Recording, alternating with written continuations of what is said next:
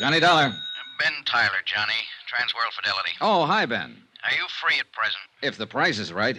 I mean, are you on a job? It's beginning to sound like it. Can you be on a plane for Algiers in 2 hours? Sure. Who's the client? Lorco Limited, Amsterdam. You know, they're the... Diamond Cutters, an old firm. Big-time deals all over the world. Check. What happened? Oh, one of their couriers just dropped dead in the Algiers airport. Oh, too bad.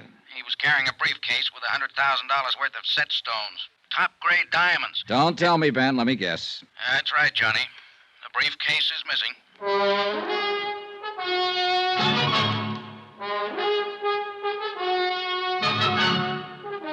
Tonight and every weekday night, Bob Bailey in the transcribed adventures of the man with the action-packed expense account, America's fabulous freelance insurance investigator. Yours truly, Johnny Dollar.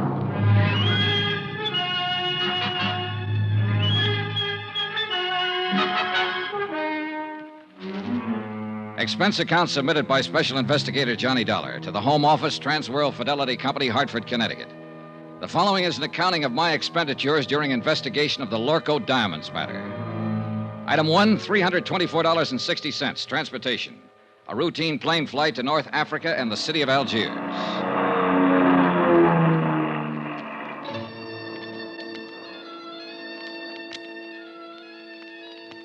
It was an easy trip, and I felt relaxed and comfortable. A feeling that was rudely terminated about 10 seconds after I got off the plane. You are Monsieur Dollar, are you not? Yeah, that's right. I am Inspector Marcus of the Algerian Customs Police. Oh, how are you, Inspector? Oh, quite well, monsieur, and vastly reassured now that you have arrived on the scene of the crime. Oh? You see, I have implicit faith in special investigators. I have encountered them in the past, so I have no doubt, but this little affair will prove most simple to you, monsieur. I see. I feel that in a mere matter of hours, voila, you will produce the guilty culprit like un lapin out of a chapeau. Inspector, I'm beginning to feel a cold wind from the north. That's odd for this time of year, isn't it? A mere passing breeze, monsieur. I shall now assume my official attitude. And that is? Extreme courtesy, complete cooperation, and the devoted service of my meager talents. On orders, you understand, from my superiors in Paris. And now, monsieur, if you will accompany me to my office. Delighted to. After you, Alphonse. My name is Pierre. Oh, sorry. Just a whimsy. Oh, yes, I know. I have heard the joke. Both jokes. Uh-huh. This way, monsieur. A man from the local diamond firm is waiting for us, a special representative, so he informs me. And so, since you yourself are a special investigator, I could perceive a certain advantage in letting him give you the facts, as I believe you say it in the States. Tie our tails together, sit back, and watch the fur fly, is that it? Well, he is a trifle excitable, but your metaphor, however, escapes me. Oh, I doubt that, Inspector Marcus. In fact, I doubt if much of anything escapes you. You are too kind. Except, of course, $100,000 worth of diamonds. I spoke too hastily. Vanished, disappeared, right under your nose. But there were extenuating circumstances. Oh, I'll bet there were. Tell me something confidentially. Did your superiors in Paris really blow their tops? Monsieur Dollar, if I may borrow one of your more colorful expressions, they said I had probably goofed.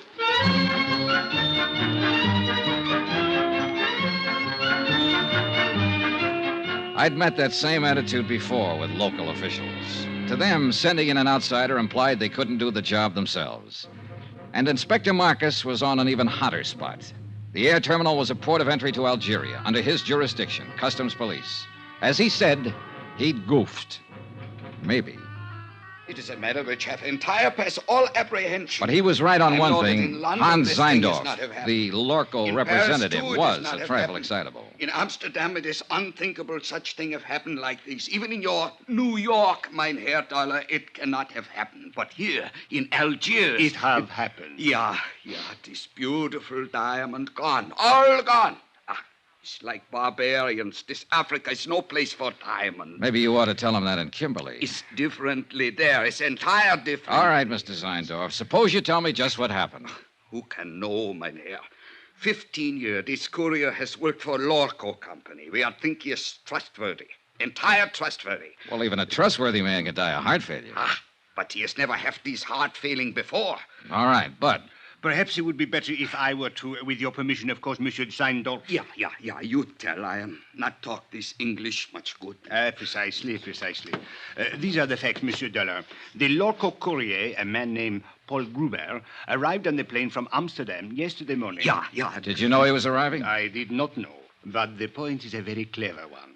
So, a short while before landing, Monsieur Gruber was taken suddenly ill. A doctor met the plane, and the stricken man was removed by stretcher and taken to the emergency clinic. In 20 minutes, monsieur, he was dead. Diagnosis, heart failure. Mais c'est la vie. Was there an autopsy, Inspector? Another excellent point, Monsieur Dollar. Thank you. Do not mention it. An autopsy is being performed this afternoon. Good. So the courier died. And then the briefcase? It was delivered along with his other personal effects unopened to the customs property agent here at the airport. And his name, the property agent? André Jourdain. He was very busy at the moment, left the briefcase lying on his desk, intending at the first opportunity to register and place it in the vault. But the opportunity didn't come, is that it? Precisely. Only a few minutes later, I heard a gunshot. Monsieur, he was lying on the floor in a pool of blood. He had been struck on the head. The briefcase was gone. All gone. This beautiful diamond gone entire. Yeah. When did you find out what was in the briefcase, Inspector? Almost 2 hours later. I radioed the local firm in Amsterdam, informing them of the death of their employee. They replied immediately and stated that the briefcase contained $100,000 worth of diamond set pieces. Works of art. Beautiful. One brooch, one necklace, 2 bracelets. Precisely. Yes. The jury was being flown here on approval for examination by a prospective buyer. Name of the buyer? The Countess Maria de Tolia. What do you know about her? Monsieur Dollar, if you had seen her, you would not ask. She is exquisite, lovely, chic, charming, spirited, full of the joie de vivre. And no doubt loaded with potatoes. With a woman like that, who would ever inquire? I would. Since it looks as though she might be the only person in Algiers who knew that $100,000 worth of jewelry was coming in on that plane. May we. But she could not have known that the courier was going to drop dead in the airport. A good point, Inspector. Merci, monsieur. What about that property agent, André Jourdain? Any chance of talking to him? But of course, if he is yet able to talk. Then I guess I'll... Talkings is not enough, mein Relax, Herr. Mr. Seindorf. You're covered by insurance. Insurances is money. It's not my diamonds. Oh, well, if you don't want the money, you can always waive your claim. Mein Herr Dollar, are you think that I am entire crazily?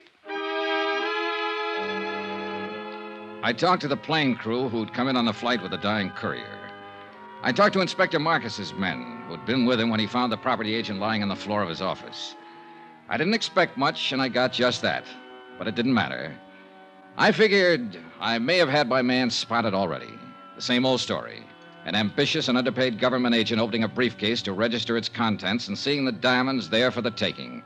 Hiding them quickly, then a fake slugging and firing a gun at a non-existent thief. Yeah, an old story. Expense account item 2, $3.40. Transportation into town and taxi fare to the Hospital of Our Lady of Sorrows. Inspector Marcus had phoned ahead to authorize my visit. One of the sisters led me down the corridor to the door of André Jourdain's room. She motioned silently and then turned away. I stepped inside and closed the door. Monsieur? You're André Jourdain? Mais oui, but yes. What do you want? My name is Johnny Dollar. I'm an insurance investigator. My company is the underwriter on the Lorco diamonds. Why have you come here? Well, to ask a couple of questions. Of course, if you'd like to consult an attorney before I have nothing to conceal, monsieur. What do you wish to know? Just exactly what happened when that briefcase disappeared. I have told it already to Inspector Marcus. Yes, I know. So now, would you mind telling it to me? But there is no... Bien. I was working at the files when someone entered my office. I turned around and saw a man standing there, pointing a gun at me. Ever seen it before? No, monsieur. What did he look like? Well, he was quite tall. Heavyset? No, very thin, tall and thin. European, I believe. All right. What did he do? He ordered me to turn around, stepped up behind me, struck me with the gun. I fell against my desk.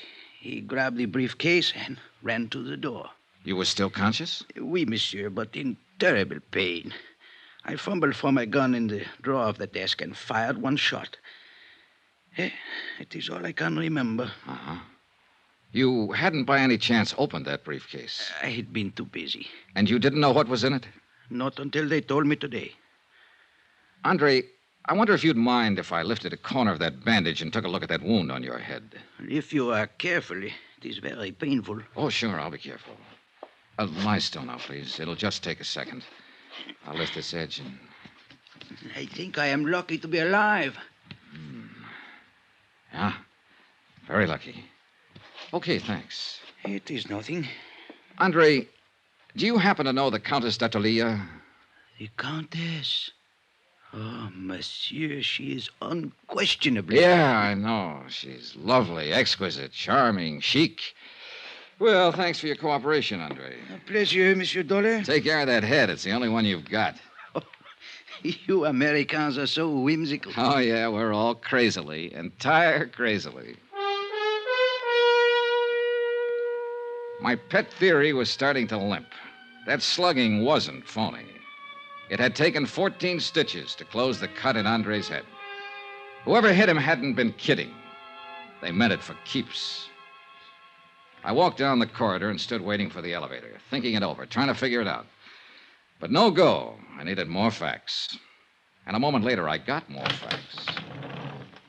Monsieur Dollar, I thought I would find you here. A clever piece of deduction, Inspector. Merci bien, monsieur. Don't mention it. What's on your mind? There should be something. Well, there's got to be some reason for that smug grin. What happened? Did the thief confess? Au contraire. I was on the point of asking what progress you were making on the case. You will be happy to hear none at all. Oh, that is too bad. Inspector. Eh? Extreme courtesy, complete cooperation, the devoted services of your meager talents. Remember? Touché, touché. Actually, I came to tell you that I now have the report of the autopsy. The courier who died of heart failure. Only he did not die of heart failure, monsieur. Except, of course, in a very literal sense. Well, what did he die of? Poison. Well, that was the end of a good theory. The courier had started to get sick on the plane, so the robbery and the murder had been planned well in advance of his arrival. By somebody who'd known he was bringing in diamonds. And so far, only one person fit the bill. As lovely, charming, and chic a suspect as you could ever hope to meet. The Countess d'Atolia.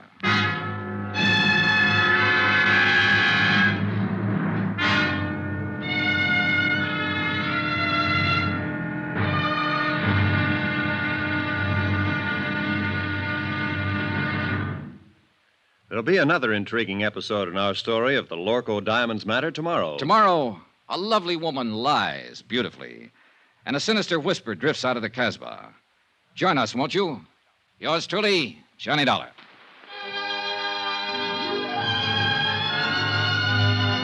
Yours truly, Johnny Dollar, starring Bob Bailey, is transcribed in Hollywood. Written by Les Crutchfield, it is produced and directed by Jack Johnstone. Be sure to join us tomorrow night, same time and station, for the next exciting episode of Yours truly, Johnny Dollar. Roy Rowan speaking.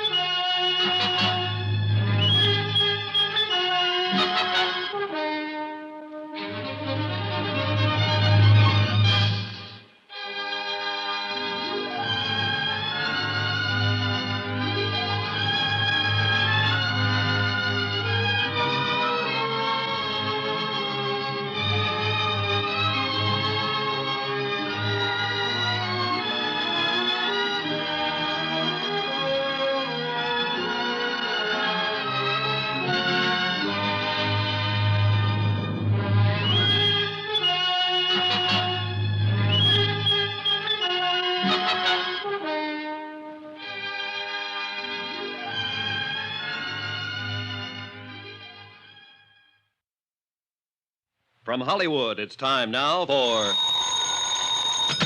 Johnny Dollar. This is the Countess d'Atolia. Oh, yes. My maid tells me that you were trying to reach me by telephone. That's right, Countess. I want to talk to you. Where are you now?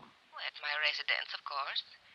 Did you think I might come running immediately to your hotel, Mr. Dollar? Not after hearing your description. I'm seldom that lucky. What is it exactly that you wish to talk about? $100,000 worth of diamonds and a dead man. I'm a special investigator I for know who you are. I investigate before I call you. Wow, not only beautiful, but clever. This ought to be interesting. I'm afraid I don't entirely understand your flippancy. Then suppose I come over and explain it to you. Say around 8 o'clock? I'll make a definite effort to be here. You know something, Countess? I think it's about time somebody built a small fire right under that lovely little complacency of yours. I'll be there at 8 with matches.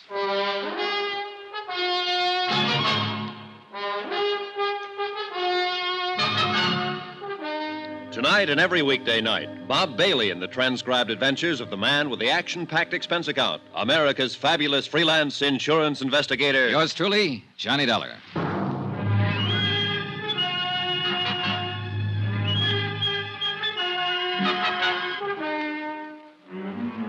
From Special Investigator Johnny Dollar, location Algiers, North Africa, to the Home Office, Transworld Fidelity Company, Hartford, Connecticut. Assignment, the Lorco Diamonds matter. Expense account continued. Item 4, $6.80, dinner and appetizers. I'm never any good trying to spar with a lovely female suspect on an empty stomach. I was finishing up on black Algerian coffee and white Algerian brandy when a slightly green-eyed Algerian police inspector sauntered up to my table. Mon Dieu, Monsieur Dollar. You special investigators really do live well. In the lap of luxury. Pull up a chair, Inspector. Join me in a sarsaparilla? It is on your expense account? Be my guest. Merci, monsieur. Bon, my favorite brand. Help yourself. Merci. Anything new? Nothing at all. A complete impasse. À votre santé. Mm-hmm. What about the man who sat next to that courier on the plane? Find out anything about him? I'm still working on it, which is to say, of course, my men are working on it. You police inspectors really do live well. I have to do my own legwork. But the glory, Monsieur Dollar, to come into a mysterious affair which has all the local police baffled, and to solve it immediately in one brilliant feat of deduction, to leave everyone gasping with admiration, to make one's exit to the sound of great applause. Not so fast, Inspector. I'm still back there with that brilliant feat of deduction. You have not yet found the solution? Just on the verge. Then I will drink to your success. With your brandy, of course, and with your permission. Go ahead, drink up a storm. But I'm afraid I'll have to leave you pretty soon, but you can still go ahead. No, monsieur. I suggest you change your plans. You will learn nothing which has any bearing on this matter. Which plan do you mean? That of questioning the Countess d'Ortelier. Now, who found that out? As a matter of fact, she phoned me and inquired about you. Oh, so that's how she investigated me. Went straight to headquarters. Mais oui. A remarkable woman. Talented, beautiful. Et cetera, and so on. And along with it, it's 9 to 1. She's in it right up to her pretty neck. No. She's really not the type. This is an excellent brandy, monsieur. An Algerian brand, I notice. All right, Inspector. Let's bypass the byplay and lay 'em out face up. I think I prefer it to cognac. I don't know how she does it, but she's got you hypnotized. Just mention of her name and you go into a tailspin, every cockeyed one of you. Exquisite. Lovely. Maybe so, but in my book, she's a real suspect. Elucidate, monsieur. Well, it's simple enough. She's the only person in Algiers, that we're sure of at least, who knew that a shipment of diamonds was coming in on that plane. Why? Because she's the one who ordered them. Monsieur, it is even simpler. She could not have poisoned the courier because she was not on that plane. She could not have stolen the briefcase from the customs property agent because it was done by a man. So, where is your case? An accomplice, a man, with the Countess calling the shots for him. What man, monsieur? Well, you got a good point there. Merci bien. Monsieur. Don't mention it. But from the influence she seems to have, it might be any man in Algiers. Inspector, it wasn't you by any chance. You raise a very interesting point. Now, suppose the Countess should ask me to kill someone for her. I wonder what I would do.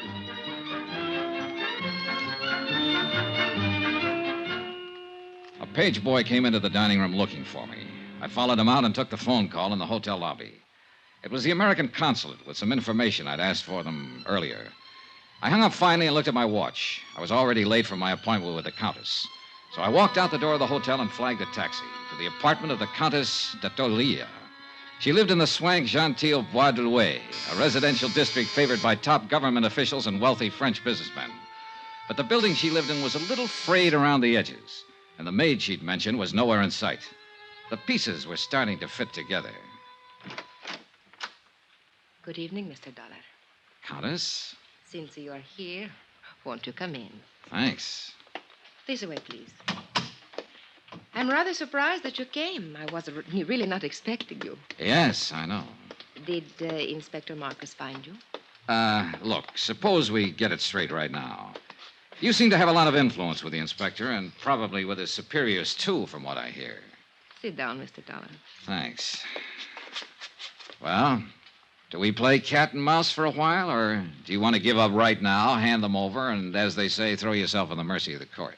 I would like a cigarette. You could always claim that you fell in with evil companions, or that a man led you astray. They're in the box there by your elbow. A tall, thin man, for instance, with his collar turned up and his hat pulled down, carrying a gun when last seen after slugging a customs agent at the Algiers airport. Mr. Dollar, are you opposed to smoking on moral grounds? No, but I'm opposed to murder. Have a cigarette? Thank you. Light? Is there any other way of smoking, then? Mr. Dollar, I expected you to come here and be annoying, but I didn't know you were going to be insulting as well. That's just my mean personality. You seem to be under the ridiculous impression that I actually had something to do with this crime. I think you had plenty to do with it. A sort of arch criminal, perhaps? Or what is it you call them in the States? Big shot? Oh, Countess, you're a scream. I'll bet that courier died laughing. If you have a reason for these opinions, or believe you have a reason, I think you'd better tell me about it. Otherwise, good night. Oh, I have more than one reason. In the first place, I'm not certain that anyone besides you even knew the diamonds were being sent here. Except for the Lorco Company, of course, and they wouldn't be likely to advertise it. Mr. Dollar, all of my friends and most of my acquaintances have known for 3 weeks that I'd ordered that jewelry. Oh? Well, I have a copy here of a letter that was sent to you by registered airmail from the Lorco Company in Amsterdam a week ago today. According to post office records, you received it 2 days later. Remember it? Yes, I remember. It states the name, flight number, and time of arrival of that courier who was murdered. I said I remember. And it cautions you specifically not to give that information to anybody. So even if other people did know, you're the only one who knew the exact time the diamonds were coming in and exactly who was bringing them. All right. Perhaps I am at fault in a way. There was a cocktail party at the government club the same evening I got the letter. I forgot it for a moment and told someone about it. Who? Just a girl I happened to be talking What's to. her name? It doesn't matter. She was just stopping over on a world cruise.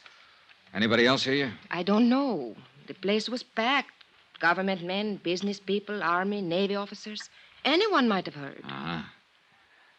Was Inspector Marcus at the party by any chance? Yes, I spoke with him during the evening. Mr. Dollar, I'll admit I was wrong, but there is hardly grounds for... All right, let's get to point 3. The Countess Maria d'Attalia, Italian by birth, title inherited, old family. Goes back through one line, in fact, to Lucretia Borgia. I did not poison the courier. Your family estates were confiscated by Mussolini. Family migrated to Bizerte, and then to Lisbon for 3 years. You left them there and went on to London. Since the war, you've lived in Paris, on the Riviera, back to London, Mallorca, and finally here. Have you been following me, Mr. Dollar? The consulate was pretty thorough. Anyway, you're well known in the international set, accepted everywhere, and apparently able to get along fine on your title and your looks. It is not very pleasant to be dissected while one is still alive. As a matter of fact, you're flat broke. You've been living on credit for the last 4 months. I think you have gone about far enough. And yet 3 weeks ago, you ordered $100,000 worth of jewelry sent to you on approval. How did you plan to pay for it? Get out. Or did you know you wouldn't have to pay for it because it was never going to be delivered? Get out of here. I don't have to listen to this. I don't have to answer your insulting questions. My private affairs are my own concern. So the ice finally melted, and now you're going to blow your top. Get out, or so help me, I'll kill you. You mean me, too? You... Oh, no, hey, put that down. Don't throw that. Why, you little devil. Stay back. Now, let go of me. Settle down, then. And stop throwing things. I will do as I please. It is my house. So sorry. Oh, good Lord. A woman who can even cry beautifully. Leave me alone. Oh, you're unbelievable, baby. The boys were right. You're everything they said you were. Oh, it's too bad. Go away. All right. But before I do... What are you going... No, don't.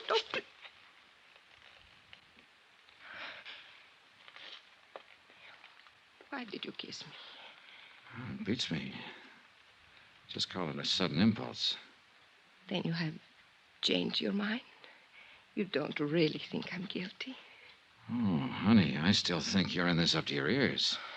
And I'll still bring you to trial if I can. And I still want to kiss you. You figure it out. Why figure, Johnny?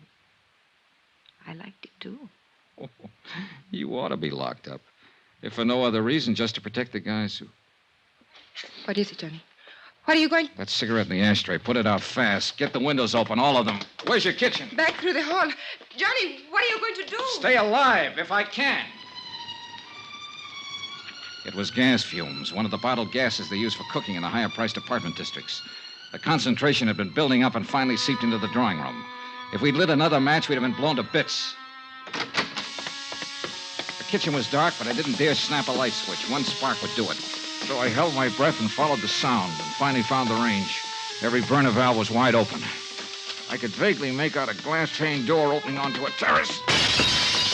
I grabbed a breath of air and moved toward another door that looked as though it might open into a hall. It didn't. It opened into a closet, and on the closet floor there was a body.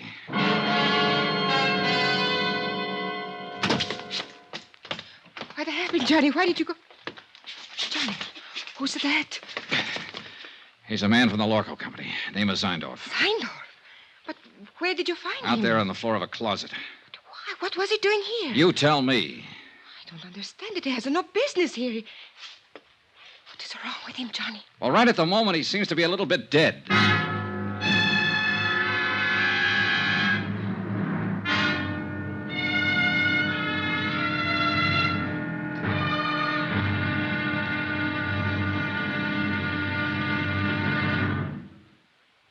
There'll be another intriguing episode in our story of the Lorco Diamonds matter tomorrow. Tomorrow, a desperate fight in an Algiers alley, a killer is named, and a lovely lady confesses her shame. Join us, won't you? Yours truly, Johnny Dollar.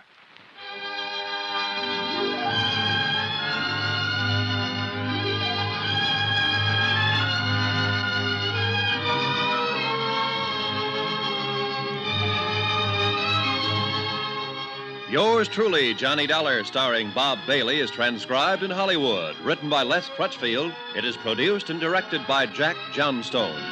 Be sure to join us tomorrow night, same time and station, for the next exciting episode of Yours truly, Johnny Dollar. Roy Rowan speaking.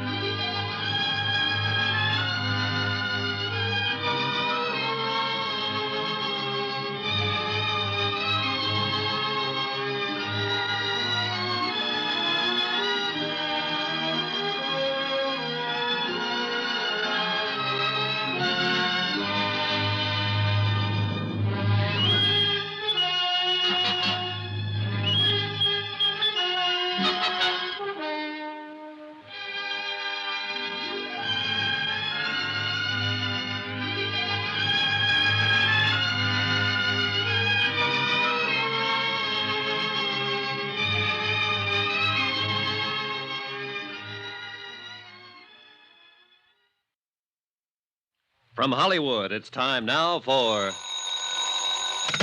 Johnny Dollar. Hello? Who is it?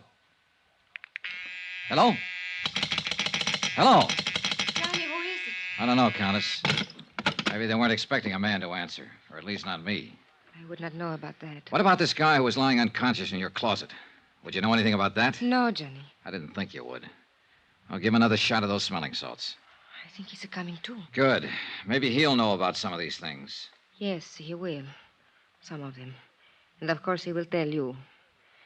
I was hoping it would not be brought out. I did not want you to know. Murder is usually brought out sooner or later. Not murder, Johnny.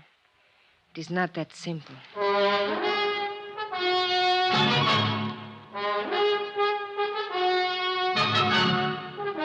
Tonight and every weekday night, Bob Bailey in the transcribed adventures of the man with the action-packed expense account, America's fabulous freelance insurance investigator. Yours truly, Johnny Dollar.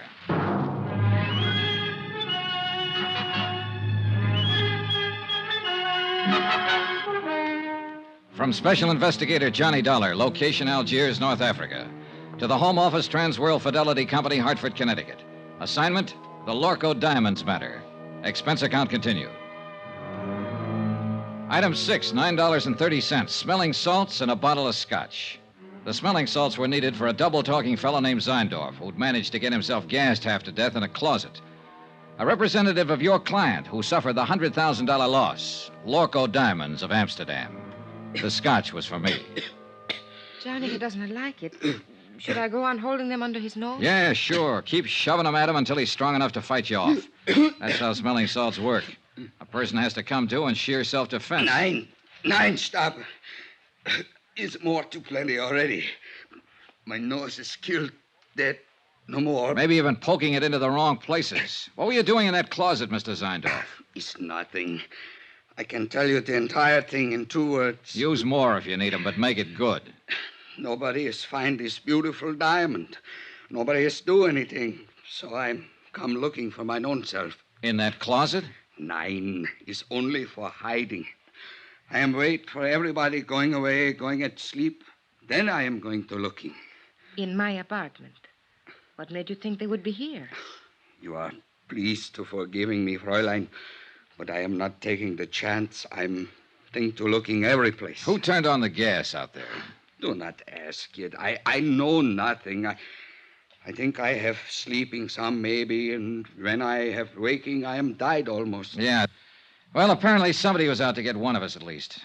Hey, what about that maid of yours, Maria? Or is there one? Of course. She... You know, that is strange. She disappeared about the time you arrived, slipped out without a word. Does she live here? I think she lives up in the Casbah. I hire her through the agency. I see. Do you think she did it? Oh, the more I find out, the less I'm sure of. Maybe Mr. Zeindorf did it, trying to commit suicide over his missing trinkets. 9. Suicide is one thing I am not. And I desist to listen no more. I am to leave here immediate. Oh, by the way, Mr. Zeindorf. Yeah, what is it? As I understand it, you boys in the international jewelry business are ordinarily pretty cautious in your dealings. Yeah, the prudence, mynheer. Always the entire prudence. That's what I mean. You always investigate a new client thoroughly before you take any chances, is that right? Is entire correct? Johnny, no. Then why did you send $100,000 worth of diamonds here to Algiers at the request of a woman who doesn't have a cent to her name? Why, it is to me these things are always happen. Mynheer Dollar, I am the highest ethic of business. I cannot give you answering. Well, one of you better give me an answering. Oh, it is all right, Mr. Zeindorf. Please, you tell Contessa. All right. What he is trying to say, Johnny, is this. It did not matter about my financial standing because I was not actually a client. What do you mean? You ordered the stuff? Yes, several pieces on approval, so I could make a selection. Anything up to $20,000. Somebody else was paying for it. It was being given to me as a gift. By whom? A fellow countryman of yours, a man named Charles Barrett. He's been here 3 months, lives on his yacht. Mr. Zeindorf, how did you know this man Barrett would pay for the diamonds? By the letter, mynheer. What letter? When I wrote to the local firm, I took the liberty of enclosing a letter written to me by Mr. Barrett. His own authentical signings. We investigate immediately. What sort of a letter was it?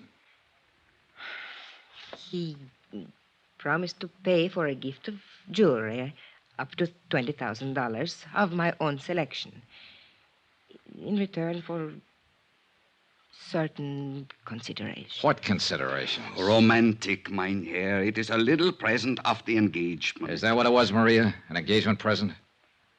Yes. I see. I think I go now. It's too much has happened in this place. Is it all right to smoke now? Yeah, sure. The gas is cleared out. Here. Thank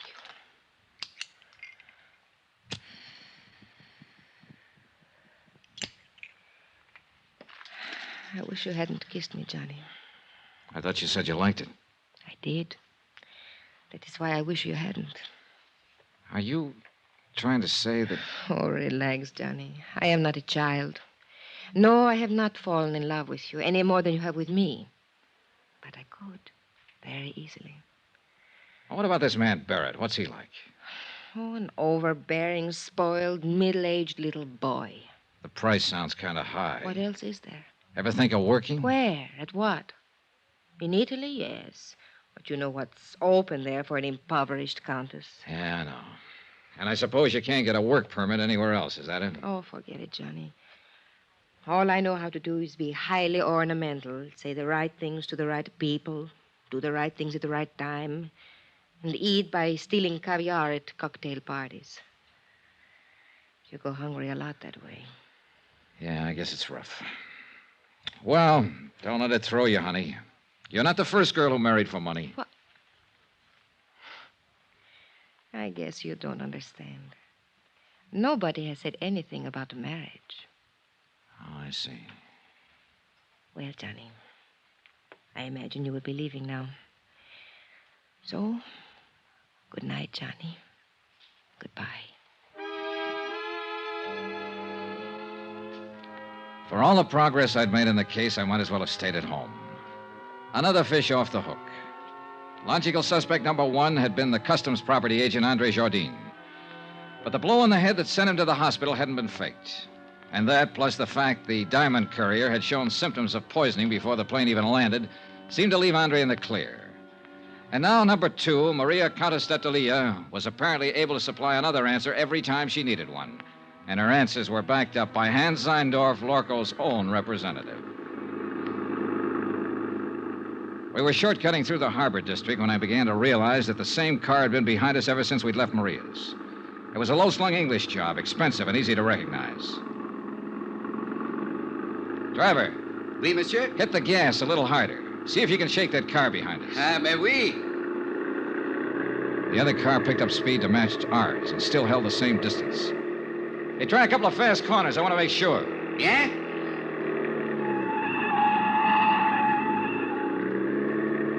The next place where the street narrows down. Stop fast. Swing crosswise. Block off the road. I want to stop that guy and have a talk with him. Hey, you understand what I mean? Mais oui, monsieur. Just like in the movies. Yeah, well, something like that. Hey, there's a place coming up. Let's have a go at it. You do not worry. I will do it good. Yeah, I only hope we've seen the same movies. Now, monsieur. I was out of the cab fast and running back down the street. The other driver had jammed on his brakes and finally skidded to a stop against the curb. I reached for the handle, jerked the door open, and the man inside came out swinging. A big man, little on the beefy side, but plenty tough. I didn't know him, never seen him before. He fought silently and fought hard, but he was a sucker for a left. I knelt down on the pavement and started to go through his pockets. I hadn't even noticed the other car pull up. Nom de chien, Monsieur Dollar. Huh? Do you merely plan to rob him, or do you also intend to cook him and eat him? Oh, you really get around, Inspector. A policeman must socialize, monsieur. It broadens the outlook. Come, we walk. My chauffeur will take care of reviving your victim. Do you happen to know the victim? Mais oui. He's Monsieur Charles K. Barrett of Chicago. Maria's ex-boyfriend. Something of the sort, I believe. How did you happen to get here so conveniently? Oh, I was following you. Farther back, of course. Then why didn't you pitch in when the fight started? And spoil such a remarkable display of fisticuffs? Okay. It is true the footwork was mediocre, but the verve, the enthusiasm, the violence, superb, monsieur. I can't quite figure you, Inspector. Well, sometime we must talk about it. Monsieur, you will be most happy to know that we have identified the person who occupied the plane seat next to the diamond courier. Oh? They shared a bottle of wine during the flight. Undoubtedly, that is how the poison was administered. And who is the person? A man named Bobo. Bobo? Oui. He is well known in the Casbah. He is a thief, smuggler, dope peddler, and it is said he can be hired as a killer. Have you picked him up yet? Well, I have not tried to. Why not? Why not? Monsieur, in the Casbah, at the sight of a uniform, everyone vanishes, zzzt, like rabbits in their holes. The Casbah, huh? Another thing. The property agent who was struck on the head, Andre Jourdain, he has disappeared from the hospital. Disappeared? How? His window was open. The room was upset.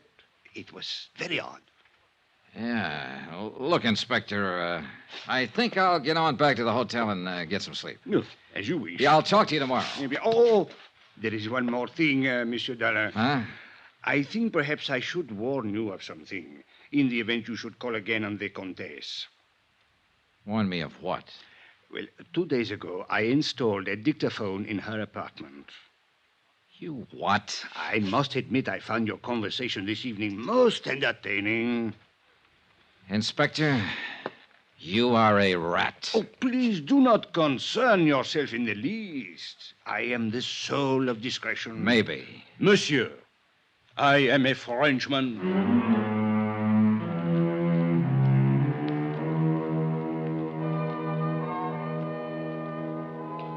Twice tonight, the Casbah had been mentioned. The strange, mysterious native quarter on the steep hill behind the city. Maria had said her maid lived there. And now Bobo, who'd given poison wine to the diamond courier. I had an angle, and I had some ideas. The picture was finally starting to make sense. But I needed some more answers. And the trail led into the Casbah.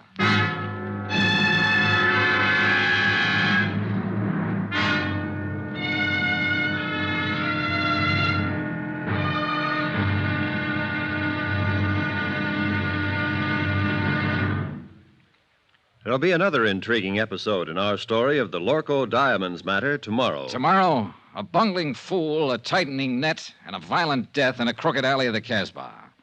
Join us, won't you? Yours truly, Johnny Dollar.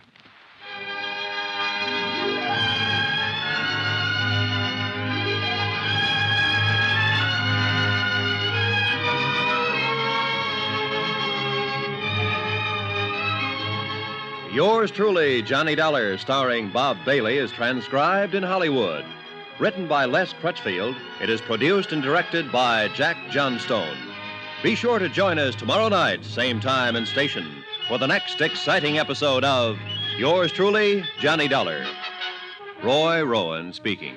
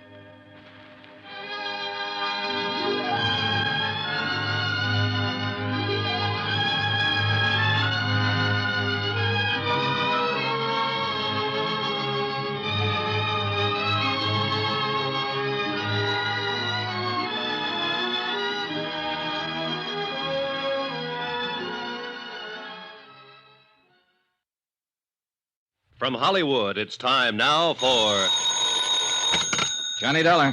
This is Abdul. Abdul. You don't know me. So? I have the little business. Well, I'm so happy for you. Hope it's doing well. Not bad. Okay, You what? don't know me, but you're looking for me. Now, look, Joe, Abdul. It is a business to get jobs for people, for servants. Oh, the employment agent. Ah. Have you got the address of that girl who worked for the Countess d'Attolia? Oh, sure.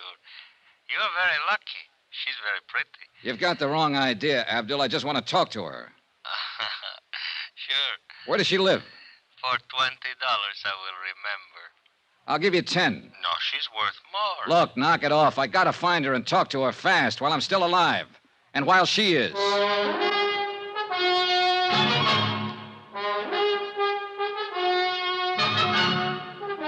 Tonight and every weekday night, Bob Bailey in the transcribed adventures of the man with the action-packed expense account America's fabulous freelance insurance investigator. Yours truly, Johnny Dollar.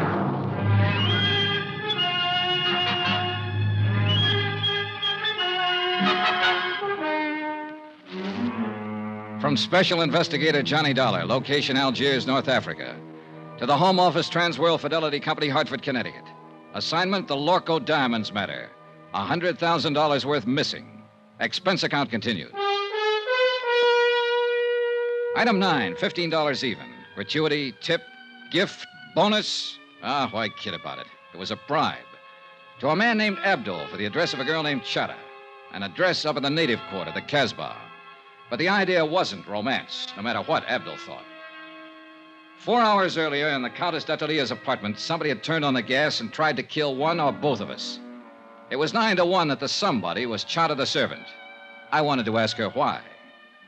I'd put my coat on and was just on the point of leaving my hotel. I slipped a gun into my side pocket and moved over to the door. Yeah, who is it? Charlie Barrett. The guy you beat the daylights out of a couple hours ago, you know what I mean? No hard feelings, Todd. I just want to talk it over.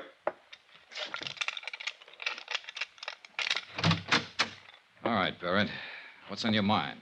You object if I come inside? It's kind of personal, you know what I mean? Probably. All right, come on in. Much obliged. Hey, I didn't know who you were, but when we got in that little fracas, that cop told me about it afterward. Man, you really got a wallop on you. You make a fella know he's had it, you know what I mean? Is that why you're here, a post-mortem on the fight? No. That's done and over. You whipped me fair and square, as far as I'm concerned. Hey, Barrett, if you've got anything to say, let's have it fast. I'm in a hurry to get out of here. Oh, well, I sure don't want to take up no more of your time than necessary. I know how it is.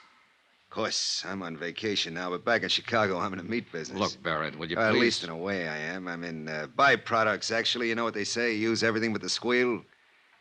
Well, I'm the fella that cans a squeal, you get it? Oh, brother. What I come here for was maybe to get it straightened out about that dame. Do you mean the Countess d'Atelier? Countess. Them titles are a dime a dozen. I can buy 'em, sell 'em like sausages. Well, what about her? Now, look, neighbor, I was figuring to come here and put it to you man to man. You know what I mean? I know what I'm beginning to think you mean. I figure when you seen my position, you'd want to do the square thing. Like anybody on the right side of the fence would. You with me, neighbor? You better drop that neighbor business. I've moved. Well, Dollar, the thing stacks up like this. Now, I already had my claim staked there before you even got in town. I got a lot of money invested in that dame. Barrett, so help me. I've been taking her around places, you know, feeding her, buying her, one thing and another. Why, I was even going to kick through for a 20-grand chunk of ice for her. Well, she and I had that fight last week. You what? That dame's got highfalutin ideas. What fight? What are you talking about? Well, I just put it to her, cold turkey. I told her she had to quit Jenny flipping around with all those other fellas. Or I just wasn't going to have nothing more to do with her. Well, that made her mad, you understand? She lit into me. Man, you ought to hear that dame talk when she's mad. You'd think Hey, that look, she... when was this fight? Was it before the diamonds were sent here? Why, sure. Sure, I said if that's the way she was going to act, she could forget about them diamonds. Well, I ain't seen her since or talked to her, but I just can't seem to get her off my mind. Now, look, Dolly, you was in her apartment there for 2 hours and 40 minutes tonight, and I don't like it. It bothers me. Strictly business, Barrett. And I gotta get going. Now, wait a minute, Dollar. Just wait a minute. We still got something to settle here. Like I told you, I got money. Barrett, get out. Hey, you better hold your horses. I don't know if you know the name C.K. Barrett, if that means anything to you. But I got influence back there in them United States. So what's the hard way, huh? Look, you just work for that company of yours. You're nothing but an employee. And if you think you can talk to me like you can to some of these foreigners, then here, now. Still a sucker for a left. Hello, room service. This is Johnny Dollar. Some drunk just wandered in here and passed out. Would you send up a couple of boys to drag it out in the hall?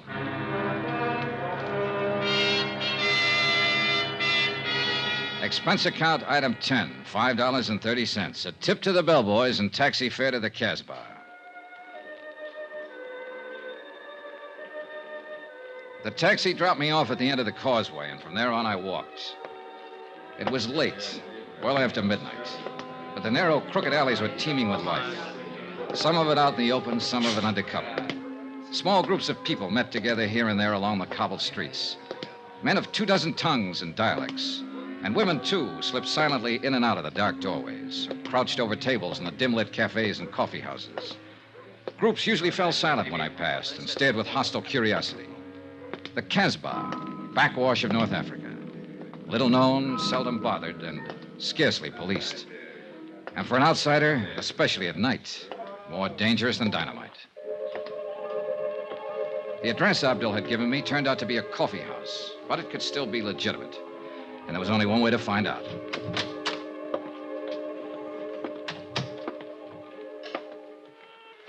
What do you want? I want to see Chata. What for? Private reasons. Chata's not here. Where can I find her? Take a seat. Table in the corner.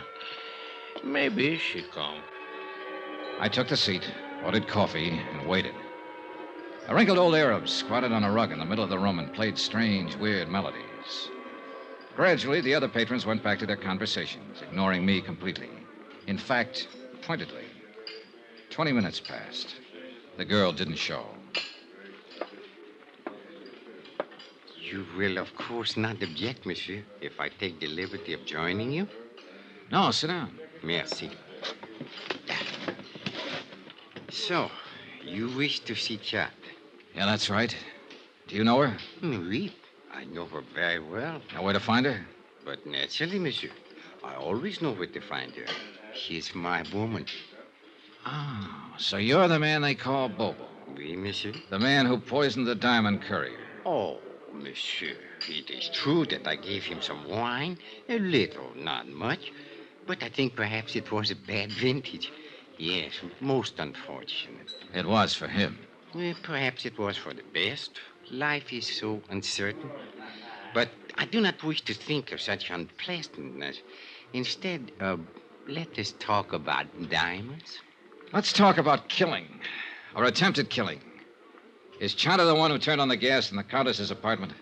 Well, it is possible that she did that. On whose orders? It was nothing personal, monsieur. I didn't even know that you were going to be there. I see. Then you really meant to... Diamonds, monsieur. That's enough of this foolish talk of killing. All right. All right, what about the diamonds? You were sent here by the company that has insured them. Is that not correct? Yeah, that's right. And this company would like very much to recover these diamonds? That's why I'm here. C'est bien. Now, I'm told that these companies sometimes give large rewards. Agree to an arrangement of a sort? Make a deal, you mean? With no questions asked. Yes, exactly. Now, is this thing true, monsieur? Is it possible that you would... Do you have the diamonds, Bobo? Well, let us say that I'm able to direct you to their location. You could almost call that a confession. What does it matter, so long as we are in the Casbah? Oh, yeah, sure. I imagine you have been spotted all over the place. At least 30, right in this room. I am in no danger here, monsieur. Tell me something. You didn't pull off this job by yourself. Who else was in on it? I only wish to talk about the diamonds. Well, can we come to an arrangement? Bobo, I don't make deals with murderers. It is better that you do not use such words, monsieur. It's true, though, isn't it? That is not the question. It is only that I resent the insulting way in Bobo! which you... Bobo, listen now. Why you coming here?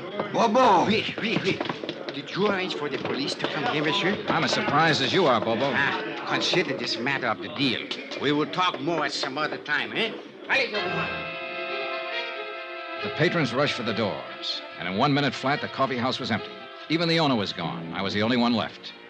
3 minutes later, the inspector, with a flying squad of 20 men, came bursting in from the street.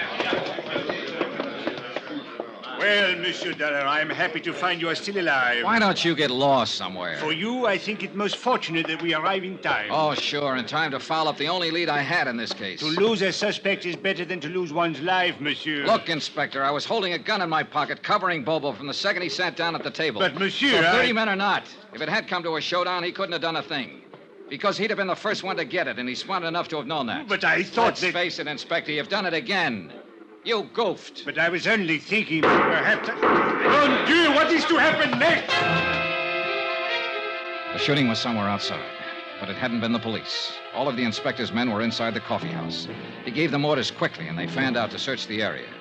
The streets were empty now, dark and silent, not a soul in sight.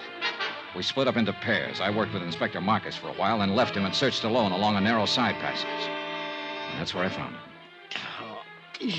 He'd been shot 3 times in the back, and he was dying. Monsieur Dollar. Yeah, Bobo. You can't forget that deal, I think. Yeah. It's a little too late for deals now. Who was in on it with you, Bobo? Look, you've got nothing to lose by talking. You know that, don't you? Accept my honor, monsieur, as a citizen of the cosmos. Who shot you? A dragon, monsieur. 12 feet tall, with fiery eyes. All right, Bobo, all right. But just tell me this. Just one thing. Are you the man who attacked the property agent at the airport? The man who slugged Andre Jourdain? Oui, monsieur. I do it very good. No, almost I kill him. It's too bad.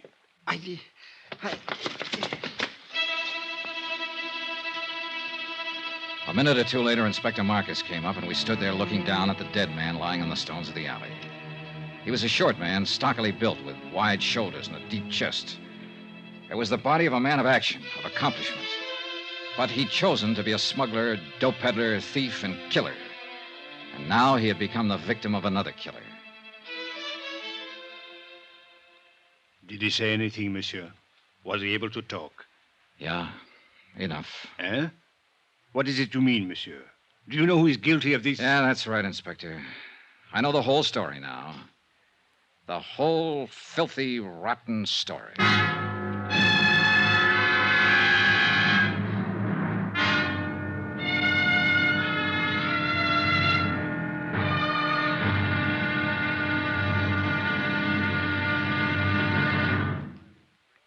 There'll be the final intriguing episode in our story of the Lorco Diamonds matter tomorrow. Tomorrow night, the odds are set. The last chip is down. It's the last spin of the wheel.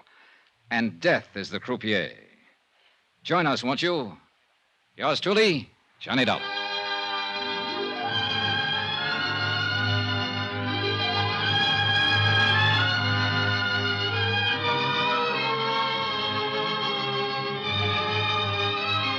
Yours truly, Johnny Dollar, starring Bob Bailey, is transcribed in Hollywood. Written by Les Crutchfield, it is produced and directed by Jack Johnstone. Be sure to join us tomorrow night, same time and station, for the next exciting episode of Yours truly, Johnny Dollar. Roy Rowan speaking.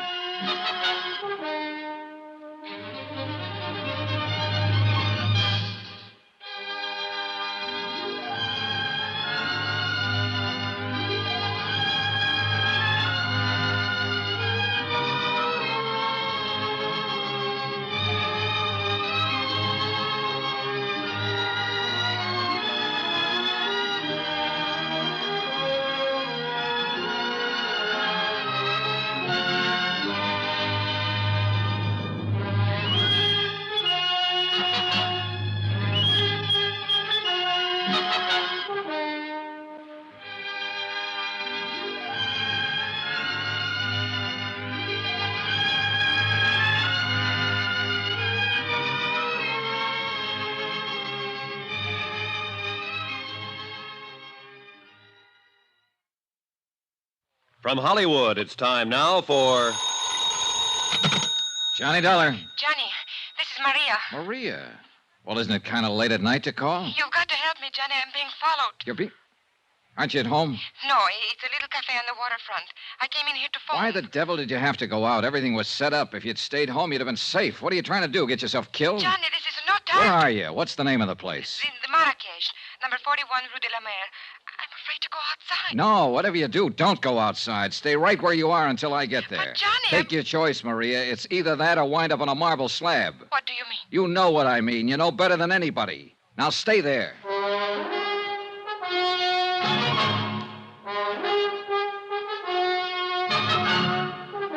Tonight and every weekday night, Bob Bailey in the transcribed adventures of the man with the action-packed expense account, America's fabulous freelance insurance investigator. Yours truly, Johnny Dollar.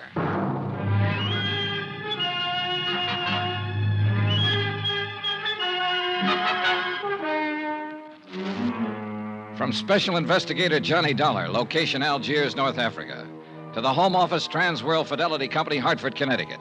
Assignment, the Lorco Diamonds matter.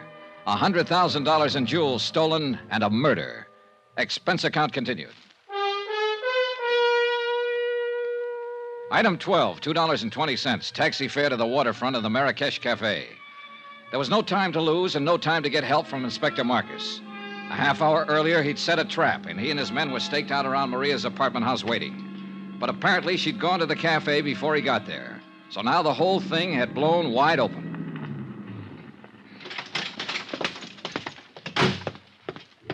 The Rue de la Mer was a dead-end street close to the water, deserted at this hour of night. A couple of dim street lights and a light over the door of the Marrakesh Cafe. Everything else was in darkness. There was no movement, no sign of life. Over here, Johnny. Oh, thank heaven you got here. No trouble so far, huh? No, except with that sailor over there. He finally passed out. Oh, you're probably used to that kind of trouble. Cigarette? Yes, thank you. Now, what were you doing down here at this time of night? I was visiting a friend. Is that the friend's car parked out at the curb? Yes. Charlie Barrett, huh? The meat packer from Chicago who was going to give you the Lorco diamonds. Well, I figured he'd got over his mad spell. How did you know about it? He told me just before I knocked him out for the second time tonight. He said you two had a fight over a week ago, and that he told you he wasn't buying any diamonds after all. Well, it was just... For a while, I thought I had you tagged again. I wondered why you hadn't canceled the order when you'd been told he wasn't going to pay for the stuff. Johnny, it was just a talk.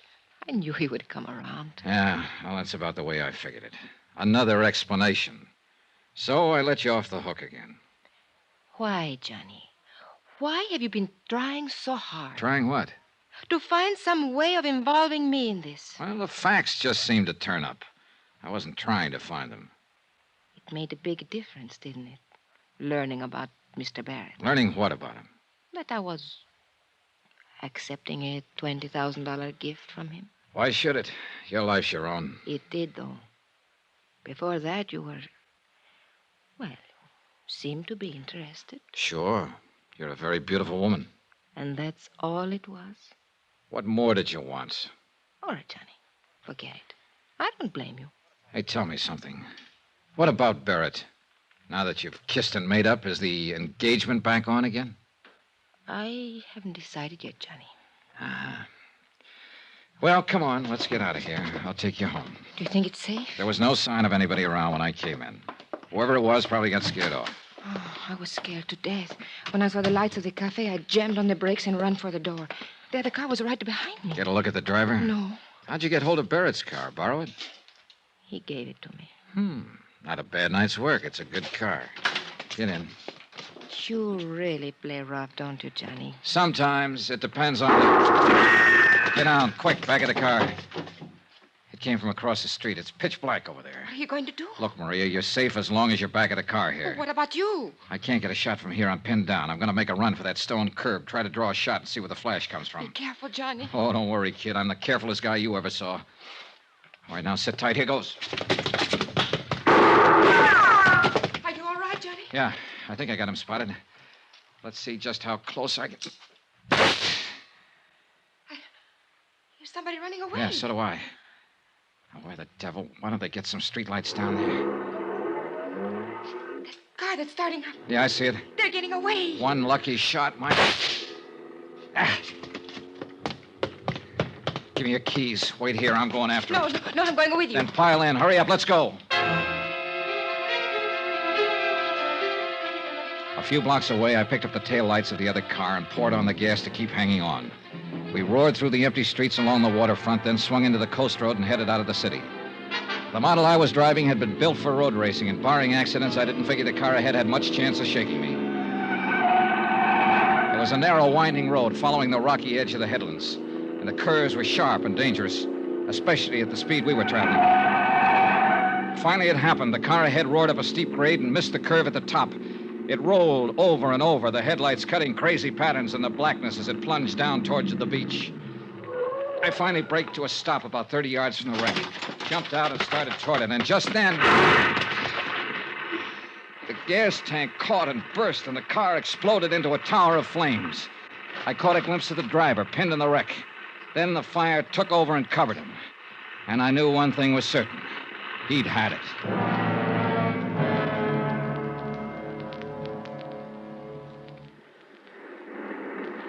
It's dying down. Yeah. The gasoline is all burned now. What a terrible way to die. What way isn't? I guess... Johnny, could I have a cigarette, please? Yeah, sure. Here you go. Thank you. Yeah, light up, Maria, while you watch him burn. What a horrible thing to say. It's quite a relief, though, isn't it, knowing you're safe now? Well, of course it's a relief when someone has just tried to kill you and now you know that they... That's true, but it's not what I meant. I don't think I understand you. What I meant was you're safe because now he won't be able to talk. Able to... Who won't be able? Do you mean you know who's in that car? Of course, and so do you. It's the customs property agent, Andre Jardine. Andre? Sure. Who else would have any reason to kill you, since he was the only one left after... Oh, I guess you haven't heard about it yet. Bobo's dead, too. What? Who is Bobo? Your other partner. Andre shot him in the back earlier tonight up in the Casbah. So you're doubly safe now, Maria. They're both dead. And for everything else, you've got an explanation. With just one exception. I don't even know what you're talking Oh, about. now, don't be modest. Actually, it was quite a scheme, whether you thought it up or Andre Oh, did. you are out of your mind. The idea was to make sure the diamond courier died, either on the plane or at least before he got through customs. That way, the courier's briefcase would be sent to Andre's office. Then Bobo was to help Andre fake the stick-up. But Bobo turned out to be a tough cookie. This may be true, Instead but of sticking to plan, he decided to go for broke. When he slugged Andre, he tried to make it stick, but Andre managed to reach his gun, so he ended up in the hospital instead of the morgue. What has all this got to do with me? Then Andre got the idea of a double cross. He left the hospital, went into the Casbah to look for Bobo. He found him, and he killed him. I still don't see His what... next step was a natural, to knock you off and keep the whole take for himself. We expected it, and we were ready for him. Inspector Marcus is staked out right now at your apartment house, waiting for Andre to show up. We didn't know you'd already gone out earlier. Well, all of this may be true, Johnny. But why do you insist on trying to fit me into the picture? Because that's where you belong. I mentioned the fact that you'd been able to come up with an explanation every time you needed it, with just one exception. What exception? Both Andre and Bobo have tried to kill you this evening. Why? Unless you were in on this thing. What reason would they have? Well, I don't know. Of course. Why should I know? I don't know why they tried to kill me, Johnny. Oh, a good answer, Maria. And it'll probably work. Yeah, you figured that one out fast. I don't know what you No, mean. of course you don't. Well, Who has the diamonds? I will before morning. Johnny, why couldn't you... Knock it off, kid. You got the wrong guy. It won't work with me. It could. If... Sure, I know. You're beautiful, charming, lovely. And you're rotten. Rotten right to the core. What are you doing, Johnny? Going back to town. Well, wait for me. Goodbye, Maria. Johnny, wait! Johnny!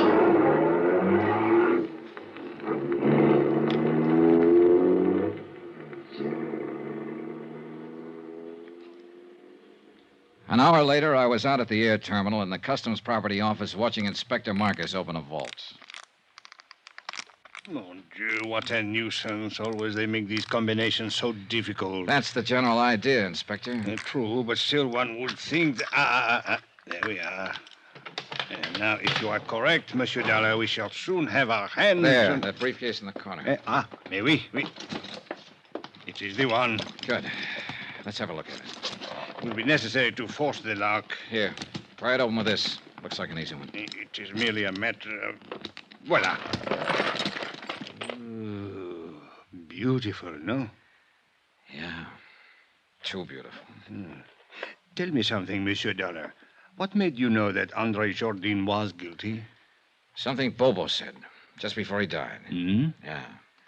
He confessed he was the man who had slugged Andre. But Andre had described his assailant as tall and thin. Bobo was short with a stocky build. Andre had lied.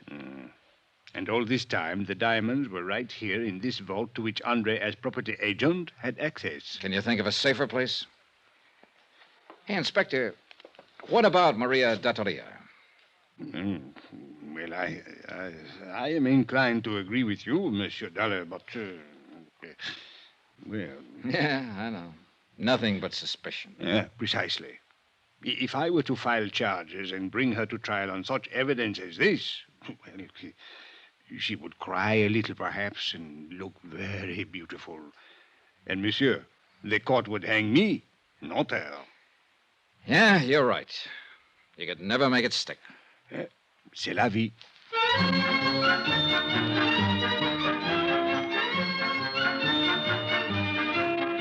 Expense account item 13, $624.80. Hotel, meals, and incidentals in Algiers and transportation back to the States. Expense account total, $1,214.60. End of expense account. End of report. Remarks? Social item. To be circulated widely. The Countess Maria d'Attolia was married yesterday to C.K. Barrett, a big tycoon in the meat business. The happy couple will make their home in Chicago. All companies in that area who may be asked to underwrite insurance on the life of C.K. Barrett don't. Yours truly, Johnny Dollar.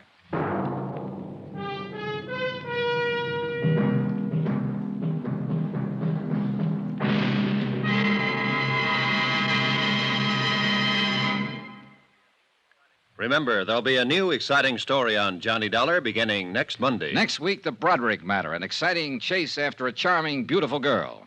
After all, who wouldn't? Join us, won't you? Yours truly, Johnny Dollar.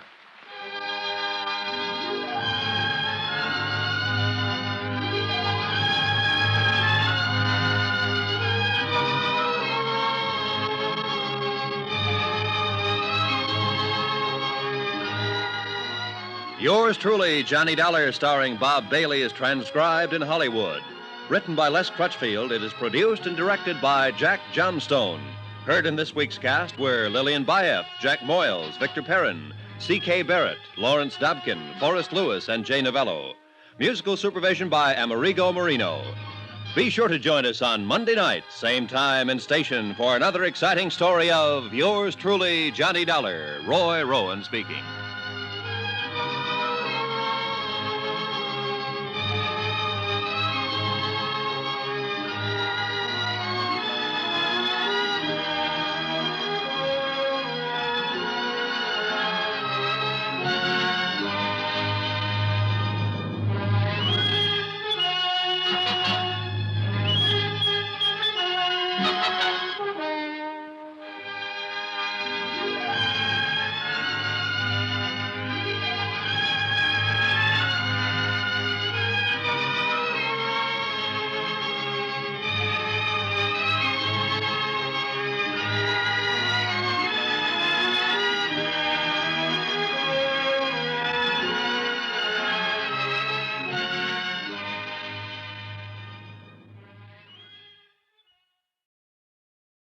From Hollywood, it's time now for Johnny Dollar. My name's Steele, Mr. Dollar. Claims Division, Eastern Trust Insurance Company. Steele? You don't know me, Mr. Dollar. People at Universal Adjustment suggested I contact you. Thought you might be interested in helping me pay off a claim. Okay, tell me about it, Mr. Steele. One of our policyholders passed away last month, and we can't seem to locate his beneficiary. She just doesn't seem to be around. Maybe she doesn't want the money. Everybody wants money, Mr. Dollar, especially insurance money. Be there in an hour.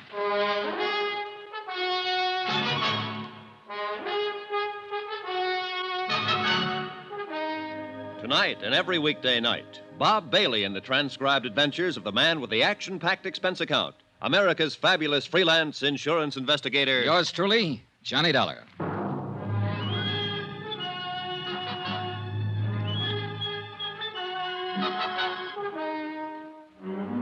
Expense account submitted by Special Investigator Johnny Dollar to the Eastern Trust Insurance Company Claims Division, Hartford, Connecticut. The following is an accounting of expenditures during my investigation of the Bradrick matter. Expense account item 1, 25 cents bus fare. My apartment to the Eastern Trust Insurance Building in the office of Robert Steele. He was a big sandy-haired man in a tweed suit. We shook hands, looked each other over, and then got down to business. Now, Mr. Dollar, the deceased policyholder was named John Smith. John Adams Smith, age 67. Died in City Hospital, Charity Ward, 22nd of last month. Death certificate. Mm-hmm. Pneumonia. And other things. What other things? The intern who signed that certificate says Smith was pretty run down. Evidences of malnutrition, possible TB history. Not noted here, Mr. Steele. Doesn't make any difference. Smith was able to stand the exam for the policies when they were issued in 1943. You got him there? Yes. 1,500 total. Beneficiary Lorraine Bradrick. She the one you can't locate? She's the one. Any other possible heirs, family or anyone? No, Smith was all alone. No problems there. Any other material that might help to find Lorraine Bradrick? Well, this stuff here, it might help you. I don't know. I just don't know. Well, you sound discouraged, Mr. Steele. $1,500 isn't a lot of money, and the chances are Lorraine Bradrick won't even remember John Adams Smith when you do find her. But I hope you do. I'm explaining this badly. Look here.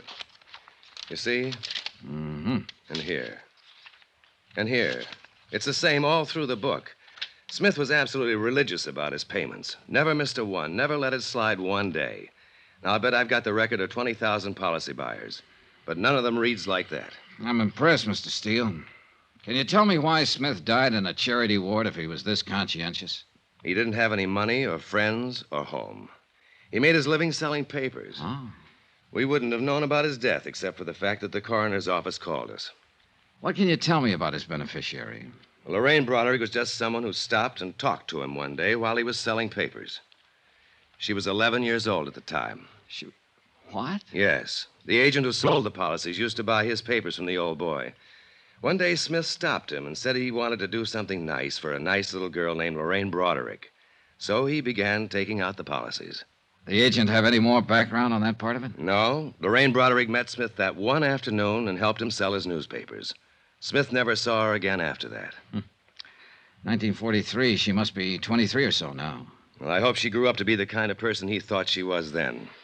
Oh, hardly any of us fill out the promise we have at 11 years, Mr. Steele. Then that isn't what I mean. I mean, if he met her that one day when she was a little girl and he made this gesture toward her, and it was tough for him to make those payments all those years, I hope she deserves it.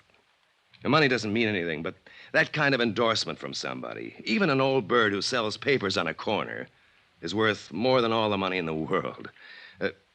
Does that sound foolish, Mr. Dollar? Not a bit, Mr. Steele. Not a bit. Expense account item 2, $2. Cab fare to Lorraine Bradrick's last known address. 1485 Cushing Street, a broken-down apartment house that had probably never seen better days or better neighbors. The owner and manager of the building recalled that Paul and Mary Bradrick, parents of Lorraine, had been killed in an automobile accident in 1948. The manager did not know what had become of Lorraine. She had moved out of the apartment 2 days after the funeral. No forwarding address. Expense account item 3, 4 bits, more cab fare. This time 7 blocks away to Pulaski Street, and a dingy cluster of red brick buildings that were yielding slowly to time and wear. I arrived at 3 on the dot. I don't think high schools ever change much. At least this one was no different than the one I'd been in way back when. The persistent smell of pencil sharpeners, ink, discarded lunch wrappings.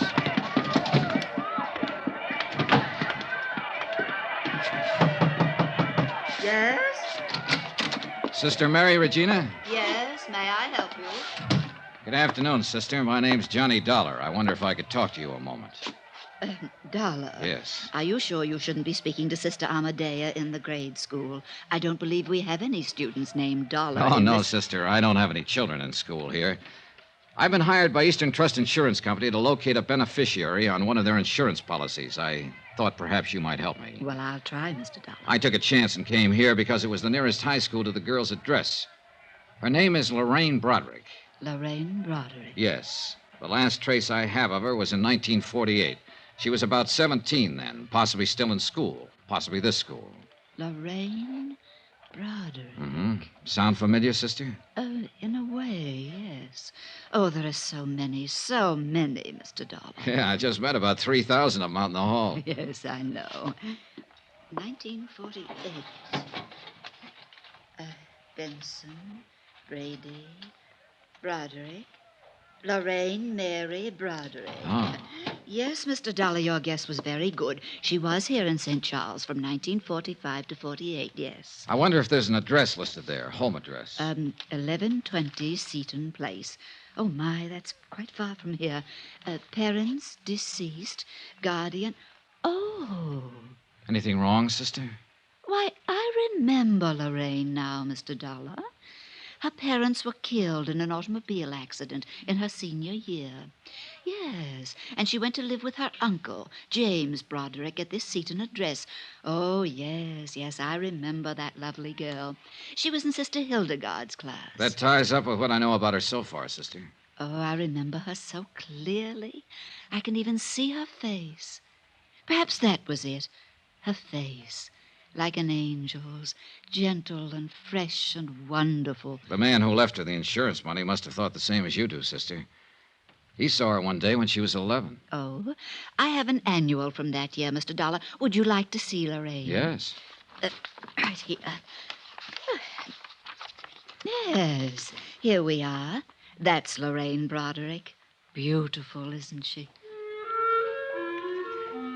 Sister Mary Regina pointed to a group picture on one of the pages.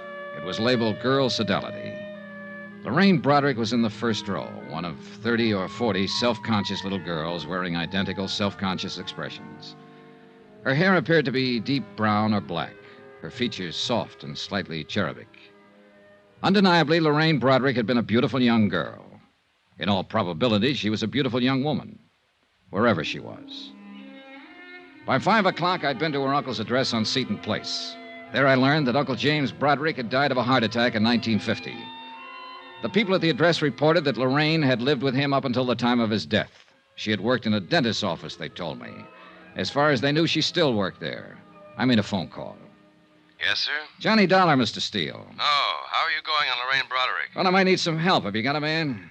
Sure. I've got her traced up to 1950, Steele. She worked for a dentist here in town. Uh-huh. Probably got her job in his office right out of high school. That meant she pretty well had to get it through a professional agency. That sounds reasonable. I got a man to check the agencies in town that specialize in that. Let me know.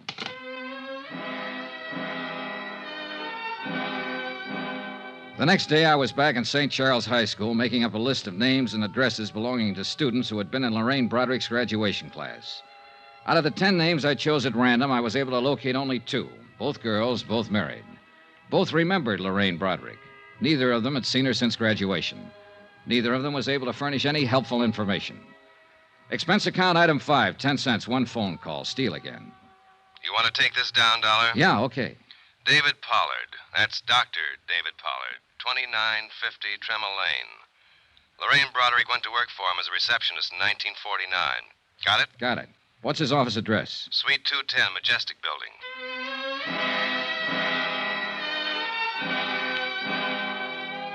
I got there about 5:45. There was no receptionist on duty. As a matter of fact, no reception desk. A stern-looking nurse in a rumpled-white uniform knew nothing of a Lorraine Broderick who might have worked for Doctor. Doctor was working with a patient. If I cared to wait for Doctor...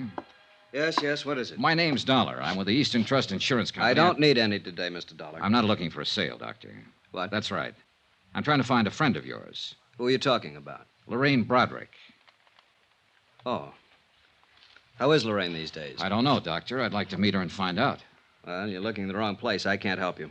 She hasn't been around here for a couple of years. Goodbye. Oh, wait. Well, what now? Well, you've got an awful big chip on your shoulder, Doctor. You won't even let me explain my business. I'm not interested in your business. I can tell you mine's been going on since 8 o'clock this morning, and I'm pretty tired. You finished now? Well, yes. Can I take you downstairs and buy you a drink?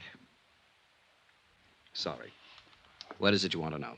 Where I can get in touch with her. I don't know. She quit without notice a couple of years ago. Just didn't come back. Too bad, too. Do you have any idea where she might have gone?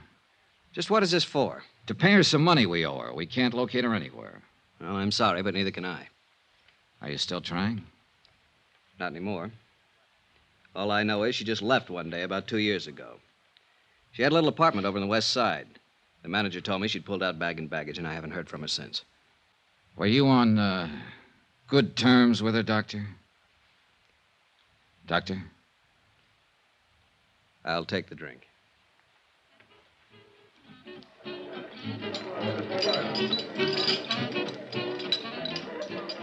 Don't misunderstand me, Dollar. She was a real sweet girl. But there was something about her. I don't know.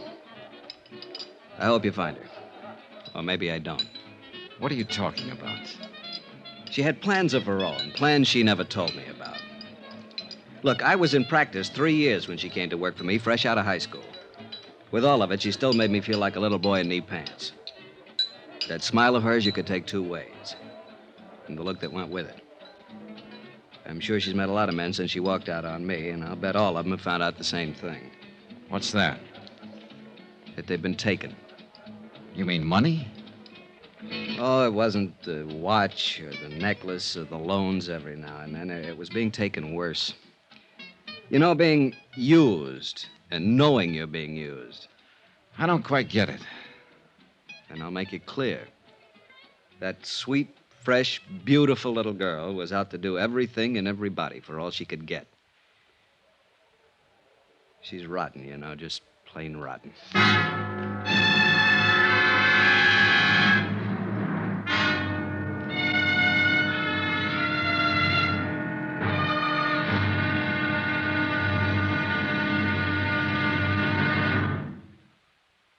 There'll be another intriguing episode of the Bradrick matter tomorrow. Tomorrow, the expense goes way up.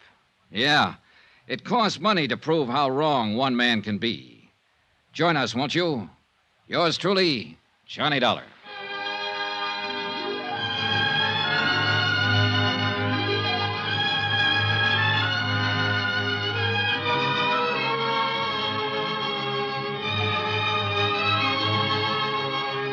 Yours truly, Johnny Dollar, starring Bob Bailey, is transcribed in Hollywood. Written by John Dawson. It is produced and directed by Jack Johnstone. Be sure to join us tomorrow night, same time and station, for the next exciting episode of Yours truly, Johnny Dollar. Roy Rowan speaking.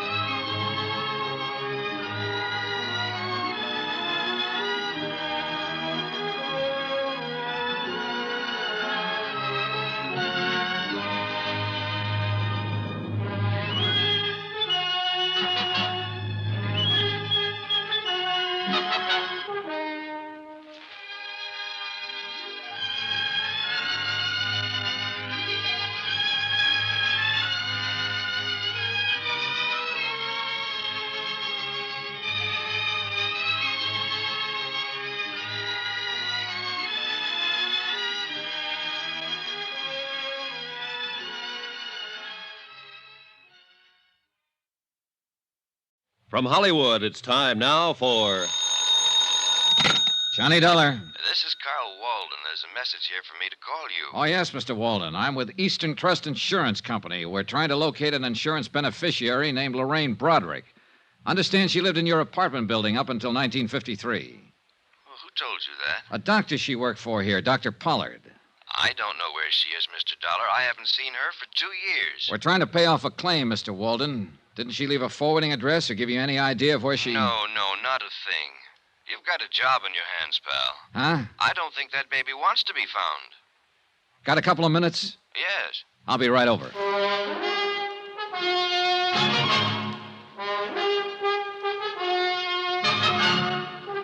Tonight and every weekday night, Bob Bailey in the transcribed adventures of the man with the action-packed expense account, America's fabulous freelance insurance investigator. Yours truly, Johnny Dollar.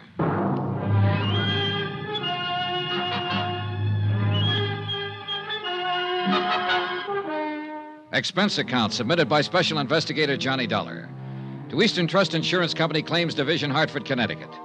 The following is an accounting of expenditures incurred during my investigation of the Bradrick matter. Lorraine Bradrick, that is, missing. Expense account continued. Item 6, $14 even, photographs. The photographer who had taken the pictures of the 1948 graduating class at St. Charles High School still carried the proofs in his files. Among them, 4 poses of Lorraine Bradrick. I'd stopped by to get them on my way out to see Carl Walden, apartment house manager. He hadn't changed his mind about anything since our phone conversation. No, sir, she doesn't seem to want anybody to know where she is. She'd have left a forwarding address or something like that. Instead, she pulled out in the middle of the night bagging baggage, and that's the last we ever saw of her. Just when was this, Mr. Walden? About the middle of December or so, 1953. Yes, it was a couple of years ago. Mm-hmm. Oh, you want one of these? No, thanks. I don't smoke. Can you think of any place she might have gone, Mr. Walden? New York City. Oh, why New York? Well, it's the closest place to go, isn't it, for somebody like her? I'm not so sure I know what she was like. I've had several different versions, Mr. Walden. Say, you talked to that doctor she worked for? Yeah. Boy, I'll bet his version was a pip. How do you mean? Well, she walked out on him. That poor guy was around here several times asking if we'd heard from her, if she'd written us a change of address. He didn't say it, but I think he had it real bad for her. Oh? Oh, yeah. And I didn't tell him about the other guy either. Well, suppose you tell me about the other guy, Mr. Walden. Well, why not? Well? Well, about a week before she left, I saw her in the hall a couple of times with this other guy. Big, gray-haired man, wore Homburgs and things like that. An older man, is that what you mean? Oh, no, not old. 45-ish, maybe. You know, expensive-looking character. Drove a caddy the size of a freight train, New York plates. He'd buy and sell this place with his pocket money. Happen to know his name? No. He never came around again after she moved out. But they were sure chummy while he was here.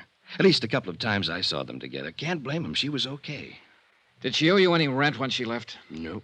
Did she give you notice she was vacating? Nope, just left. A note or anything? A $50 bill on the desk in an envelope addressed to me. That's all. That's it. Well, was she friendly with anybody else in the building? Well, not that I know of. People here keep pretty much to themselves. You know, it's a funny thing. What's funny? That old boy with the Homburg. I wonder why he never came around looking for her. Good question.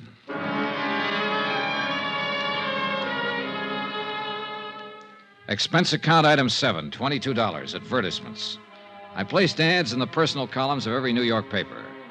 Anyone knowing the present whereabouts of Lorraine Bradrick, please contact.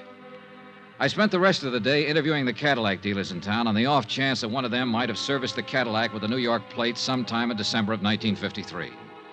No one remembered the man Walden had described. I even tried the service records. Impossible to check. The case was stalemated that way for 5 days. Last Tuesday, things picked up. Johnny Dollar. Hello? Hello, who is this? Johnny Dollar? Yeah. Can you hear me very well? Johnny, I'm calling from New York. Hey, who is this? Why, it's Lorraine. Lorraine. Yes, I saw your advertisement in the papers, Johnny. I wondered what you wanted. Johnny. Why, yes, that's what I always called you, isn't it? You never met me before in your life. Hey, what is this? Why, just a moment. Go ahead, Mr. Dameron. Mr. Dollar? Yeah. Just what is your business with Lorraine Bradrick? I want to find her to pay off an insurance claim. Now, who are you? I see. I'm sorry. I asked my secretary to say she was Lorraine. I've been listening on the extension. I'd like a little more explanation than that, Mr. Dameron, William Dameron, 424 East 47th Street. I know how all this must sound to you, Mr. Dollar, but I'm not trying to confuse you. Well, I am confused. Do you know Lorraine Bradrick? Yes. Then let's take it from there, Mr. Dameron. Expense account item 8, $15. Transportation and incidentals, Hartford to New York for the purpose of seeing Mr. William Dameron, whoever he might be, and trying to gather further information concerning Lorraine Bradrick, wherever she might be. 424 East 47th was a 30-story job that housed, among other things, the Union Brokerage Company. This happened to be located on a ground-level suite. It also happened that Mr. William Dameron was president of same. He looked about the way I expected. Of course I knew Lorraine Bradrick, Mr. Dollar. I apologize again for that awkward subterfuge on the telephone. You say you represent an insurance company? That's right. May I see your credentials? Well, sure. Here you are. Investigator. Thank you. We're trying to pay off on a policy, Mr. Dameron. A man named John Smith left Lorraine Bradrick a small estate of $1,500. I see. Can you tell me where she is right now? I'm afraid I can't. Oh, sit down, Mr. Dollar. Sit down, please. Oh, thanks. I take it you knew her in Hartford. That's right, I did. She came here to New York with me. Oh? Let me assure you, there was nothing improper about it. I met Lorraine when she was working for a dentist there, Dr. Oh, whatever it was. I happen to have had a little dental trouble on a trip there. I found the dentist and I met her.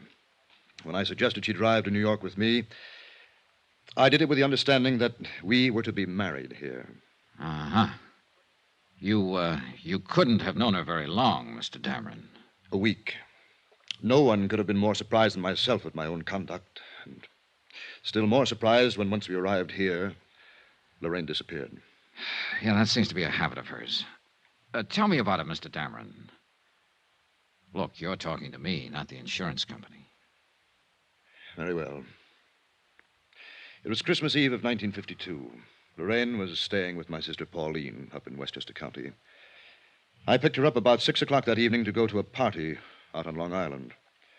Between here and Long Island, we stopped for gasoline. I left the car for a moment, and when I came back, Lorraine was gone. And, well, that's it. Did you see her or hear from her after that? No, I didn't. Did she leave a note in the car, a message of some kind? No. I don't quite get this, Mr. Dameron. You were going to be married after you knew her only a week. You brought her here to New York, and a few days later, she just stepped out of your car in a filling station and disappeared. It was quite reasonable from her point of view, I suppose. But not from mine. It doesn't make sense. Did you have a fight, an argument or something? Oh, no. Well, what was it? Nothing. I don't think I would ever have argued with Lorraine. Lovely, gentle, sweet. Yeah, I know. What about her things? What things? Well, her clothes out at your sister's. Didn't she send for them, or what? No, she only had 2 small bags. They're still there as far as I know. Well, what did you do? Did you call the police? No, why? Well, I would if a girl I was going to marry disappeared like that. No, I'm afraid a call to the police would have been, well, rather awkward, a man in my position. Let me ask you this. Do you have any idea why she walked away? Yes. Perhaps it's of no practical value to you, though. Any information I can get will be helpful, Mr. Well, all right, then. I think Lorraine was frightened. Of what? Of life, Mr. Dollar. Not people or circumstances, but life. Yes. You say that with a lot of conviction. Yes. Lorraine had always been, well, a poor girl. She lived with a rather decrepit uncle for a time after her parents were killed in an accident, an automobile accident, she said. And I think that I offered her the happiness and security she had always longed for. But I also think she was not mature enough or adjusted well enough to accept it. This is of no value, is it? Well, it might be. Can you tell me if she ever spoke of any ambitions? Maybe she wanted to go on the stage or become a nurse, something. Lorraine simply wanted to be my wife and live here. I can see you find that difficult to believe when I'm almost old enough to have been her father.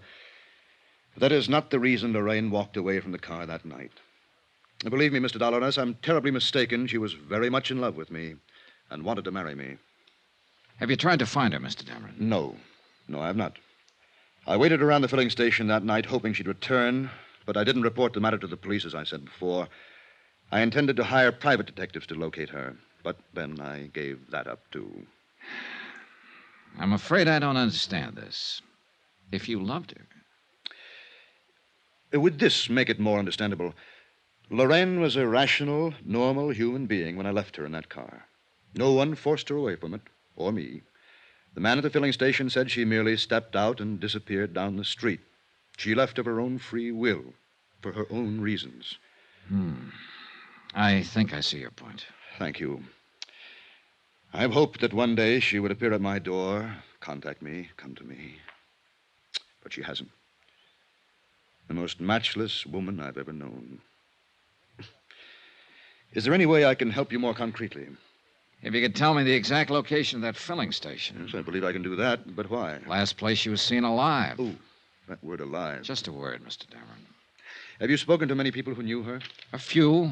The dentist she worked for, an apartment house manager, principal in her high school. Mm-hmm. Yeah, I think they all told me the truth. The what? The truth. You know, how it actually was. What really happened. Oh, Mr. Dameron, she would have run out on you in Westchester, taken a cab from your sister's place with her luggage, or she could have come to you and called off the marriage. Mr. Dollar, Now, looking at you and talking to you, anyone would be impressed by the fact that you're a reasonable and understanding man. I am.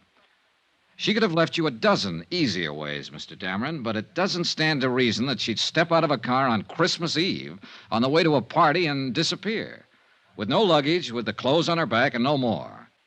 Women don't do things like that. They want an overnight bag, a change of clothes, somewhere to go to. It doesn't make sense. But that's exactly what she did. They don't do it that way unless there's a mighty good reason. A real gilt-edged reason, Mr. Dameron.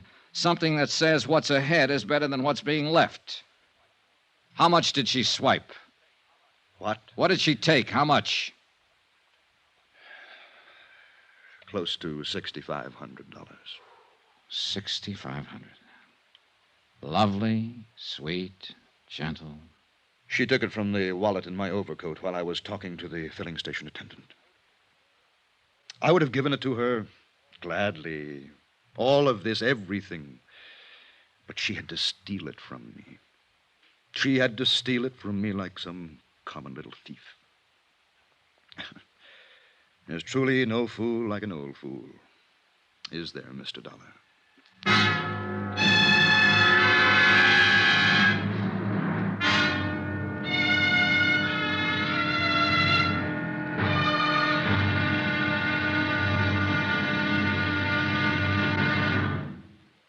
There'll be another intriguing episode of the Bradrick matter tomorrow. Tomorrow, when the trail really gets hot and goes right down on a police blotter. Join us, won't you? Yours truly, Johnny Dollar. Yours truly, Johnny Dollar, starring Bob Bailey, is transcribed in Hollywood. Written by John Dawson, it is produced and directed by Jack Johnstone. Be sure to join us tomorrow night, same time and station, for the next exciting episode of Yours truly, Johnny Dollar. Roy Rowan speaking.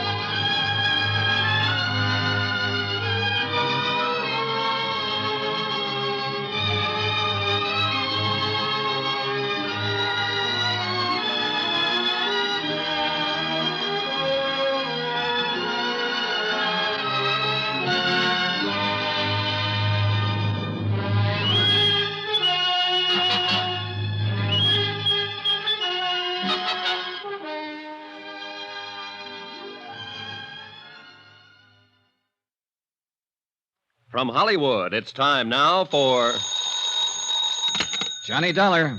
Bob Steele, Eastern Trust. How's New York? Fine, but I haven't found Lorraine Bradrick yet. How about your lead? What was his name? Dameron? He hasn't seen her since Christmas Eve, a couple of years ago. She walked out on him with $6,500. What now? You, want to keep on with it, Mr. Steele? Sure, we have to pay her off, even if it is only $1,500. But you sound like this was all the farther you want to go. It might be at that. Oh, what did you say? Look, a sweet old man left a nice little girl $1,500. Apparently, I'm looking for a grown woman who isn't very nice anymore. Beside the point, isn't it? Yeah, I guess so. Okay, Steele, I'm still on the case.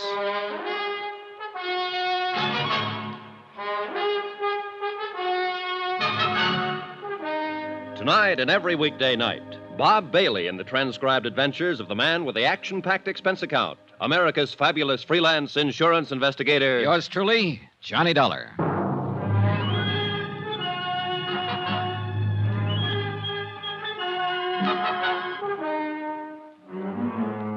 Expense account submitted by Special Investigator Johnny Dollar. Location, New York City, New York. To the Eastern Trust Insurance Company, Claims Division, Hartford, Connecticut. The following is an account of expenditures during my investigation of the Bradrick matter. Subject, Lorraine Bradrick. Object, to locate her and pay off claim. Results, disillusioning. More expenses. Item 9, $3 cab fare. From the plush offices of William Dameron to a filling station out on Long Island. To check his story of Lorraine's disappearance. A major oil company owned and operated the filling station where Lorraine Bradrick had last been seen. Their payroll records name 3 attendants on duty. Christmas Eve, that is, in 1953. Item 10, $28. More cab fare. And don't squawk about it. I located and interviewed all 3. Enclosed fine statement of Edward Quinlan. Sure, I remember that chick. Better looking than this picture, I'll tell you that. She drove in with this old guy, Dameron, you said? Yeah. Well, he hadn't been away from the car 20 seconds before she was out walking down the street as fast as she could, long dress and all. When he come back and asked what had happened to her, I told him. So he went and sat in his car for maybe a couple hours waiting for her to come back. I knew she was gone for good. He knew it too, must have. But he waited. I felt sorry for him. Poor old geezer, even if he did drive a kid. She shouldn't have run out on him like that, Christmas Eve and all.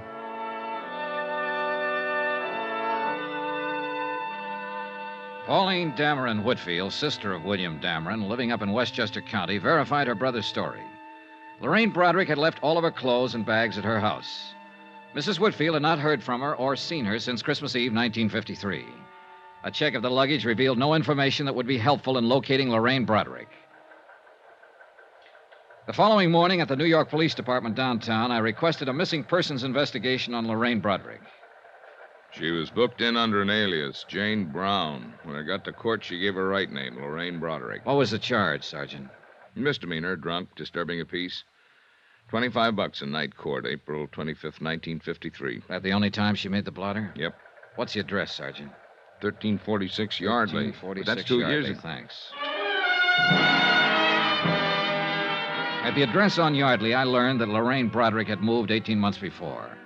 Again, there was no forwarding address, but the landlady turned out to be quite talkative. I'm glad she moved away from here, Mr. Dollar. I'd like to help you find her, but I'm awful glad she moved away. Why do you say that, Mrs. Gaines? Noisy. Parties all the time. I run a quiet place, you know. Yeah, I'm sure you do. When she first come here to rent the apartment, I thought she was the quiet type. Nice. She looked like she was just out of finishing school or something like that. Oh, she couldn't have been more than 20 years old. Well, maybe a little more, 22. She told me she was a secretary and she worked in Manhattan. Well, I let her have the apartment, of course. She paid her rent in advance, in cash. But once she was in, it was a different story. Yeah. Did she tell you where she worked in Manhattan? No, she never quite got around to mentioning that. Anyway, she couldn't have worked very hard. All the dates she had, night after night, honestly. Do you happen to know any of them, Mrs. Gaines? I do not. Big, noisy parties. Well, did she go with any particular man? A smart little girl like that sticking to just one man? I don't know whether she was very smart at all. Was she friendly with anybody in the building? Nope. Any idea where she might have gone from here? Nope. All I can say is I'm glad she don't live here no more. I went back to police headquarters. It had occurred to me that hardly anyone is ever arrested for being drunk and disturbing the peace alone. I was right. The night court files revealed that Lorraine Bradrick had been arrested with 5 other people, 3 men and 2 women. I took down their names and began to check them out. Number 3 down the line was a man named Tyler in the hosiery business. Yes, he remembered Lorraine Bradrick very well. No, he hadn't seen her for 6 months, but he could tell me where she lived. He'd seen her going in and out of an apartment on 61st Street several times. He gave me the address. The boy will take your bags. Will he? Yes, sir. May I help you? I'm looking for a Miss Lorraine Bradrick. Bradrick? Yes. I'm sorry, sir. We have no one by that name registered here. That's funny. I thought at first you were going to say Lorraine Bradley. We had a Mrs. Bradley here at one time. Oh. Did Mrs. Bradley look anything like this picture? Yes, that's Mrs. Bradley. Bradley, huh? How long ago did she move out? 4 months ago, anyhow. Do you have her forwarding address? No, sir, I don't. I wish I did. Huh? Mrs. Bradley wrote us a bad check for her rent. We've been trying to locate her. Did you report it to the police? Yes, sir. I understand she's been quite active along those lines. They're looking for her, too. For the 3rd time in one day, I was back at police headquarters, this time inquiring about a Lorraine Bradley. There were 5 wants on her for passing bad checks. Gave it up about 4 months ago here in New York, looks like. Then we got a buzzer from Chicago. She was there for a couple of weeks. Wrote about $600 in wallpaper. San Francisco people are looking for her, too. Here's something came in yesterday. Last job in Santa Barbara 3 days ago.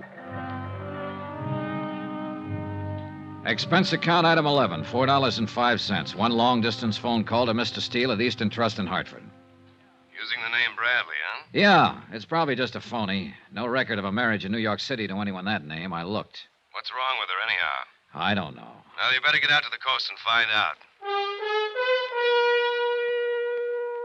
Item 12, $38, hotel, board, and miscellaneous while in New York City. Item 13, $258.60, New York to Santa Barbara. A little town by the Pacific that impressed me as not caring one thing about the rest of the world. Sun, sea, a pleasantly crowded harbor, some sprawling hotels, 2 lush green golf courses, and acres of smug, expensive homes. At the police station, a Sergeant Martin was out, so I went over to the Harbor Inn to meet the latest victim of Lorraine Bradrick's talents, a hotel operator named Harrington. Tall, gray-haired, slack sport shirt, suntan, and sandals. I suppose I'm avoiding this business and your questions because I still feel quite chagrined about this whole thing. Pretty understandable, Mr. Harrington. On the face of it, you'd think I'd been in the hotel business 30 seconds instead of 30 years, the way she took me. Well, if it's any comfort, she's done the same thing in several cities and as many hotels. No comfort, thank you. She was that good, huh? Brother, she was the best. She pranced in here as big as life, probably didn't have a nickel in the purse. What's more, for the whole 4 days she was here, she didn't break stride once. Only the best of everything. Uh-huh. Let's see, she gave you a check for $813, is that right? Painfully right. And I took it. No questions. Every night in the dining room, she'd order champagne, special dishes. That'd give you some idea of how she carried on. Yeah, I get the idea. I've seen my share of grifters and bad check artists, but she tops them all. Perfume, clothes, luggage, conversation. Can I ask you a question? I'm humiliated already. Go ahead. She checked in here alone, registered as Mrs. Lorraine Bradley, Beverly Hills, right? That's right. Well, now, didn't it strike you as odd that a woman would check in a place like this, a resort hotel, alone, stay 4 days, and meet no one, see no one? You're wrong. She didn't keep to herself. Became friends with at least half a dozen guests in the place. And the way she was throwing my money around, why not? She picked up all the tabs. She threw me off right from the start. Let's talk about that. Start at the top, please. Well, she showed up last Wednesday night in a cab loaded down with luggage. Probably wrote a bad check for that someplace. Probably. She came swinging into the lobby with the cabbie following her. Told the night clerk she wanted to see me. When I came down the stairs, she yelled, "Harry," ran up, kissed me, asked me how my wife was. You beat that. No. One of those tricks that your mind plays on you, I suppose. I actually thought I did remember her from somewhere. Pretty good. What was her story? She said she was on her way back from Lake Tahoe, wanted to rest up. Something about just getting a divorce, being awarded $3,000 a month alimony. That impressed me. It would impress anyone, Mr. Harrington. Did she make up any kind of a story about where she'd met you before? No story. But I got the impression, and of course she saw to it, that she had stopped here before. I wasn't altogether a boob. I did check her home address in Beverly Hills. There was a Robert Bradley listed there, same address she gave. Later on, I found out that he's in Europe with his wife and children. But his name was in the book. Oh, yes. Say, getting back to that part about her being familiar. That's just a good trick on her part, Dollar. Yeah, I did think I'd known her from somewhere, and, well, she also arranged it so that I was too embarrassed to ask her specifically. In all honesty, I suppose I wanted to have known her. Can you explain that? She was about the most beautiful thing I ever saw. She walked through that door right now and told me none of this was true. I'd probably believe her. Mm-hmm. Do you have a copy of her hotel account? I'd like to look it over. Why? Well, the phone calls mostly. Maybe she contacted someone we can trace. No phone calls. Here. This check was drawn on a bank in Beverly Hills. Was it personalized? No. Maybe I should have thought something of that. No, not particularly. Well, here's this much. I can't stand to look it over. It makes me kind of sick. $813.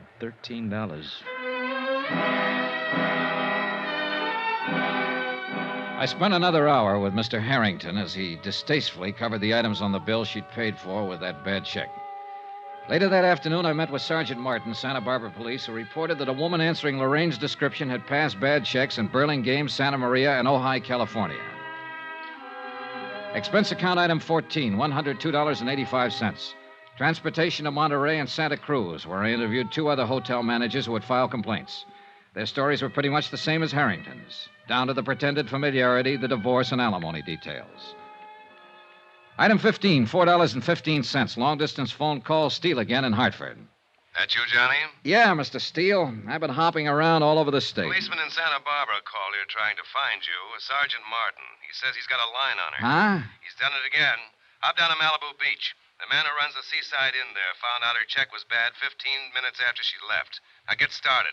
You shouldn't be more than an hour behind her. Mr. Steele, I'm on my way.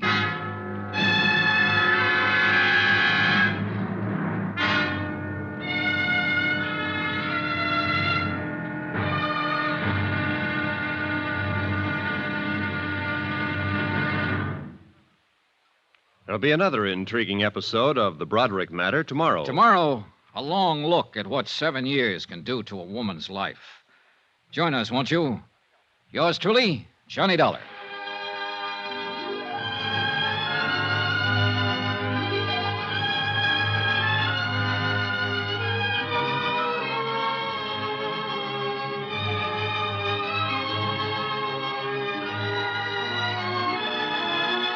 Yours truly, Johnny Dollar, starring Bob Bailey, is transcribed in Hollywood. Written by John Dawson, it is produced and directed by Jack Johnstone.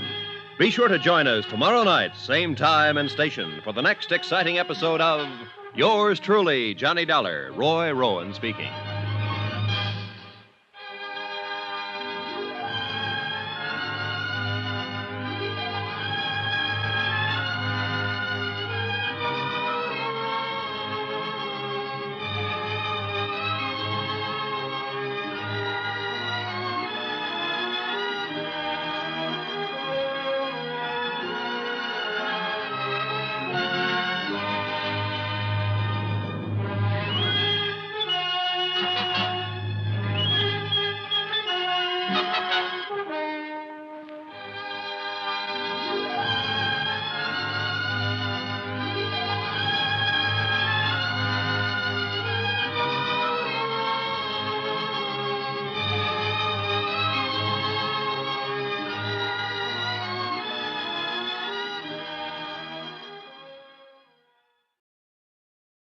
From Hollywood, it's time now for Johnny Dollar. Dollar, my name's King, Malibu Sheriff Station.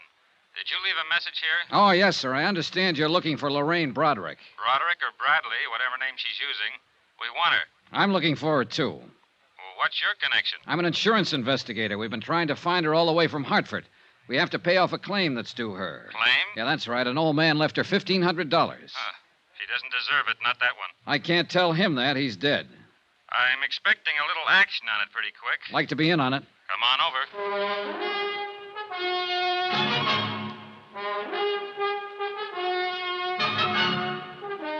Tonight and every weekday night, Bob Bailey in the transcribed adventures of the man with the action-packed expense account, America's fabulous freelance insurance investigator. Yours truly, Johnny Dollar.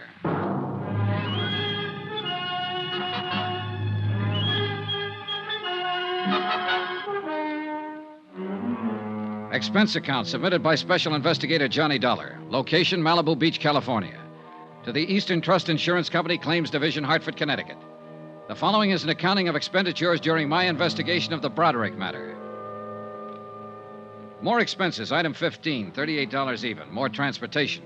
My trip here to Malibu Beach, where I didn't even bother listening to another disgruntled hotel proprietor repeat a bad check story I knew only too well. I went directly to the sheriff's station and Deputy King. Well, that's about the picture, Mr. Dollar. Lorraine Bradley was at the inn 4 days and checked out this morning. Used the name Bradley. Lorraine Bradley. She can't be too far ahead of you now. I hope not. This has been a long, rough chase. While she was at the inn, she took up with one of our local residents, a man named Joe Tappan, who lives over in the beach colony. We know this much. He drove her into town this morning when she checked out of the inn. Have you talked to this man Tappan yet? He hasn't come back yet. When did she leave the inn? Oh, about 10 this morning. Uh-huh. After 2 now. It gives him just about time. He has a house over in the colony. We've got a man there. Colony? Down the road a piece. They call it that because a lot of movie stars built beach homes there 25 or 30 years ago. Movie colony, right in the beach. Oh, this Tappan, is he an actor? Yeah, when he gets work, which isn't very often. Mainly, he keeps suntan. Excuse me. Sure. Yeah, this King. Oh. Good, right away. Tappan just drove up to his house. Let's go. I went with Deputy King to talk with Joe Tappan. He turned out to be a healthy, muscular man in his mid-30s. By the time we got there, he was in trunks and sunglasses, sitting on a porch at the front of his house. He was a little stunned by the news we brought him. What? Lorraine a phony? But are you sure about this, Sheriff? Ask the man at the Seaside Inn. Oh, no. No, I don't believe it. Is this Lorraine? Go ahead, look at it. Well, that looks like Lorraine. Yes, but I can't be sure. She's older. Well, I mean, the girl in this picture's pretty young. It's her, all right. Mr. Dollar's been looking all over the country for her. Hartford, New York City, up and down this coast. Well, come on. Let's go up to the house. I thought I knew her pretty well. How long did you know her, Mr. Tappan? Well, not long, but I knew her. I really did. When did you meet her? The first night she checked into the Seaside Inn. 4 days, then? Yeah. Want something to drink? No. No, thanks. Well, I think I'll have... No, I don't want to talk about her. We have to talk about her, Mr. Tappan. But I'm sure there's some explanation about the check. She'd have to explain quite a few checks. Right, Dollar? Yeah, that's about it. Mr. Tappan, I understand you drove her into Los Angeles this morning. That's right. I took her to the Beverly Glen Hotel. Did she check in there? No, she just dumped her luggage. She told me she didn't know whether or not she'd have to go to Chicago tonight. Something about a house she owned there that had to be rented or sold. Uh-huh. Did you leave her there at the Beverly Glen? No. She made a phone call and said that she had to meet her lawyer. Did she say where? A bar in Hollywood. The Topper, I think it was, on Cahuenga Boulevard. I drove her over there and left her. When was this? A couple of hours ago, I guess. About noon. How was she dressed? Black, strapless, wore a fur stole. Did she mention any names, tell you anything about herself? Oh, yes. She told me that 6 months ago, a little boy was killed in an automobile accident. He was only 2 years old. She said that was the thing that broke up her marriage to this Bradley. Uh-huh. And she told me that she needed to believe in something again. Someone. And that she needed someone to believe in her. Well, there wasn't any little boy or any husband, Mr. Tappan. There have been a couple of men I've talked to, a dentist in Hartford, a businessman in New York, who felt the same way as you do about her. Well, even with what you told me, I believe what she said. Why, she cried a little when she was telling me. Oh, I don't care how you look at me. I don't think that anyone could invent a story that tragic without some sort of basis. A good liar can see a story in a newspaper like that one and adapt it for his own needs. But I am an actor, sir, and I can tell when other people are acting. She wasn't. She... Well, go on, Mr. Tappan. Look, I've got a suggestion for you. What's your name? Dollar. I've got a suggestion for you. Try believing what people tell you sometime. It'll do something with that habit you have of bearing down with your eyes. Okay, the next time I have 2 weeks off. What? See you, Mr. Tappan. I drove into Hollywood with Deputy King. At the Beverly Glen Hotel, a worried clerk was still wondering what to do with the 14 pieces of luggage Lorraine Bradrick had deposited there earlier. No, she was not registered at the hotel. No, she hadn't phoned in and given him any instructions. Deputy King made arrangements for a man to cover the lobby in case she showed up to claim her things, and we went into the Topper. What'll it be, gentlemen? Police. I'd like to talk to the man who was on duty here at noon today. Oh, that's me, sir. Is anything wrong? Now, this is Mr. Dollar. We're trying to locate a woman who's been using the name Lorraine Bradley. We were told she was in here around noon today. Nope, I don't recognize that name, sir. About 5'5", dark brown hair, brown eyes, 24 years old, wore a black strapless summer dress and a stole. Yeah, it's 24. No. Nobody like that in all day. No, so noon is a pretty slow time, sir. I'd have noticed if anybody like that came in, I think. Have you been on duty all that time? I came on at 10. That's when we opened. Are you sure this is the right place, the Topper? Now, this is the place. Well, I wish I could help you, sir, but I'm sorry. Excuse me, will you? Well, we struck out. One thing. What's that? That luggage at the Beverly Glen. Yeah. We'll keep an eye on it.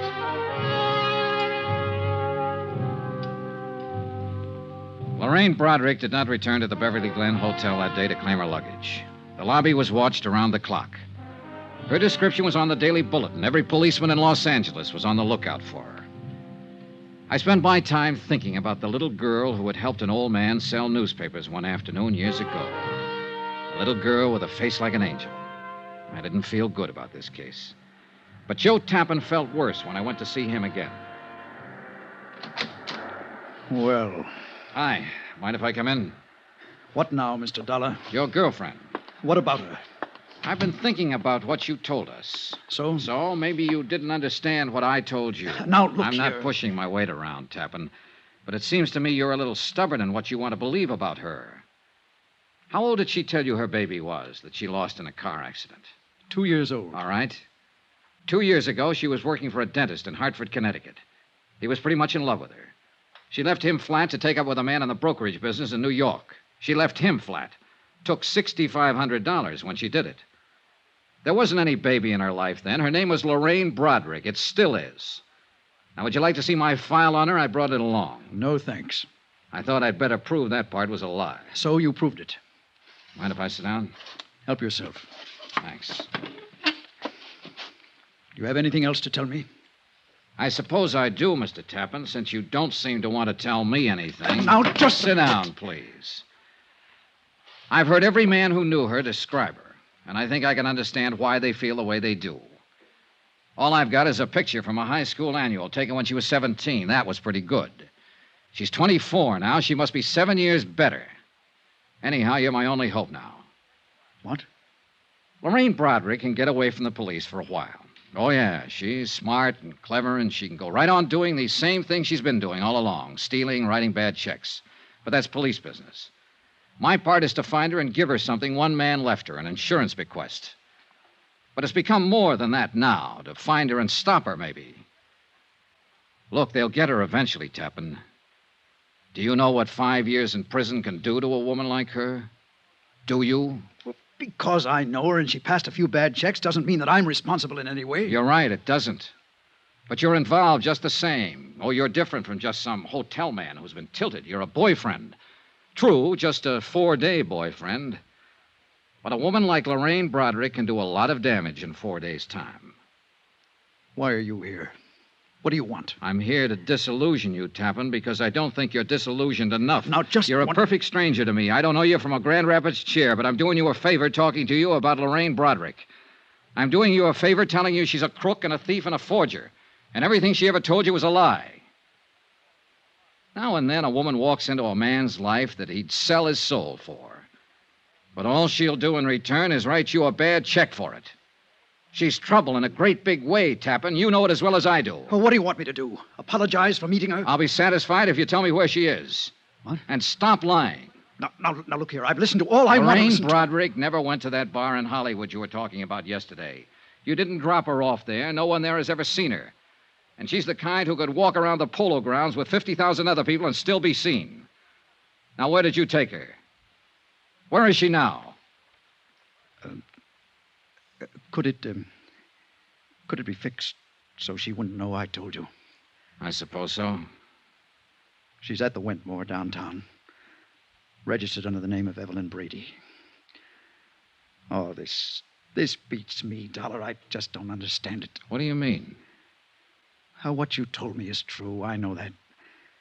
But an hour ago, she called me up here and she said, Joe, I love you. Now, that sounded true, too. And I told her that I loved her. Now I'm turning her in. What kind of crazy world do we live in?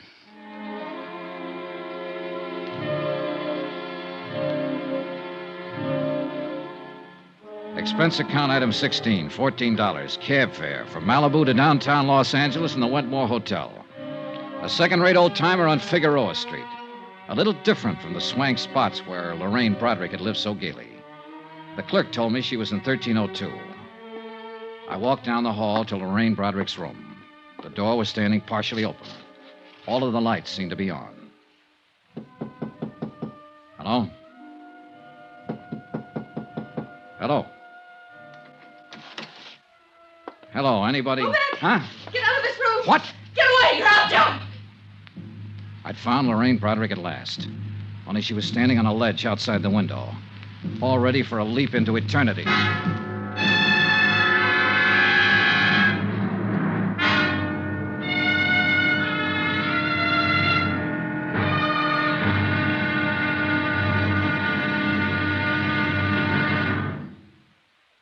There'll be another intriguing episode of the Bradrick matter tomorrow. Tomorrow, the end of the trail. For me and for Lorraine Bradrick. Join us, won't you? Yours truly, Johnny Dollar.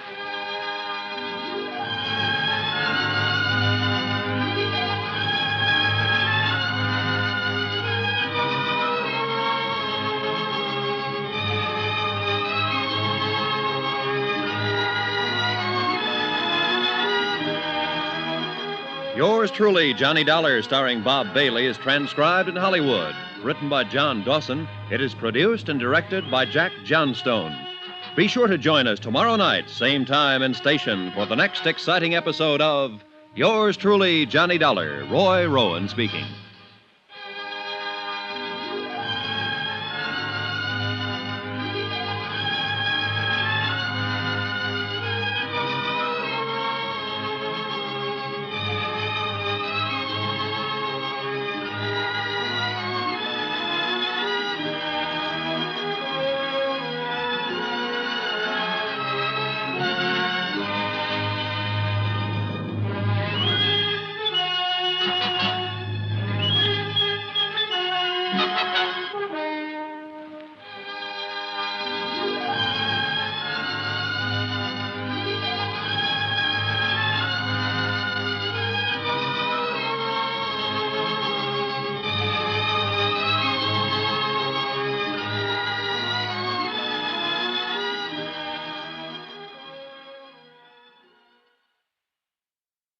From Hollywood, it's time now for Johnny Dollar. Room 1302. This is the desk clerk. I have a call here. Never mind the call. You call the police. Call the what? Call the police and tell them to hurry. There's an attempted suicide up here. Who is this? Shut up and do as I tell you. Now, just a minute. It won't do you any good. It won't do you any good at all. Wait a minute. Police, you, who cares? I'm going to jump anyhow.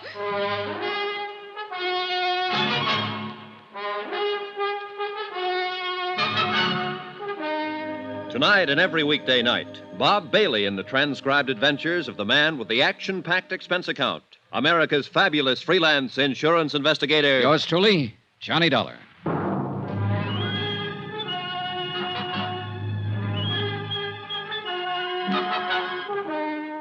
Expense account submitted by Special Investigator Johnny Dollar. Location, Los Angeles, California. To the Eastern Trust Insurance Company Claims Division, Hartford, Connecticut.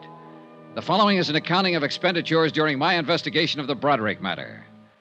An old man in Hartford died and left $1,500 insurance money to a little girl who had been nice to him one afternoon back in 1943. My job, get the money to her. Even if she might take it and jump off the 13th floor ledge of a building. Don't come any closer. I'll jump. Lorraine. Don't come any closer. It's cold out there. Don't you think you should come inside? I'm going to jump. Stay away now. Don't try to grab me. All right. All right, I'll do anything you say, Lorraine. Okay. What are you doing? Taking off my coat. Standing out there, it must be cold. Here. You take my coat. Don't come close. I'm not. I don't want your coat. All right, Lorraine. I never saw you before in my life. How do you know my name? I've seen you. No, you haven't. I remember people. And watch out. Just going to light a cigarette. I can light a cigarette, can I? Do you want one? No. Can I have one? Suit yourself. Are you a policeman? No. Where did you see me? In a picture. In your high school annual at St. Charles. St. Charles? What do you know about St. Charles? What's your name? Johnny Dollar? Are you from Hartford? Yes. Let me see your face in the light. Over there. Don't come near this window. Don't come near, or I'll jump right down there. That's right there. No, you aren't from Hartford. I never knew you. You're lying to me. No, I'm not. As room clerk of this hotel, I'm entitled to know. Oh. Go away! Get out of here! Get out of here or I'll jump! What? Get out. Go on, get out. Yes. Did you call the police? No, but I will. I heard you tell him about the police. I don't care. They can't stop me. Nobody can stop me. No. No, I suppose not, Lorraine. You can jump any time you want to. I can't stop you. And I wanted somebody to call the police. I want them all down there. When the crowd's big enough, I'll jump. And I'm not afraid to do it. I'm not afraid. I know that. Lorraine, why don't you come away from the edge? I won't hurt you. Everybody hurts me. You would, too. Why do you want to jump, Lorraine? I have my reasons. Look. There's a couple of people down there who see me. They're looking up here. They'd like to see me jump. Look. They're stopping other people. They'd all like to see me jump. I don't think they'd like to see that at all, Lorraine. Oh, yes, they would. Those people down there would love to see it happen. You'd like it, too. No. No, I wouldn't. I want you to live, Lorraine. You're afraid, aren't you? Yes, I am. Why? Dying is something all of us face. If you die here tonight, it makes me a little afraid of dying. I don't like to be afraid of anything. Neither do I. You must be afraid of something. I'm not afraid of anything. I've never been afraid of anything. I'm going to jump down there, and that proves I'm not afraid. I don't believe you, Lorraine. I think you were afraid to love Dr. Pollard in Hartford. I think you were afraid to marry William Dameron in New York City. I think you've been afraid of everything and everybody that was good for you for a long, long time. Don't come closer. Would you like to talk to a priest, Lorraine? No. Look, sometimes a priest can help you when you're all You're mixed. so worried I'm going to jump off here any minute you'd say anything. Or try anything. I don't even know what you're doing here. Why you came here. I told you, Lorraine, I've been looking for you. Tell him to go back. Tell him all to go back or I'll jump. Go back, go back. Go on back, you crazy fools. Get back. It's all right. They aren't coming. I don't want anybody here. A lot more people down there in the street now. Oh, they're getting the big lights up here. Golly. Lorraine, look at me. Look toward me. What? I want to help you, Lorraine. Nobody wants to help me. Nobody's ever wanted to help me. You're wrong. Then why did Mama and Daddy die? Why did they have to die? Why did Uncle Jim die? Why was I left alone? Why didn't I have anybody? You did have somebody. You had Dr. Pollard if you wanted him. You had William Dameron. Did you meet William? Yes, sure, last week. He's still very much in love with you, Lorraine. After I stole money from him and walked out on him? Oh, the money meant nothing to him. He still loves you, Lorraine. He told me so. I don't love him. I never loved him. He thought so. He was just nice. Why did you leave him that way? I'm no good. I never have been. You know. I've never been any good to anybody. You're lying to me about him. Would you like to talk to Dameron? I can get him on the phone. No. I don't want to talk to him or to anybody I know. But after I jump, you can tell him something for me. Sure. Tell him I meant to send the money back to him. I didn't. You can tell him I loved him. He'd feel good if you told him that, I think. All right. Go back! I don't care who you are! Go back or I'll jump right now! Wait! Close that hall door. If you want to see me jump, you'll have to watch from the street, down there with the others. Close it! Was he a policeman? I suppose so. I don't know. He looked foolish. Oh, Lord, he looked foolish. Yeah, well, we all look foolish at one time or another. It passes. Do I look foolish? Yes. Yeah, you look foolish. You're not going through with this. You know that for the first time in my life, I know exactly what I want to do, how I want to do it. I'm going to jump. Somebody's on the roof out here. They have a net. A big net. From what I know about you, I thought you always knew pretty much what you wanted to do in life. Oh, that's funny. Oh, that's very funny. I knew what I wanted in life. I never knew anything. And it's all botched up. Mom and Daddy died. I should have died, too. I should have been with Mama and Daddy when they were killed in the car. Well, it won't be long. I'll be with them. I won't be tired anymore pretty soon. Those men with a net up there. Lorraine, wait. Wait for what? You said you talked to people who've known me, who know what I was and what I am. Well, I didn't turn out the way they wanted me to, did I? I didn't even turn out the way I wanted to be. Look at me. Why should I wait? One man had more faith in you than anybody else. They're trying to lower that He was an net. old man named John Smith. He sold papers back in Hartford. Old John Smith. Lorraine, I think I'd better... you met him one day when you were a little girl. You helped him sell his papers one afternoon. It meant a lot in his life, an awful lot. Do you remember him? No. You were 11 years old. You lived on Cushing Street. Yes. I went downtown after school one day to look in the windows. I had a nickel and I bought a paper from that old man. He had tobacco juice on his lips. I talked to him. He told me all about selling papers. He said I was a very nice little girl. He asked me my name and where I lived. He talked about school and about growing up. He told me I'd grow up someday and be a lovely woman. He said, lovely woman. He was very nice. He was the nicest man I ever knew. And I only knew him that one afternoon. Where is he? He's dead, Lorraine. Dead? He left you all his money, insurance money. It comes to $1,500. You're lying. No, Lorraine. He wanted you to have it. He worked very hard and sacrificed a great deal to make sure you'd have it. You're making all this up. It's all a lie. Only that afternoon. It was an important afternoon. Here, look. What? Don't come closer. These prove I'm from the insurance company. Here's the check. Throw them over. All right. Go ahead. Pick him up. I won't make a move. What do you think now? That old man.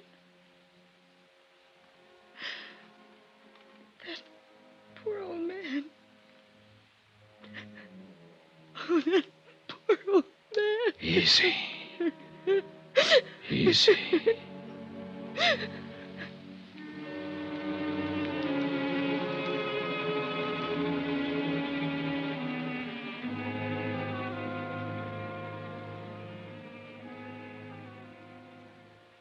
Expense account item 17, $5.50, martinis.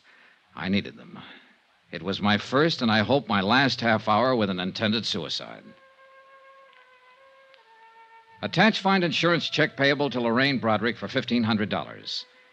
The psychiatrist who examined her believed that she will make a complete recovery in time. Until such time, she's not classified as a responsible person. I notified two parties of the events at the Wentmore Hotel. One, Mr. William Dameron in New York City, who arrived in Los Angeles yesterday morning. Two, Joseph Tappan, who has already secured legal counsel for Lorraine Bradrick when she answers the bad check charges against her. As you know, in matters like this, restitution is usually preferred to prosecution. Expense account item 18, $185. Transportation back to Hartford. Total, $1,132.14. Yours truly, Johnny Dollar.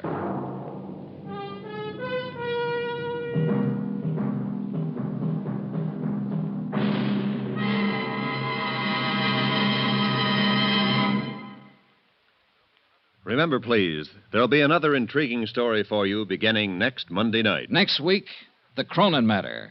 A matter of keeping a sweet old lady from carefully and deliberately losing her life. Join us, won't you? Yours truly, Johnny Dollar.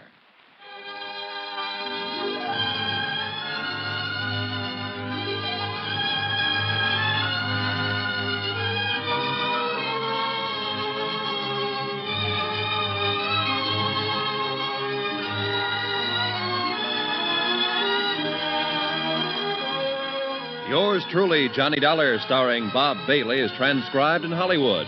Written by John Dawson, it is produced and directed by Jack Johnstone.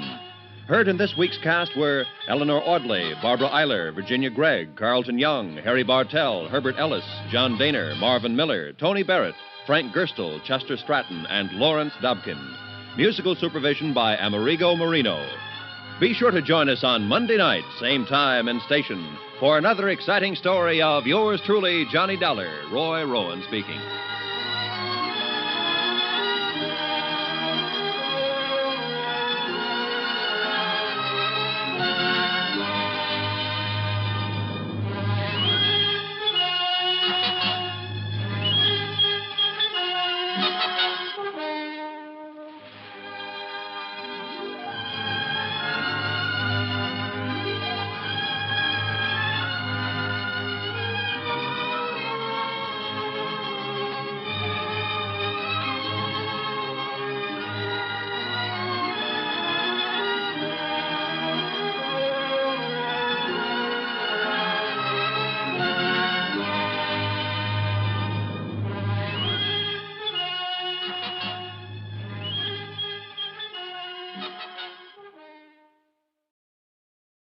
From Hollywood, it's time now for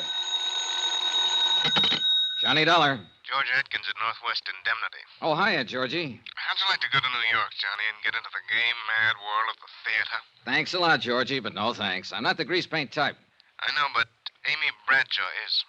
Amy Bradshaw? Yeah, we wrote a policy on her a couple years ago. Look, if it's her autograph you want, why send me? It's not that simple. Anyhow, she's got all the fans she wants. I know. I'm one of them. I think she's great. Johnny, looks like somebody's trying to kill her. Georgie, I'll be right over.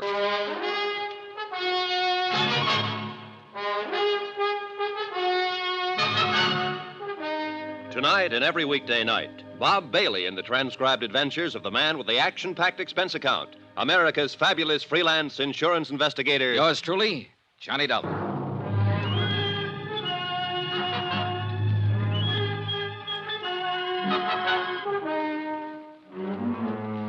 Expense account submitted by Special Investigator Johnny Dollar to the Northwestern Indemnity Alliance, Hartford, Connecticut. The following is an accounting of expenditures during my investigation of the Amy Bradshaw matter. Expense account item 1, $16.50. Transportation and incidentals to New York City. I checked in at a hotel and then went over to the Criterion Theater on West 44th, where Amy was starring in a play called The Unguarded Hour. David Coleman, the director, was standing in the wings watching the third act on stage. David Coleman? Yes? I'm Johnny Dollar, insurance investigator, sent over by Northwestern Indemnity. Oh, yes, Mr. Dollar. I called them. Let's go over here where we can talk. Okay. How's the play going? Well, 22 weeks now. Been going along just fine until this business came up. How did it start?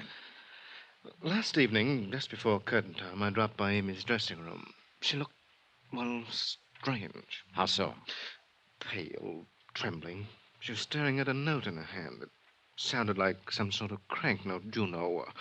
You are an evil woman. You will be punished by sudden death, unquote. Have you reported this to the police? Oh, no. I was afraid that if I did, it might get into the papers, and we don't want that kind of publicity. I see. How about if I talk to Amy after the show? I told her you'd be down, and she'll talk to you. Oh, good. Well... Mr. Dollar, the strain of this whole thing's beginning to show up in her performance. She's making mistakes, and it rattles the cast, especially the young ingenue, Sheila Mitchell. Mm-hmm. Well, I'll see what I can do. There's always the possibility that it is just a crank note and that Amy will never hear any more of it. Well, that's what I'm hoping. But we might as well face another possibility. That somebody close to Amy is using the crank note as a cover. Has that thought ever occurred to you? Why, no. No, it hasn't, Mr. Dollar.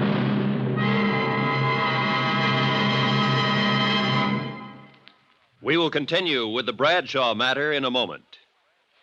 Friends, how'd you like to thrill your favorite youngster with some of the most exciting toys of the year? Picture the breathless excitement of any child surrounded by 6 gaily colored balloon-like giant animals up to 3 feet long, and all for the low, low price of just $1. Now, first you get Bounzo the clown with round pot belly and funny nose. Next comes Hoppy the Australian kangaroo. Third, there's Roscoe the roller skating bear. He's 2 feet tall and looks almost like real. Fourth, there's Whitey the fat indoor snowman. And fifth, Mortimer the giant mouse, 18 inches long and sure to scare the whiskers whiskers off any cat. That's 5 different giant animals. But now, hold your breath for the most sensational toy of all, the star of the whole Christmas season, the jolly giant talking Santa Claus, guaranteed to make everybody's Christmas a merrier one. He's a big roly-poly happy Santa. He stands erect on 2 legs, is actually over 3 feet tall and 32 inches around. Best of all, he actually talks. Just pull the tape and he says, "Merry Christmas" for all to hear. He's the biggest, merriest talkingest Santa ever, sure to please your youngsters and spread good cheer.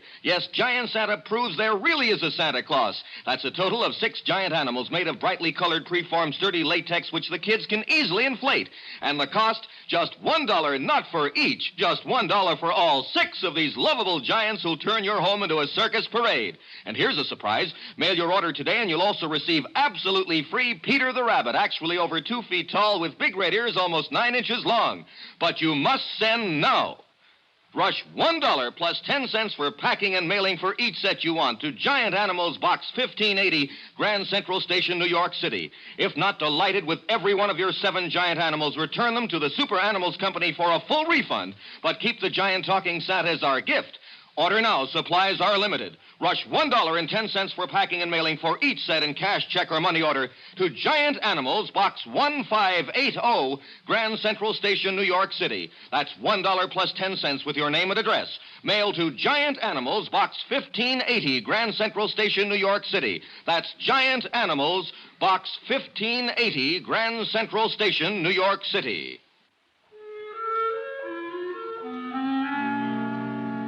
I waited for Amy Bradshaw in her dressing room at the theater.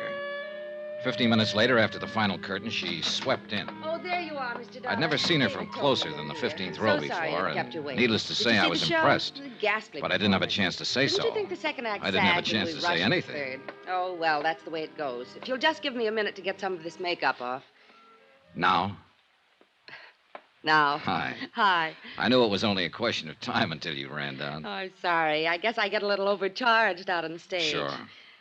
Listen, it's nice meeting you, Mr. Dollar, and I know why you've come down here, but I think you're wasting your time. Oh? This whole thing's really pretty silly, you know. I hope so, Miss Bradshaw. You mean Amy. Okay, Amy.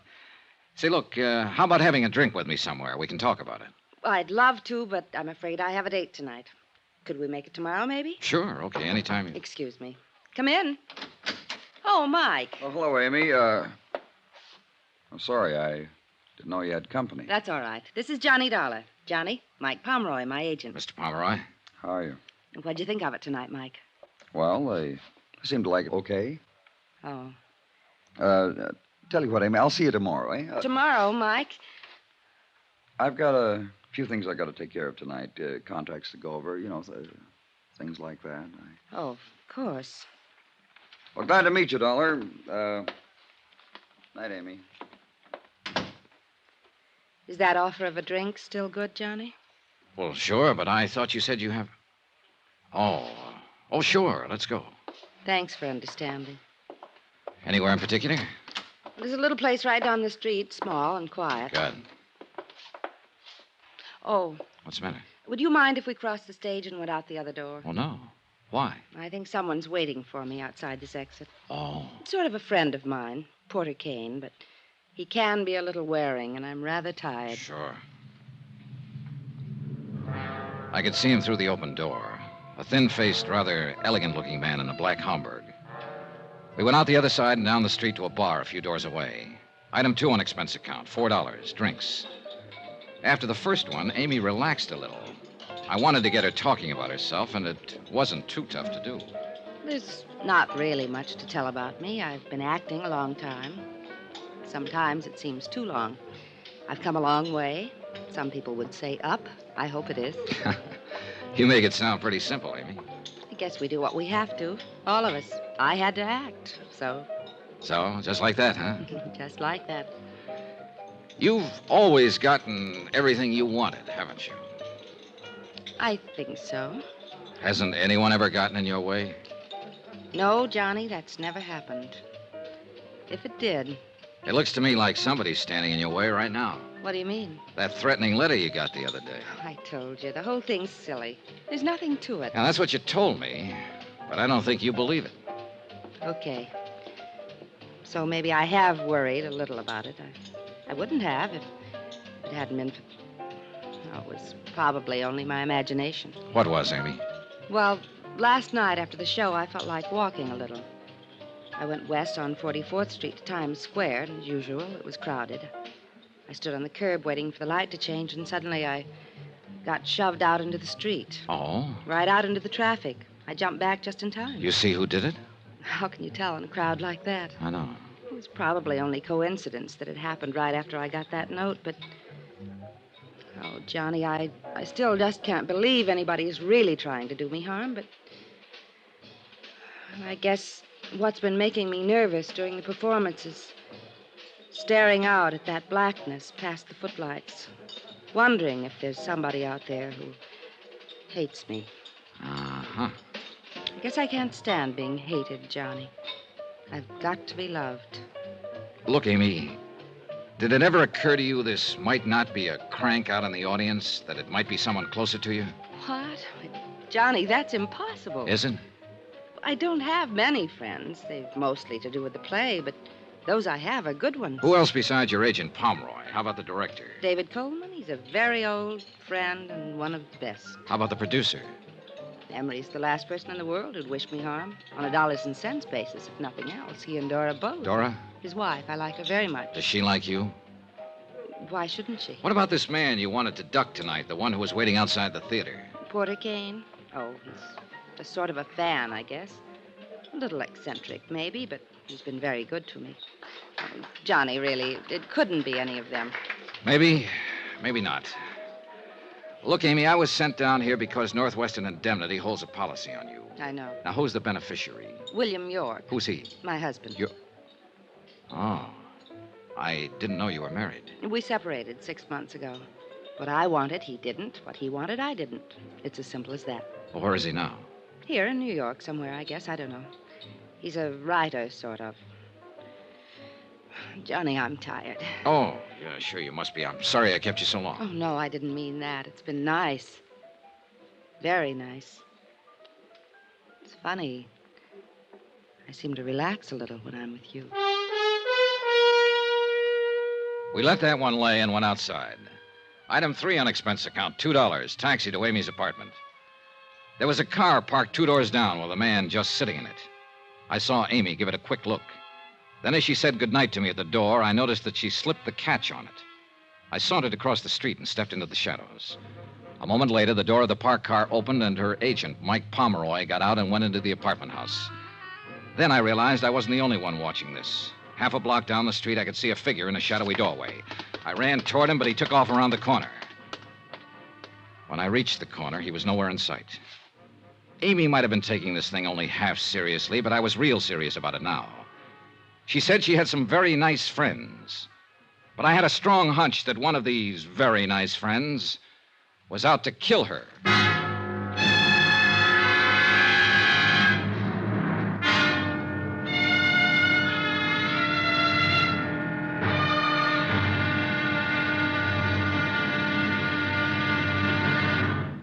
Johnny Dollar will be back in a moment to tell you about tomorrow's episode.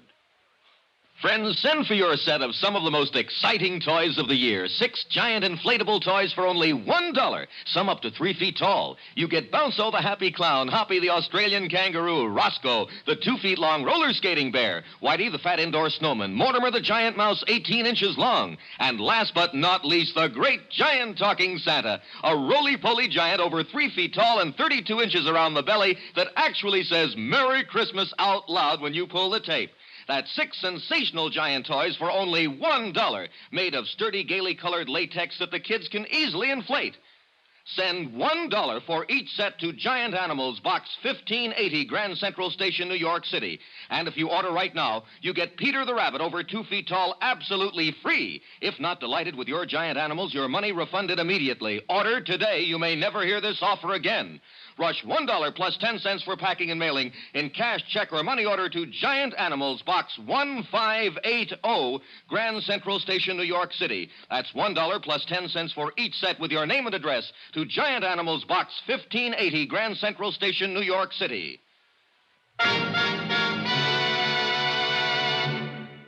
Now, here's our star to tell you about tomorrow's episode of the Amy Bradshaw matter. Tomorrow, the Criterion Theater again, and a third-act curtain that wasn't in the script. Join us, won't you? Yours truly, Johnny Dollar.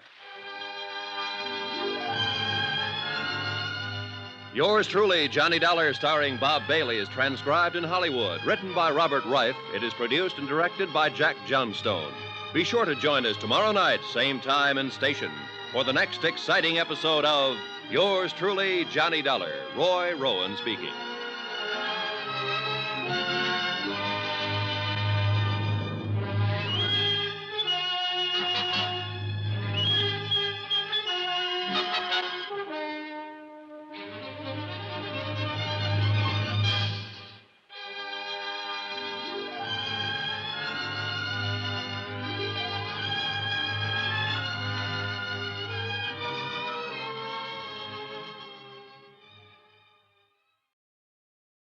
From Hollywood, it's time now for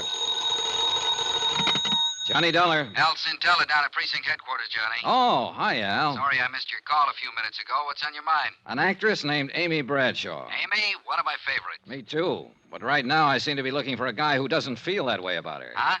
Al, it looks like somebody's trying to kill Amy Bradshaw. Better come down here and tell me all about it.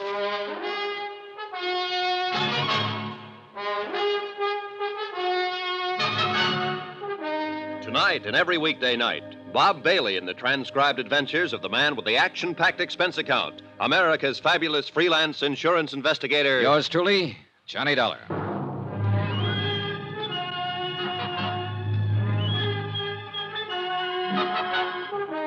Expense account submitted by Special Investigator Johnny Dollar. Location, New York City. To the Northwestern Indemnity Alliance, Hartford, Connecticut. The following is an accounting of expenditures during my investigation of the Amy Bradshaw matter. The threat of an attempt on her well-insured life. Expense account item 5, $1.75. Cab from my hotel to precinct headquarters to talk to Detective Lieutenant Al Cintella. Al looked about the same as the last time I'd seen him. Rugged, competent, maybe a few pounds heavier. Sit down, Johnny. Sit down. Thanks. Something about Amy Bradshaw, you said. Yeah. Didn't know you were a friend of hers. Northwestern Indemnity holds a $25,000 life insurance policy on her. Here, take a look at this note. Amy got it several days ago. You are evil. You will be punished by sudden death. Oh, come on now, Johnny. A couple of nights ago, after the show, somebody shoved Amy off the curb and out into the traffic over in Times Square. Well, the same thing happens to me almost every time I'm around Times Square. You know what I smell in all this? Oh, sure. You probably smell a publicity stunt. I sure do. You think I'd fall for a thing like that? You known Amy Bradshaw very long? No. I'd seen her in a few shows, but last night was the first time I'd ever met her in person. If I didn't know you pretty well, I'd say you might be getting a little stage struck on her. Uh-huh. What about the man who trailed Amy to her apartment last night? Oh? Who? I don't know. I chased him, but he had too much of a lead on me. I still wouldn't go jumping to any conclusions. Who you got to work on, for instance? Well, for one, David Coleman, her director. Then there's the producer, Emery Taylor, and his wife, Dora. From what Amy said, I gather Dora doesn't like her very well. Anybody else? Then there's her agent, Mike Pomeroy. She seems to be pretty wrapped up in him. Whole stable full, huh? Yeah, looks like it. Also, a fellow named Porter Kane, who's usually hanging around the theater waiting for Amy. And finally, the man I really came to talk to you about. Who's that? Name is Bill York, her husband, but they're separated. Oh? She doesn't know where he is. You figure he might tie in somehow? He is the beneficiary of Amy's insurance policy. Well, I'll see if I can turn up an address on him for you. Okay, thanks, Al. In the meantime, I think I'll pay a call on this Porter Kane. See if I can find out just how good a fan he is.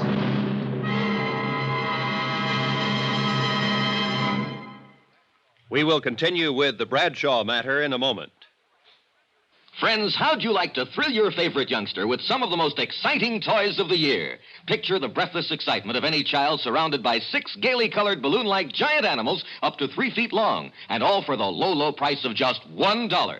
Now, first you get Bounco the clown with round pot belly and funny nose. Next comes Hoppy the Australian kangaroo. Third, there's Roscoe the roller skating bear. He's 2 feet tall and looks almost like real. Fourth, there's Whitey the fat indoor snowman. And fifth, Mortimer the giant mouse, 18 inches long and sure to scare the whiskers scares off any cat. That's 5 different giant animals. But now, hold your breath for the most sensational toy of all, the star of the whole Christmas season, the jolly giant talking Santa Claus, guaranteed to make everybody's Christmas a merrier one. He's a big roly-poly happy Santa. He stands erect on 2 legs, is actually over 3 feet tall and 32 inches around. Best of all, he actually talks. Just pull the tape and he says, "Merry Christmas" for all to hear. He's the biggest, merriest talkingest Santa ever, sure to please your youngsters and spread good cheer. Yes, Giant Santa proves there really is a Santa Claus. That's a total of 6 giant animals made of brightly colored, preformed, sturdy latex, which the kids can easily inflate.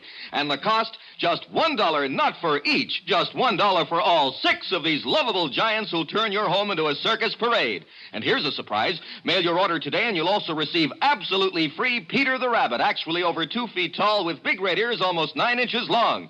But you must send now. Rush $1 plus 10 cents for packing and mailing for each set you want to Giant Animals, Box 1730, Grand Central Station, New York City. If not delighted with every one of your 7 giant animals, return them to the Super Animals Company for a full refund, but keep the giant talking Santa as our gift. Order now. Supplies are limited. Rush $1.10 for packing and mailing for each set in cash, check, or money order to Giant Animals, Box 1730, Grand Central Station, New York City. That's $1 plus 10 cents with your name and address. Mail to Giant Animals, Box 1730. That's Box 1730, Grand Central Station, New York City. Giant Animals, Box 1730, Grand Central Station, New York City.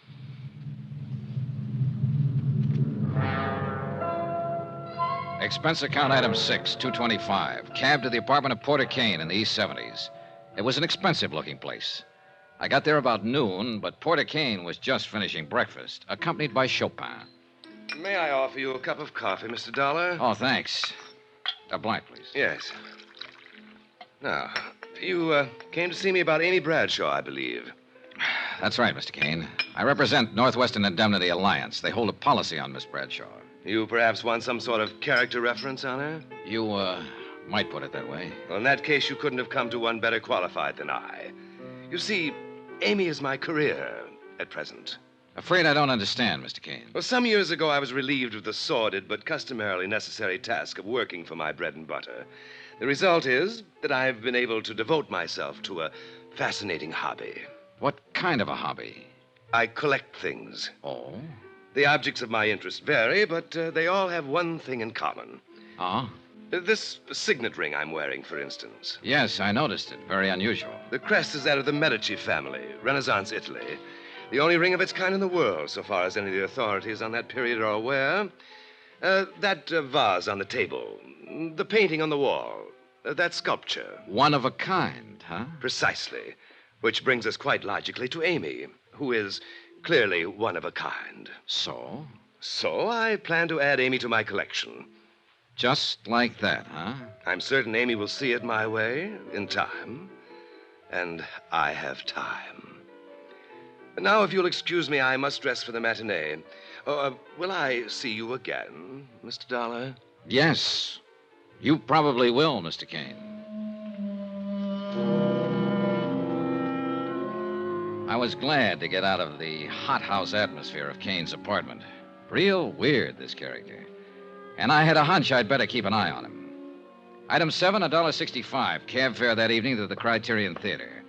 I arrived half an hour before curtain time and headed for Amy's dressing room. Then, as I approached her door... You listen real careful. I'll give it to you once again. You've been tossing wrong cues to Sheila for 3 nights now. You've been doing everything you can to upstage her and make her look bad. Mike, it's just that I've been nervous lately. Maybe I have made a few mistakes in my life. Amy, you know I've got plans for Sheila, and I don't want her looking bad in this play. You've got plans for Sheila. What about us? Amy, we can talk about that some other time. But for now, I just want you to understand. You're to lay off Sheila. I mean it. Is that a threat, Mike? Take it any way you like.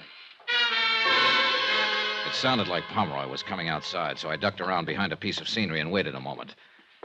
Then I went back to Amy's door. Oh, Johnny. Hello, Amy. You look tired. I am. I just had a little go-around with Mike. Pomeroy? Uh-huh. I've been fluffing some of my lines lately. He seems to think I've been doing it deliberately to make Sheila Mitchell look bad. But he's wrong. Have you found out anything yet, Johnny? No, not much. I still can't believe there's anything to it. It's so silly to let it upset me. It's silly even to give it a thought. Well, try not to, Amy. Let me worry about it. All right. Did I ever tell you it's nice having you around, Johnny? I left the dressing room and started for the alley door, but somebody stepped out in front of me. It was Mike Pomeroy. Hello, Dollar. Oh, hi, Pomeroy.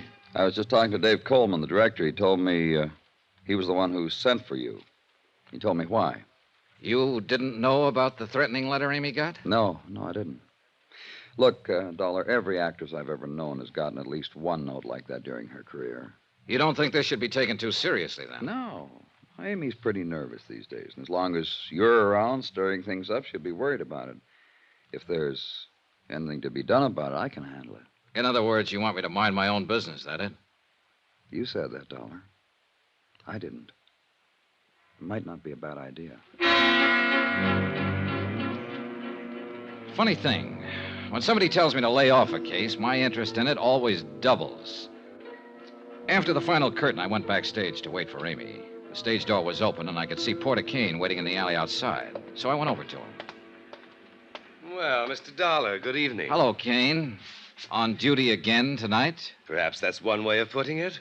I thought I might have a little chat with Amy after she's changed. I'm afraid she has a date. Oh? Do you happen to know with whom? Yeah, me.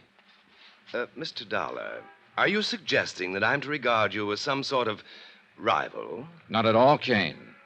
I'm just suggesting that I'm a friend of Amy's. I see. Good night, Mr. Dollar.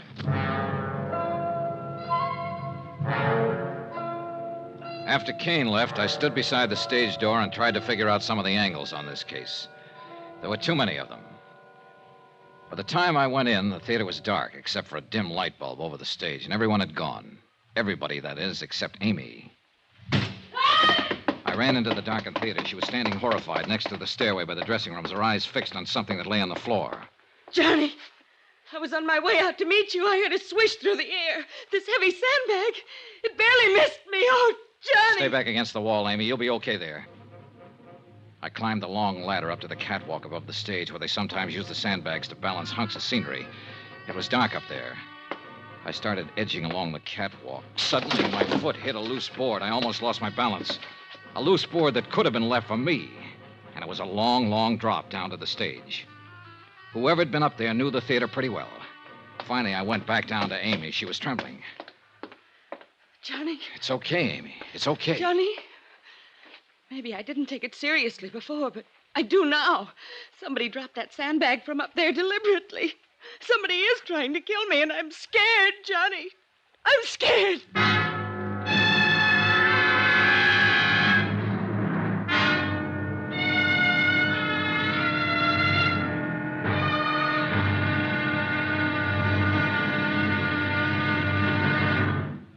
Johnny Dollar will be back in a moment to tell you about tomorrow's episode. Friends, send for your set of some of the most exciting toys of the year. 6 giant inflatable toys for only $1. Some up to 3 feet tall. You get Bounco the Happy Clown, Hoppy the Australian Kangaroo, Roscoe the 2 feet long roller skating bear, Whitey the fat indoor snowman, Mortimer the giant mouse 18 inches long, and last but not least, the great giant talking Santa, a roly-poly giant over 3 feet tall and 32 inches around the belly that actually says Merry Christmas out loud when you pull the tape. That's 6 sensational giant toys for only $1, made of sturdy, gaily colored latex that the kids can easily inflate. Send $1 for each set to Giant Animals, Box 1730, Grand Central Station, New York City. And if you order right now, you get Peter the Rabbit over 2 feet tall absolutely free. If not delighted with your giant animals, your money refunded immediately. Order today. You may never hear this offer again. Rush $1 plus 10 cents for packing and mailing in cash, check, or money order to Giant Animals, Box 1730, Grand Central Station, New York City. That's $1 plus 10 cents for each set with your name and address to Giant Animals, Box 1730, Grand Central Station, New York City.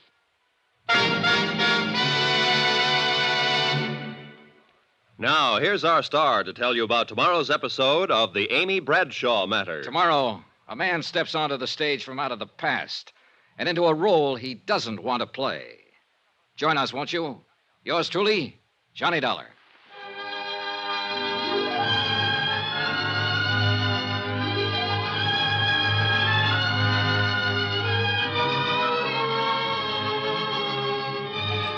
Yours truly, Johnny Dollar, starring Bob Bailey, is transcribed in Hollywood. Written by Robert Reif, it is produced and directed by Jack Johnstone. Be sure to join us tomorrow night, same time and station, for the next exciting episode of Yours truly, Johnny Dollar. Roy Rowan speaking.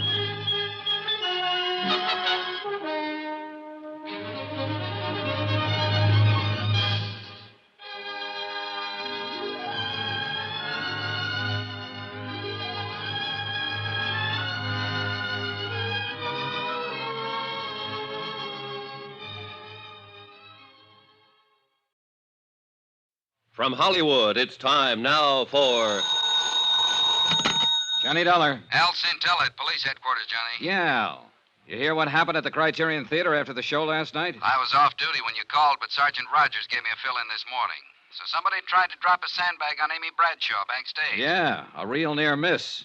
You still think these attempts on her life are publicity stunts? No, it looks like your hunch was right. I'll have a couple of my boys keep an eye on Amy. Thanks. Johnny, you wanted to know the whereabouts of this guy, Bill York, the husband Amy separated from. What have you got on him, Al? 768 West 4th Street, down in Greenwich Village. Thanks, I'll check it.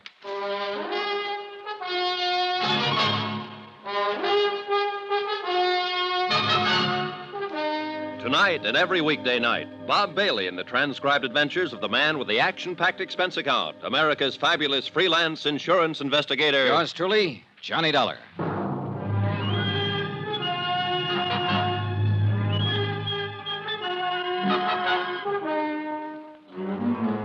New York City, expense account submitted by Special Investigator Johnny Dollar.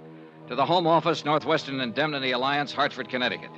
The following is an accounting of expenditures during my investigation of the Amy Bradshaw matter. Expense account item 8, $275. Taxi from my hotel to Greenwich Village to try and locate a writer named Bill York, who had separated from Amy 6 months ago. Amy was a good actress, but she couldn't hide the fact she was plenty scared by the attempts on her life in the last 3 days. My hunch was it was someone close to Amy, and Bill York was very much on my list. After all, he was the beneficiary on her life insurance policy. I hadn't been to this part of the village in 2 or 3 years, but from the looks of it, it hadn't changed a bit. Defiantly shabby and run down. A few beards here and there, a few gals with long, straight hair. Bookstores and bars, side by side. I checked at the address Al Sintella had given me. It was a beat-up old rooming house. Come down here to interview the famous writer, something like that? Not exactly. Too bad. Here I thought you wanted to carry my message to America. No, I'm afraid that's a little out of my department, Mr. York. Amy did mention that you were a writer. I can tell you exactly what she said. She said, you know, Bill's a writer, sort of, right? Well, as a matter of fact. Amy always felt it necessary to apologize for me. That was one thing about our marriage that was always so charming. Well, look, I didn't come here to discuss your marriage, York. I don't know what you're so bitter about. It's none of my business. But... Why, Dollar, what do I have to be bitter about? Here I am, an artist, living an unfettered life of freedom in Greenwich Village. What more could I ask? I guess I haven't read any of your books. Don't worry about it. You're in good company. You and the publishers. Oh, that's too bad. Must make a little problem in the grocery department. Oh, that doesn't worry me. You see, one can always manage to live comfortably in hock. Oh? And if one is willing to hock his soul, of course the returns are much greater. I don't get you.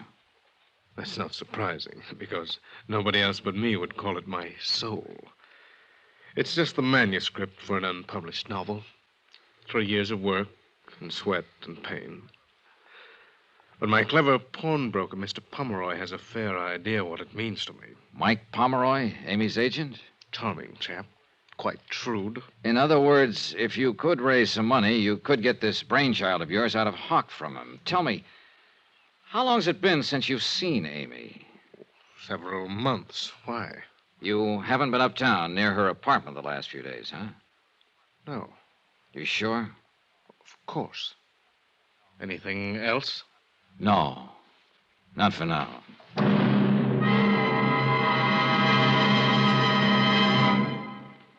We will continue with the Bradshaw matter in a moment. Friends, how'd you like to thrill your favorite youngster with some of the most exciting toys of the year? Picture the breathless excitement of any child surrounded by 6 gaily colored balloon-like giant animals up to 3 feet long, and all for the low, low price of just $1. Now, first you get Bounzo the clown with round pot belly and funny nose. Next comes Hoppy the Australian kangaroo. Third, there's Roscoe the roller skating bear. He's 2 feet tall and looks almost like real. Fourth, there's Whitey the fat indoor snowman. And fifth, Mortimer the giant mouse, 18 inches long and sure to scare the whiskers off any cat. That's 5 different giant animals. But now, hold your breath for the most sensational toy of all, the star of the whole Christmas season, the jolly giant talking Santa Claus, guaranteed to make everybody's Christmas a merrier one. He's a big roly-poly happy Santa. He stands erect on 2 legs, is actually over 3 feet tall and 32 inches around. Best of all, he actually talks. Just pull the tape and he says, "Merry Christmas" for all to hear. He's the biggest, merriest talkingest Santa ever, sure to please your youngsters and spread good cheer. Yes, Giant Santa proves there really is a Santa Claus. That's a total of 6 giant animals made of brightly colored, preformed, sturdy latex, which the kids can easily inflate. And the cost, just $1, not for each, just $1 for all 6 of these lovable giants who'll turn your home into a circus parade. And here's a surprise. Mail your order today and you'll also receive absolutely free Peter the Rabbit, actually over 2 feet tall with big red ears almost 9 inches long. But you must send now. Rush $1 plus 10 cents for packing and mailing for each set you want to Giant Animals, Box 1870, Grand Central Station, New York City. If not delighted with every one of your 7 giant animals, return them to the Super Animals Company for a full refund. But keep the giant talking Santa as our gift. Order now, supplies are limited. Rush $1.10 for packing and mailing for each set in cash, check, or money order to Giant Animals, Box 1870, Grand Central Station, New York City. That's $1 plus 10 cents with your name and address. Mail to Giant Animals, Box 1870. That's Box 1870, Grand Central Station, New York City. Giant Animals, Box 1870, Grand Central Station, New York City.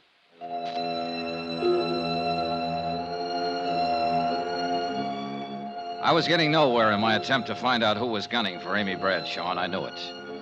I called Mike Pomeroy, her agent, but he was out, so I took the next name on my list, the producer of Amy's play, Emery Taylor.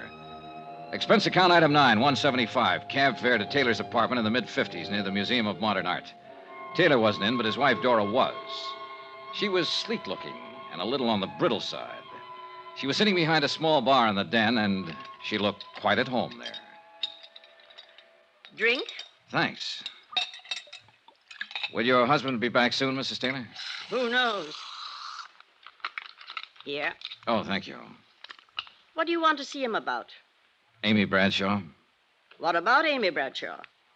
I wanted to ask him if he knew of anyone who might want to harm Amy for any reason. Oh, I could answer that better than Emery. There is someone? There certainly is. Who? Me. Why? Would you like it if your husband was knocking himself out for for a younger woman? Well, now, isn't that part of the business? Is it? That's not all. Amy's hurt plenty of people getting where she is. You think your husband's one of them? I hope not. Who has she hurt, Mrs. Taylor? Do you know Dave Coleman? Her director? He was very much in love with Amy a few months ago. Oh, I see. I don't like to see someone I like get the way he was. One night here, he had a couple too many. He said if he couldn't have her... Oh. Funny. How quick he got over it, though. Never says anything about it anymore, huh? Not a word. What about Porter Kane? Oh, you've met him. Is he one of them that Amy's hurt? No, he's not in that category. Whatever happened to hurt him must have happened at about the age of 5. What do you mean? Oh, isn't that when most of our troubles start? I wouldn't know. I once paid a psychiatrist $500 to tell me that's when mine started. Your troubles? Sure. Can't you tell, Mr. Dollard? I'm the mixed-up type. Aren't we all, Mrs. Taylor? I left her, still sitting behind the bar, and somehow I felt sorry for her. But she had given a new lead. David Coleman, Amy's director, who'd had it bad for Amy just a few months ago and had now completely recovered. Maybe. I made a mental note to have a little chat with Coleman that night. Then I put in another call to Mike Pomeroy. This time he was in, and I finally talked him into meeting me at a little bar on West 44th near the theater. But when I got there, I could see that he wasn't feeling very cooperative. Look, Dollar, I suggested once before, nice and polite, that maybe you should try minding your own business. I got the message, all right, Pomeroy, and now I've got one for you. I am minding my own business. This is what I was hired to do. The insurance company I represent holds a pretty hefty life insurance policy on Amy. And if she's in any danger, they want to know about it. But I told you before, I think this whole thing's pretty silly. I had a talk with Bill York, the writer, this morning. Even though he and Amy are separated, you know, he's still the beneficiary on her policy. So? So he says he's in hock to you. He's a bum. He wasn't doing Amy any good. She was worrying about him. When they split up, I told him as long as he stayed away from her, didn't try to see her, I'd keep him in groceries. I see. But naturally, I wanted some security. The manuscript of his book, for instance? Great unborn American novel. Well, apparently that manuscript means a lot to him. That's why I figured it'd be good security. What's the matter, Dollar? You look like you smelled something bad. Do I? What am I supposed to be? A philanthropist? Let me make one thing clear, Pomeroy. As far as the kind of loans you make, I agree with you. It's none of my business. But maybe I just got a sensitive nose. Yeah. Anyway, now I want my dough back. Is there anything wrong with that? Not a thing. I've got a play lined up I know will go over big. I want to produce it. York's tab has run up to several $1,000 now. I could use the money. I see. The stupid part of the whole deal is that York could pay me back within a couple of months if he wanted to. Oh. Sure. There's a lot of dough floating around to be made in television these days. But that prima donna thinks he's way above that sort of thing. This play you want to produce, Pomeroy, will it star Amy? No. Sheila Mitchell. Oh. Well, thanks for the information. Be seeing you. I doubt it. On my way over to the Criterion Theater, I thought about Pomeroy. A rugged customer. And I felt he was one more who wouldn't let anyone stand in the way of anything he wanted to do. After the show, I picked up Amy backstage and took her back to her apartment. She looked very tired and didn't say much.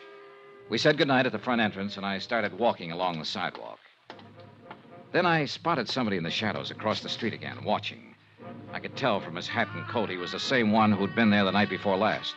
I kept on walking until I reached the corner, then circled halfway around the block to an alley and edged up on him from behind. He didn't see me until I dove at him. Well, Bill York. So, what are you doing here? So you haven't been near Amy for a long time, huh? Except tonight and the night before last, watching her apartment. Darling. Come on, York, start talking. And it better be good.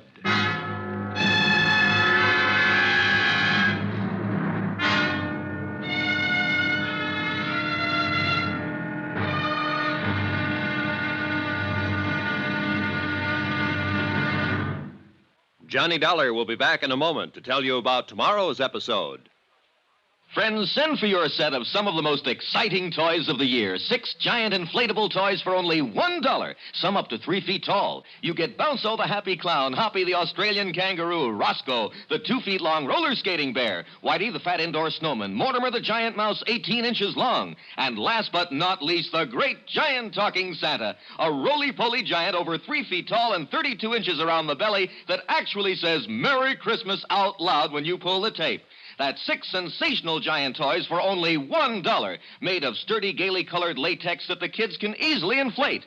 Send $1 for each set to Giant Animals, Box 1870, Grand Central Station, New York City. And if you order right now, you get Peter the Rabbit over 2 feet tall absolutely free. If not delighted with your Giant Animals, your money refunded immediately. Order today. You may never hear this offer again. Rush $1 plus 10 cents for packing and mailing in cash, check, or money order to Giant Animals Box 1870, Grand Central Station, New York City. That's $1 plus 10 cents for each set with your name and address to Giant Animals Box 1870, Grand Central Station, New York City. Now, here's our star to tell you about tomorrow's episode of The Amy Bradshaw Matter. Tomorrow, I find I have even more of a reason for keeping Amy alive than I'd realized. Join us, won't you? Yours truly, Johnny Dollar.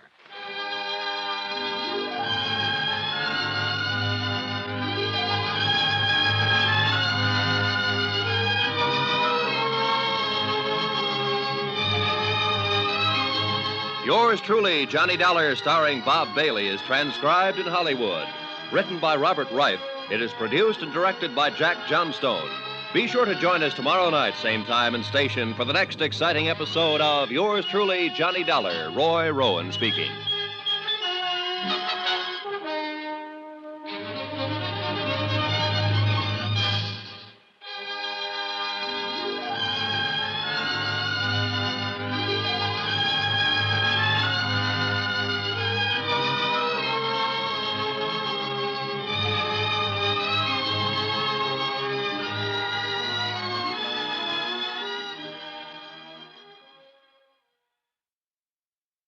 From Hollywood, it's time now for Johnny Dollar. Al's Intel at police headquarters, Johnny. Better get over here to my hotel room, Al. I've got company. Who is it? Bill York. Amy Bradshaw's ex-husband? Right. I caught him watching her apartment half an hour ago, and he's the one who was watching it the other night. This time I had better luck catching him. Has he opened up yet? No, but he will. Johnny, take it easy with him. I think he's got plenty to tell us. Looks like he's the boy we're after, Al.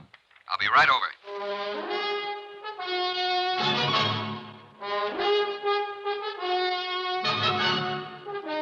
Tonight and every weekday night, Bob Bailey in the transcribed adventures of the man with the action-packed expense account, America's fabulous freelance insurance investigator. Yours truly, Johnny Dollar.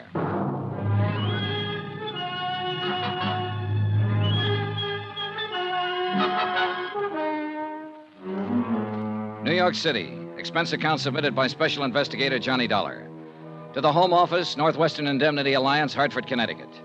The following is an accounting of expenditures during my investigation of the Amy Bradshaw matter. Amy, star of a Broadway play, and somebody was out to get her.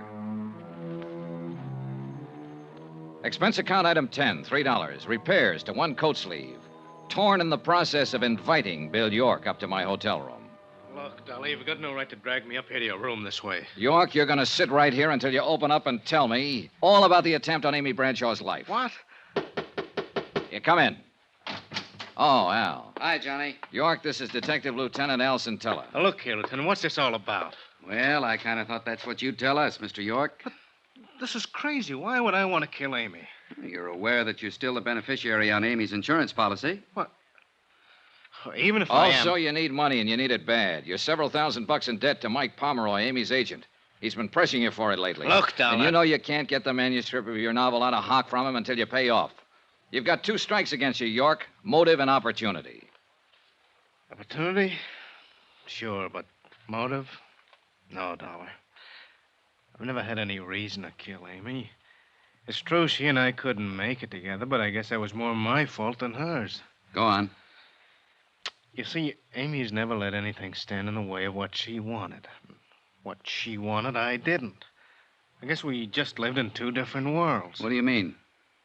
She's always been a success, and I've always been a failure. You still haven't explained why you lied to me, York. Lied? When I talked to you this morning, you told me you hadn't been near Amy for a long time.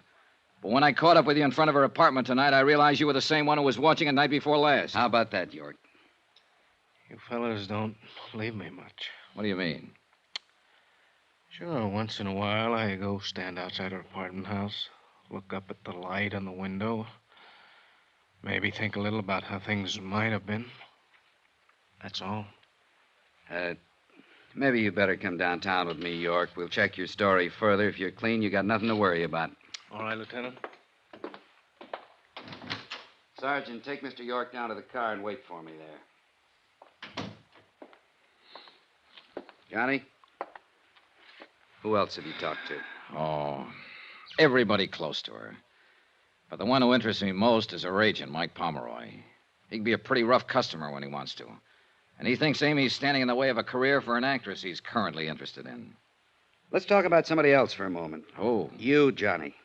I think you're getting a little bit out of line. What do you mean? Down at police headquarters, we got a little black book. It tells us what to do and what not to do. It doesn't say anything about insurance investigators dragging possible suspects to their hotel room to question them. Listen, Al, when I'm assigned to a case, I usually try to break it any way I can. I know. It's just that I think you're taking this case pretty big. Meaning? Yesterday I told you that if I didn't know you better, I'd think you were falling for Amy a little yourself. Think it over, Johnny.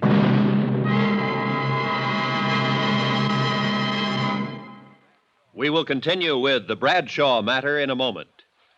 Friends, how'd you like to thrill your favorite youngster with some of the most exciting toys of the year? Picture the breathless excitement of any child surrounded by 6 gaily colored balloon-like giant animals up to 3 feet long, and all for the low, low price of just $1. Now, first you get Bounzo the clown with round pot belly and funny nose. Next comes Hoppy the Australian kangaroo. Third, there's Roscoe the roller skating bear. He's 2 feet tall and looks almost like real. Fourth, there's Whitey the fat indoor snowman. And fifth, Mortimer the giant mouse, 18 inches long and sure to scare the whiskers off any cat. That's 5 different giant animals. But now, hold your breath for the most sensational toy of all, the star of the whole Christmas season, the jolly giant talking Santa Claus, guaranteed to make everybody's Christmas a merrier one. He's a big roly-poly happy Santa. He stands erect on 2 legs, is actually over 3 feet tall and 32 inches around. Best of all, he actually talks. Just pull the tape and he says, "Merry Christmas" for all to hear. He's the biggest, merriest, talkingest Santa ever, sure to please your youngsters and spread good cheer. Yes, Giant Santa proves there really is a Santa Claus.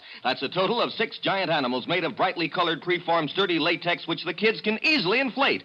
And the cost, just $1, not for each, just $1 for all 6 of these lovable giants who'll turn your home into a circus parade. And here's a surprise. Mail your order today and you'll also receive absolutely free Peter the Rabbit, actually over 2 feet tall with big red ears almost 9 inches long. But you must send now. Rush $1 plus 10 cents for packing and mailing for each set you want to Giant Animals, Box 1907, Grand Central Station, New York City. If not delighted with every one of your 7 giant animals, return them to the Super Animals Company for a full refund, but keep the giant talking Santa as our gift. Order now. Supplies are limited. Rush $1.10 for packing and mailing for each set in cash, check, or money order to Giant Animals, Box 1907, Grand Central Station, New York City. That's $1 plus 10 cents with your name and address. Mail to Giant Animals, Box 1907. That's Box 1907, Grand Central Station, New York City. Giant Animals, Box 1907, Grand Central Station, New York City.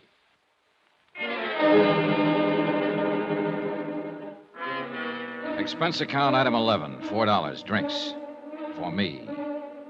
I thought about what Al Centella had said. The possibility I was falling for Amy Bradshaw. Thought about it for 2 hours. Finally, I decided I had to find out if he was right. I went over to Amy's apartment. It was good of you to come over, Johnny. I just can't seem to sleep lately. Yeah. I noticed there's a policeman on duty down in the lobby. Lieutenant Centella arranged for that. It's funny. It should make me feel better, but it doesn't. It just keeps reminding me of it. A threat on my life. I'm glad you're here, Johnny. So am I. Awfully glad. Maybe I shouldn't say that, but... Do you hear any objections? Oh, well, who could... Excuse me. Yeah, sure. Hello? Yes? Oh, Porter. What? No, I'm sorry. No, really, Porter, it's out of the question. No, Good night, Porter. Kane, huh? Yes, I suppose he means well. But he can be rather annoying. Do you have a cigarette, Johnny? Here. Thanks.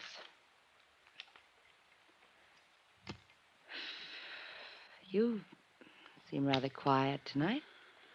Oh, just thinking, I guess. It's funny. A meeting like this. Yeah. Just a few days ago, I didn't know you at all. And now... And now what? I don't know, Johnny. I don't know. Amy. It was a mistake, Johnny. I'm sorry. Was it? Yes. Johnny, I'm afraid I've hurt a couple of people in the past. I don't want to hurt you. Don't worry, you won't. And that's the wonderful thing about being an actress. You play so many parts. The kiss. That was playing a part, huh? Even if it weren't, Johnny, it'd be no good. There'd always be something between us. It's right over there on the mantel. The clock? Yes. We can't turn it back. If I'd met you a long time ago before Mike or But I didn't. No. So? Is the clock so bad, Amy? It is to an actress. Sometimes I pretend it isn't there. You ever do that, John? No, it doesn't do any good. But you can try. You can live a whole life trying. Isn't that really what we all do? I don't know. We go along playing our parts, doing what we have to do, pretending the clock isn't there. But all the while it is. And though we keep on fighting against it, we know we can't turn it back. We can't even stop it. One thing I'd accomplished, I guess. I'd decided I wouldn't be seeing Amy anymore after this case was wound up. Winding it up, though, was another question, and I was still as far from home as ever on it. But I couldn't seem to get Porter Kane and his quaint little hobby of collecting things out of my mind. Why, good evening, Mr. Dollar. Hello, Mr. Kane. Come in, come in. Thanks. I know it's late. I'm sorry. Not at all. As a matter of fact, I was hoping I'd see you again. I don't want to keep you. I see your hat and coat. No, there. I'm not going out. I've just come in. Oh. You said you were hoping you'd see me again? Yes, I enjoyed our other little chat very much.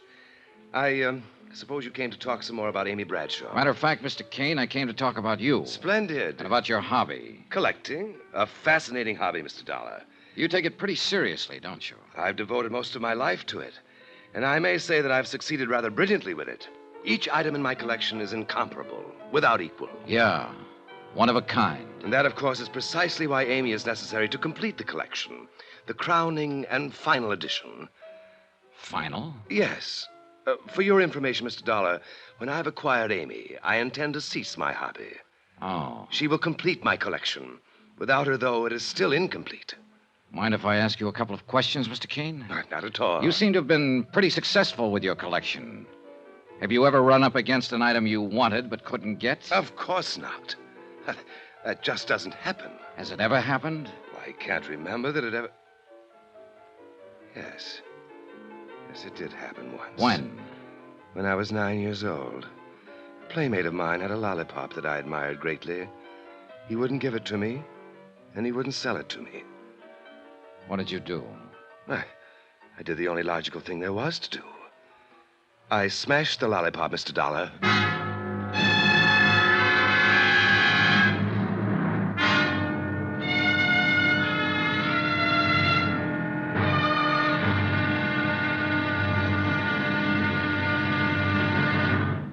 Johnny Dollar will be back in a moment to tell you about tomorrow's episode. Friends, send for your set of some of the most exciting toys of the year. 6 giant inflatable toys for only $1. Some up to 3 feet tall. You get Bounco the Happy Clown, Hoppy the Australian Kangaroo, Roscoe the 2 feet long roller skating bear, Whitey the fat indoor snowman, Mortimer the giant mouse 18 inches long, and last but not least, the great giant talking Santa, a roly-poly giant over 3 feet tall and 32 inches around the belly that actually says Merry Christmas out loud when you pull the tape. That's 6 sensational giant toys for only $1, made of sturdy, gaily colored latex that the kids can easily inflate. Send $1 for each set to Giant Animals, Box 1907, Grand Central Station, New York City. And if you order right now, you get Peter the Rabbit over 2 feet tall absolutely free. If not delighted with your giant animals, your money refunded immediately. Order today. You may never hear this offer again. Rush $1 plus 10 cents for packing and mailing in cash, check, or money order to Giant Animals, Box 1907, Grand Central Station, New York City. That's $1 plus 10 cents for each set with your name and address to Giant Animals, Box 1907, Grand Central Station, New York City. Now, here's our star to tell you about tomorrow's episode of the Amy Bradshaw matter. Tomorrow, well, it's the wind-up, and a pretty rough one. Join us, won't you? Yours truly, Johnny Dollar. Yours truly, Johnny Dollar, starring Bob Bailey, is transcribed in Hollywood. Written by Robert Reif, it is produced and directed by Jack Johnstone. Be sure to join us tomorrow night, same time and station, for the next exciting episode of Yours truly, Johnny Dollar. Roy Rowan speaking.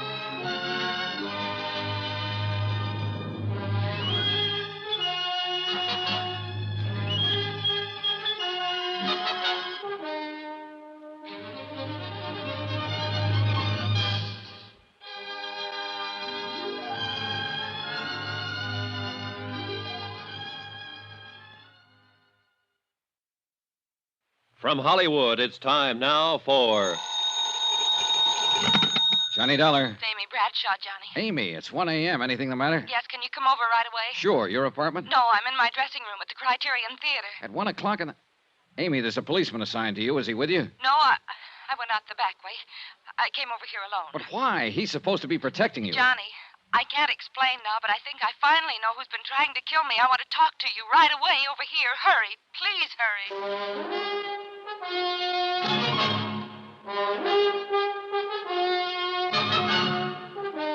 Tonight and every weekday night, Bob Bailey in the transcribed adventures of the man with the action-packed expense account, America's fabulous freelance insurance investigator. Yours truly, Johnny Dollar.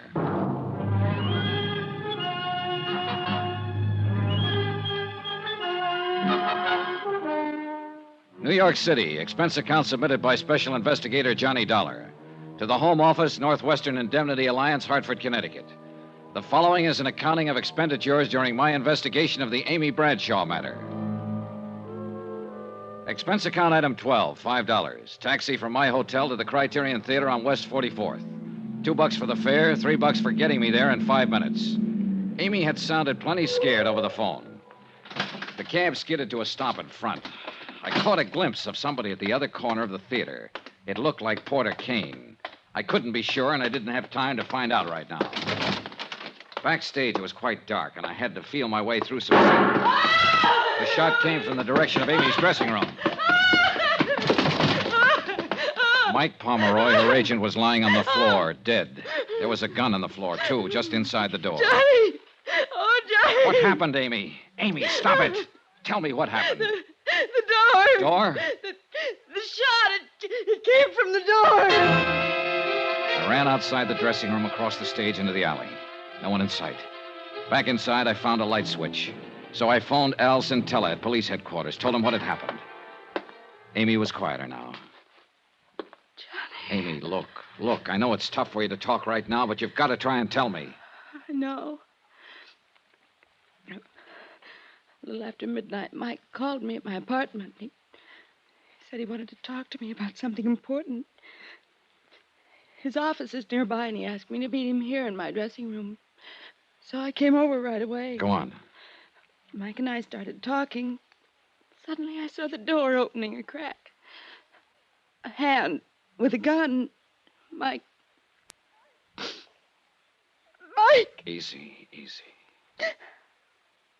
Mike saw it, too.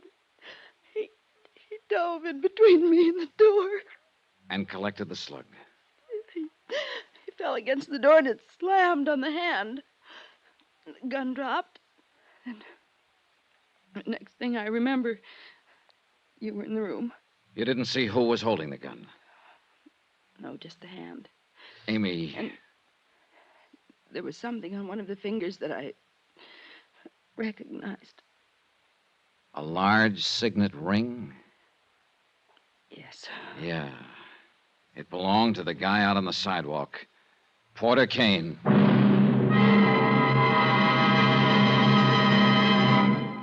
We will continue with the Bradshaw matter in a moment. Friends, how'd you like to thrill your favorite youngster with some of the most exciting toys of the year? Picture the breathless excitement of any child surrounded by 6 gaily colored balloon-like giant animals up to 3 feet long, and all for the low, low price of just $1. Now, first you get Bounzo the clown with round pot belly and funny nose. Next comes Hoppy the Australian kangaroo. Third, there's Roscoe the roller skating bear. He's 2 feet tall and looks almost like real. Fourth, there's Whitey the fat indoor snowman. And fifth, Mortimer the giant mouse, 18 inches long and sure to scare the whiskers off any cat. That's 5 different giant animals. But now, hold your breath for the most sensational toy of all, the star of the whole Christmas season, the jolly giant talking Santa Claus, guaranteed to make everybody's Christmas a merrier one. He's a big roly-poly happy Santa. He stands erect on 2 legs, is actually over 3 feet tall and 32 inches around. Best of all, he actually talks. Just pull the tape and he says, "Merry Christmas" for all to hear. He's the biggest, merriest, talkingest Santa ever, sure to please your youngsters and spread good cheer. year. Yes, Giant Santa proves there really is a Santa Claus. That's a total of 6 giant animals made of brightly colored preformed sturdy latex which the kids can easily inflate. And the cost, just $1, not for each, just $1 for all 6 of these lovable giants who'll turn your home into a circus parade. And here's a surprise. Mail your order today and you'll also receive absolutely free Peter the Rabbit, actually over 2 feet tall with big red ears almost 9 inches long. But you must send now. Rush $1 plus 10 cents for packing and mailing for each set you want to Giant Animals, Box 1918, Grand Central Station, New York City. If not delighted with every one of your 7 giant animals, return them to the Super Animals Company for a full refund. But keep the giant talking Santa as our gift. Order now. Supplies are limited. Rush $1.10 for packing and mailing for each set in cash, check, or money order to Giant Animals, Box 1918, Grand Central Station, New York City. That's $1 plus 10 cents with your name and address. Mail to Giant Animals, Box 1918. That's Box 1918, Grand Central Station, New York City. Giant Animals, Box 1918, Box 1918, Grand Central Station, New York City. Lieutenant Scintilla arrived at Amy's dressing room, and Amy repeated her story to him. He sent a couple of his boys out to pick up Porter Kane. Alan, Amy, and I went down to headquarters. We left her in one room while we went into another to question Kane, who'd been picked up at his apartment. See here, Lieutenant, I don't know what this is all about, but I certainly object to being routed out Just hold it, Kane. You know why you're down here. I certainly do not. You don't know that Mike Pomeroy's dead, eh? Amy's agent? Really? Really? Well, I never did like that chap. Quite an insensitive person. Well, he's real insensitive now, Kane. He's dead. How did it happen? Mike was shot by mistake. The real target was Amy. Good heavens, no. When's the last time you saw Amy? The night before last. I spoke to her briefly after the show. You haven't talked to her on the telephone? No. You're lying. Now, see here, you phoned her Dollar. at her apartment about 11 p.m. I was there. All right. I did telephone her. I suggested she meet me somewhere. I told her I'd wait for her outside her apartment. Go on. I saw her come out later by the alley, so I followed her to the theater, thinking she meant for us to talk there. But then I heard a shot. So you admit being in the vicinity? Well, yes, but I definitely did not go into the theater. Didn't you? Kane, Amy got a look at the hand holding the gun. There was a ring on one of the fingers. Ring? Your ring. She's completely mistaken. That's a very distinctive ring. It's not one that anybody be mistaken about. See here, Lieutenant, all of this wild supposition is based on the assumption that I had a motive for wanting to kill Amy. You told me what your motive was when I talked to you last evening in your apartment. What do you mean? I asked you what you'd do if you wanted something for your collection and couldn't get it. You told me a story about what happened when you were just a kid, 9 years old. But I say Another that... kid had a lollipop you wanted. He wouldn't give it to you, so you smashed it. And that's what you were trying to do tonight in Amy's dressing room. You couldn't have her, so you tried to smash her.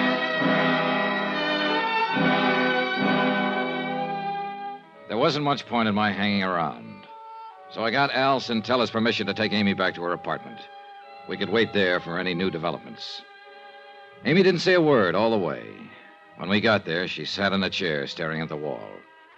When she finally spoke, it was more like she was talking to herself. He's dead. Amy, He's dead because of me. stop talking that way. Mike Pomeroy jumped in the way of a bullet. If he hadn't, you'd be dead. Would have been better that way. Stop it, Amy. Johnny, Yeah. I think... You think what? Oh, just a minute. I'll get it. It was Al Scintilla down at police headquarters. When he finished talking, I didn't say anything. There wasn't anything to say. After I hung up, I stood there a moment, staring out the window. It had started to rain. I felt old and tired and empty and sick.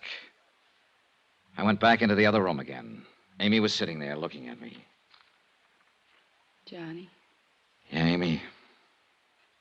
was that call for me? No. Who was it? Lieutenant Scintilla. Oh, The gun that killed Mike Pomeroy.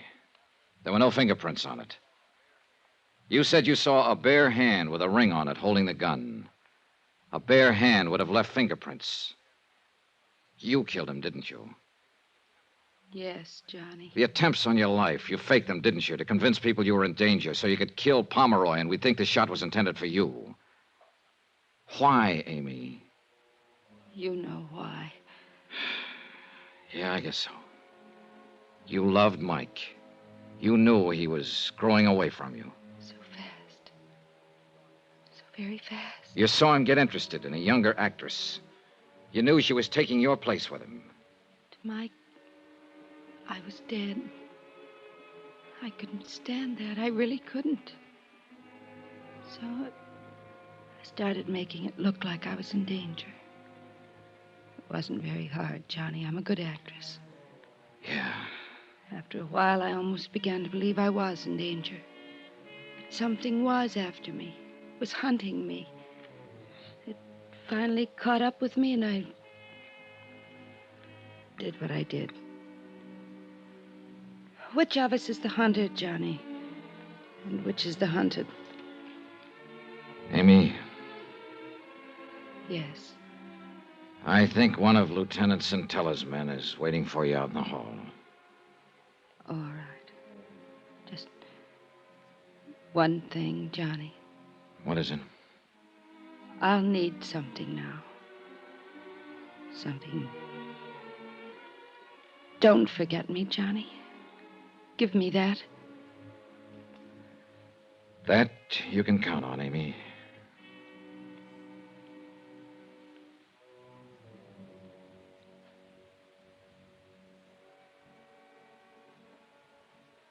She walked out of the room, and she didn't look back. I'm glad she didn't.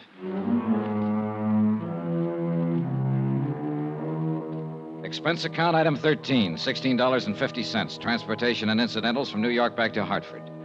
Expense account total, $185.20. End of account, end of report. Remarks? Amy repeated her confession to Lieutenant Centella. Her trial's coming up soon. Sweet case. Well, tomorrow's another day. So they tell me. Yours truly, Johnny Dollar.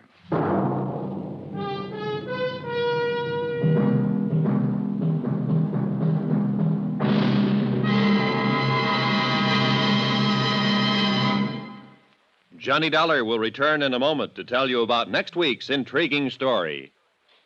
Friends, send for your set of some of the most exciting toys of the year. 6 giant inflatable toys for only $1. Some up to 3 feet tall. You get Bounco the Happy Clown, Hoppy the Australian Kangaroo, Roscoe the 2 feet long roller skating bear, Whitey the fat indoor snowman, Mortimer the giant mouse 18 inches long, and last but not least, the great giant talking Santa, a roly-poly giant over 3 feet tall and 32 inches around the belly that actually says Merry Christmas out loud when you pull the tape.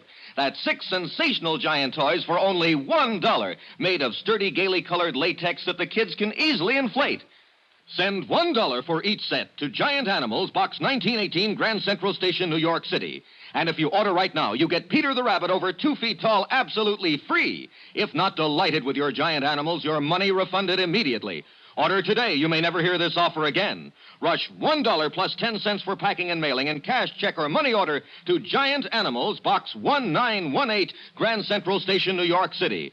That's $1 plus 10 cents for each set with your name and address to Giant Animals, Box 1918, Grand Central Station, New York City.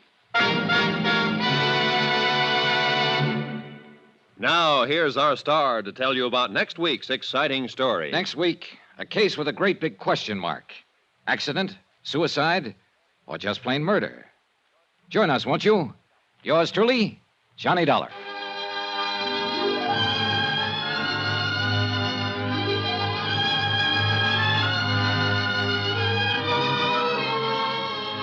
Yours truly, Johnny Dollar, starring Bob Bailey, is transcribed in Hollywood. Written by Robert Reif, it is produced and directed by Jack Johnstone. Heard in this week's cast were Virginia Gregg, Florence Walcott, Don Diamond, Larry Thor, Vic Perrin, and Carlton Young. Musical supervision by Amerigo Marino. Be sure to join us on Monday night, same time and station, for another exciting story of yours truly, Johnny Dollar. This is Roy Rowan speaking.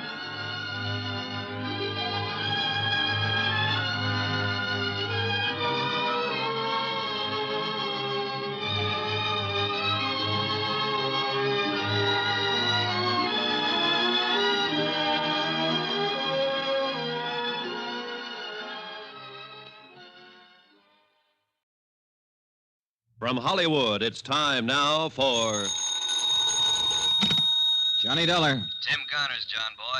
Congratulate me. Congratulations, Tim. What for? I just had another boy. 7 pounds, 12 ounces. Hey, you like cigars? Sure. Well, come on down and pick one up. Oh, maybe you better pack a suitcase, too. I got one for you out in Culver, Montana. Where's that? I just told you. Out in Montana somewhere. We have a debt policyholder there named Henderson. Henderson, huh? Yeah. Now, we don't know if he was murdered, committed suicide, or had an accident. Well, what does it look like? All three. Okay, Tim, be there in an hour.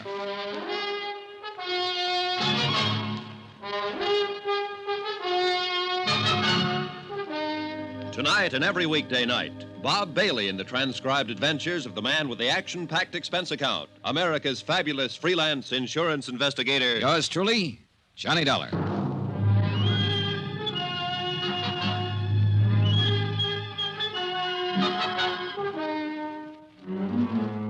Expense account submitted by Special Investigator Johnny Dollar to Paramount Insurance Adjusters, Hartford, Connecticut. The following is an accounting of expenditures during my investigation of the Henderson matter, whatever it's going to be. Expense account item 1, $1.25 for a detailed map.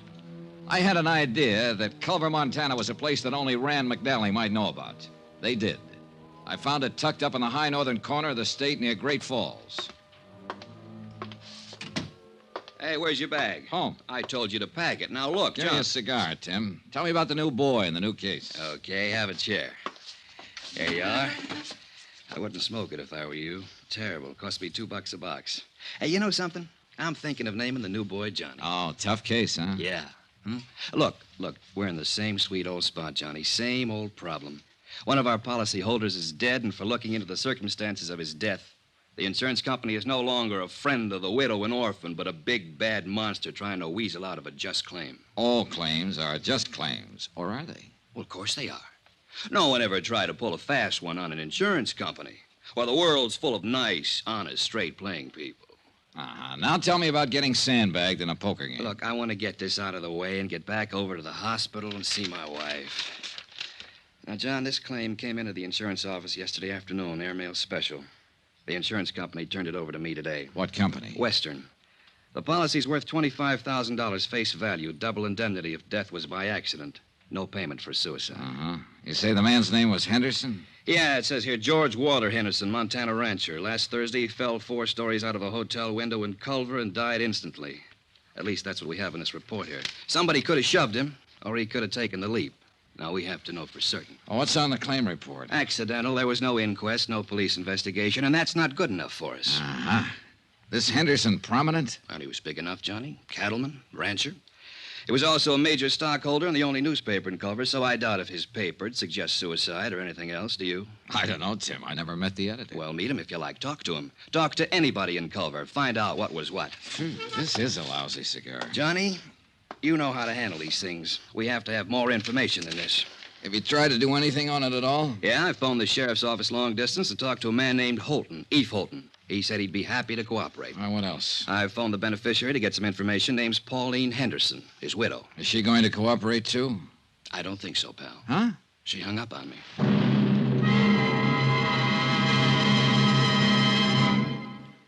We will continue with the Henderson matter in a moment. Friends, how'd you like to thrill your favorite youngster with some of the most exciting toys of the year? Picture the breathless excitement of any child surrounded by 6 gaily colored balloon-like giant animals up to 3 feet long, and all for the low, low price of just $1. First, you get Bounzo the clown with round pot belly and funny nose. Next comes Hoppy the Australian kangaroo. Third, there's Roscoe the roller skating bear. He's 2 feet tall and looks almost like real. Fourth, there's Whitey the fat indoor snowman. And fifth, Mortimer the giant mouse, 18 inches long and sure to scare the whiskers off any cat. That's 5 different giant animals. But now hold your breath for the most sensational toy of all, the star of the whole Christmas season, the jolly giant talking Santa Claus. Guaranteed to make everybody's Christmas a merrier one. He's a big, roly-poly, happy Santa. He stands erect on 2 legs, is actually over 3 feet tall and 32 inches around. Best of all, he actually talks. Just pull the tape and he says, Merry Christmas for all to hear. He's the biggest, merriest, talkingest Santa ever. Sure to please your youngsters and spread good cheer. Yes, Giant Santa proves there really is a Santa Claus. That's a total of 6 giant animals made of brightly colored preformed sturdy latex, which the kids can easily inflate. And the cost just $1, not for each. Just $1 for all 6 of these lovable giants who'll turn your home into a circus parade. And here's a surprise. Mail your order today and you'll also receive absolutely free Peter the Rabbit, actually over 2 feet tall with big red ears almost 9 inches long. But you must send now. Rush $1 plus 10 cents for packing and mailing for each set you want to Giant Animals, Box 90, Grand Central Station, New York City. If not delighted with every one of your 7 giant animals, return them to the Super Animals Company for a full refund, but keep the giant talking Santa as our gift. Order now. Supplies are limited. Rush $1.10 for packing and mailing for each set in cash, check, or money order to Giant Animals, Box 90, Grand Central Station, New York City. That's $1 plus 10 cents with your name and address. Mail to Giant Animals, Box 90, Box 90, Grand Central Station, New York City. Giant Animals, Box 90, Grand Central Station, New York City. Expense account item 2, $185.65. Airfare, Hartford, Connecticut to Great Falls, Montana. The nearest point I could make to Culver by air. Item 3, $3. I took the train to Culver. Sometimes when I'm having nightmares, I dream about the smelter stack standing up against the cadaverous hills that lie to the south of town. Everything, including the 3 or 4 feet of snow covered with a uniform dinginess, made Culver an ugly little town set in an ugly notch between 2 ugly mountains. The only hotel in town was the Butte. It happened to be 4 stories high. It also happened to be the place where George Henderson had met his death.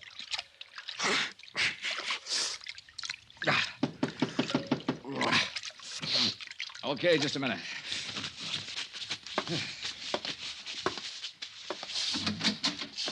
Mr. Dollar? Yeah. I'm Eve Holton, sheriff here. Huh? You're from the insurance people, aren't you? Yeah, that's right. Mm-hmm. Been expecting that you'd be in sooner or later. Well, I'm glad to meet you, Mr. Holton. Call me Eve, son. Everybody does. Hey, got a drink on you? And no, I haven't. Well, I got one on me.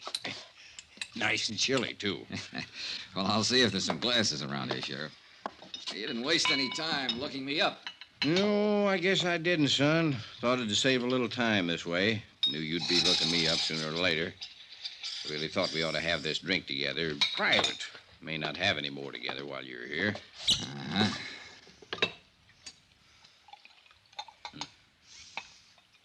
Well, health and happiness, boy. Same to you. Now, this drink we're having. This is in your room, and I'm just a fellow welcoming you to Culver. In my office or on that street out there, I'm a sheriff. And I'm going to be real official. All right, go on.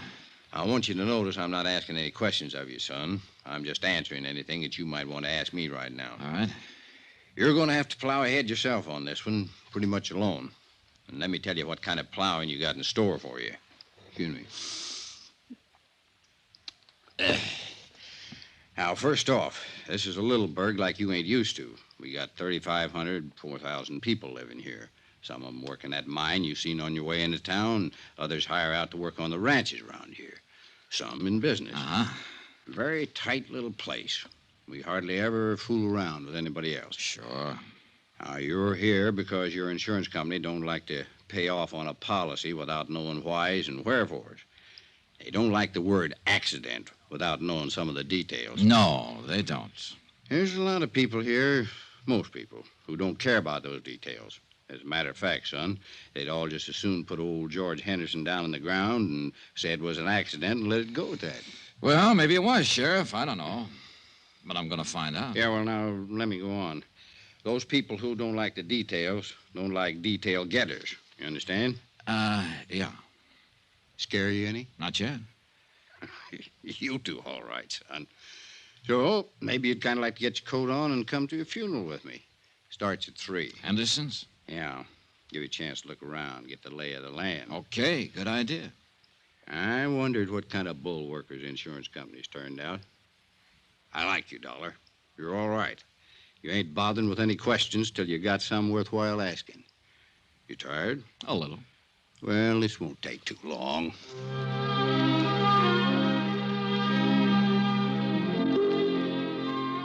A half hour later, I was standing beside Sheriff Eve Holton on a flat-top hillside that served as a cemetery. The snow was white and gleaming under the winter sun of the mid-afternoon skies, the air cold and crisp. Dear thee, our heavenly Father, who knoweth all things, we commit the body of our beloved to thy eternal care. Thy will be done. Trusting ever in thy mercy, we invoke the consolation of thy sheltering wing. Earth to earth, ashes to ashes, dust to dust. In sure and certain hope of resurrection into eternal life, in the name of the Father, and of the Son, and of the Holy Ghost. Amen. Here. Oh, that's that. Yeah. Poor George. Eve. Which one is Mrs. Henderson? There. That's Pauline Henderson?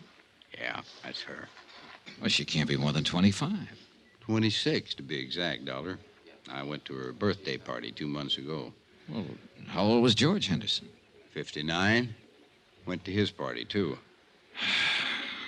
Yeah. Pretty thing, Very. Any other family? Nope. No other wife, huh? Nope. Want to meet her? No, not right now. Mm-hmm. Well, suit yourself. Kind of thought you might start thinking when you got a look at her. Now, just keep on the way you're doing. You're doing fine. When there's something you got to know, you'll find out. Well, Leaf, I already know one thing. Yeah? What's that? I'm going to ask for a coroner's inquest. Just from seeing her? Just from seeing her. Mm-hmm. You're a sly one, Johnny.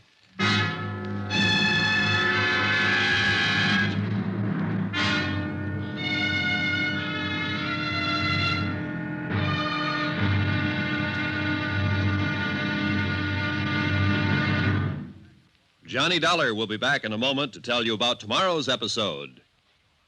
Friends, send for your set of some of the most exciting toys of the year. 6 giant inflatable toys for only $1, some up to 3 feet tall. You get Bounce-O the happy clown, Hoppy the Australian kangaroo, Roscoe the 2 feet long roller skating bear, Whitey the fat indoor snowman, Mortimer the giant mouse 18 inches long, and last but not least, the great giant talking Santa, a roly-poly giant over 3 feet tall and 32 inches around the belly that actually says Merry Christmas out loud when you pull the tape. That's 6 sensational giant toys for only $1, made of sturdy, gaily colored latex that the kids can easily inflate. Send $1 for each set to Giant Animals, Box 90, Grand Central Station, New York City.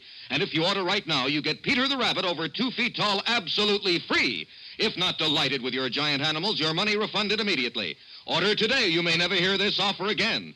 Rush $1 plus 10 cents for packing and mailing in cash, check, or money order to Giant Animals, Box 90, Grand Central Station, New York City. That's $1 plus 10 cents for each set with your name and address to Giant Animals, Box 90, Grand Central Station, New York City. Now, here's our star to tell you about tomorrow's episode of The Henderson Matter. Tomorrow, I find out how hard it is to believe what I see. And I see plenty. Join us, won't you? Yours truly, Johnny Dollar.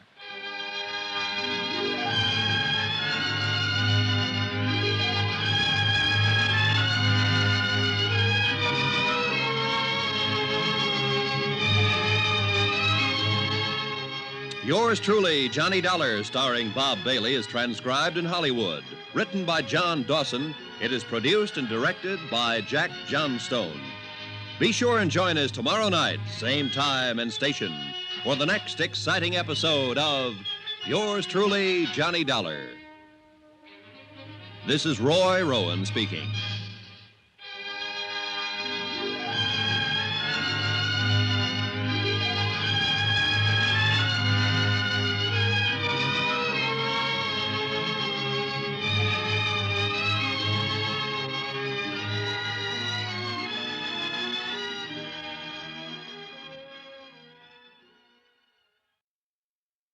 From Hollywood, it's time now for Johnny Dollar. Eve Holden, how are you this morning? Oh, pretty good, Sheriff. How about yourself? Oh, I'm fine, dandy. You were over at the City Hall this morning, huh? Yeah, that's right. I requested the coroner to conduct an inquest into the death of George Henderson. Yeah, I know. The coroner left it up to me. Huh? Yeah, came into my office and asked me if I had any reason to conduct an inquest into the death of George Henderson. I told him I didn't have any reason, but I'd do it if I was ordered to. Well, what happens now? Well, somebody will have to decide whether there's going to be an inquest or not. Who? Mayor, I guess. I don't know. Anyhow, you stirred up some action, and you'll be getting it. Yeah, where? Just stay where you are, son. My guess is it'll come right to you.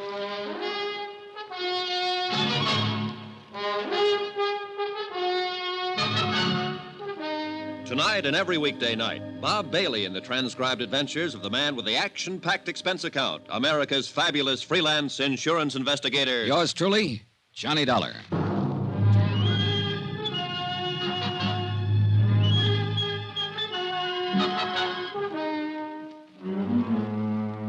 Expense account submitted by Special Investigator Johnny Dollar to Paramount Insurance Adjusters, Hartford, Connecticut. The following is an accounting of expenditures during my investigation of the Henderson matter. The death of George Henderson of Culver, Montana, where I am today. A casual certification announced the death as accidental, having been received by a fall from a hotel window. No one in Culver seemed to be too worried about any of the details. But details are my job. That's why I requested the coroner's office to conduct an inquest. I took Sheriff Holton's suggestion and waited to see what my request flushed up in the dingy-colored mountains of Culver. An hour later, my first bird winged up to my hotel room. He was a tall, gray-haired man in a Stetson, earmuffs, and the western version of a Chesterfield. His Honor, Mayor Newton. Mr. Dollar, I want to talk to you about this request you made for an inquest into George Henderson's death. Yes, sir, Mr. Mayor. You are aware, of course, that George's death, and he was one of my beloved and personal friends for many, many years, was a great blow to the entire community. No, I didn't know that, Mayor Newton. Huh? Only the smallest part of the community were at his funeral yesterday afternoon. His widow and I'd say not more than half a dozen other people. Well, I understand that your insurance company is not quite satisfied with the certification. Is that correct? More or less. What would they need to be satisfied, sir? An exact knowledge of how Mr. Henderson fell out that hotel window. I would rather no inquest were held into Mr. Henderson's death. Why? Why, sir, George Henderson is dead and buried. It should remain that way. If an inquest were to be held, it would only prove that George fell out of a window. I beg you to consider that, Mr. Dollar. You seem very certain that an investigation would prove that death was accidental, Mayor. It was accidental. George fell out the window. Well, now, I can't just tell that to my insurance company, can I? We are a small community with a rudimentary police force, not equipped in any way for an exhaustive investigation, nor for the financial burden of such an investigation. I strongly urge you to reconsider this request for a coroner's inquest. You do? I do indeed. His untimely death was an unfortunate occurrence, outside the pale of any of our poor abilities to foresee. A terrible, terrible accident. I'd like proof of that. Proof? An inquest, Mr. Mayor. An inquest. All right.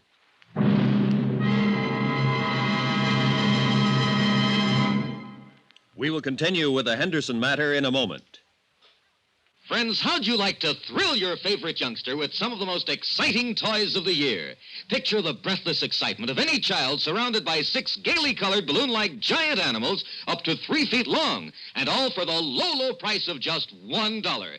First, you get Bounzo the clown with round pot belly and funny nose. Next comes Hoppy the Australian kangaroo. Third, there's Roscoe the roller skating bear. He's 2 feet tall and looks almost like real. Fourth, there's Whitey the fat indoor snowman. And fifth, Mortimer the giant mouse, 18 inches long and sure to scare the whiskers off any cat. That's 5 different giant animals. But now hold your breath for the most sensational toy of all, the star of the whole Christmas season, the jolly giant talking Santa Claus. Guaranteed to make everybody's Christmas a merrier one. He's a big, roly-poly, happy Santa. He stands erect on 2 legs, is actually over 3 feet tall and 32 inches around. Best of all, he actually talks. Just pull the tape and he says, Merry Christmas for all to hear. He's the biggest, merriest, talkingest Santa ever. Sure to please your youngsters and spread good cheer. Yes, Giant Santa proves there really is a Santa Claus. That's a total of 6 giant animals made of brightly colored preformed sturdy latex, which the kids can easily inflate. And the cost just $1, not for each. each. Just $1 for all 6 of these lovable giants who'll turn your home into a circus parade. And here's a surprise. Mail your order today and you'll also receive absolutely free Peter the Rabbit, actually over 2 feet tall with big red ears almost 9 inches long. But you must send now. Rush $1 plus 10 cents for packing and mailing for each set you want to Giant Animals, Box 46, Grand Central Station, New York City. If not delighted with every one of your 7 giant animals, return them to the Super Animals Company for a full refund, but keep the giant talking Santa as our gift. Order now. Supplies are limited. Rush $1.10 for packing and mailing for each set in cash, check, or money order to Giant Animals, Box 46, Grand Central Station, New York City. That's $1 plus 10 cents with your name and address. Mail to Giant Animals, Box 46, Grand Central Station, New York City. Giant Animals, Box 46, Grand Central Station, New York City. My interview with Mayor Newton had convinced me that I'd get no real help from him in the Henderson matter. Quite the contrary. Expense account item 3, 20 cents, coffee. Myself and Sheriff Eve Holton. Well, you got it. Huh? At the direction of Mr. Jackson. That's our coroner. He deputized me temporarily to conduct an inquest. It's going to take place tomorrow morning, 9 o'clock, City Hall. Tomorrow, Sheriff. Room 207. Well, Eve, you won't have time to do anything. No, I guess I won't. Not much, anyhow. Oh, brother. The mayor pitched me pretty hard for not having the inquest. Knew he would. Any idea why? Nope. You think somebody asked him to stop it? Yeah. Who? Don't know, Johnny. Honest.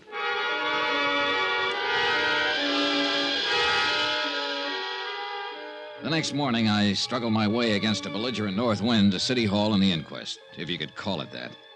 I sat in the back of the room and listened while a Dr. Horace Nam assured the 6-man jury that George Henderson was quite dead when he was called out of his office and examined him on the street. Dr. Nam reckoned George had died from a broken neck. An ancient bellhop, a desk clerk, and a chambermaid gave their versions of what had happened the day Henderson fell out the window. Now, you swear to tell the truth, the whole truth, so help you God? I do, Sheriff. I'm the acting coroner today, Miss Copley. Sit down. Now, when did you see Mr. Henderson last? Last Thursday morning Where was this, Miss Copley? at the Butte Hotel. Mm-hmm. You know what time of the morning it was? About 10 o'clock. I went in to make his bed and straighten up his room. I see. I made his bed while he worked on some papers there, and then I left. Did you see him after that? No, sir. You didn't see him come downstairs for breakfast or anything? No, sir.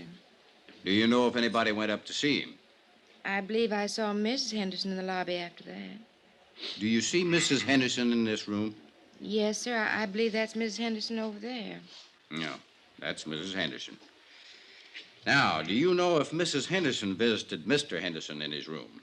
No, sir. I don't know that. Miss Copley, did you happen to notice if anyone else went up to Mr. Henderson's room that morning? No, sir. It went on all morning long. Sheriff Holton, acting in the coroner's position, questioned person after person. All had more or less the same vague knowledge concerning George Henderson's death. I was most interested in Pauline Henderson's testimony. Now then, Mrs. Henderson, when did you last see your husband? Thursday. I went to see him about noon, maybe a little before. Where did you see him, Miss Henderson? At the Butte Hotel, in his room there. The same room he occupied prior to his death? Of course. The same room from which he fell? Yes. Were you alone when you went to see him, Mrs. Henderson? Yes. I must have left before 12:30. I had an appointment at the dentist. That was the last time you saw your husband alive? Yes. I was still in the dentist's chair when they told me he'd fallen out the window. What did you and your husband talk about, Mrs. Henderson? Must I answer that? Well, we're trying to determine something here. I'd appreciate it. George and I discussed our divorce. Could you tell us about that? George and I decided to part about a month ago. He moved out of the house and moved into the hotel. Mm-hmm. Outside of the divorce, were you on good terms? Oh, yes, we've always been on good terms.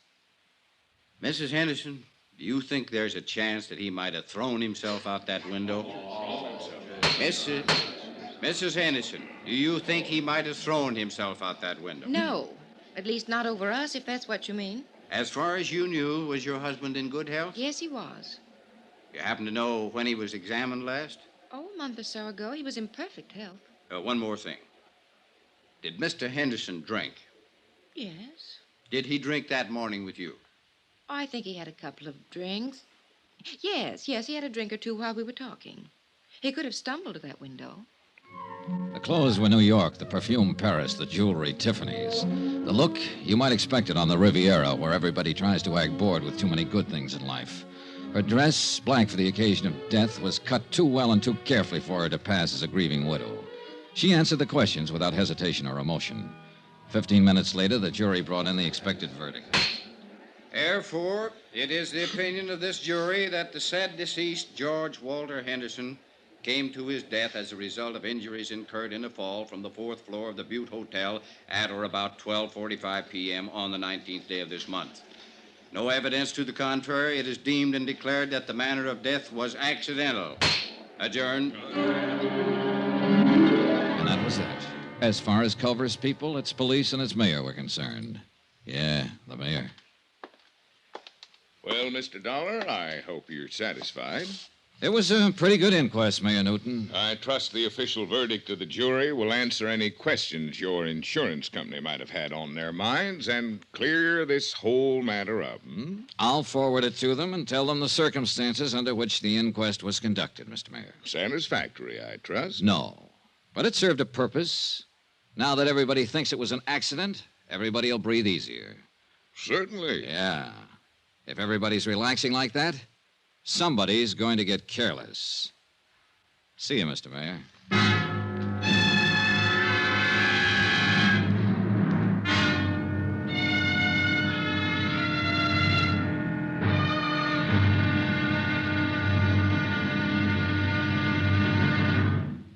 Johnny Dollar will be back in a moment to tell you about tomorrow's episode. Friends, send for your set of some of the most exciting toys of the year. 6 giant inflatable toys for only $1, some up to 3 feet tall. You get Bounce-O the happy clown, Hoppy the Australian kangaroo, Roscoe the 2 feet long roller skating bear, Whitey the fat indoor snowman, Mortimer the giant mouse 18 inches long, and last but not least, the great giant talking Santa, a roly-poly giant over 3 feet tall and 32 inches around the belly that actually says Merry Christmas out loud when you pull the tape. That's 6 sensational giant toys for only $1, made of sturdy, gaily colored latex that the kids can easily inflate. Send $1 for each set to Giant Animals, Box 46, Grand Central Station, New York City. And if you order right now, you get Peter the Rabbit over 2 feet tall absolutely free. If not delighted with your giant animals, your money refunded immediately. Order today. You may never hear this offer again. Rush $1 plus 10 cents for packing and mailing in cash, check, or money order to Giant Animals, Box 46, Grand Central Station, New York City. That's $1 plus 10 cents for each set with your name and address. To Giant Animals, Box 46, Grand Central Station, New York City.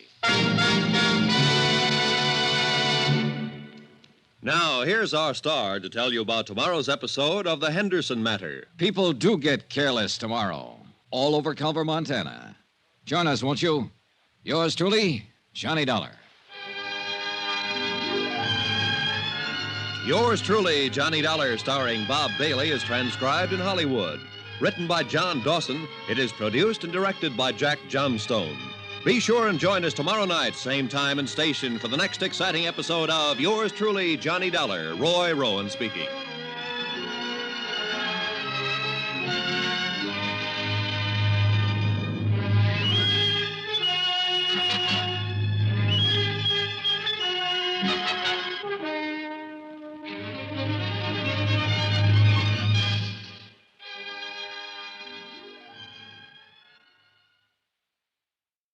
From Hollywood, it's time now for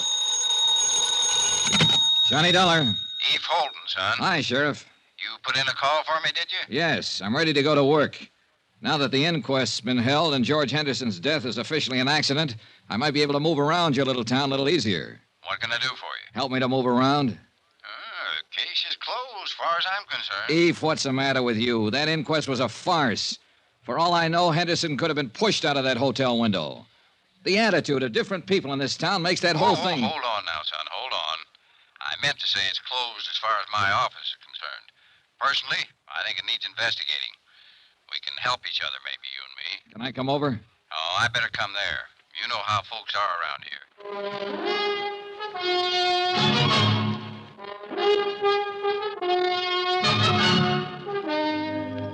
tonight and every weekday night, Bob Bailey in the transcribed adventures of the man with the action-packed expense account, America's fabulous freelance insurance investigator. Yours truly, Johnny Dollar.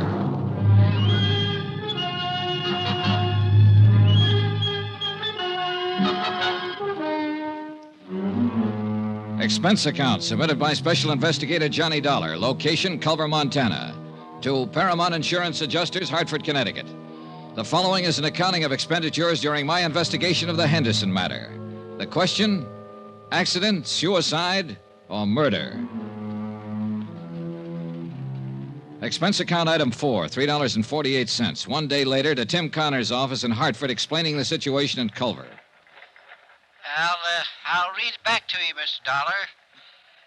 Mr. Tim Connors, Paramount Insurance Adjusters, Hartford, Connecticut. Coroner's inquest into death of George Henderson, policy number EMP-196667, found death to be accidental. In my opinion, the inquest was not thorough. Have decided to stay on in Culver and conduct my own investigation.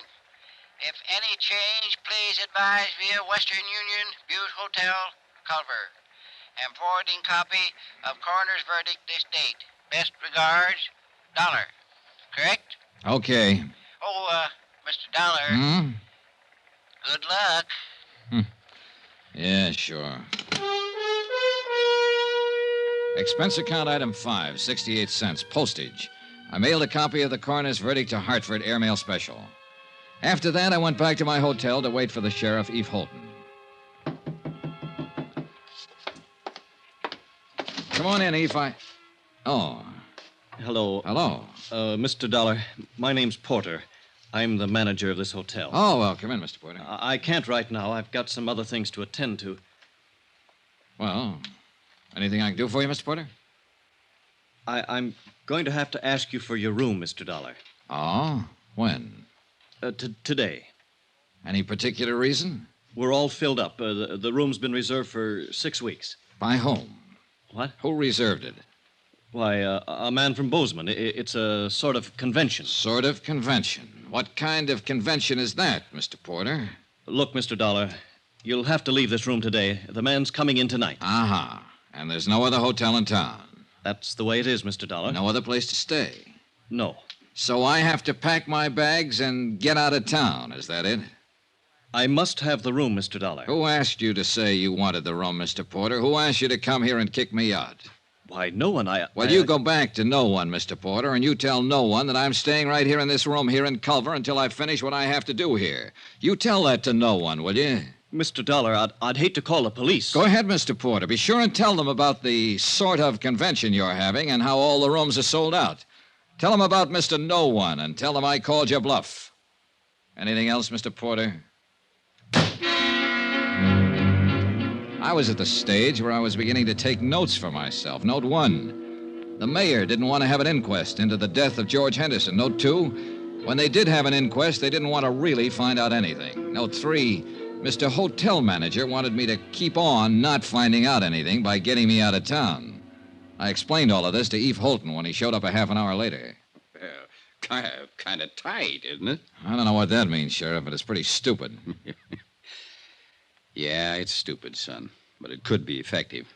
Now, I'll tell you what. If Porter calls the police, I'm the police, so don't worry about that. I'll hem him and haw him. All right, thanks. Now then, tell me how much your insurance company's stuck for. $50,000 if Henderson's death goes by as an accident. The good book says that's what it was. I know. There's a chance, too, he had a heart failure and fell out of that window. No, sure.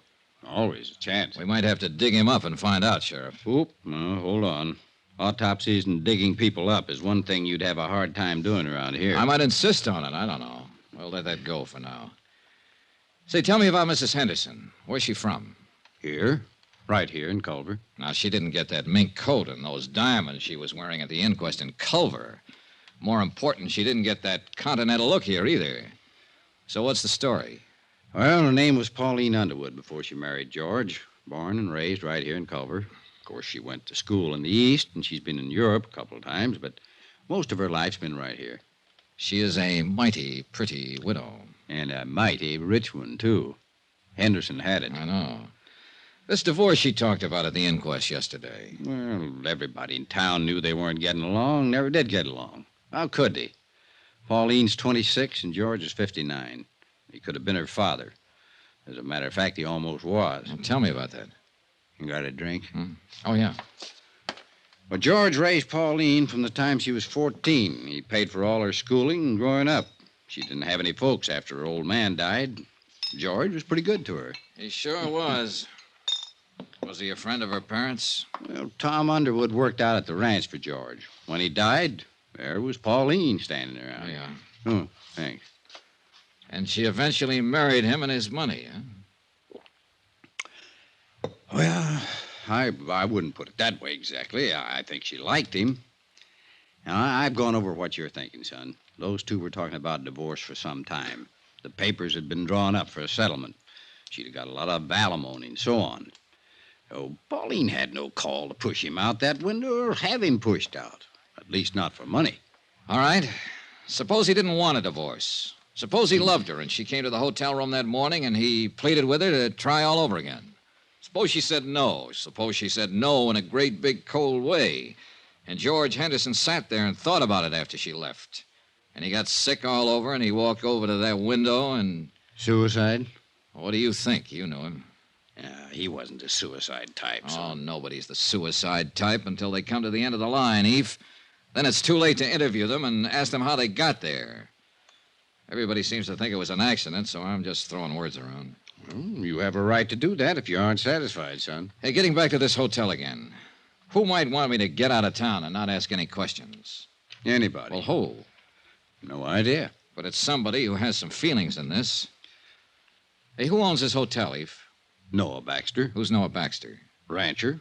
Got a place about 15 miles from here. Pretty big man. Uh-huh. Friend of Henderson's? Yeah. And let me put that question a little different. Baxter a friend of Mrs. Henderson's? I don't know. Can you find out? I can try. Well, find out about him and any other friends, Eve. Friends that might be younger, that might have gone to Europe or school in the East. Yeah, sure. What are you thinking now, son? Well, now, if I were Mrs. Henderson and my husband fell out of a window in this hotel and killed himself, I'd hire a lawyer and I'd sue the hotel for damages. If the insurance company didn't pay off my claim, I'd hire a lawyer and insist that they pay that claim.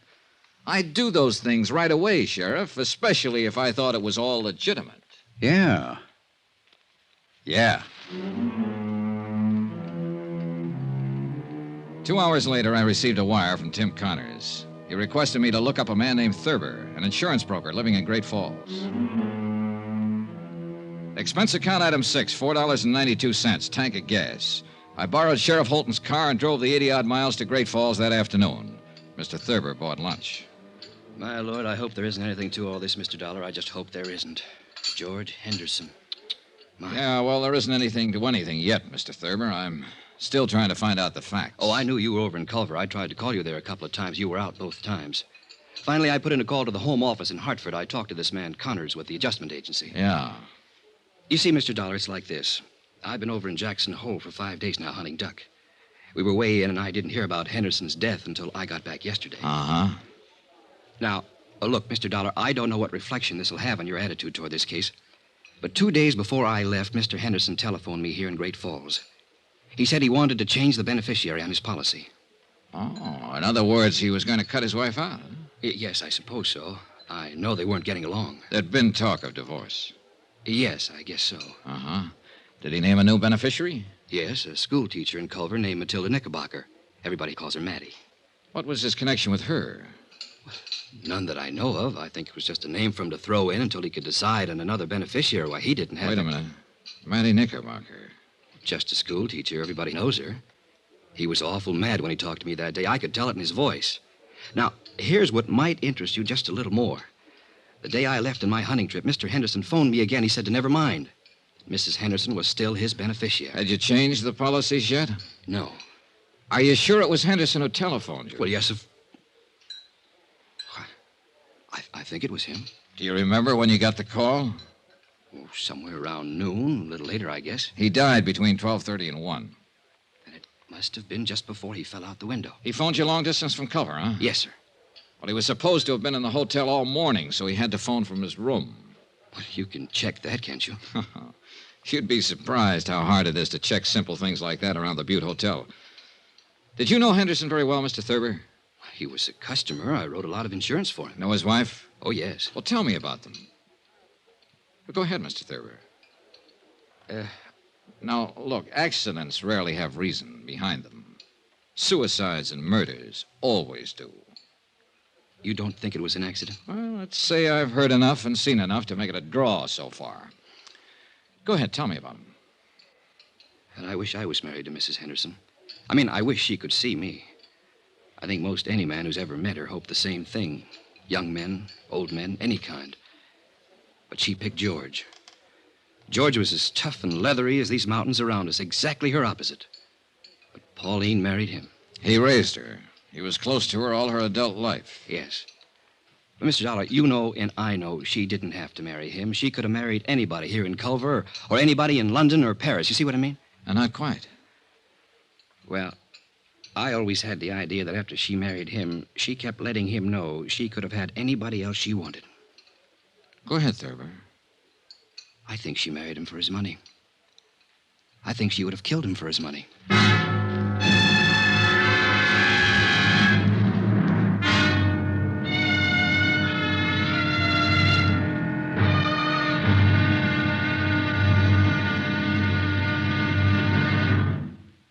There'll be another intriguing episode in our story of the Henderson matter tomorrow. Tomorrow, the whole affair becomes a town issue, and I become the town goat.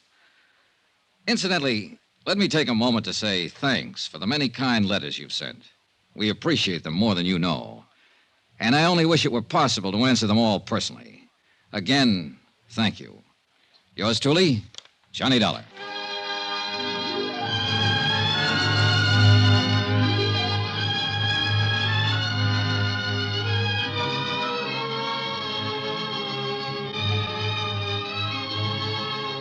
Yours truly, Johnny Dollar, starring Bob Bailey, is transcribed in Hollywood. Written by John Dawson, it is produced and directed by Jack Johnstone. Be sure and join us tomorrow night, same time and station, for the next exciting episode of Yours truly, Johnny Dollar. Roy Rowan speaking.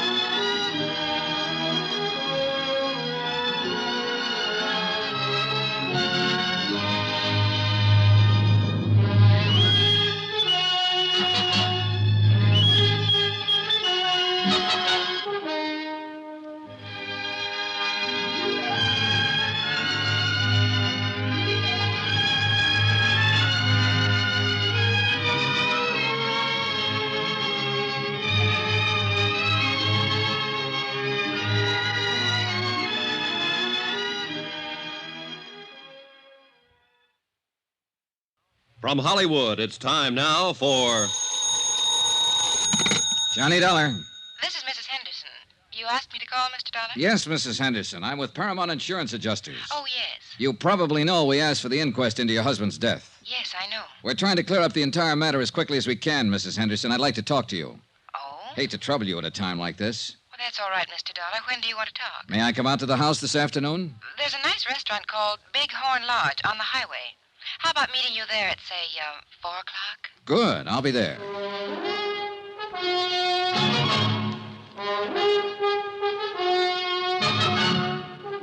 Tonight and every weekday night, Bob Bailey in the transcribed adventures of the man with the action-packed expense account, America's fabulous freelance insurance investigator. Yours truly, Johnny Dollar.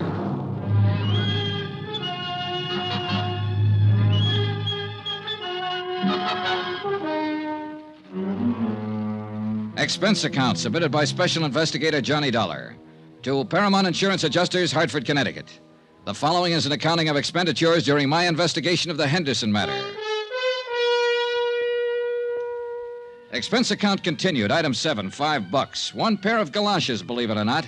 It snowed in Culver, Montana during the night, all night. By morning, 14 inches of fine new snow covered everything in sight. After my phone call to Mrs. Henderson, I spent the morning trying to rent an automobile. There was none to be had, so that afternoon I dropped over to see Eve Holton, my sheriff friend.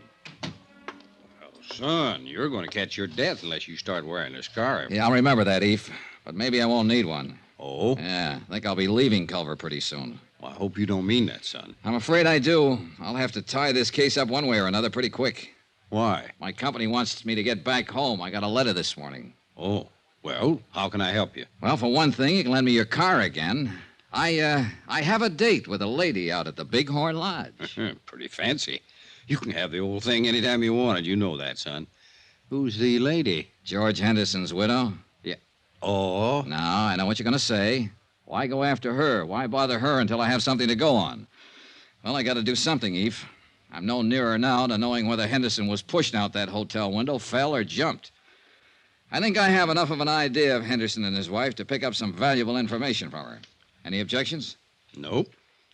Johnny, a couple of days ago, you asked me to look up people who might have been especially friendly to Mrs. Henderson. You still want to know about them? Yeah, sure. Well, I'm working on it. Anyone so far? Nobody I'd put in that category. What time you have to be at the Bighorn? 4. It'll take you a while. Wouldn't hurt to start right now. She's parked out back. Okay, thanks, Eve. Good luck. And don't let her rang-dangle you, son. She could do it if she wanted to. Goodbye, Eve. 10 minutes later, I was on the road to Bighorn Lodge, which also happened to be the same road I'd traveled 2 days before to attend George Henderson's funeral.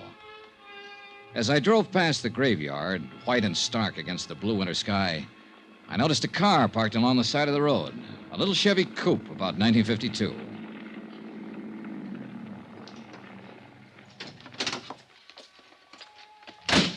There was the figure of a woman, all alone, standing by George Henderson's fresh grave. Her head was bowed. She didn't notice me as I walked up. A gray-haired woman, about 45, slight, delicate, gentle. Oh, I'm sorry. I didn't mean to start it. Oh, that's all right. Must be getting late. Dear, it is. Do I know you? Why, I don't know. I'm Mattie Knickerbocker. The name had startled me. The day before, an insurance broker in Great Falls had mentioned her. Told me that George Henderson had named her his beneficiary, then changed his mind a few minutes before he died. Your name's not Campbell, is it? No, Johnny Dollar. Oh, Johnny Dollar. You remind me of a boy I had in one of my classes once, Torrey Campbell. Oh, you're a teacher, Miss Knickerbocker? Yes. Everybody knows me, I think. Or at least I flatter myself that way. Well, I should be going. I knew Mr. Henderson, too. Oh? He was a wonderful man, George. He was very dear to me. I'll find it difficult getting used to the fact that he'll never be around anymore. George had a wonderful laugh, didn't he? Yes, he did, Mrs. Knickerbocker. I never really thought that he ever grew up. Of course, you knew him in a business way, and I'm sure he was very, very grown up in business. But it doesn't hurt to think of him this way now, does it? I don't think so, Miss Knickerbocker. I didn't come to his funeral. I didn't think I could bear it. I thought I'd just drive out this afternoon and say goodbye by myself. Well, I apologize for interrupting you. Not at all, please. Funny little things. The birds in the snow. Oh. Such tiny, wonderful little things. A little bit of God in each of them, Mr. Dollar, wouldn't you say? Yes, ma'am. I don't know why. I think George would like to know they're here, near him. Miss Knickerbocker, I have to tell you... No, you don't, Mr. Dollar. I know who you really are. Everyone in town knows. You seem like a nice young man. Was it curiosity that made you stop your car? Yeah, I suppose so. I apologize. Oh, you needn't. I'm just an old friend of George's, saying goodbye to him. Good afternoon, Mr. Dollar. Goodbye.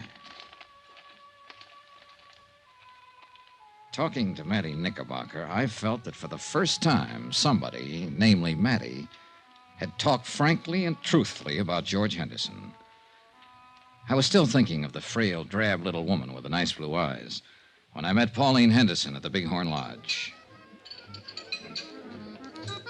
What are these matters you want to clear up, Mr. Dollar? Oh, just some doubts in my mind about your husband's death. What do you drink? Pernod. Pernod. I learned to like it in France. All right. One Pernod, bourbon, a little water on the side. Yes, sir. You sound like George when you order.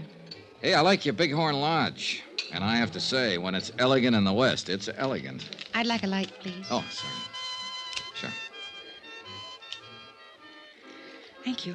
Mrs. Henderson, do you mind if I don't stall any longer with the drinks, the smokes, and the compliments? I'm surprised you've stalled this long. I've heard you're a very blunt and impulsive man. I spoke to an insurance agent named Thurber yesterday in Great Falls, your husband's agent. Mr. Thurber told me that your husband wanted to name a new beneficiary last week. Really? Yeah. He named Matilda Knickerbocker. Mattie Knickerbocker. I'm not surprised, I suppose. Mattie's a lovely woman.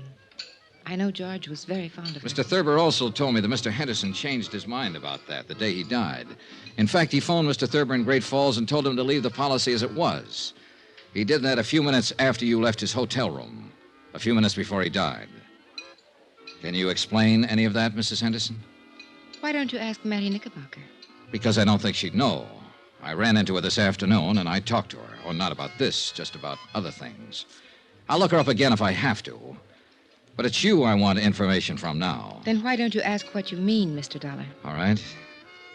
Did something happen in that hotel room that made him change his mind about you? That's better.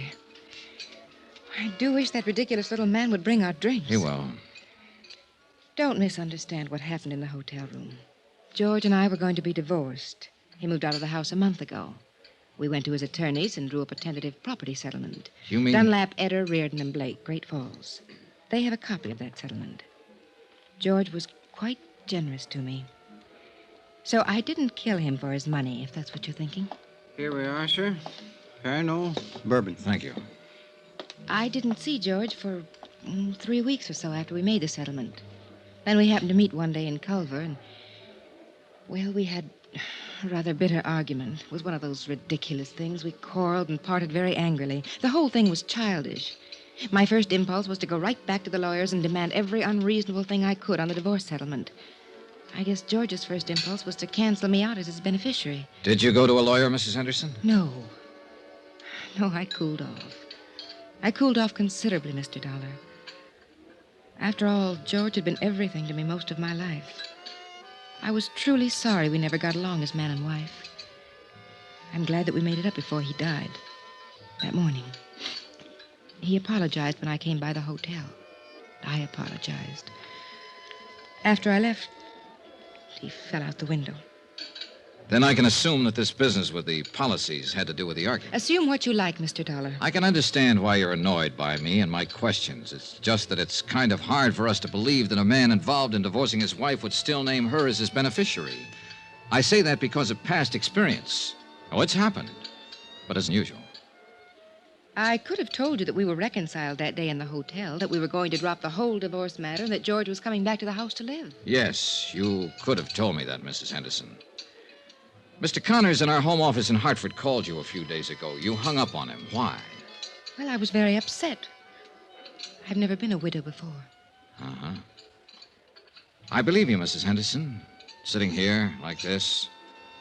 You're a lovely person, and I know it. And you know it. And this is a pretty nice place to conduct business. Why didn't you ask me to your home? I preferred to talk to you here. That's what I thought. I saved all the did your husband have any enemies and did he seem depressed questions for another time. But before I went to bed that night, I read and reread Mrs. Henderson's testimony given at the coroner's inquest. The next morning, I interviewed all of the people at the Butte Hotel who'd been on duty the day Henderson fell out the window. After that, I dropped in to see Eve Holton. Here it is, Johnny, right here. Personal effects of the deceased included 4 suits of men's clothing, 14 shirts, 5 pairs of hosiery. Was there a bottle in that room, Sheriff? Liquor? Yeah. No bottle. Nothing like it, son. All right. He didn't call down and have a bellboy bring him a bottle or send him any drinks. The chambermaid swears there was no liquor in his room all the time he lived at the hotel. You say he was a light drinker. Now, what light drinker takes a nip before he has his breakfast? Who said he had a drink that morning? Mrs. Henderson. What? On the witness stand, under oath at the inquest. She testified that her husband had a drink before she came up to the room and while she was there. Now, mind you, she didn't say he was drunk, but she did say he had been drinking. You read over that transcript. So? So I think she threw that in, made sure it got in, because it's sometimes hard to believe that a cold, sober man will walk out of a hotel window and kill himself accidentally. A drunk or a drinker might do it. You and I and everybody at that inquest somehow got the impression that Henderson was slightly tipsy that morning, and Mrs. Henderson saw to that. Now then, if Henderson had a drink, I want to know where he got it. Tell me, Eve. No bottle in the room, no bottle brought up to the room. Where did he get that drink? That's a pretty good question, son.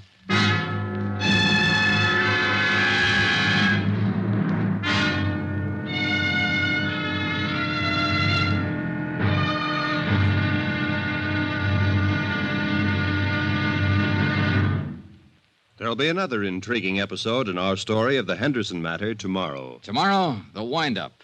Yeah, the whole case blows sky high. Join us, won't you? Yours truly, Johnny Dollar.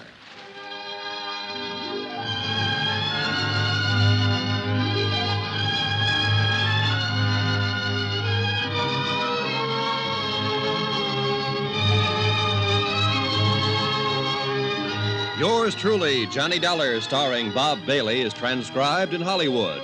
Written by John Dawson, it is produced and directed by Jack Johnstone. Be sure and join us tomorrow night, same time and station, for the next exciting episode of Yours truly, Johnny Dollar. Roy Rowan speaking.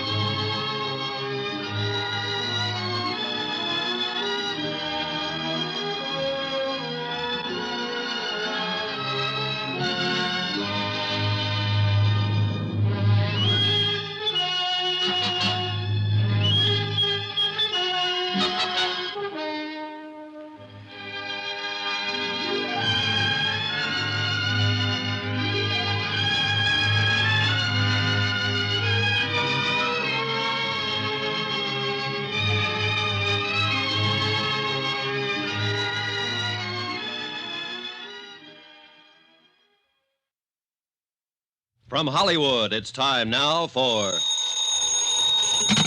Johnny Dollar. I have a call for you from Hartford. Go ahead, please. Johnny? Right here. Connors at Paramount Adjusters. Say, what was this wire, Johnny? You serious about denying liability to Mrs. Henderson? I sure am. I think it'll bring the whole thing out in the open. This is pretty serious. Have you got any concrete evidence death wasn't accidental? Jim, I have a copy of the coroner's inquest. Concrete evidence that Mrs. Henderson lied under oath. She said her husband was drinking the morning he died. Everybody here believed he was a little crocked when he fell out that hotel window. I've got proof that he didn't have a drink that morning. What proof? No bottle in his room. No bottle brought there. Nothing. What do you say? Don't make a move, kiddo. I'll get the first plane.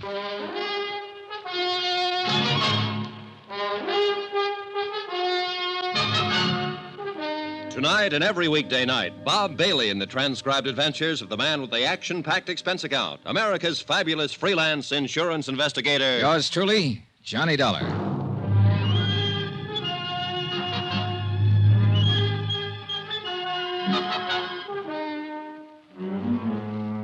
Expense account submitted by Special Investigator Johnny Dollar to Paramount Insurance Adjusters, Hartford, Connecticut. The following is an accounting of expenditures during my investigation of the Henderson matter. Sheriff Holton agreed that there was enough of a doubt about the circumstances prior to George Henderson's accidental death to warrant an official re-examination of all the facts. He promised me the police would start an immediate investigation. That was all I needed. I knew Mrs. Henderson would be re-questioned and that the pressure would start to build up. 14 hours later, when Tim Connors arrived in Culver, I had some pressure of my own. Well, Johnny, what? Well, the best thing we can do now is move in. Deny liability on the grounds that the accident is not proved. I suppose Mrs. Henderson sues us. All right, let her. Then the burden of proving that her husband's death was accidental would be on her. Look, Tim, contrary to her testimony under oath, Henderson didn't have a drink that morning he died. All right, she made a mistake. He had a heart attack, got dizzy, and tumbled out of the window. He wasn't drunk. Oh, don't talk nonsense, Tim. Listen to me. Mrs. Henderson was ready for the coroner's jury a couple of days ago, and she was ready for my questions when I saw her yesterday. The only one she wasn't ready for was you a few days ago when you phoned her long distance. You said she hung up on you. Well, she half apologized to me for that, but it was because she couldn't think of anything to say. Well, maybe you're right. But suppose he did die accidentally, and suppose it is a just insurance claim. I tell you it isn't. And the fact that she made a mistake testifying about him having a drink and... Hey, Johnny, do you have anything else? 3 things: instinct, experience, and statistics. Pauline Henderson's a young woman. She married a wealthy older man. With him out of the way, she has all his money and all her youth. All right, I'm going to phone the company as soon as I can find a phone. Tell him I'm working for evidence, and the best way to get it is to bring Mrs. Henderson out in the open. File a complaint against her. What charge? Suspected murder. Oh, no, Johnny, that'd get us in all kinds of trouble. Remember the drink, Tim. Henderson didn't have the drink. Now, we'll have to have more than that. I'm sorry, Johnny. All right, I'll get you more.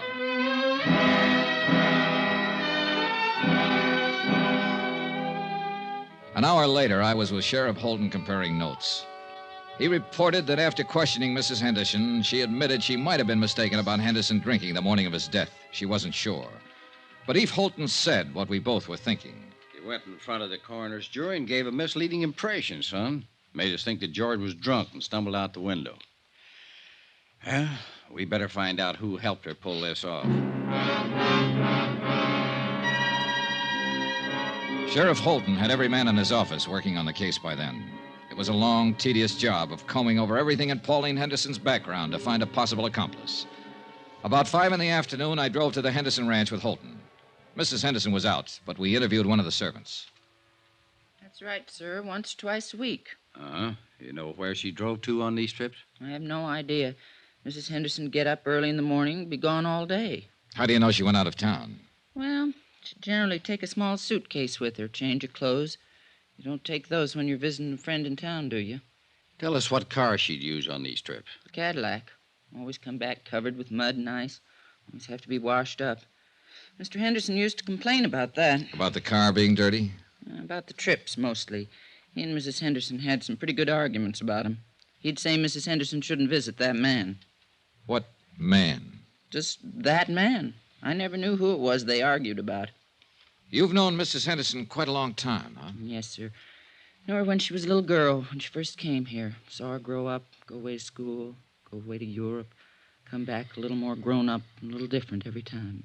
Were you surprised when Mr. Henderson married her? Well, no. Well, yes, guess I was. Because she was so much younger? Not that so much. I mean, well, Mr. Henderson, he had something about the plains and cattle and the mountains about him. When he moved, it was as big as all them things. And Mrs. Henderson was different. She didn't fit in here? Is that what you're trying to say? I think she fit. Not like him, though. Before they were married, they were sort of like good friends. I mean, they'd ride horses and go hunting and laugh and talk about different things. Mrs. Henderson, she traveled Europe, saw so many things and places in the world. She fit here, but then she didn't belong here. I feel awful about Mr. Henderson's being dead. If there was anything wrong with the way he died, I'd like it to be fixed. Mrs. Henderson will probably fire me for talking like this, but I don't care. This house isn't the same no more.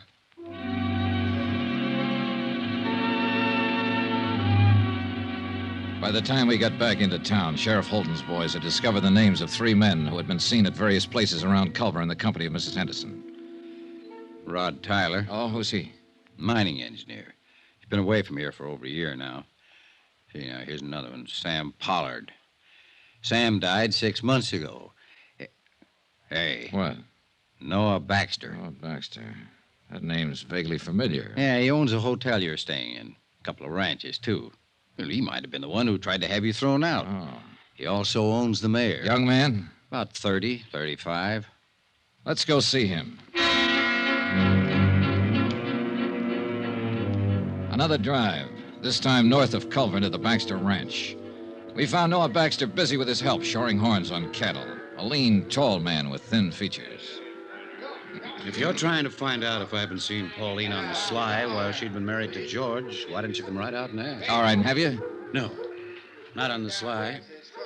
There's nothing between us. George knew any time she came over here to see me. He was a good friend of mine. I'm sorry he's dead. Pauline's a good friend of mine, too. I'm sorry you people are thinking what you are about us. Let's go up the house. It's getting cold. All right, Stan, that's enough for today. No, I got to ask you this. Where were you last Thursday? The day George died, Sheriff? Yeah. I was right here. Can you prove that? Sure. Ask anybody. You boys want a drink? No, thanks. No. Well, I do. Mac! Mac! I get it myself. When was the last time you were in Culver, Mr. Baxter? 3-4 weeks ago. My cook and the others handle what supplies we need. Do you mind if we talk to some of your help around here? No. What do you want to talk to them about? About last Thursday, about what happened when Mrs. Henderson came here to visit? It wouldn't look good if she came here to visit me, would it? Well, that depends on the circumstances, no? She'd come and sit there and read and look at some of those paintings. We'd talk when I had time. Anything wrong with that? No. Mr. Baxter, I think I ought to tell you, I've asked my company to file a complaint against Mrs. Henderson. Suspicion of murder. Oh. I'd like to tell you something. She didn't kill him and she didn't have him killed. She loved him a lot more than George loved her, I think. Both of you know her. Her dad was a drunken cowhand. When he died, George took her over, gave her everything. So you see, you're wrong. She loved George for giving her what he gave her, and mostly for being the kind of a man he was. I lied to you a couple of minutes ago.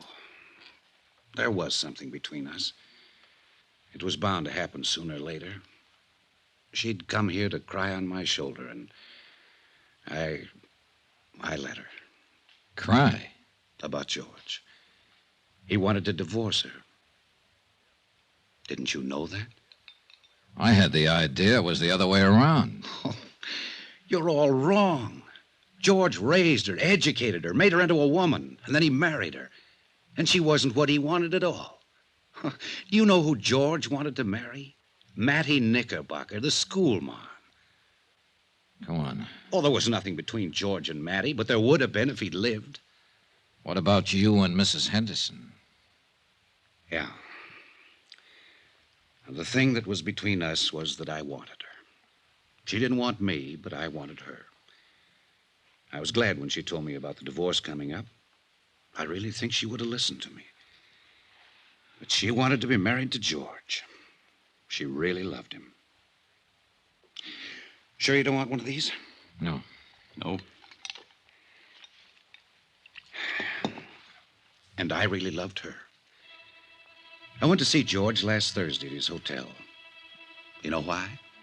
To tell him to go back to Pauline. Yeah, because I knew what he meant to her.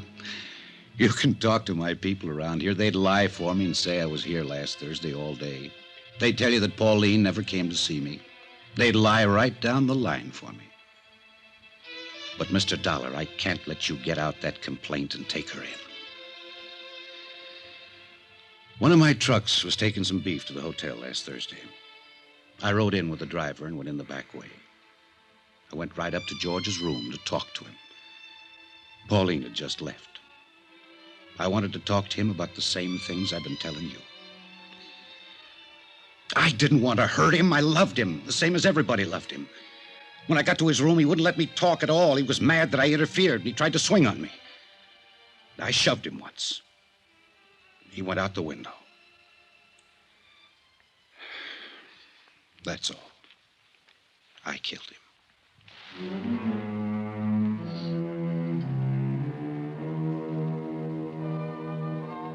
Expense account, item 8, $58.15, hotel and food while in Culver, Montana. Item 9, same as item 2, transportation by train and plane back to Hartford. Item 10, $88, miscellaneous. Expense account total, $802.50. Remarks? We still had to pay double indemnity. Mattie Knickerbocker, Pauline Henderson, Noah Baxter, they'll pay another way. With the hurt that comes to nice people. Yours truly, Johnny Dollar.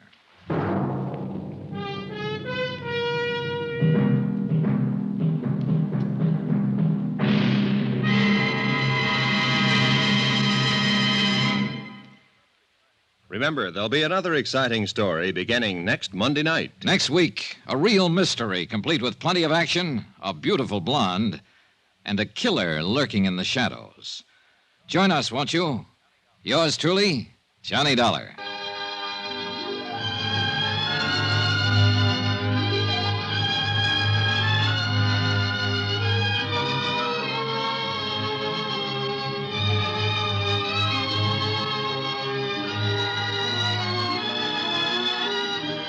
Yours truly, Johnny Dollar, starring Bob Bailey, is transcribed in Hollywood. Written by John Dawson, it is produced and directed by Jack Johnstone.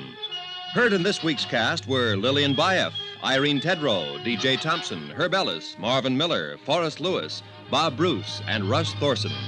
Musical supervision by Amerigo Marino.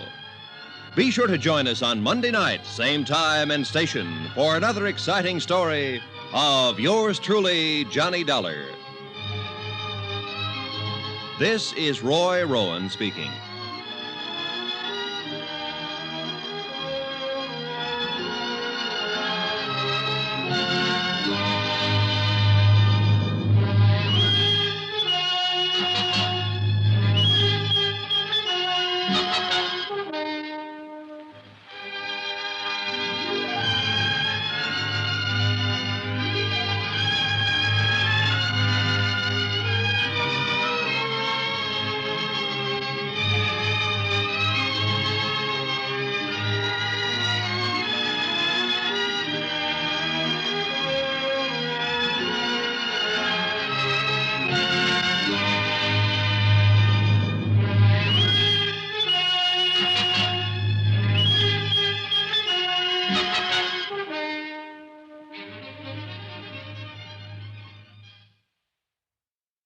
From Hollywood, it's time now for Johnny Dollar. Joe Parker, Johnny, Surety Mutual. Oh, hi, Joe. What's on your mind? A gorgeous doll named Dolly McLean.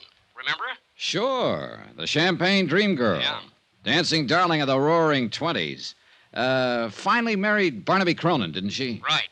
And for a wedding present, he bought her the Circle of Fire. Oh, yeah. One of the 5 most beautiful necklaces in the world. Diamonds and emeralds. Worth $500,000. It's been lying in a bank vault for the last 10 years since Barnaby died. We carry the insurance. So? She's coming out of seclusion, Johnny, giving a party. Just like the old days, she says. May go on for a week. Her last fling. And she's going to wear the Circle of Fire. Uh-oh. Get the picture? Gallons of champagne, everything mixed up, crazy. And that old lady with $500,000 around her neck. Target. You've got a problem, Joe. Johnny, we've got a problem.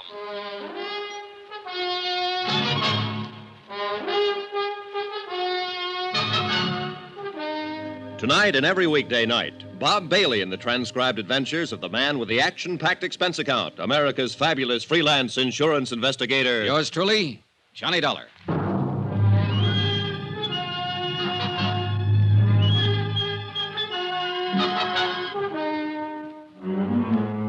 Expense account submitted by Special Investigator Johnny Dollar to the Home Office, Surety Mutual and Trust Company, Hartford, Connecticut.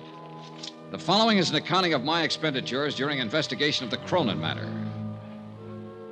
Item 1, $14.80, transportation to New York and to the apartment of America's one-time dream girl. One time, a long time ago. How do you do? I'm Johnny Dollar. I believe Mrs. Cronin is expecting me. I'm Mrs. Cronin, and yes, I am expecting you. Won't you come in? Oh, thanks. I did have butlers and maids and such for years, scads of them. But since Barnaby passed away, I've just hibernated, you might say. Oh, in here, Mr. Dollar. Thank you. 10 years now in this same little apartment. As you can see, I've just been living like a little mouse. Well, it looks very comfortable. Oh, I suppose it's comfortable enough, but... Oh, Sylvia, I'd forgotten you were still here. Mm-hmm. But not for long, Mrs. Cronin. Oh, no, please stay. We'll have some tea or sherry or something as soon as... Oh, you two, do you know each other? No, I'm afraid we don't. Oh, but of course not. How could you? Sylvia, this is Mr. Dollar. Miss Blake. How do you do, Miss Blake? Hello. Mr. Dollar's here to talk to me about, something or other. I'm not quite sure what, as a matter of fact. It won't take but a few minutes. If Miss Blake would excuse us. Sure. Go ahead. Have at it. Well, if you'll come this way, Mr. Dollar. Don't you leave now, Sylvia. Not a chance. I just spotted your bottle of tea. I'll have one or two with soda, if you don't mind. With so... Oh, I see what you mean. You young people. In here, Mr. Dollar. You by any chance Johnny Dollar? Yeah, that's right. Why, Miss Blake? Just wondered. Well, here's looking at you. And, brother, I wouldn't be in your shoes for $1 million. No? How about $500,000? That, I'll admit, might interest me. Well, shall we? After you, Mrs. Cronin. Thank you. Wonderful girl, a born comedian. Yeah, she's a scream. What is she, an actress? Oh, no, she writes things for magazines and things like that. Sit down, Mr. Dollar.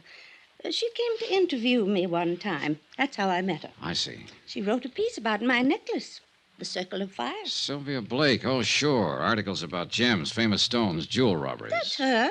Oh, she's fascinated by the subject. She's coming to my party. Oh. Why don't you come to my party, Mr. Dollar?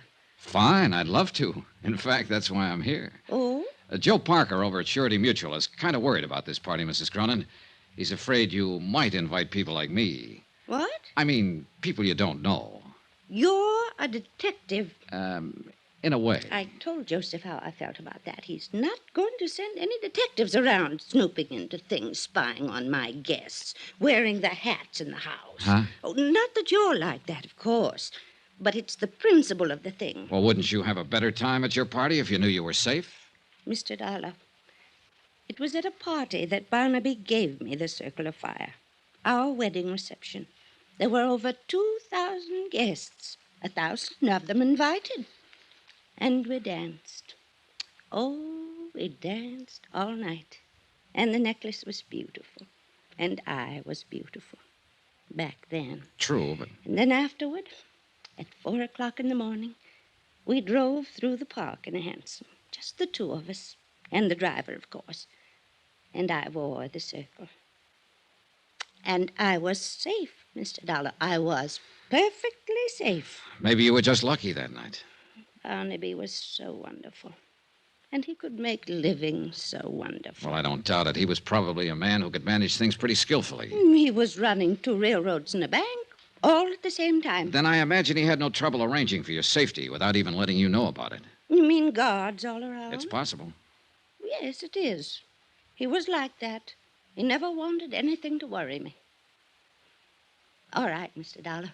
You win. Good. But it's only because of one reason. I like you, and I want you at my party. Thank you, Mrs. Cronin. Oh, you're going to love every minute of it. It's up in the Adirondacks, our old summer place. Joseph told you, I suppose. Yes, he did. Mrs. Cronin. And the people I've invited, hundreds, literally. People I knew in the old days. Of course, a lot of them won't come, but, it was strange. So many of the letters came back undelivered. Mrs. Cronin. Oh, Sylvia, I didn't hear you. Come in. I'm the sneaky type. You've got a visitor. Says he's an old friend. Really? Well, I suppose I'd better see you. You'll excuse me, Mr. Dollar. Sure, go ahead. You and Sylvia talk to each other. I brung the bottle in case you're interested. Short on the soda. Right. She's on a cloud by herself. Of course, some of the invites to the party were undelivered. Those beautiful people had a habit of dying young. Say when. When? Who's the visitor? I'll guess with you. Looks like an overgrown leprechaun. Said his name was Shorty Weber. Shorty Weber. You know him? I know of him. An old-time song and dance band, among other things. She probably worked in a show with him back in those dear dead days. Anyway, he's got an invite clutched in his sweaty little palm. Another freeloader, I suppose. Aren't we all? I am, yes. Not you, though. You're working your way. Isn't that what you're doing, one way or another? Meaning? A magazine article, just in case. Written right on the spot. Attempted theft of the Circle of Fire. Clever jewel Why thief. do you say attempted? I'm working my way, remember? Sure, I remember. But it won't be attempted, Johnny. Somebody's going to get that necklace before the weekend is over. I'll bet on it. Would you care to name any names? Pick a name off the guest list. Any name. Suppose I pick Sylvia Blake. You're the detective. You've dug up and written up every big-time jewel theft over the last 50 years. You're bugged on the subject.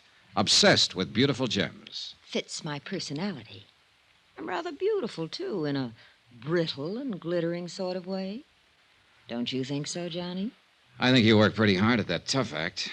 Maybe. And I think you'd give your right arm to own that necklace. Going after that would really be going for the big one. Going for broke. And somebody will do it, Johnny.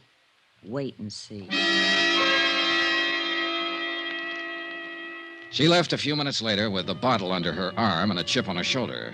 With the girl gone and the scotch gone, there seemed to be no point in me hanging around any longer. So I went looking for Mrs. Cronin to say goodbye. I didn't find her, but I did find her caller, Shorty Weber. He didn't hear me come into the room. He was too busy. He was hunched over Mrs. Cronin's writing desk, going through her mail. You won't find it there, Shorty. Who's that? Hold it, Shorty. Don't try to reach for it. I wasn't gonna. Honest, I wasn't. Turn around. Put your hands up against the wall. You got me all wrong. I wasn't Okay, gonna relax. do nothing. I was just 38, coming. stub barrel, clip holster. Nice gun. It belongs to a friend of mine. Bad business, Shorty. An ex-con packing a gun. Oh, I guess you're Johnny Dollar. She said you was here. And I know what you're thinking, Mr. Dollar, but you're wrong. Why, Dolly, Mrs. Cronin, she's an old friend of mine. I tried to get her to marry me once, over 30 years ago. A lot can happen in 30 years. Does she know you've served time in prison? Yeah. She thinks I was on tour, Europe and Australia. She never reads a paper or hears anything. Don't tell her, Mr. Dollar. Please don't. You know, it's quite a coincidence, Shorty. It was Jules that time. A big affair in New Orleans. And you were hired as an entertainer. A diamond bracelet, wasn't it? And you were caught cold. It's the only time in my life I ever done anything like that. And I went again. Not, especially not to her.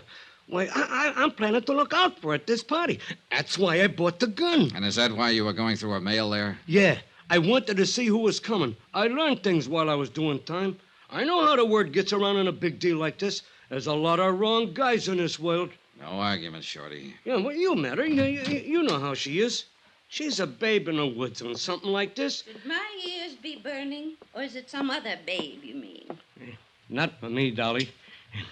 You're the only babe I ever could see. Oh, Shorty, you never give up. Oh, do you two know each other? Not exactly, but we found we had a mutual friend.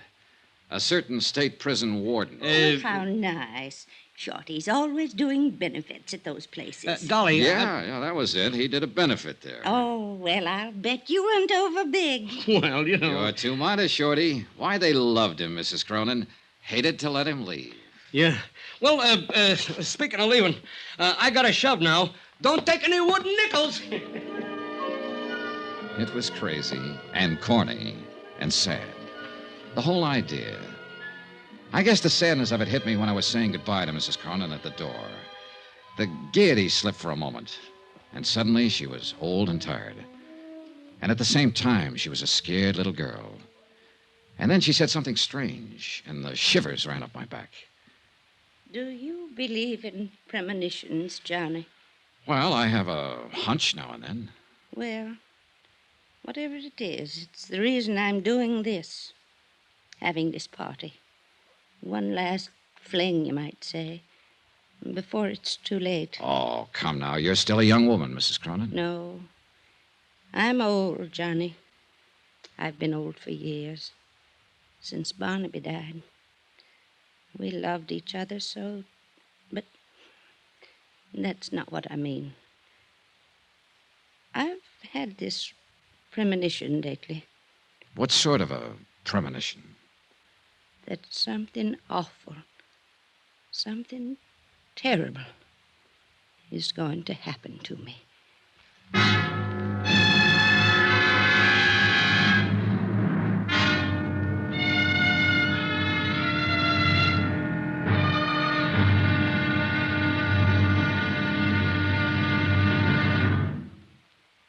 There'll be another intriguing episode in our story of the Cronin matter tomorrow. Tomorrow, a man who's afraid of his shadow, a girl who's afraid of nothing, and a stranger who strikes in the dark.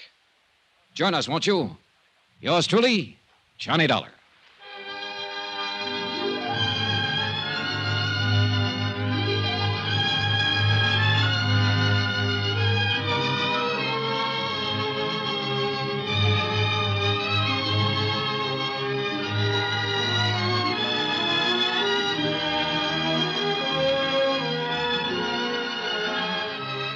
Yours truly, Johnny Dollar, starring Bob Bailey, is transcribed in Hollywood. Written by Les Crutchfield, it is produced and directed by Jack Johnstone. Be sure to join us tomorrow night, same time and station, for the next exciting episode of Yours truly, Johnny Dollar. This is Roy Rowan speaking.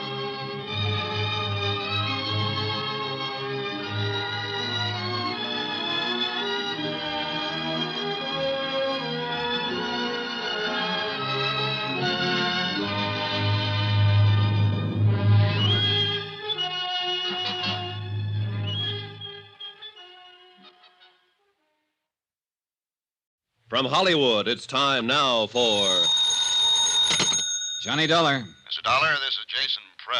Jason I Prell. manage Mrs. Cronin's trust fund.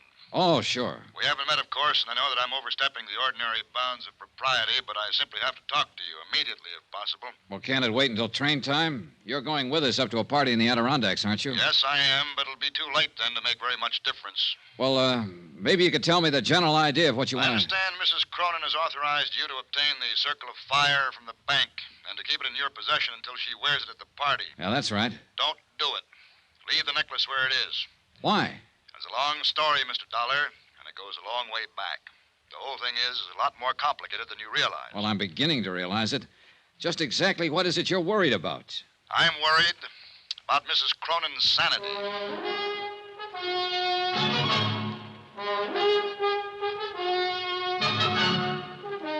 Tonight and every weekday night, Bob Bailey in the transcribed adventures of the man with the action-packed expense account, America's fabulous freelance insurance investigator. Yours truly, Johnny Dollar.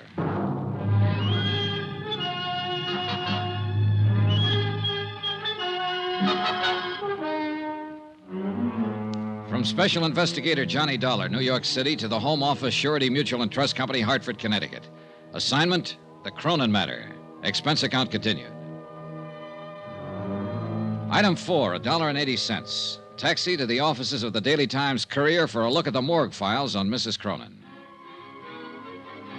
The clipping started with the year 1916, when a bright-eyed, wide-eyed kid named Dolly McLean danced her way out of the chorus lines of a two-bit musical and straight into the limelight of Broadway. One hit show after another, hits just because she was in them. And parties, balls, social affairs. The Dancing Darling. A critic tagged her with a name in her first write-up, and the name stuck. So she danced away the mad, crazy years that followed World War I. And like everybody else, she lived it up. There were rumors of engagements, love affairs, the Baron this, Count that, one after another. Shorty Weber was mentioned a few times. And Jason Prell was in from the beginning, as a promoter, though, a business manager, not as a lover. Her friends were mentioned, hundreds of them. Then Barnaby Cronin came into the file. Boy wonder of the business world, the Golden Prince. Engagement, marriage, and Barnaby's fabulous gift to his new bride, a $500,000 necklace of diamonds and emeralds, the Circle of Fire. Then Barnaby's sudden death, Mrs. Cronin's seclusion. End of file. Expense account item 5, $24.30, transportation, hotel, and incidentals. And a taxi to the railway station to find the special coach Mrs. Cronin had chartered to haul her guests to the Adirondacks and to her roaring 20s weekend party. I purposely got there early, but one of the guests was even earlier. Mr. Dollar, wait. You are Mr. Dollar, aren't you? That's right, but I don't think... Jason Prell. Oh. I thought you might come down early to meet the bank messengers. Thank heaven you did. Well, I'm afraid I don't... Dollar, I've known Dolly McLean and Mrs. Cronin for over 35 years. All that time, I've managed her business affairs, arranged her personal contacts, been like a father to her. Yeah, I've read the newspaper clippings. Newspaper stories can be misleading sometimes. They build things up. Sensationalism. It's true, of course, that Dolly and I had some quarrels. Who doesn't? In spite of everything, I was still her best friend. Go on. I know Dolly, know her better than anybody else in the world. I know how she's gone downhill since Barnaby died, especially in the last year or so. And I know this whole idea is the worst possible thing she could do. Have you tried talking to her along that line? She won't listen. She's dead set on it. I'm hoping you can help. How? Point out to her how dangerous it is to go off into that isolated place with a piece of jewelry as valuable as the Circle of Fire. It's worth a fortune. Somebody's bound to try to steal it. I still don't get what you're driving at, Mr. Prell. But I just told you. It's the risk that's involved. To whom? Mrs. Cronin, of course. She knows about the risk. She's willing to take it. She doesn't know what she's doing. Hey, you said something on the phone about her sanity. Are you trying to imply that she's... No. Not yet. But she's not well. She's burned herself up back in those early years, and she hasn't much left. The only thing that keeps her going has a crazy kind of belief. Belief? Dolly believes in people. So do I, Mr. Prell. Well, yes, of course. But Dolly's whole thinking hinges on it. All the people she knew back in the heyday, the people she calls her friends, in her book, they can do no wrong. She lived in a dream world, still does, like a fairy princess. But it never really existed. Things weren't like that back in those days, Mr. Dollar. So I've heard. Most of the people she thought of as friends were only trying to use her.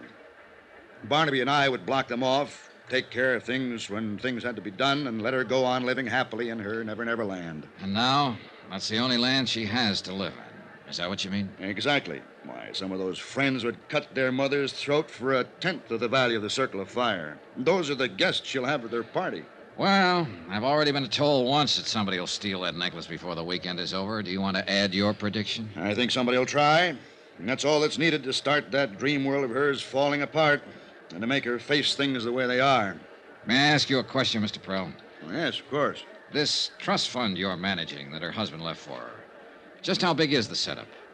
Barnaby Cronin was a wealthy man, Mr. Dollar, but he had his ups and downs like every business investor. The capital is adequate for her support, but not much more. Is the necklace a part of the trust capital? It's her own personal property. Otherwise, I could have prevented it from being taken from the bank. You have complete control of the trust, then? Yes. Barnaby knew that she had no understanding of business matters. I see. She's old, Mr. Dollar. Older than her years. Tired. All that keeps her alive is her belief in the past. Yeah, her dream world, where everybody loves her and protects her. Where she's still a dancing darling. And if that dream world is destroyed, she'll be destroyed along with it. Now, phone the bank, Mr. Dollar. Ask them not to bring that necklace here. I'm afraid they think I was crazy. Why? Because I've got it with me, Mr. Prell. I picked it up myself 2 hours ago. Then heaven help us all.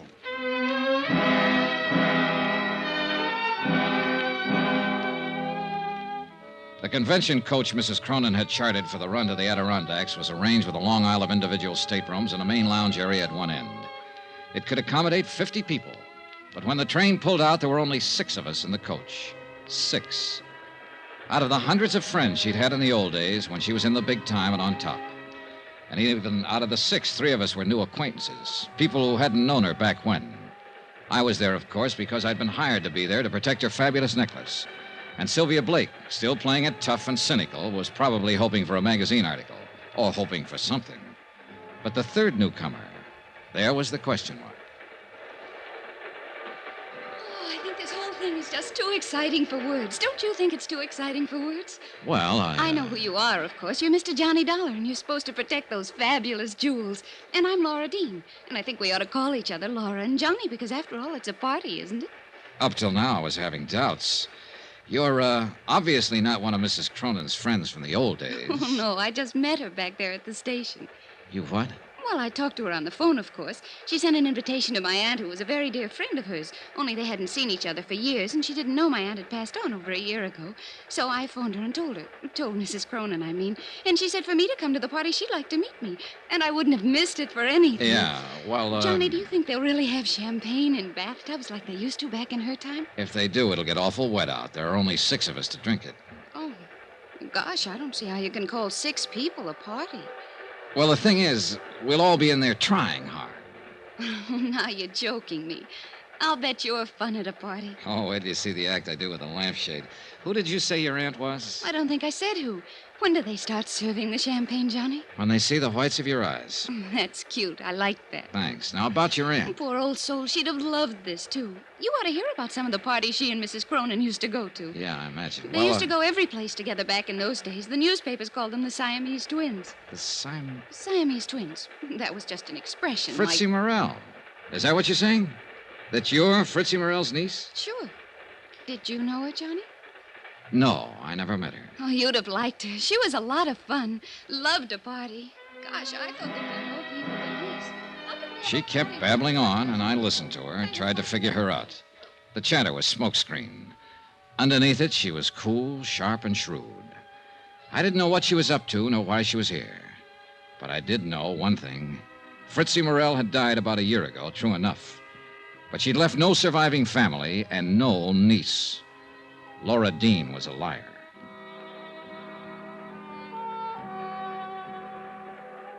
I hadn't seen Mrs. Cronin since we pulled out of the station. She'd greeted us, then gone right to her stateroom and stayed there. And when I saw Jason Prell come hurrying from that direction, I could read the look on his face even before he reached me. Mr. Dollar, please. Mrs. Cronin? Yes, go to her at once. What is it? What's wrong? She was suddenly taken ill, very ill. Hurry.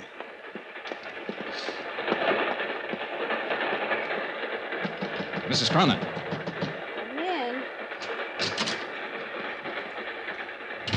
Oh, I'm all right now. Oh. It was just nerves. I've had it before. My doctor in New York gave me some tablets to take whenever... Are these the tablets? This bottle here? Well, yes. You know what they are, Johnny? Yeah, I know. All right. So he does say it's my heart. But he's wrong. It's just nerves. Yeah, sure. That's not why I sent for you, Johnny. You have the necklace. Yeah. Want to see it? No. I'll wait until it's time to wear it. Johnny, I've written something here. I'm going to sign it, and I want you to sign as a witness. Well, all right. Unless you'd rather have Jason Prell. No, Jason would argue about it. There. Now you sign. There you are. Keep it for me. Do you mind if I know what I've signed? Of course not. Read it if you like. In the event of my death, I, Dolly Cronin, being of sound mind, bequeath the necklace known as the Circle of Fire to Sylvia Blake. Sylvia loves jewels. She'll appreciate it. Yeah, I imagine she will. She's not to know about this, you understand, because, of course, it'll be years before she gets it. Oh, sure it will. Now, you'd better try to get some sleep. I'm going to. And thanks, Johnny. It was nothing. You know something? I was heartbroken when they didn't show up at the station. All my old friends. But I've been lying here thinking, and I've finally figured it out. Oh? They all went on ahead. They'll be waiting at the house. They're trying to surprise me. Don't you think so, Johnny? I said yes, I thought so. But I was lying because I didn't think so. But she was still a dancing darling, and she had that way about her. You wanted to protect her. I didn't go back to the lounge. I walked down the corridor to my stateroom. It was night by then, and the corridor was only dimly lit. My stateroom was dark. When I opened the door, I caught a bare flash of movement. Too late. Oh!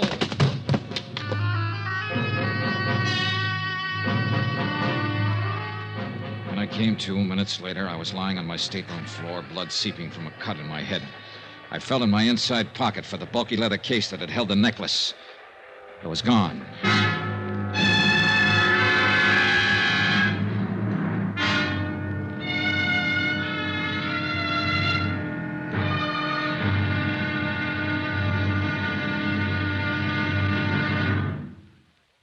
There'll be another intriguing episode in our story of the Cronin matter tomorrow. Tomorrow, an old love and an old hate, and violence breaks out at midnight. Join us, won't you? Yours truly, Johnny Dollar.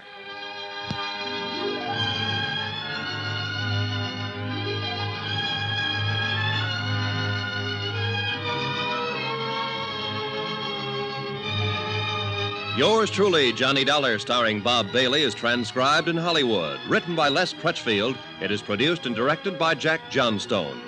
Be sure to join us tomorrow night, same time and station, for the next exciting episode of Yours truly, Johnny Dollar. Roy Rowan speaking.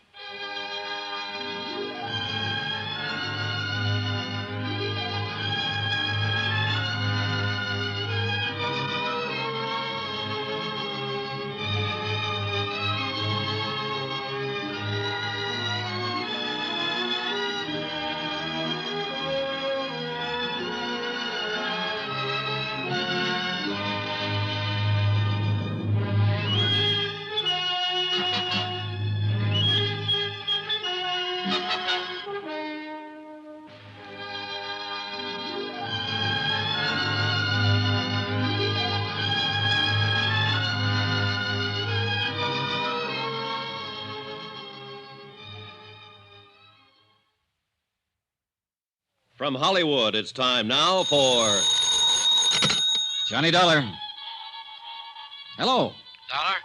You're the Mr. Dollar that's been trying to phone me? Is this Dr. Bigby? That's exactly who it is, and I'm very busy right Look, now. Dr. Bigby, I want you to come out here just as soon as possible. It's the old Cronin summer place about 5 miles up the river from where... Oh, I know where it is, I know. What are you doing up there? The house has been closed for years. Mrs. Cronin opened it up for a party this weekend, but she was taken ill on the train coming up, and I want... Is Dolly out there? Yes, she's the one I want you to look at. So she's back. After all these years, she's come back. She had a prescription from her doctor in New York, but she's taken the last of it. It's apparently her heart. I'm sorry, Mr. Dollar. I'm very busy tonight.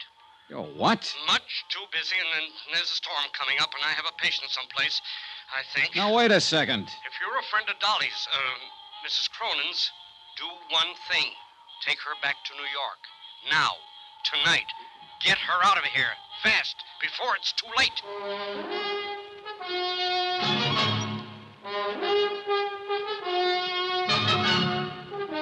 Tonight and every weekday night, Bob Bailey in the transcribed adventures of the man with the action-packed expense account, America's fabulous freelance insurance investigator. Yours truly, Johnny Dollar.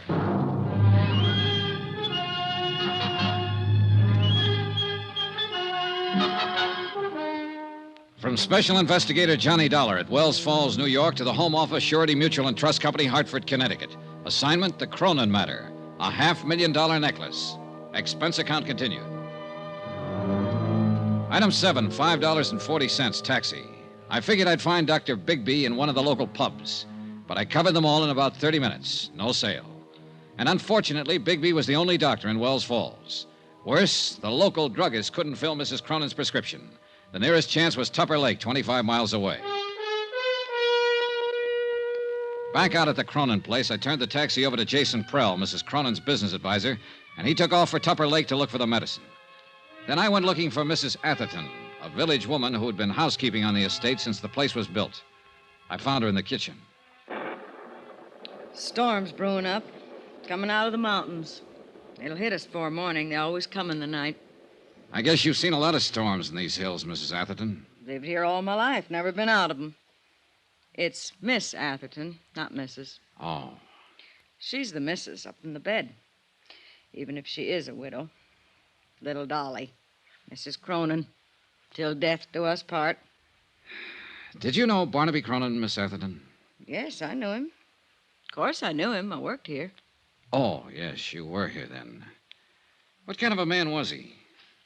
Like any other man. Not according to Dolly, Mrs. Cronin. She apparently worshipped him.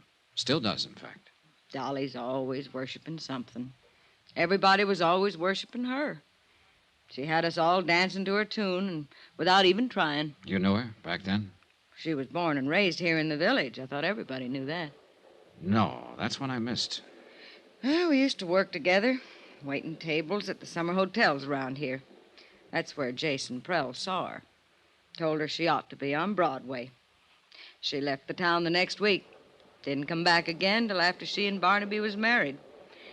And she got him to spend a fortune to build this place for her. Well, I guess he had the fortune to spend. Oh, yes. She married well. Count on Dolly for that. Always got whatever she wanted and never even had to ask. Things were just given to her, always. Yeah, probably so. But she's been pretty generous herself. Like keeping you on here, for instance, when the house has been closed up for years with nobody using it. Oh, she's the dancing darling, all right, right to the end. Well, now, if you'll excuse me... There was something else I wanted to ask you, Miss Atherton. I'm not one to talk ordinarily, but you got me started. Well, this is not about Mrs. Cronin, at least not directly. She was taken ill on the train.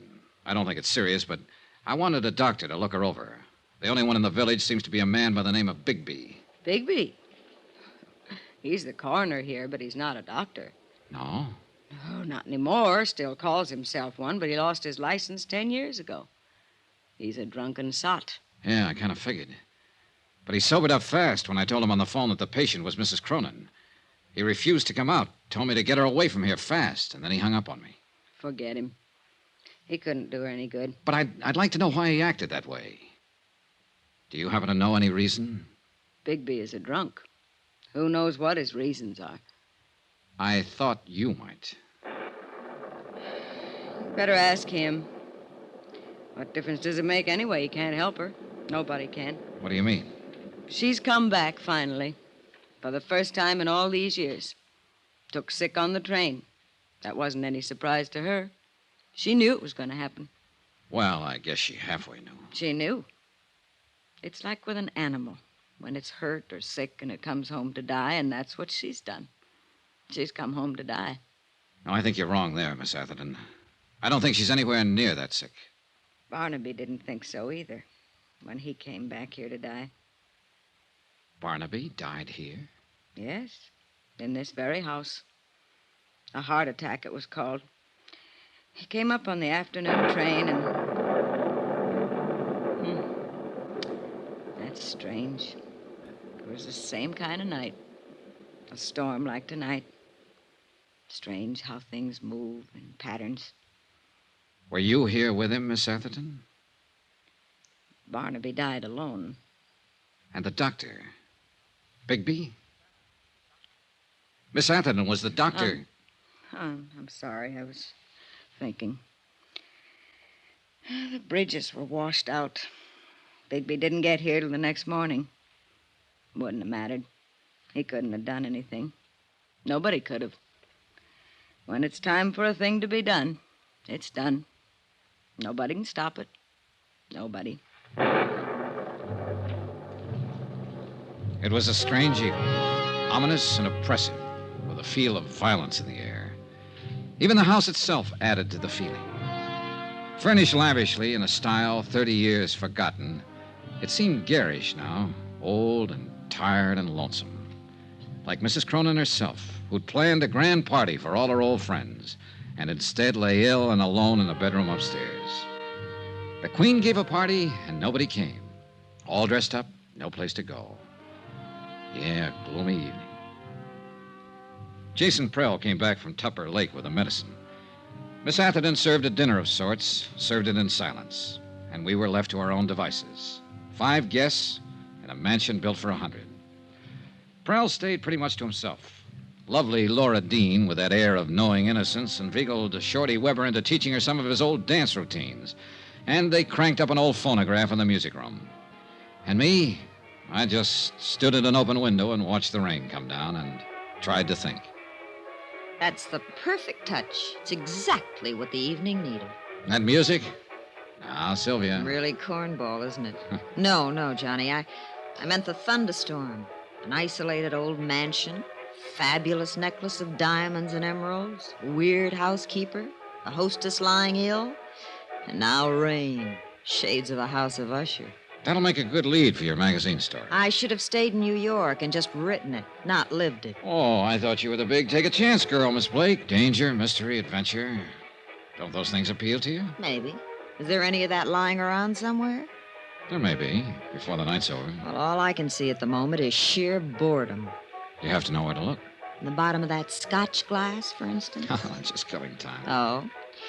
I've been wanting to ask you, Johnny. How'd you get that cut on your head?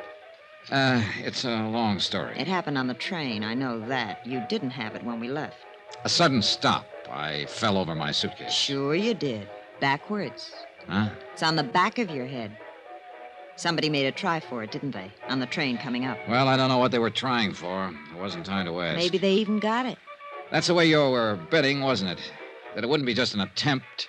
That somebody was going to get it and get away with it. Did they? Is that what happened? Is it gone? All right, just stand there and grin then. Oh, rain. I'm going back to the city tomorrow. You are? Well, don't smother me with your pleading. No, stick around, Sylvia. Things may get better, including the music. You know, in a way, I hope somebody did get the circle of fire. Why? What good is that fabulous necklace doing her now, lying up there? She's had everything she ever wanted. Life's been too easy on her. She doesn't deserve it. She ought to lose it. Her life or the necklace? The necklace, of course. You know, for reasons I can't go into, I think you'll be sorry you said that someday. Sorry? Why? She's a woman who's had everything. You're a pretty predator, aren't you? Hurt and afraid. Am I? You feel something big may have passed you by, and you put up that tight, bright front for protection. But inside, you're tied in knots. And what is your recommendation, Doctor? A man, perhaps? That's the usual advice. Now, you said it. I didn't. Well, you're a man, Johnny. Why don't you smooch with me? It'd be a way of passing the evening, killing time. All right. What are you... Johnny, wait! Johnny, why did you do it? Because you wanted me to, and because I wanted to. Adventure, mystery, danger. Who's bored? Who's going back to the city? Those doctors are right.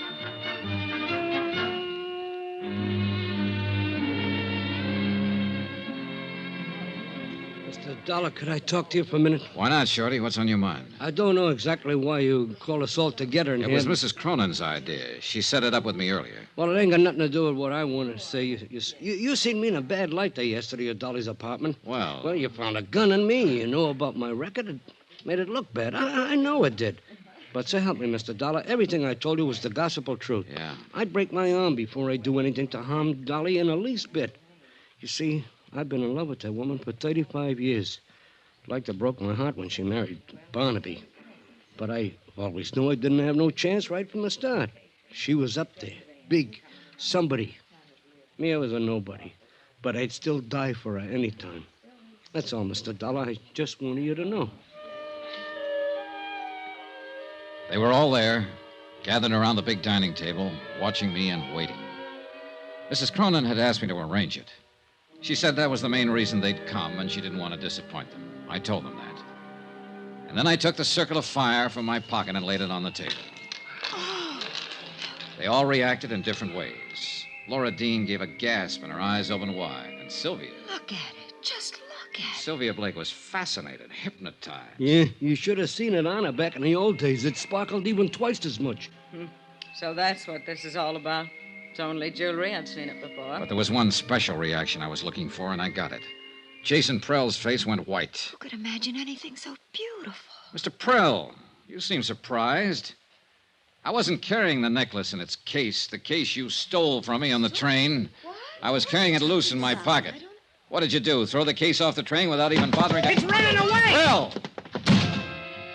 I went after him, but he'd already disappeared somewhere down the hall. He knew the layout of the house, and I didn't. I searched the different rooms quickly as I passed, but there was no sign of him.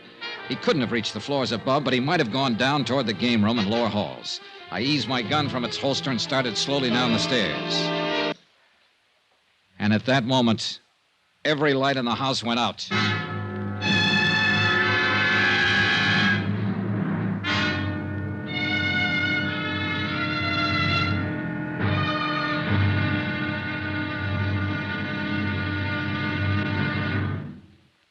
There'll be another intriguing episode in our story of the Cronin matter tomorrow. Tomorrow, a white lie, a bullet from the darkness, and death comes in out of the rain. Join us, won't you? Yours truly, Johnny Dollar.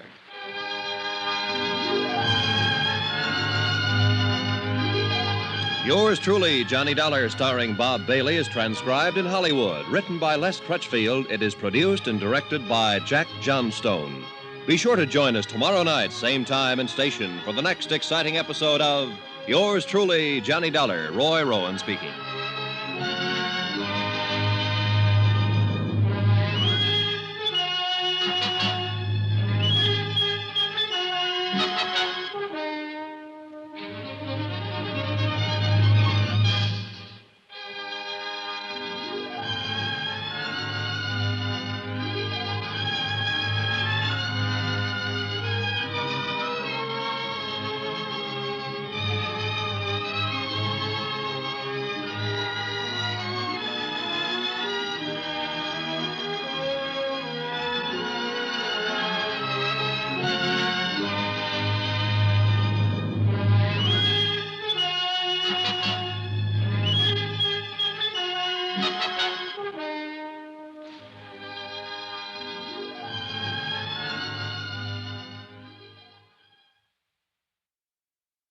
From Hollywood, it's time now for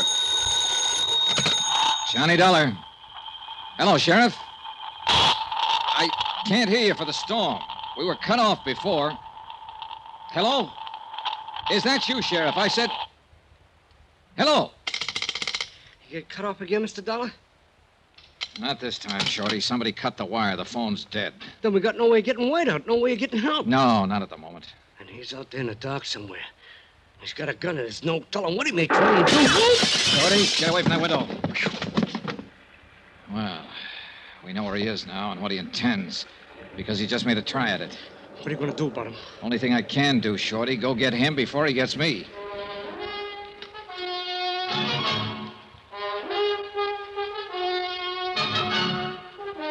Tonight and every weekday night, Bob Bailey in the transcribed adventures of the man with the action-packed expense account, America's fabulous freelance insurance investigator. Yours truly, Johnny Dollar.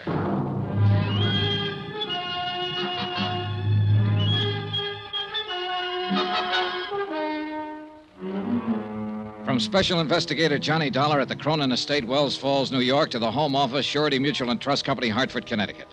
Assignment, the Cronin matter. Protection of a $500,000 necklace. Expense account continued. Item 10, $135. One tweed sport jacket to be purchased on my return. Both lapels and one shoulder ripped by a bullet. Also one pair of slacks to match. Destroyed a few minutes later in the mud, slush, and underbrush in the grounds of the Cronin place while pursuing a suspect who'd already tried twice to kill me and who made a third go at it when I stepped out of the side door of the house. Shorty, away from the door, quick. Whew, boy, that was close. Yeah, he could see the door opening, but he can't see us, not in this mess. He's desperate. He's shooting blind. Look, Shorty, why don't you go on back in the house? There's no reason for you taking chances like this. You're taking them? With me, it's a job of work. I get paid for it. I told you earlier how I felt about Dolly, I mean. I don't know what Jason Prell's game is, Mr. Dollar, but if it's against her, then I'm against him. I'm staying. All right, it's up to you. Thanks for giving me my gun back. Emergency, that's all. You've got a prison record, Shorty. You know what it means if you're caught with a gun. Yeah, I know. Hey, good. I figured Prell would give himself away if he kept that up. I got him spotted now. Where? At the base of that tall pine, a little to the left. Watch for it, the next flash of lightning. There, yeah, now I see it. I know the one you mean. Then stay here and keep him pinned down. It's a good spot. You've got cover from the wall of the terrace there. What are you going to do? Circle around and come up beside him. Just throw a shot at the base of that pine tree now and then. Keep him tied down. Keep him busy. You got it? Right. And good luck. I left the shelter of the house and started edging through the shrubbery. The undergrowth was a regular jungle. It would have been impossible to slip up on Prell without his hearing if it hadn't been for the storm. Shorty Weber fired now and then at the pine tree. And twice Prell fired in answer. Jason Prell, so-called friend of old Mrs. Cronin, knew I had him tagged. At first, I'd been guessing mainly, but he didn't know it. And he'd lost his head and made the guess prove out. And now he was apparently ready to risk murder or death rather than face a prison term. I was within 30 feet of him. He hadn't heard a sound. He was still firing at Shorty over on the terrace. His back was turned partly toward me. He didn't know I was near, so I leveled my gun. Get your hands up, Prell. Drop that gun. You're covered. He whirled, peering into the darkness of the bushes, trying to see me. He knew I was close, but he couldn't tell where. He raised his gun, started to turn, and I'm not quite certain what happened next. The light was bad, and I could hardly see him. Whether he stumbled accidentally or what is something I'll never know. All I know is that when I walked over to him, he was dead.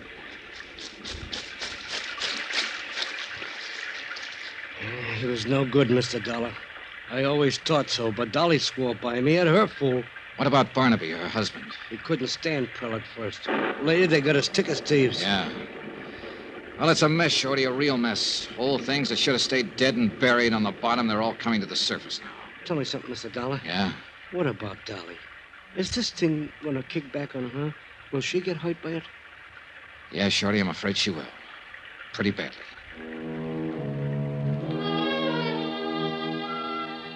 It was deep into the night, edging toward dawn, when I got back to the house. I changed out of my wet clothes, went to the game room, and got Dolly's necklace from under a chair cushion. I'd stuck it there when Prell had pulled the main switch and put the lights out.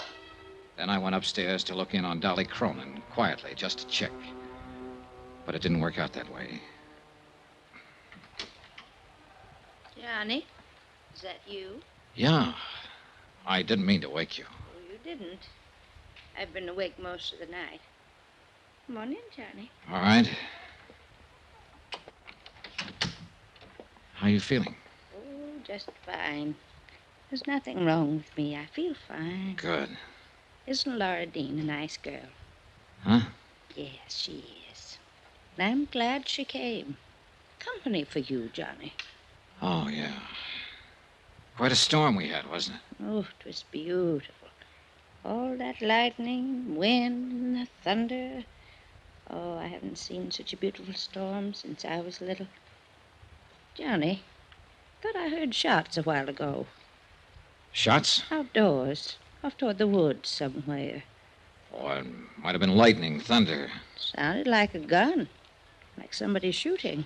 Well, sound plays funny tricks up here in the mountains. I guess so, but... Well, I've been thinking back over the past so much that makes the present a little unreal. I'm afraid the past is about all I have left now. Now, don't be so quick to sell this future of yours short. You've got a lot of years yet, good years. Well, I had a lot of good years. Good friends, good times, a good life. And best of all was Barnaby. You loved him very much, didn't you, Mrs. Cronin? I worshipped him. He was perfect. He never did a wrong thing in his life. Now that he's gone, is the one fine memory I always cling to. Oh, if I didn't have that, well, I just couldn't go on. Well, then let's hope you never lose that memory. Of course, there were other good friends, too, over the years, like Jason Prell.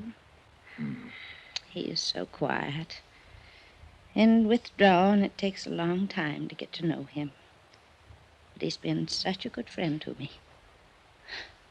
He's so patient with all this silly ignorance of mine about business problems. Yes, I'm sure he has. I just don't know what I'd do without him. Yeah. Now, don't you think you'd better get some sleep? In a little while. You know, Johnny, it's funny how things work out. In what way? I was born and grew up right here in this village. Yes, your housekeeper, Miss Atherton, told me the two of you were girls together. We were inseparable. Like I said, I grew up here and then I went away. And Barnaby and I came back and built this house, and we went away again. There were always so many places to go, new things to do. It's a big world, isn't it? And finally, Barnaby came back for the last time and died here. All alone, poor boy. And now I've come back, the place where I was born. everything finally comes home. Doesn't it, Johnny? Yes, nearly always. I'm very tired. I think I will sleep now. Be good for you. The necklace, Johnny, do you have it with you? I sure do. Here you are. So beautiful. And so many memories. All so long ago. Put it on me. Will you, Johnny? Of course. Raise up now. Just a little. There. How do I look? Sweet enough to kiss. Well? Nice. You go to sleep now. Yes, sir.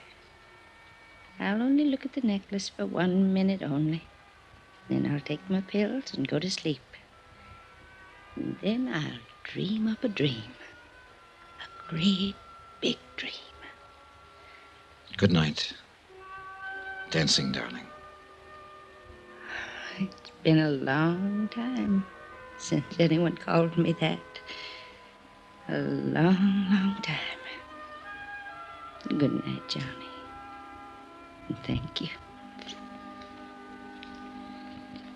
I left her and went downstairs and rustled myself a pot of coffee. I sat down by an east window and drank it cup after cup and watched the morning sun come up. Dream a big dream. Well, before many more hours, she was going to need a big dream. There was no way of keeping it from her, all of it. The fact that Jason Prell was dead, shot, that he'd attempted murder and tried to steal a necklace. And worst of all, that her beloved Barnaby had probably been as big a crook as Prell. Is it all right if a girl who can't sleep sits this one out with you? Sure. Pull up a chair, Laura. Like some coffee? Just black, thank you. I guess it wouldn't do much good to ask you what's been going on around here all night. Something has? Like I said, I guess it wouldn't do much good. Here's your coffee. Oh, thanks. That's how I found you. Just followed the smell of this coffee. Good. I guess if I said I heard somebody shooting up the place during the storm, you'd just say, really? Never use the word. And I guess if I showed you that broken window over there, you'd say maybe a pigeon flew in. Might, if I happen to think of it. I'm sorry all this kept you awake. Oh, don't apologize. I probably wouldn't have slept anyway. Why not? Guilty conscience? Don't be silly. I didn't even do it. Do what? Whatever it is I'm supposed to feel guilty about. Lying is what I had in mind at the moment. Oh, I do that all the time, but I never feel guilty about it. I just call it making up things. Like claiming you were the niece of Fritzie Morel, Mrs. Cronin's oldest friend. Gosh, went down my windpipe. Like claiming you're Fritzie Morel's niece. Mostly I drink tea, but you already had the coffee Like made. claiming you're Fritzie... All right. How'd you find out? Nothing very spectacular. She just didn't have a niece. I wasn't sure, but I thought she must. Everybody her age has at least one niece. What was the idea? Well? Well, I lived in the same rooming house she did. She liked me, talked to me a lot before she died last year. So when the invitation came last week, I got the idea of going as her niece. I didn't mean any harm by it. I just wanted to go to the party. All right, relax. That's about the way I figured it. Well, it turned out to be quite a party, didn't it? I hope I never see another one like this as... Johnny, what's wrong with her? It was Miss Atherton. I got up slowly from my chair as she walked toward us and then stopped a few feet from the table. Her eyes were fixed on something far away, and the look on her face was strange and grim. I think I knew even before she spoke. Mrs. Cronin is dead.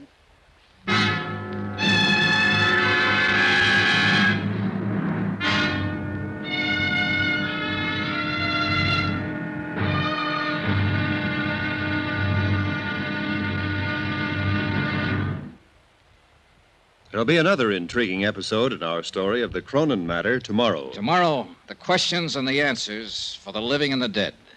The final payoff. And fate itself plays the last trump. Join us, won't you? Yours truly, Johnny Dollar.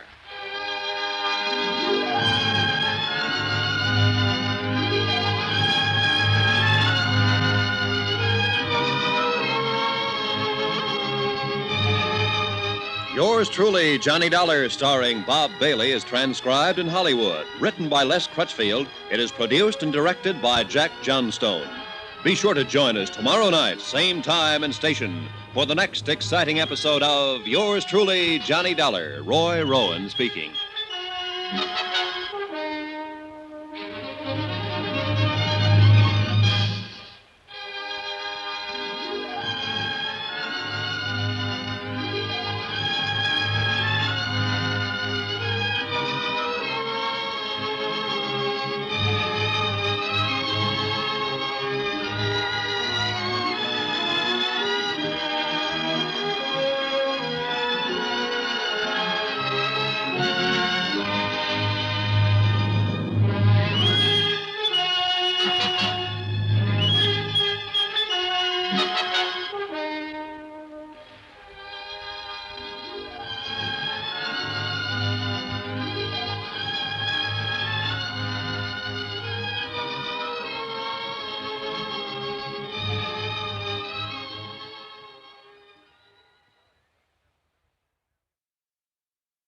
From Hollywood, it's time now for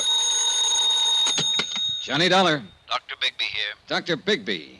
I'm asking you for the second time now to come out to the Cronin place. I told you last night, Mr. Dollar. The circumstances are different now, a lot different. We don't need a doctor. We need a coroner. A coroner? Where are you calling from? The operator told me the phone out there was out of order. It is. I'm at a forestry station a mile down the road. Jason Prell cut the wires last night before he was killed. Jason killed? Shot to death during the storm. So that's how he ended up. It took a long time, but everything finally comes home. Yes, Mrs. Cronin said the same thing an hour or so before she died. Dolly, too. Her heart, Mr. Dollar? In a way, maybe. The dancing darling. Finally at rest. She... What do you mean, in a way? Dr. Bigby, Mrs. Cronin was murdered.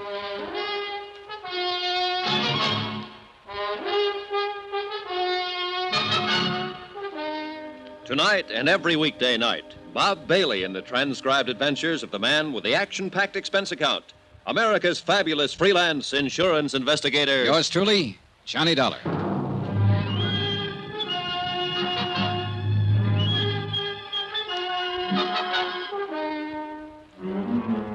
From Special Investigator Johnny Dollar at the Cronin Estate, Wells Falls, New York, to the Home Office, Surety Mutual and Trust Company, Hartford, Connecticut. Assignment, the Cronin matter. Expense account, final page. Item 13, 10 cents. A half pack of cigarettes I left with a farmer who gave me a lift back from the forestry station. The price of my own feelings at the moment would have been lower. About 8 cents lower, in fact. I brewed another pot of coffee and sat down to wait for Bigby. But this time I laced the coffee with brandy. The sun was up by then, clear of the horizon, bringing a bright new morning and a brand new day. The storm was long over, and the world sparkled and danced. But too much of the night was still with me, and the past still too much alive. And yet, maybe Dolly Cronin was better off. She was a part of that past now, where friends were always true, and every minute of life was even more wonderful than the last one, and where she was still and forever the dancing darling. Good morning, Johnny. Oh, hi, Sylvia. I'm in the coffee business this morning. How about it? Please. Having yours with cream, I see. Yeah, bad night. Shall I make yours the same way? Right. I had a bad night, too. Thanks. You look real beat, Johnny. Couldn't be any beater. Something pretty terrible happened last night, didn't it? Yes. Jason Prell is dead. Oh. And Dolly Cronin is dead. Oh, no. I loved her, Johnny. I didn't mean what I said last night about life always having been too easy for her, and you were right. It was just being frustrated, tied in knots and covering up. I loved her. She was sweet.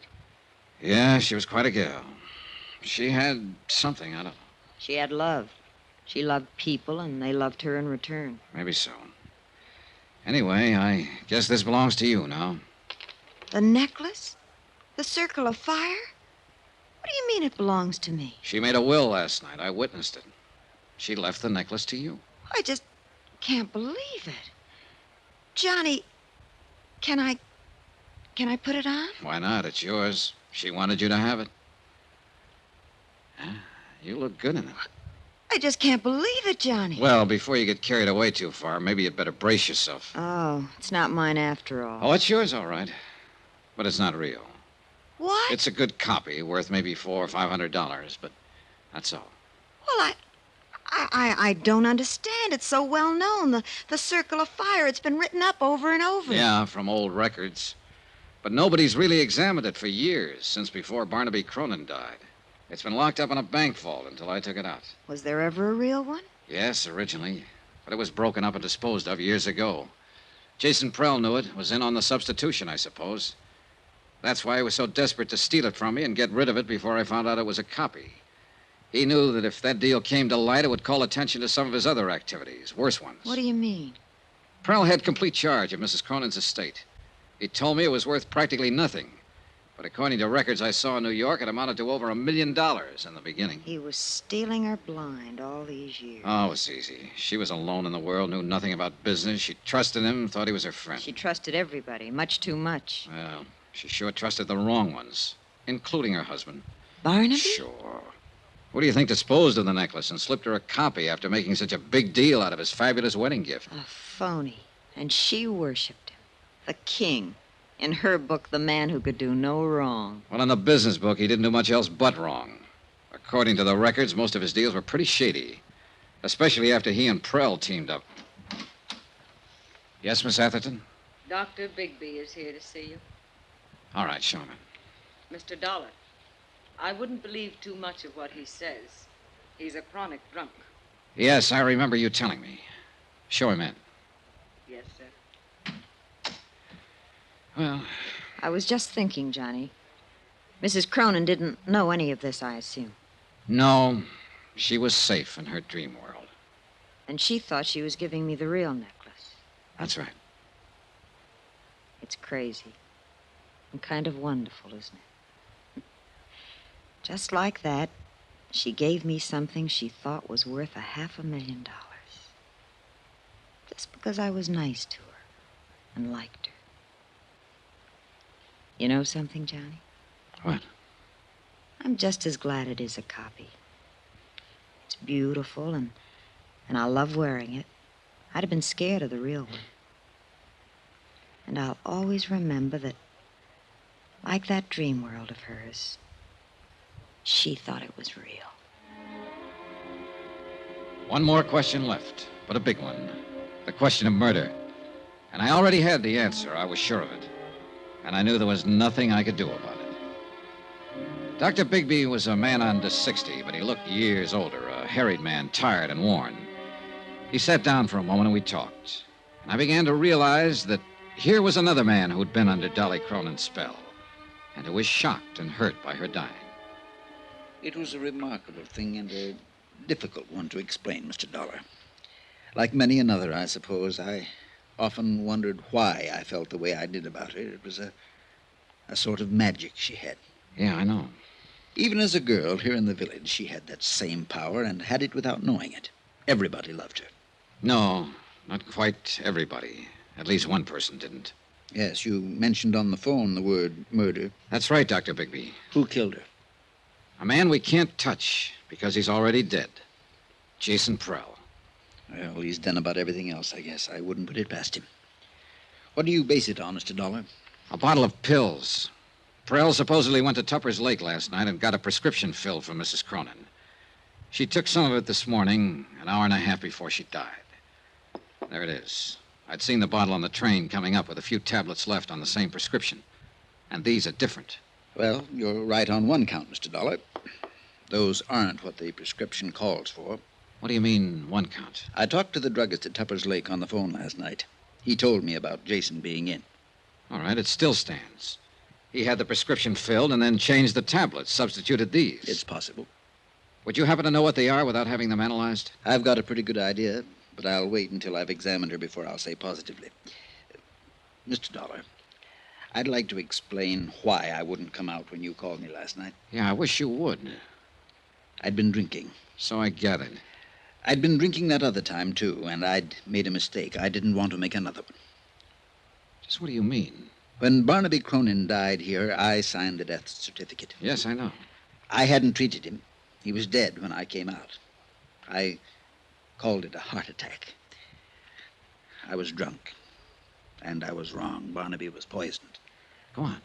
I didn't suspect it until later, and then I was afraid to do anything about it. I'd signed that certificate, and I knew it would break me. So I kept still, and I consoled myself with drink. And finally, it broke me. So the same end result was achieved. Look, Dr. Bigby, if Barnaby Cronin was here alone, then how was he poisoned? Alone? He wasn't alone when he died. She was here with him. Mrs. Cronin? Of course not. Why do you think he was always making trips up here, always by himself? I didn't know he was. For years, every week or two, the whole village knew about it. She was here with him that night. She's the one who called me, asked me to protect her good name. She's the one who poisoned him. And now she's had another try with the same poison. But why? Ask her why. Ring for her and ask her. That won't be necessary. Well, I'll go on up and make my examination. Well, Miss Atherton, I'm asking, why? He was planning to break off our relation. He told me that night. She'd finally won. That silly little fool had finally won. But I didn't let her win. I killed him. You're confessing to murder, you know. It doesn't matter now. I've accomplished everything I meant to accomplish. So it was you who changed the tablets in her prescription bottle and substituted the poison. Of course. It was so easy. For once in my life, things were just as easy for me as they'd always been for her. Will you have the sheriff come out, Mr. Dollar? I'd like to make my confession.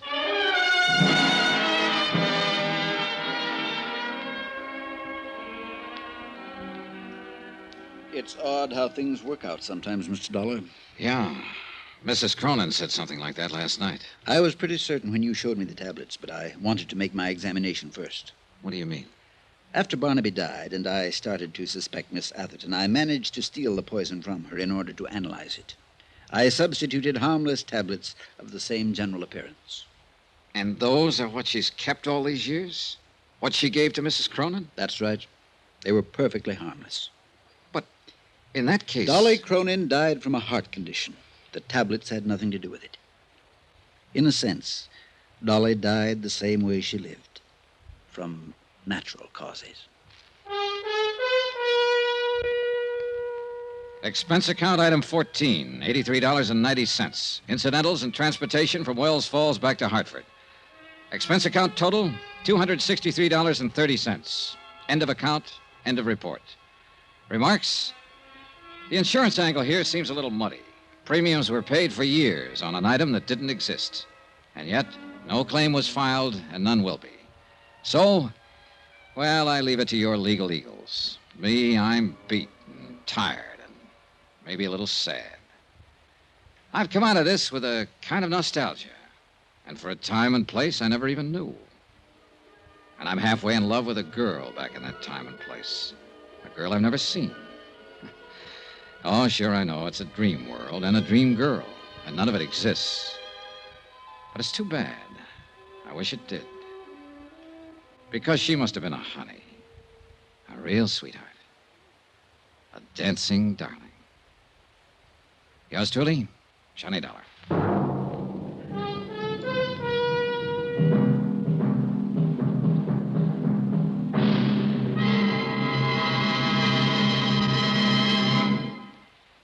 Remember, please, there'll be a new exciting story on Johnny Dollar beginning next Monday. Next week, the story of a man worth $50,000 who didn't have a cent to his name. Join us, won't you? Yours truly, Johnny Dollar.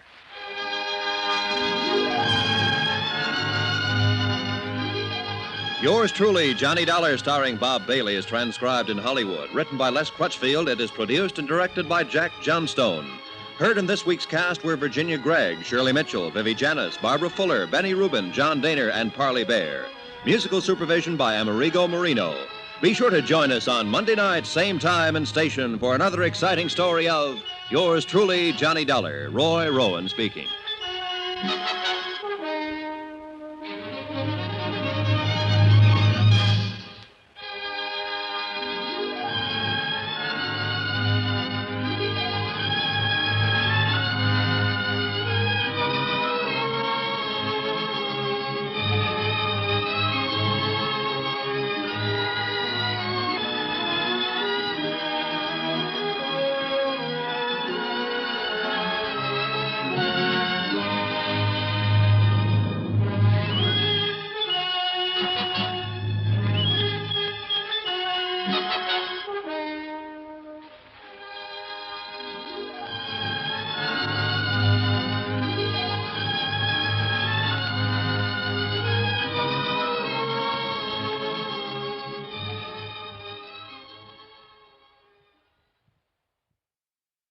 From Hollywood, it's time now for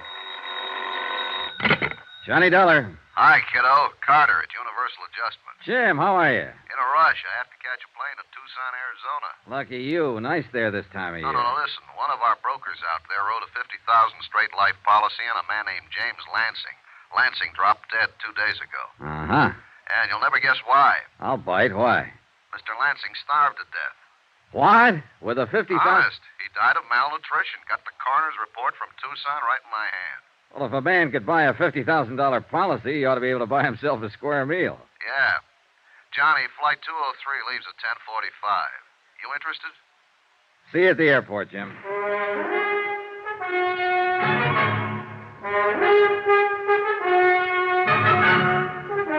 Tonight and every weekday night, Bob Bailey in the transcribed adventures of the man with the action-packed expense account, America's fabulous freelance insurance investigator. Yours truly, Johnny Dollar.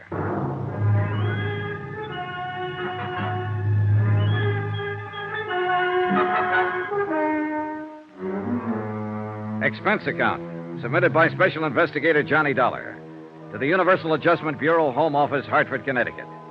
The following is an accounting of expenditures during my investigation of the Lansing fraud. Expense account item 1, $178.13. Cost a plane ticket, Hartford to Tucson. I shaved, showered, packed, and got out to the airport in time to have breakfast there. Jim Carter found me at the cashier's cage. Hey, kiddo, you won't need a coat out there in that desert country. As usual, Jim Carter was bigger than I thought. A man who stands 6'5" always is. A little ruddier, a little more blustery, but as efficient as ever. I wrote a special delivery airmail to the Insurance Commission in Arizona this morning and explained it worldwide. They wrote the policy. We're holding up payment pending investigation. Well, you could have told them that in person. We'll be out there as soon as the letter. Well, I like to be formal on these things, especially with the State Commission. Besides, I just as soon let them think we'll get around to a routine investigation later, in a week or two. In other words, you didn't tell anybody we're coming. No, I didn't. Maybe we can work it better this way. The faster we move in and find out what's what and aren't bothered by anybody, the better off we'll be. Hey, give me your ticket, will you, Jim? Yeah, sure. Here you are, pal. Thank you, sir. Yeah. Johnny, that commission is going to get formal sooner or later and ask a lot of questions. Mainly, why doesn't Worldwide honor the claim and pay off the beneficiary? So we'll have to skedaddle and get ourselves some good answers for him. Yeah, sir. Hey. You may board the plane. Yeah. Thanks, pal. Has anybody asked that question yet? Well, the beneficiary, sure. James Lansing's sister, named Arlene Kennedy. She called the broker, and he referred her to Claims Division at Worldwide, and she called them long distance, and then they called me.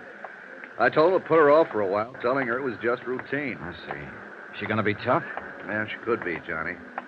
I understand she has money of her own, and she has some influence in and around Tucson. Oh, a lot of money? Yeah, and trust. She's very comfortably fixed. Hey, watch yourself, kiddo. Yes, Mrs. Kennedy's pretty upset by the whole business. Can't blame her for that. James Lansing died on the street with no identification on him. By the time police found out who he was, a routine PM had already been performed to determine cause. You know, the county was going to bury this guy. With $50,000 worth of insurance? Yeah. Imagine that. Oh, excuse me, lady. The post-mortem never had happened unless Lansing dropped dead on a public street. Yeah, I see what you mean. So I requested the coroner's office in Tucson to hold the body until we can get something done. Better fix your seatbelt, Jim. Oh, yeah. First thing that occurred to me when I saw the PM findings was that it might not be James Lansing at all. Chronic heart condition, lung history, debility. Doesn't sound like anybody worldwide would insure. Lansing took a physical before the policy was issued, didn't he? Of course he did. See, have you got any material on his insurance examination? Sure. Right here. Standard form. James Lansing was 100% okay when the policy was issued a couple of years ago. Malnutrition, lung history, chronic heart. Hey, how could he get in that bad shape in 2 years? That's a pretty good question, Johnny. I bet the answer is going to be great. Yeah. What's the examining physician's name? Let me see. Oh, here it is. Dr. Carl Mayhood, Suite 932, Valley National Building, Tucson. He's our first job, Johnny. Hey, cute stewardess. Yeah. Well, back to business, kiddo. It was a long trip, and I spent most of it going over the material in Jim Carter's briefcase. By the time we circled Tucson Airport at 4:45 in the afternoon, I had the facts pretty well in mind.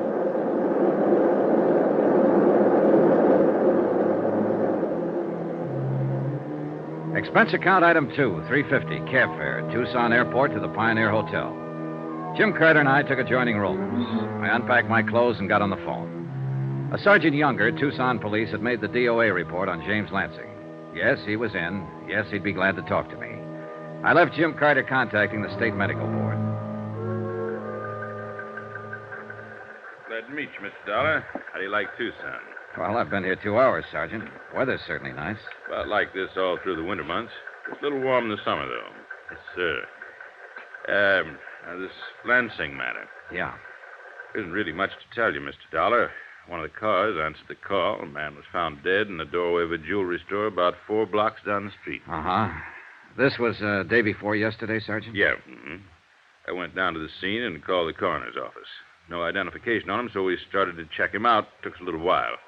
By the time we got a make on him, the coroner had already performed an autopsy. Yeah, I understood that was about the way it was. Say, tell me, how did you identify him as Lansing? One of his prints matched up on our cards here. Lansing was booked on a traffic beef a year ago. Otherwise, we'd still be trying to make him. You're sure it's Lansing over in the morgue? Yeah, we're sure. His sister came down, identified him. Name of Kennedy. Yes. Well, what did Mrs. Kennedy have to say about the cause of death? Nothing. That malnutrition bit didn't do a thing for her, huh? Not a thing, no, sir. We all thought Lansing was some sort of a transient. You know, just some old bum until we identified him. Uh-huh. Any witnesses see him die? No, haven't found any. According to the coroner, he'd been dead an hour or so before anybody noticed him at all. Happened early in the morning. I see. Say, did Lansing have any other business down here other than that traffic violation? Nope. All right. Who do I have to see to get into the morgue? Well, I'll phone the coroner for you. Won't be any trouble there. You want to go over now? No, later on, maybe. Dollar. Yeah? Death was from natural causes. There's no doubt about that. Yeah. Then no matter how much you investigate, you people are going to have to pay off. Well, aren't you? Maybe. We just have to be sure of one thing. What's that? That we insured the right man.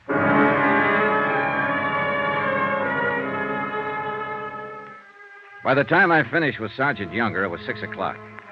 I phoned the hotel, and Jim Carter, busy and efficient as always, had already gotten the vital statistics on Dr. Carl Mayhood. Northwestern University Medical School, 1940.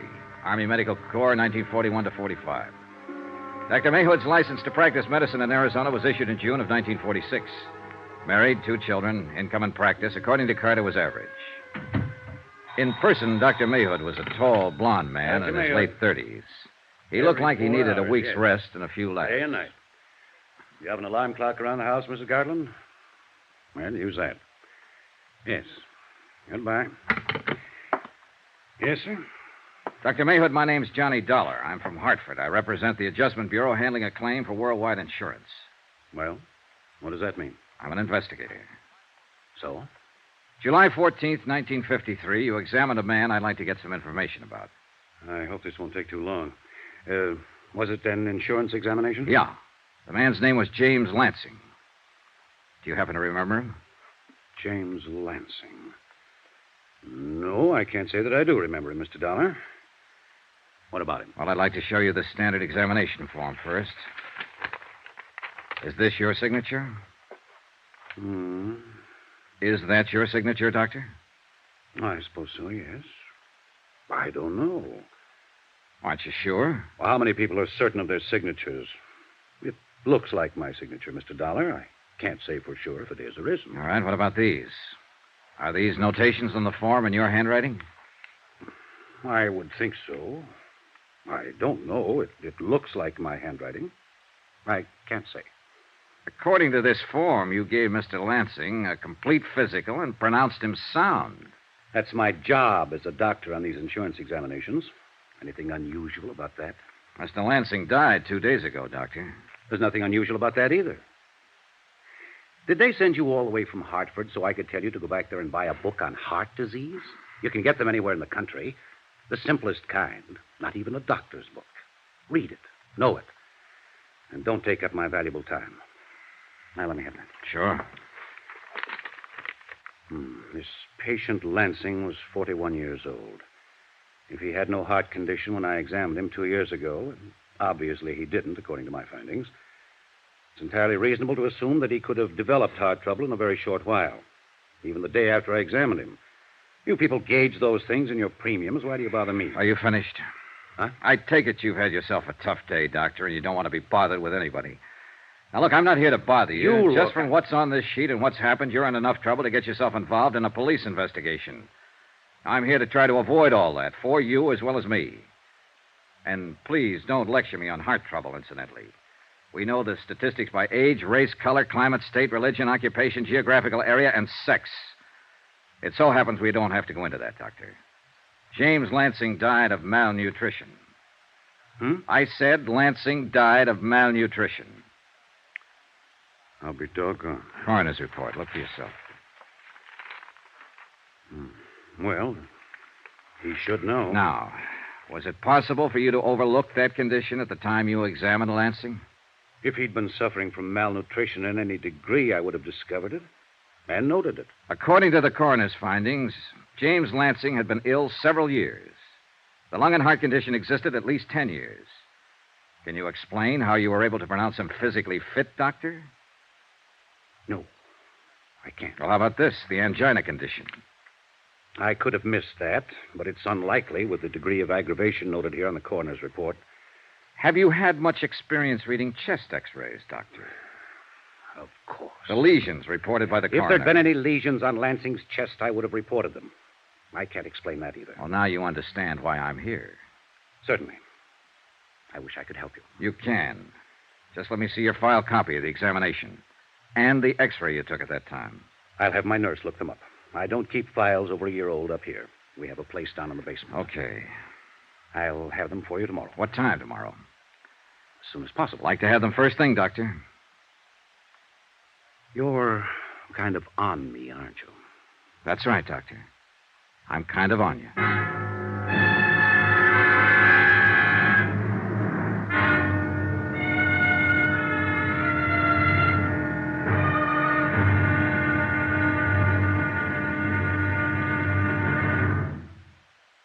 There'll be another intriguing episode in our story of the Lansing fraud tomorrow. Tomorrow, $50,000 is a good price for a killing. Most anybody will listen for that kind of money. Join us, won't you? Yours truly, Johnny Dollar.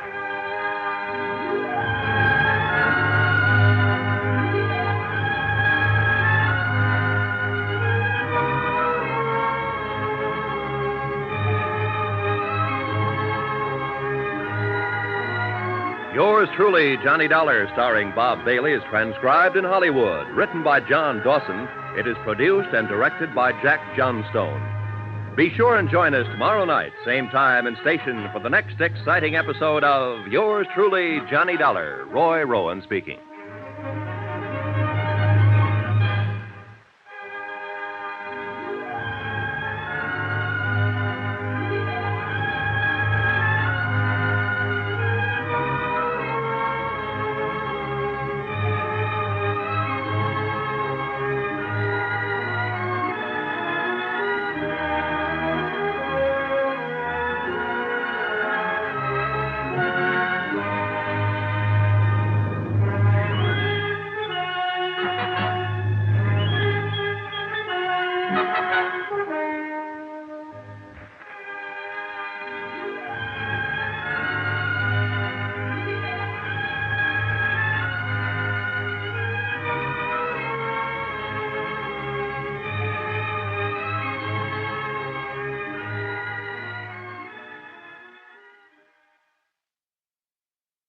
From Hollywood, it's time now for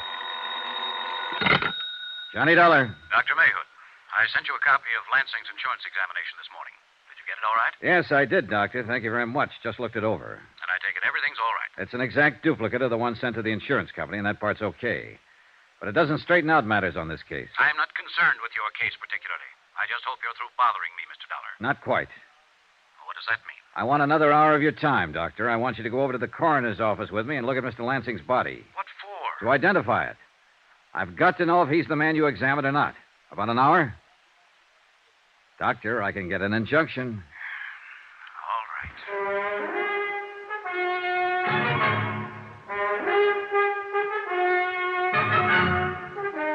Tonight and every weekday night, Bob Bailey in the transcribed adventures of the man with the action-packed expense account. America's fabulous freelance insurance investigator. Yours truly, Johnny Dollar.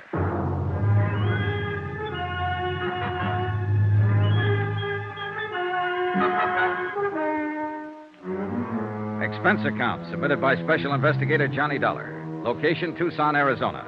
To the Universal Adjustment Bureau, Home Office, Hartford, Connecticut. The following is a further accounting of expenditures during my investigation of the Lansing fraud. Or was it a fraud? Expense account item 3, $10, loan. To Jim Carter, who was working with me on the case.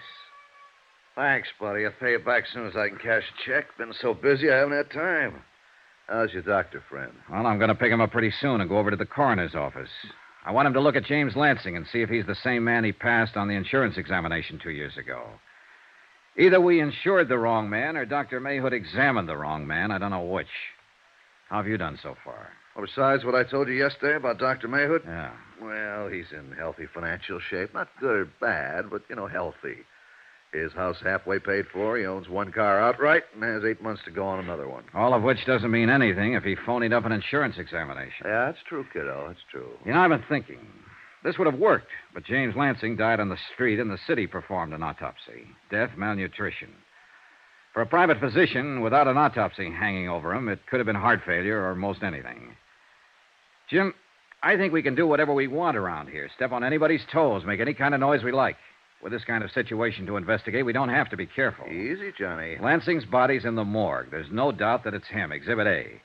But we aren't sure that his $50,000 policy was issued legitimately. What are you getting to? Call the State Insurance Commission, Jim. Let them know we think this is a bad one from top to bottom. Let them know that so that when the beneficiary starts to complain, they can tell her. It might scare her and whoever helped her into being more ridiculous than they've been already. I'm going to hold off, Johnny. Why? Until I see how you and Dr. Mayhood make out at the morgue. Expense account item 4, $2, cab fare. From my hotel to the Valley National Building. I picked up a scowling Dr. Mayhood, and we drove over to the coroner's office. Mr. Dollar, this is a waste of your time and mine. Sorry to inconvenience you, Doctor, but it's necessary. I suppose so. And I suppose you have a job to do. But I have a job, too. Mr. Franks, the insurance broker, telephones me and says he's sending over a man for a physical. I do the physical. It's immaterial to me whether the man I examine is qualified for insurance or not. My job is to examine him. It's up to the insurance company to determine whether... Yeah? Johnny Dollar, this is Dr. Mayhood. I believe Sergeant Younger phoned. Yeah, this way. Dollar, it's up to the insurance company to do what they want to about the examination. I understand all that, Doctor. Then don't ignore it with your high-pressure tactics.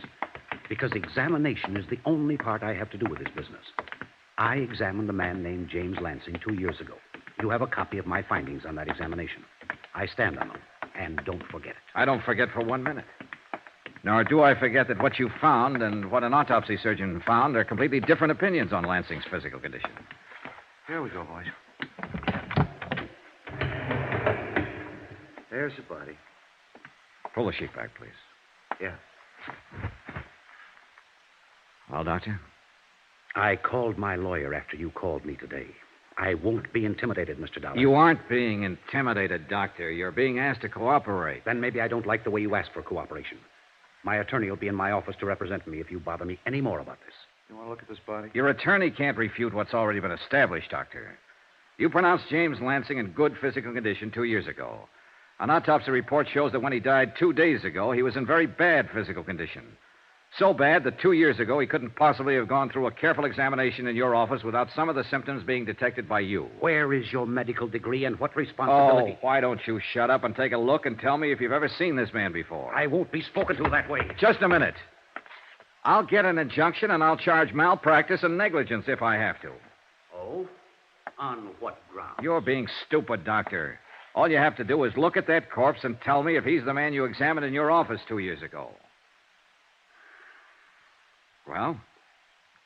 I don't know whether I've seen this man before or not. Well, does he look familiar in any way? I can't say. I might have examined this man. I don't know. This is James Lansing, Doctor. The name you filled in on your physical examination for the insurance. I know that. Is this the man you examined? I don't know. I honestly don't know. It was 2 years ago. If I see a man for 3 hours in the course of a physical examination, am I expected to remember his face or any details about him 2 years later? Is there any way you can determine whether or not this is the man you examined in your office? No. Not that I know of. Is there any way you can determine it? Believe me, Doctor, I can try.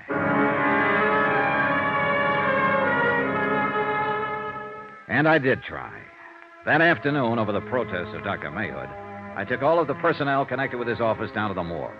A nurse, a receptionist, the x-ray technician, and a laboratory worker. None of them recognized the body of James Lansing. Expense account item 5, 10 cents, one phone call to Jim Carter, who'd spent the day preparing the necessary forms for the insurance commission and gathering data on Lansing's beneficiary. You think Dr. Mayhood was in on it? He's too mad, too belligerent, Jim. You don't sound too sure. Well, and maybe he just strikes me as an inept doctor. Well, let's say Mayhood's way down on my list. He examined a man who said he was James Lansing. It could have been anybody. All right, we'll let it go that way for a while.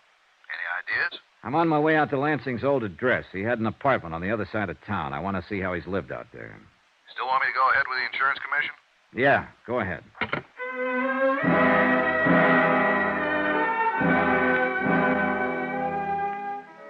The manager at James Lansing's apartment house happened to be a woman named Anita Regan. She also happened to be willing to go back down to the coroner's office with me and view the mortal remains.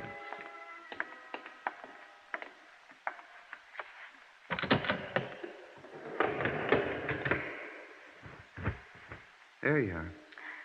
Oh, Have you ever seen this man before, Mrs. Regan? yes, sir. That's Mr. Lansing, apartment 34. You're positive? Oh, yes. I've seen him every day for almost 2 years. Okay. Want to smoke? I want to get out of here. Oh, sure. I don't know why I'm acting this way. He doesn't look any different now than he's looked before. I've seen him stretched out like that 100 times. What? I mean, almost like that. Out, stony. Only I guess it's because I knew he was just drunk then, not dead. Oh, I see. He was crazy carrying on the way he did. Whew. Feels good to be out in the sunlight again. Yeah. I'll take that smoke now, Mr. Dollar. Oh, sure.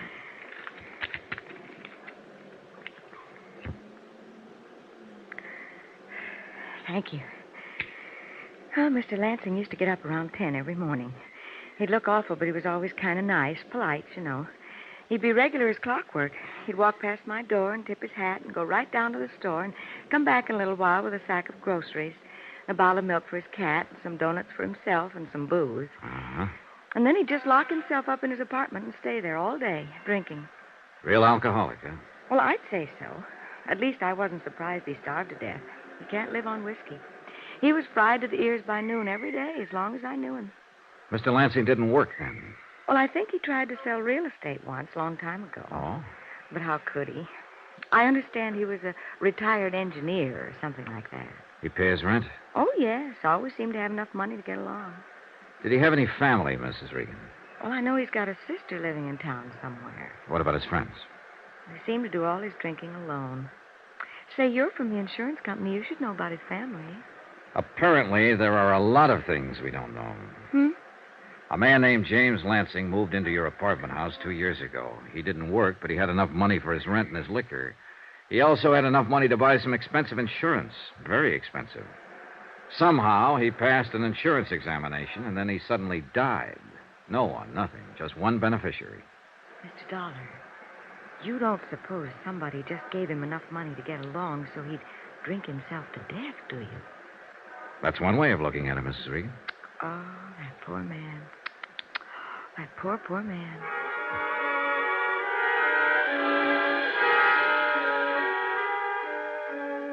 I spent another hour with Mrs. Regan, gathering as much background as I could about the last 2 years of James Lansing's life. I also spoke to the janitor of the building and 2 of the tenants. They all verified the fact that Lansing had been drinking heavily for better than 18 months prior to his death. No one seemed to know why. Jim Carter had an answer. I talked to our man in L.A., Johnny. Lansing lived there before he came to Tucson. He had several arrests for drunkenness, never married. One time he made his living as an engineer. Finally, he got fired for drinking on the job. Yeah, just one of those chronic cases. First arrest was back in 1939. How's the beneficiary holding on? The sister? Yeah. Well, Mrs. Kennedy was pretty upset when the insurance commission notified her we were in town making an investigation. Indignant, put out, things like that. She wanted to know how long it'd take. This all comes secondhand from the insurance commission. Johnny, a broker named Hillary Franks sold the policy. What have you got on him? Hillary Franks has represented Worldwide Insurance in this area for 17 years. You're stalling, kiddo. Sure, I'm stalling, Jim. Because we're right down to the meat of it now, and it makes me sick. There's only one person who stood to benefit by having James Lansing insured. That's the beneficiary, his sister, Arlene Kennedy. So? Jim, you know as well as I do, somebody else had to take the physical examination in Dr. Mayhood's office. Someone had to help her arrange that. Someone had to help her get Lansing's signature on the policies. She couldn't have pulled it off by herself without gumming it up. She had to have expert help. Hillary Franks. Yeah, Hillary Franks. 17 years, broker, Worldwide Insurance Company. Okay, the salesman's the first one to come under suspicion in a case like this, outside of the beneficiary. So let's get on with it. All right, Jim. One thing. What? Hillary Franks knows we'll be looking at him, and he knows he's under suspicion. That worry you? A little bit. After 17 years in the business, he should also know where we're going to be before we get there. If he did something as dumb as try to work a $50,000 fraud on his own insurance company, he might do something even dumber. If so... Well, what's the 38, Jim? Here. From now on, Johnny, you better carry this.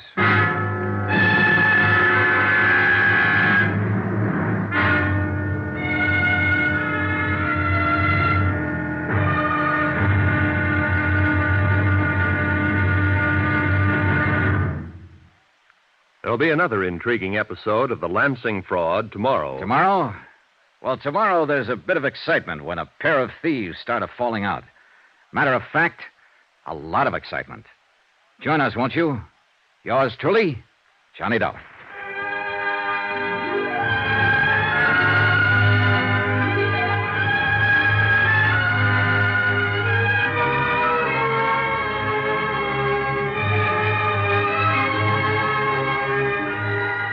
Yours truly, Johnny Dollar, starring Bob Bailey, is transcribed in Hollywood.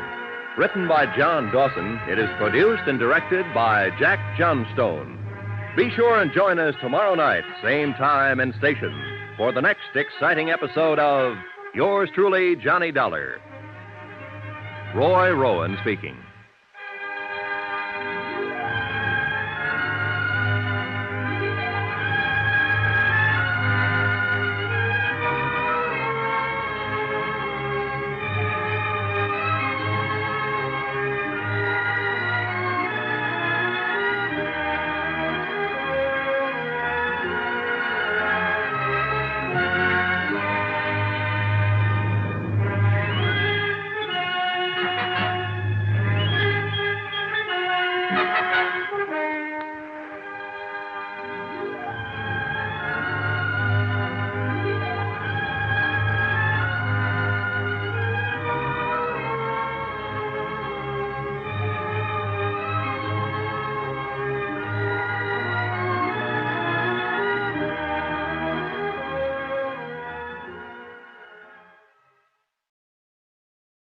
From Hollywood, it's time now for...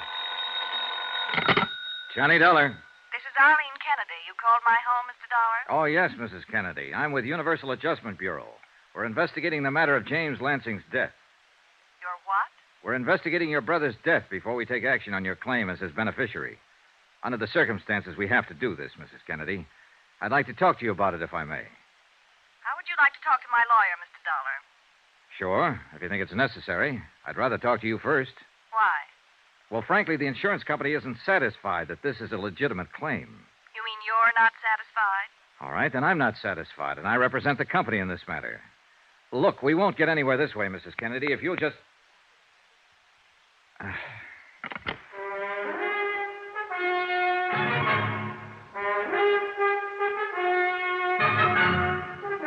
Tonight and every weekday night, Bob Bailey in the transcribed adventures of the man with the action-packed expense account, America's fabulous freelance insurance investigator. Yours truly, Johnny Dollar.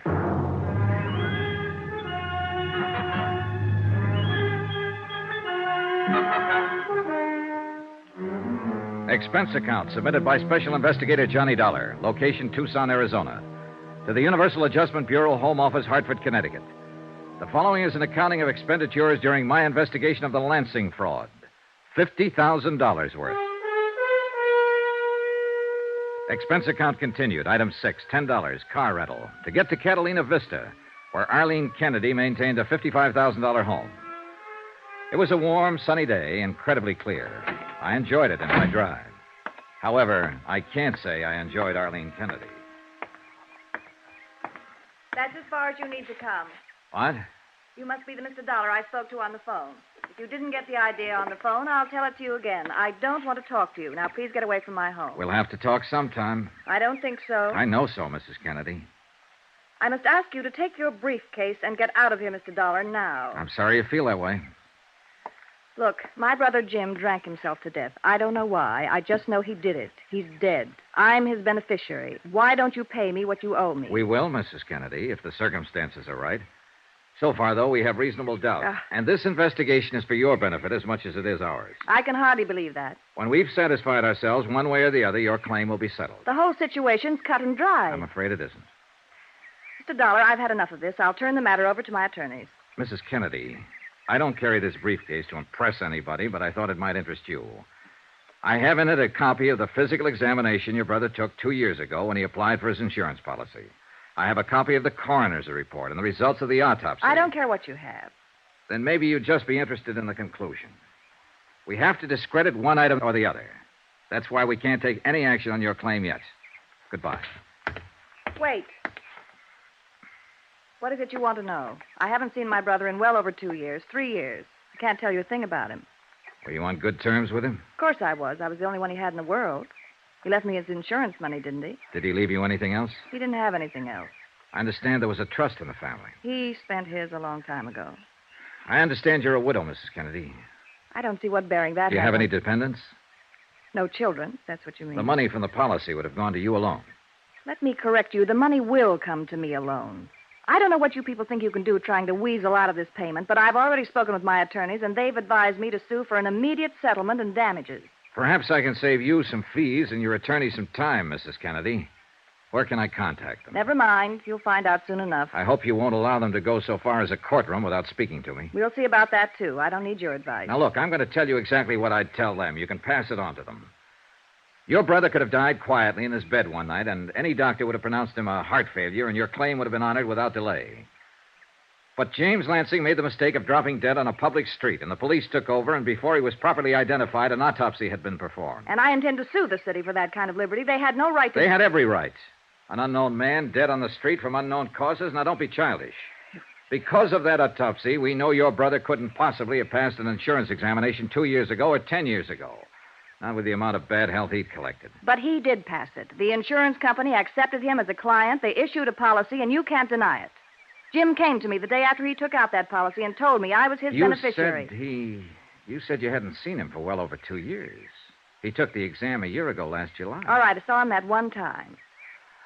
Look, I'll lay it right on the line, Mrs. Kennedy. We don't think your brother ever took that physical examination. What? Someone else went up to Dr. Mayhood's office and took it for him. Someone who could pass it. Mrs. Kennedy, we aren't fools, and we don't like to be fooled. Now, we're going to find out who that someone was and how it was done. We're used to all sorts of tricks in this business and all sorts of bluffing, too.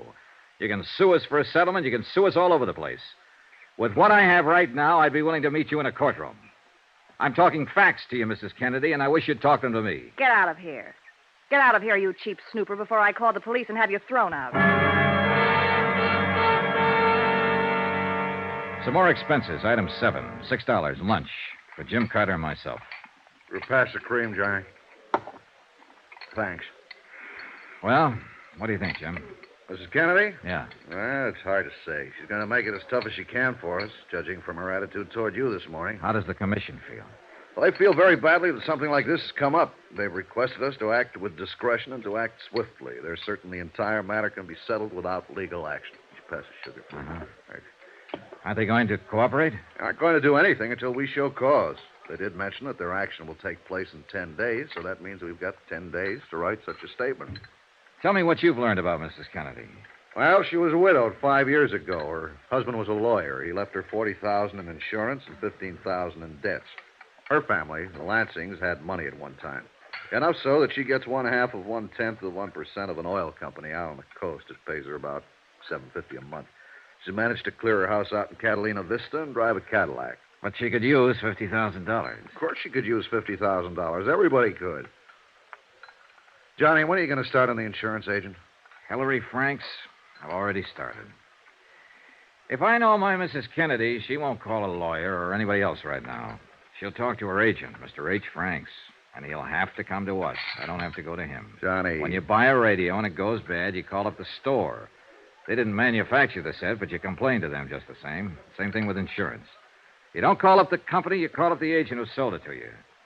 Hillary Frank has to call me, Jim, just to look legitimate. I hope you're right, kiddo.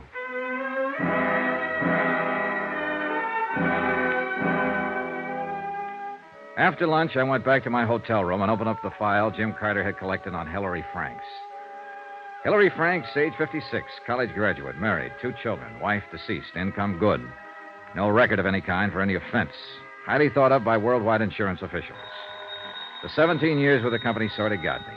He started as an agent when he was 39. This is Hillary Franks, Mr. Dollar. Yes, sir. I understand you're in town on a little investigation for the Home Office. Wonder if we could have dinner. As a matter of fact, I was going to call you, Mr. Franks. The policy I'm working on was written by you. Yes, I understand that. Mrs. Kennedy, the beneficiary, called me today. Seemed very upset. I thought perhaps we could discuss it over dinner. Anything wrong with right now at your office? Why, not a thing.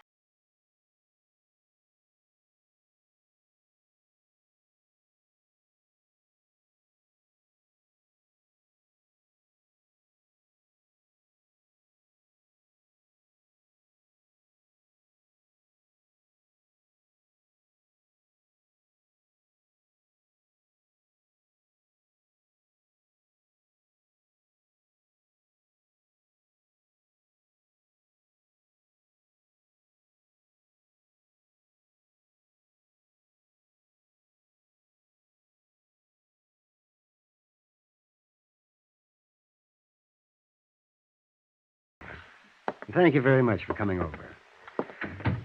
I was surprised when Mrs. Kennedy called me about this matter today. Surprised to learn that you were in town. Were you? She said you'd been over to her home this morning. That's right. Well, just what is this all about? We have reason to believe Mrs. Kennedy is a party to an attempted fraud, Mr. Franks. I gathered it was something like that. I've been writing policies for worldwide insurance for 17 years, Mr. Dollar. And this is the first time anything like this has ever happened on one of them. I believe you, Mr. Franks, and your record. But there's a first time for everything. Yes. I'm here to find out all I can about the circumstances under which you sold the policy to Mrs. Kennedy's brother. Well, nothing unusual about it, Mr. Dollar. I think there was. Eh? James Lansing was a bachelor. He lived in a fairly nice apartment on the other side of town. No dependents. Now, what made James Lansing a prospect for life insurance, Mr. Franks? Well, it's more of a personal thing, really, I suppose. My wife and I were interested in buying a home a couple of years ago. There was one we liked in Catalina Vista. The real estate agent happened to be James Lansing. That's how we first became acquainted. Uh-huh. Mrs. Franks and I saw Lansing, 2 or 3 times. Had dinner together, you know. And I managed to sell him the policy. I understood he was an engineer. He had been at one time in Los Angeles. And he was only engaged in the real estate business here for a very short time. Really a matter of a few months. I see. Did he do very well at it? I don't think so. I don't think he worked hard at it. You see, he had a fairly comfortable income from money left by his father. You didn't buy the house from him? No. Too much? No. Mrs. Franks died rather suddenly about that time, and I had no need to buy a home. But out of the association, you interested Lansing in buying insurance from you? Yes. What kind of a man was he? What do you mean? Well, just your opinion, Mr. Franks. Well, just a client, Mr. Dollar. I looked at him and treated him just the Same as any other client. But you saw him socially several times, had dinner with him. Do you do that with all your clients? I might. Remember, he was trying to sell me something, too. Aye, sure. How'd he look? What? Oh, pale, thin, emaciated, what? Oh, he looked fine to me. Did he drink much? Well, I don't recall. Think. It's important. Well, I don't recall. Then I'll recall for you, Mr. Franks. Lansing did drink a lot on those occasions. As a matter of fact, he was soaked up most of the time. Oh, now, that's not true, Mr. Dollar. You know as well as I do, he was an alcoholic in Los Angeles, and he was an alcoholic here in Tucson. He died of malnutrition, a direct result of his alcoholic condition. Well, I'm not a doctor. I had no way of ascertaining that. You don't have to be a doctor to smell booze, Mr. Franks. Did you ever meet his beneficiary? You mean his sister, Mrs. Kennedy? No. I think I told you she telephoned me today. Never met her at all? No. Mr. Franks, I'm going to leave you for a while, and I want you to think about all we've discussed. When I come back, I might ask you the same questions again. And I'll expect some different answers. Anything you say, Mr. Dollar.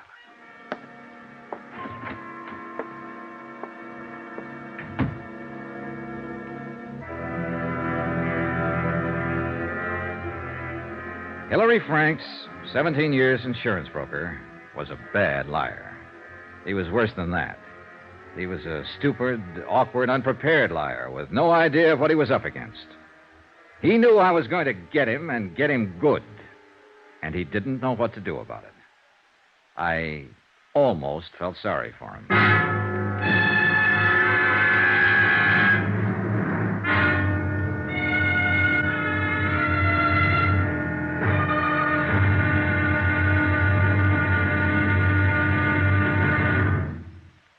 There'll be another intriguing episode of the Lansing fraud tomorrow. Tomorrow, a bad liar turns into a pretty good gunman. Join us, won't you? Yours truly, Johnny Dollar.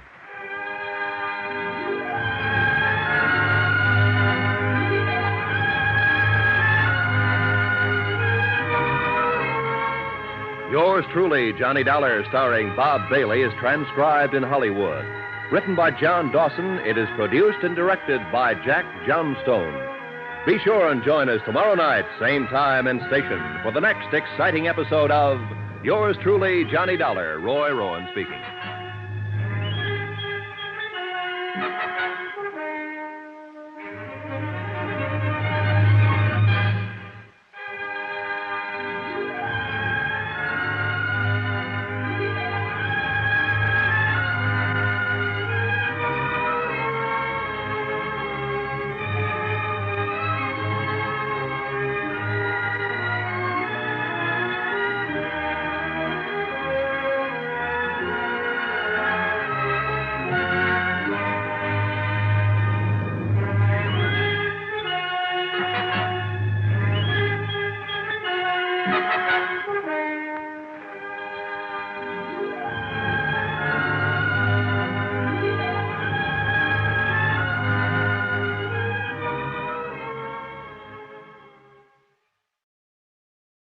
From Hollywood, it's time now for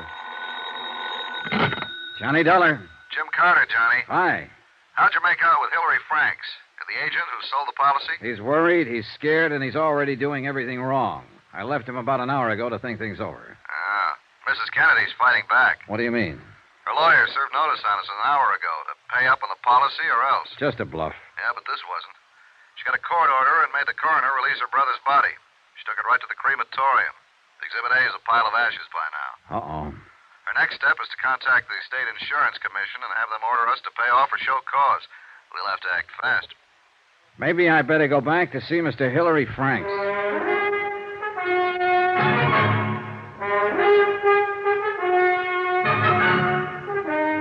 Tonight and every weekday night, Bob Bailey in the transcribed adventures of the man with the action-packed expense account, America's fabulous freelance insurance investigator. Yours truly, Johnny Dollar.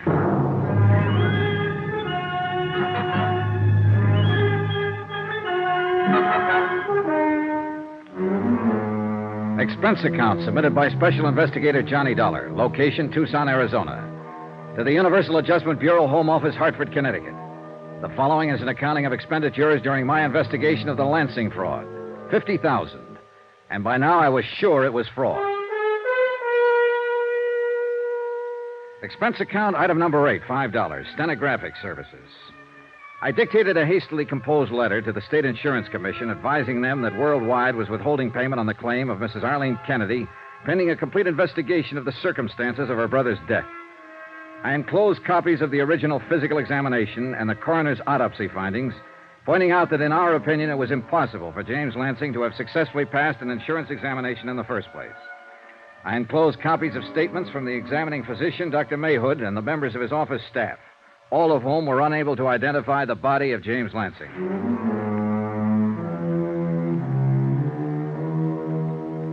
Expense account item 9, 52 cents postage. I sent the letter to the state capitol special delivery in the hope it would arrive there before Mrs. Kennedy's lawyers took the anticipated action. After that, I drove back over to the office of Hilary Franks. He was the same as I left him an hour before. A little shaken, but still unable to realize quite what was happening. Yes, Mr. Dollar? Mr. Franks, I wonder if you've got anything to say to me. Nothing, Mr. Dollar. I was hoping you might want to make a statement. Oh? About what? Mrs. Kennedy's attempting to defraud your insurance company? I don't know what you're talking about, Mr. Dollar. I sold her brother an insurance policy. I don't even know Mrs. Kennedy. There are a lot of things about this you say you don't know. Do you want me to lay it on the line? If you like. All right. Someone else had to take that physical examination for James Lansing 2 years ago. I think you arranged for someone to do it, or you helped Mrs. Kennedy arrange it. I think James Lansing was insured on that basis. I think he was insured with a clean intent to defraud. Lansing's health wouldn't permit that kind of insurance. Right now, our Los Angeles men are looking into Lansing's activities there. Somewhere along the line, they're going to turn up a medical history that'll show Lansing was already dying when he came to Arizona 2 years ago. Now, do you have anything to say, Mr. Franks? No. I think you're being very foolish. If it isn't clear how serious this can be with you, it's noted that you arranged for Lansing's physical examination. There's nothing incriminating in that. How well do you know Dr. Mayhood? Oh, slightly. The physician is supposed to be an impartial third party. When a client has to be examined by a physician for insurance purposes, I send him to Dr. Mayhood. That's all. Dr. Mayhood sends me a Christmas card every year. I sent James Lansing to him. Just like any other? Just like any other. Oh, you worry me, Mr. Franks. You don't object to my questions or get ruffled when you're caught lying. I've given you time to think and time to make a statement regarding your part in this matter. I resent all this, Mr. Dollar. I've been an insurance broker for a good long time, and no one has ever questioned my integrity. And I think that's what you've been banking on, Mr. Franks, your reputation. Well, I've been questioning it ever since I got here, and I still question it. You couldn't have known James Lansing without being aware of his drinking habits. I'm sorry for you, Franks, but there had to be collusion here with the beneficiary, Mrs. Kennedy. And you're the logical party. Dollar. You arranged for someone else to take that examination for Lansing, somebody who could pass it. Now, I've given you a chance to talk to me, but you refuse. Now we'll see how you like talking to the police about it. What? I'm going to swear out a warrant for your arrest. Dollar, I'm going to charge you with attempted fraud and collusion. And I'm going to swear out a warrant for Mrs. Kennedy, too. You're going to jail. Oh! Oh!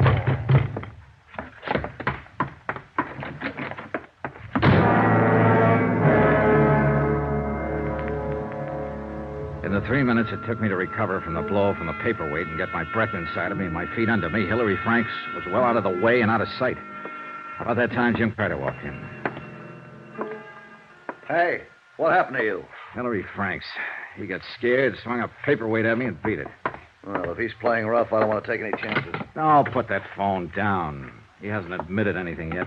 Smacking you on the side of the head is admittance enough for me. No, I want a statement. I think I can get one. You have to find him first, and he's running. He won't run far, Jim. What makes you so sure? Hilary Franks doesn't know how to run.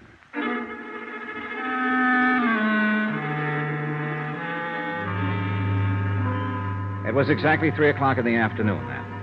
At 3:25, I was back out in Catalina Vista knocking on a familiar door. And the same familiar things began to happen all over again. What do you want? I'm here to tell you about the trouble you're in, Mrs. Kennedy. Hilary Franks gave it all away. Gave what away? Who's Hillary Franks? What are you talking about? About that insurance policy that was written up and issued in your brother's name. You're the one who stood to gain most by your brother's death after having someone else take an insurance examination for him. But you had to have help to pull it off. Hillary Franks helped you. For what reason or how you got him to do it, I don't know. But I do know a man with a 17-year record as insurance broker is ruined. You're crazy. I don't know anybody named Hillary Franks. Now get out of here. Oh, stop it, will you? I told him how he stood in this matter a half hour ago, and he socked me with a paperweight and beat it. I've had about enough But of he you, isn't going to Mr. run far. Principally because he doesn't know how to run, Mrs. Kennedy. He'll cool off, and he'll begin thinking about all this business in a new light. A few minutes ago, it dawned on him what he'd done. He'd kicked his whole lifetime right out the window. He'd been found out. He's lost all around. And he's going to be mad about that. And you're the one he's going to be mad at because you got him into it. I told you, I don't know anybody named Hillary Franks. That's the last time I'll say it. He'll probably want to kill you, Mrs. Kennedy. What? I said he'll think about all this, and he'll probably want to kill you. Do we talk now? I don't see why. I've done nothing wrong. Who did you get to take that physical for your brother? I don't know what you're talking about. You got your brother drunk enough to sign the insurance papers, didn't you? I had nothing to do with my brother taking out life insurance and naming me his beneficiary. That was his business. Now that he's dead, it's my position to receive the payment. That's all. Okay, Mrs. Kennedy. We'll get it all from Hillary Franks. Yes, why don't you do that? In the meantime, I hope you sleep well, knowing what you've done. You'll never be able to prove any of these things you're saying. Never.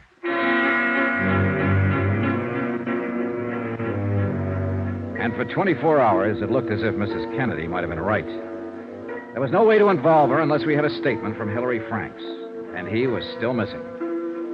I set up a watch on Mrs. Kennedy's house, and Jim Carter kept an eye on Hillary Franks' place. About 10 o'clock that night, Jim Carter drove up.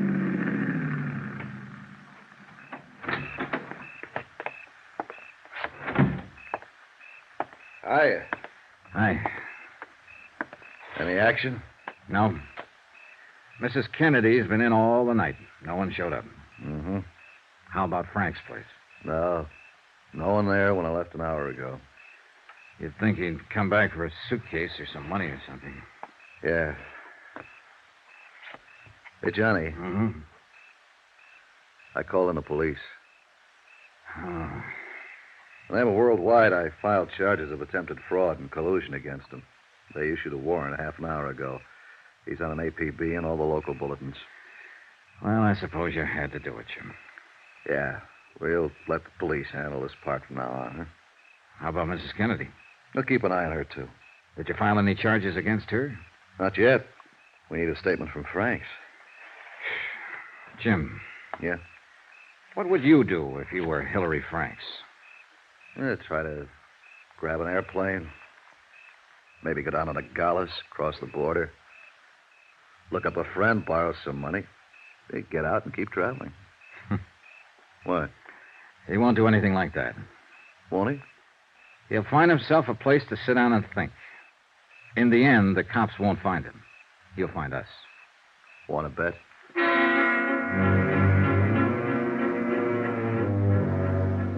By the next morning, the police had still been unable to locate Hillary Franks.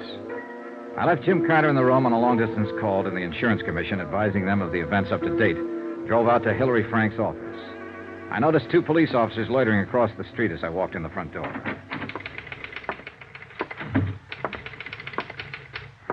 Yes? How do you do? Are you another policeman? No, I'm not. Have they been bothering you a lot? If you aren't a policeman and you know all about this, what do you want? I want to help Mr. Franks if I can. I'm Johnny Dollar, Universal Adjustment Bureau. You're his secretary? Yes. How long have you worked for him? 12 years. Do you like him? What? He's always been a fine man. I don't believe any of these things about him, and I don't see What's why... your name? I think he said Maria? Maria Vano. Maria, I'm not going to ask you any questions about Mr. Franks. I know enough about him now for my purposes. The rest he can tell me himself. Maria, I may be able to help him stay out of jail. I can do that if I talk to him. Well, how My do I... name's Johnny Dollar. I'm at the Pioneer Hotel. Remember that.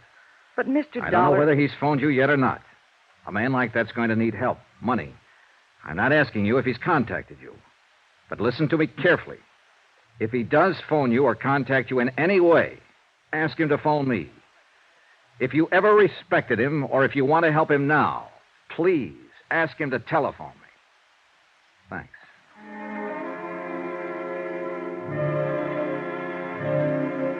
I drove back to the hotel and waited for results.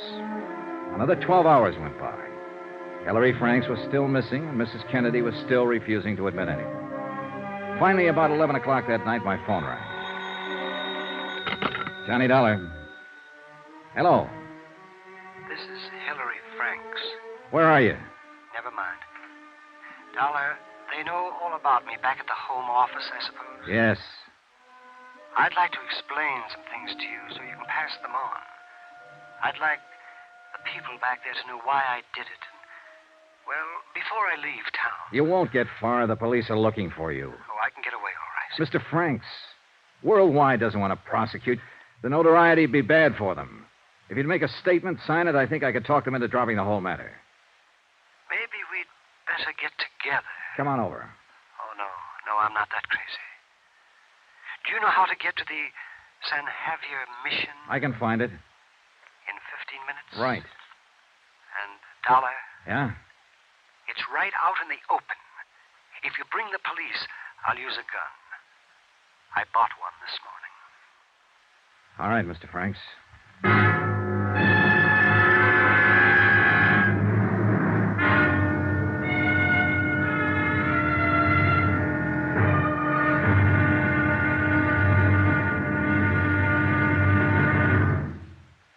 There'll be another intriguing episode of the Lansing Fraud tomorrow. Tomorrow, $50,000 worth of murder. Join us, won't you? Yours truly, Johnny Dollar.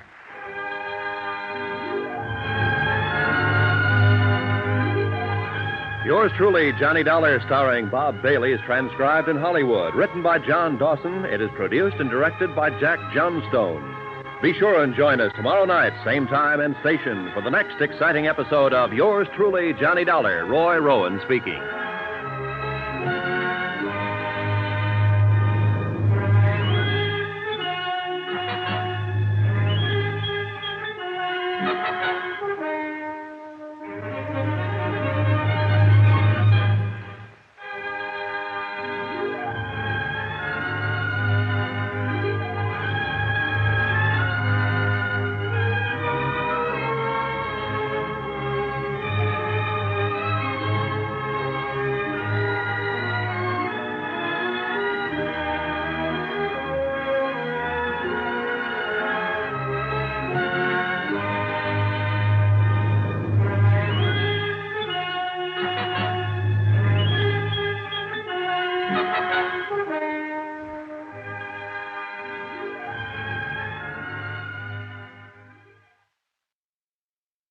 From Hollywood, it's time now for Johnny Dollar. Jim Carter, Johnny. Anything on Hilary Franks? He just telephoned me 2 minutes ago. What? I'm on my way to meet him now and try and make a deal. I told him if he'd give me a statement about the attempt to fraud Worldwide on Lansing's $50,000 policy, I'd do my best to have them drop charges. Well, you didn't make any promises, Johnny. I couldn't make any promises, Jim, but I'll do my best to see that the charges are dropped if he gives me that statement. Well, if he gives you that statement, I'll help you. Where are you meeting him? At a place near here. He knows every cop in the area is looking for him. Yeah? Be sure he doesn't give you a bullet, kiddo.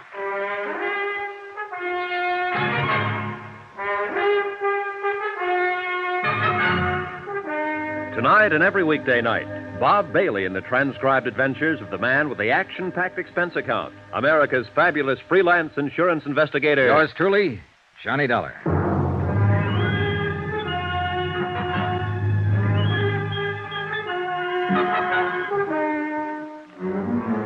Expense account submitted by Special Investigator Johnny Dollar in Tucson, Arizona to the Universal Adjustment Bureau, Home Office, Hartford, Connecticut. The following is a further accounting of expenditures during my investigation of, well, it was a case of $50,000 insurance to one Arlene Kennedy, unless I could prove my point in the Lansing fraud. Expense account item 10, $10, cab fare from my hotel to the Mission San Javier to talk to Hilary Franks, the insurance agent with no future ahead. I used a taxi cab instead of my rented car because I didn't want to waste time searching around for the mission. It was a few miles outside of town over rough and broken desert roads. An ancient missionary church standing stark against the moon-filled night. Here we are, mister. Good. Here. Keep the change.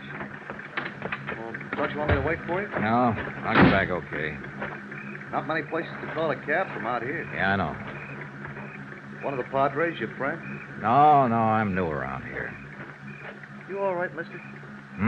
You feel all right? You loaded or something? No, why? We're coming out here at midnight. Well, it's just a whim, friend. Don't worry about it. I bet sure would. Mister? Yeah? You gonna meet somebody here or something? Why? I just saw a guy standing over by the bell tower. Oh, thanks. Good night.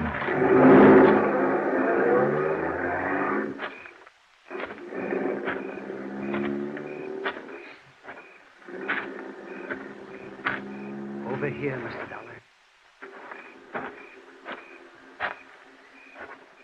Careful, Dollar. Hillary Franks had a .38 pointed right at my chest. In the bright moonlight, I could see that he was still wearing the same clothes he'd had on 2 days before in his office. He needed to shave, and judging from the circles under his eyes, he hadn't slept much. He was pale and shaken. The gun wobbled in his hand. Anybody with you? I came along. Did you tell anybody you were meeting me? Jim Carter. He's been working the case with me. Did you tell him where? No. Hey, look, you don't need that gun, Franks. Put it away. I just came here to talk with you. All right. Thanks. Want to smoke? Thank you.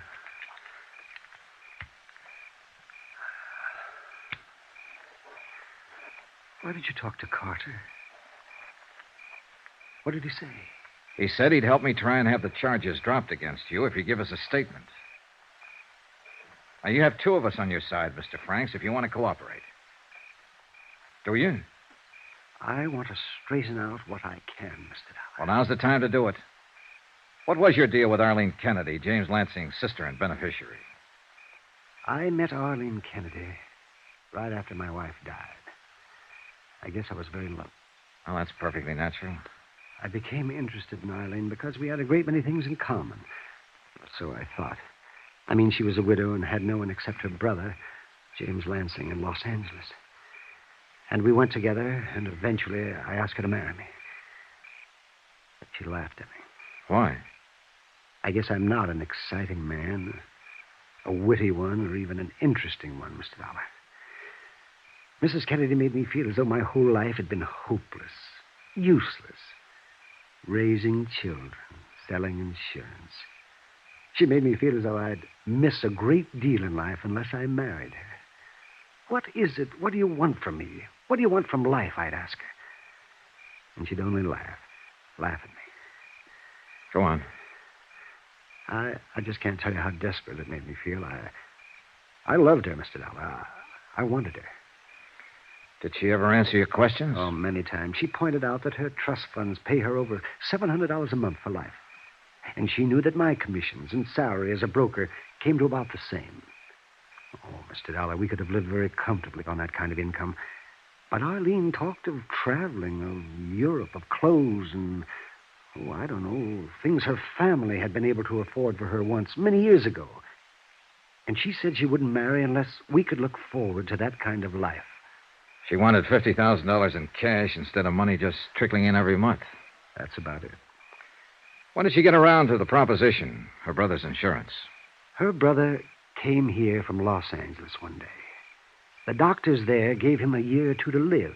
Oh, yes, he was pretty shot. Been drinking for years. He'd used up all his money, a long time before. He asked Arlene to help him. She paid his apartment rent and gave him enough money for liquor. And then one day, she came right out with it. She said she was investing in him. And he was a good risk because she knew he'd die. That's how she put it to me. Mm-hmm. Arlene said all I had to do was see to it that her brother had a nice fat policy. He was going to die. Why not cash in on it? I must have been crazy to even think about it. How did you work it? I mean, how did Dr. Mayhood pass him? I paid a man $100 to go to Dr. Mayhood's office and take the physical for Lansing. What was the man's name? Oh, no, I wouldn't tell you that, Mr. Dollar. He's not involved in anything. All right, we'll let that go. Once you arranged for Lansing to become insured, you and Mrs. Kennedy just planned on waiting for him to die. That was the general idea, in view of what the Los Angeles doctors had said. Once I'd done it, gotten him insured, it was too late to turn back. Did you want to turn back? Yes. What did Mrs. Kennedy say about backing out? She thought I was weak and afraid. Oh, then things weren't so good between you. Oh, they never were, Mr. Dollar. The idea was to wait for Lansing to die, collect the $50,000 and get married, huh? I suppose so, yes, but once he was insured, she talked less and less about our getting married. You're leaving something out, Mr. Franks. Huh? Didn't she tell you exactly what kind of a position you were in? Didn't she fix it so that you couldn't make a move? Legally, she'd done nothing wrong. It was you who had arranged for the physical, you who had made the application for insurance in the name of her brother. Oh, yes. Oh, yes, she was clear about all that. And she told me so every time she felt like it. When you write down what you just told me and sign it, we can hold it over Mrs. Kennedy's head to prove attempted defraud and collusion. Now, will you do that, Mr. Franks? Yes. Then I guess we'd better get back into town. All right. Come on, Mr. Franks. We walked 3 miles over to the highway, flagged down a car, and got back to the hotel about 2:30 in the morning, got Jim Carter out of bed. Enclosed, fine notarized statement of Hillary Franks explaining his part in the matter regarding policy 678JN23L. Before he was finished, Carter had already telephoned the Tucson police, telling them that the charges were being dropped against Franks and that he was no longer a fugitive. Then he placed a long-distance call to Worldwide's president in Hartford. Jim Carter, sir. I want to ask you not to prosecute Hillary Franks in this matter. Yes, sir, he's given us a complete statement about the whole thing. I don't think we have to go any farther than that. Oh, look, the guy made one mistake, the first one in 17 years. He suffered enough for it already. Yes, sir. Dollar feels that way, too. Yes, sir. I think it's okay, Mr. Franks. All right. I thank you. What are you going to do, Mr. Franks? Well, sure, I'll never sell insurance again. I think I'll close up and just move away. Far away. Thank you. Poor guy. Oh, let's clean up the rest of this and get out of this town. Sure, Johnny.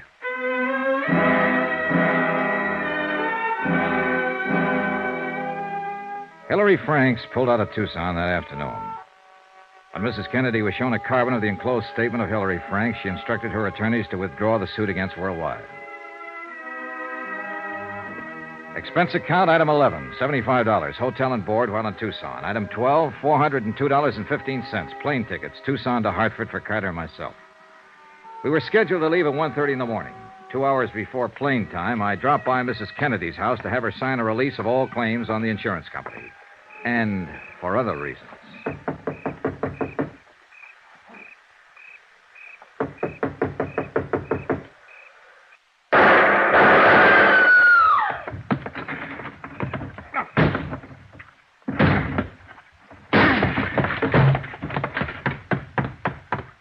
Help me, Mr. Dollar. Please help me. I carried Arlene Kennedy to the couch, and I did what I could for her. I phoned the police and told them to bring an ambulance. After that, I began looking around. I found a dark stain on the window still leading outside of the back of the house. On the floor, a blood-stained letter opener.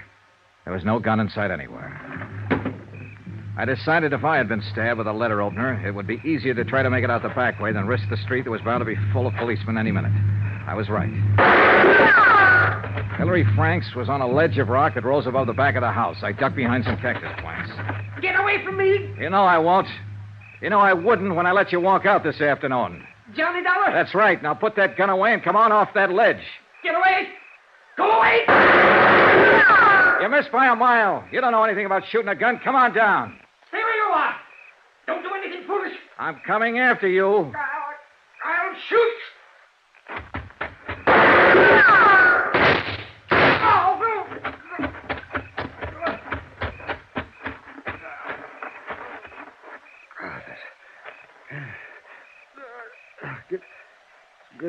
shot, Dollar. Can you walk? No. Why did you do it, Mr. Franks? I came back to see her tonight. She laughed at me, said if we had gotten the insurance money, she was planning to run away with someone else. Oh. She just used me all along. Mrs. Kennedy was dead when the police got there. Hilary Franks died en route to the receiving hospital. Item 13, $15, hotel, one more night in Tucson. Expense account total, $1,121.13. Yours truly, Johnny Dollar.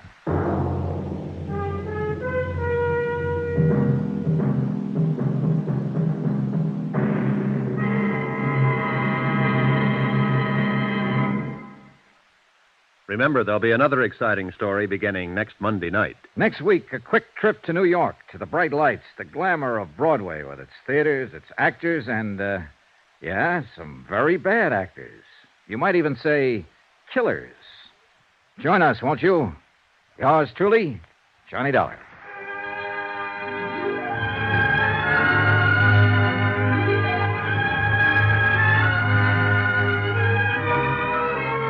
Yours truly, Johnny Dollar, starring Bob Bailey, is transcribed in Hollywood. Written by John Dawson, it is produced and directed by Jack Johnstone.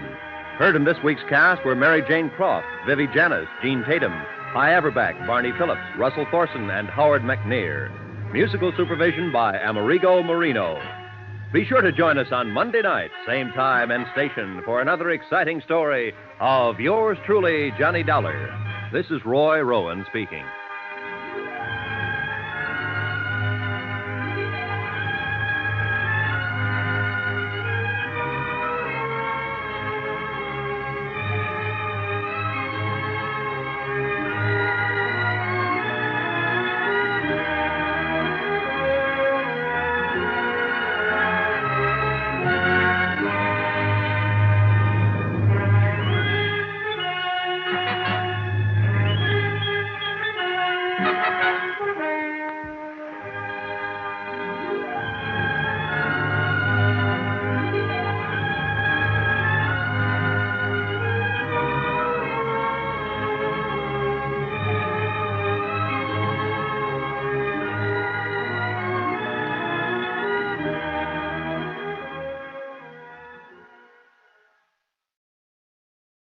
From Hollywood, it's time now for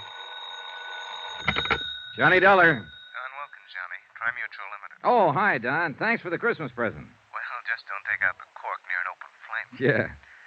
Say, do you know anything about a guy named Mel Pryker? Nothing good about him. Why? Got himself killed last night. Murdered. Pryker was born to be murdered. Maybe so, but not at our expense. We're holding a $100,000 policy on him. Wow. Who's the beneficiary? His partner, Nick Shern. Nick Shern. You picked a fine pair of rats. Yeah, I know that now. The New York police are holding Shern, but they've got no evidence. Go down there and check it out for us, Johnny. If Nick did the killing, we're off the hook. Any witnesses? One, apparently, the hat check girl in that nightclub of theirs. What's her story? I wish I knew. She's disappeared. We gotta find her, Johnny, before some of Nick's hoodlums find her. Don, maybe they already have.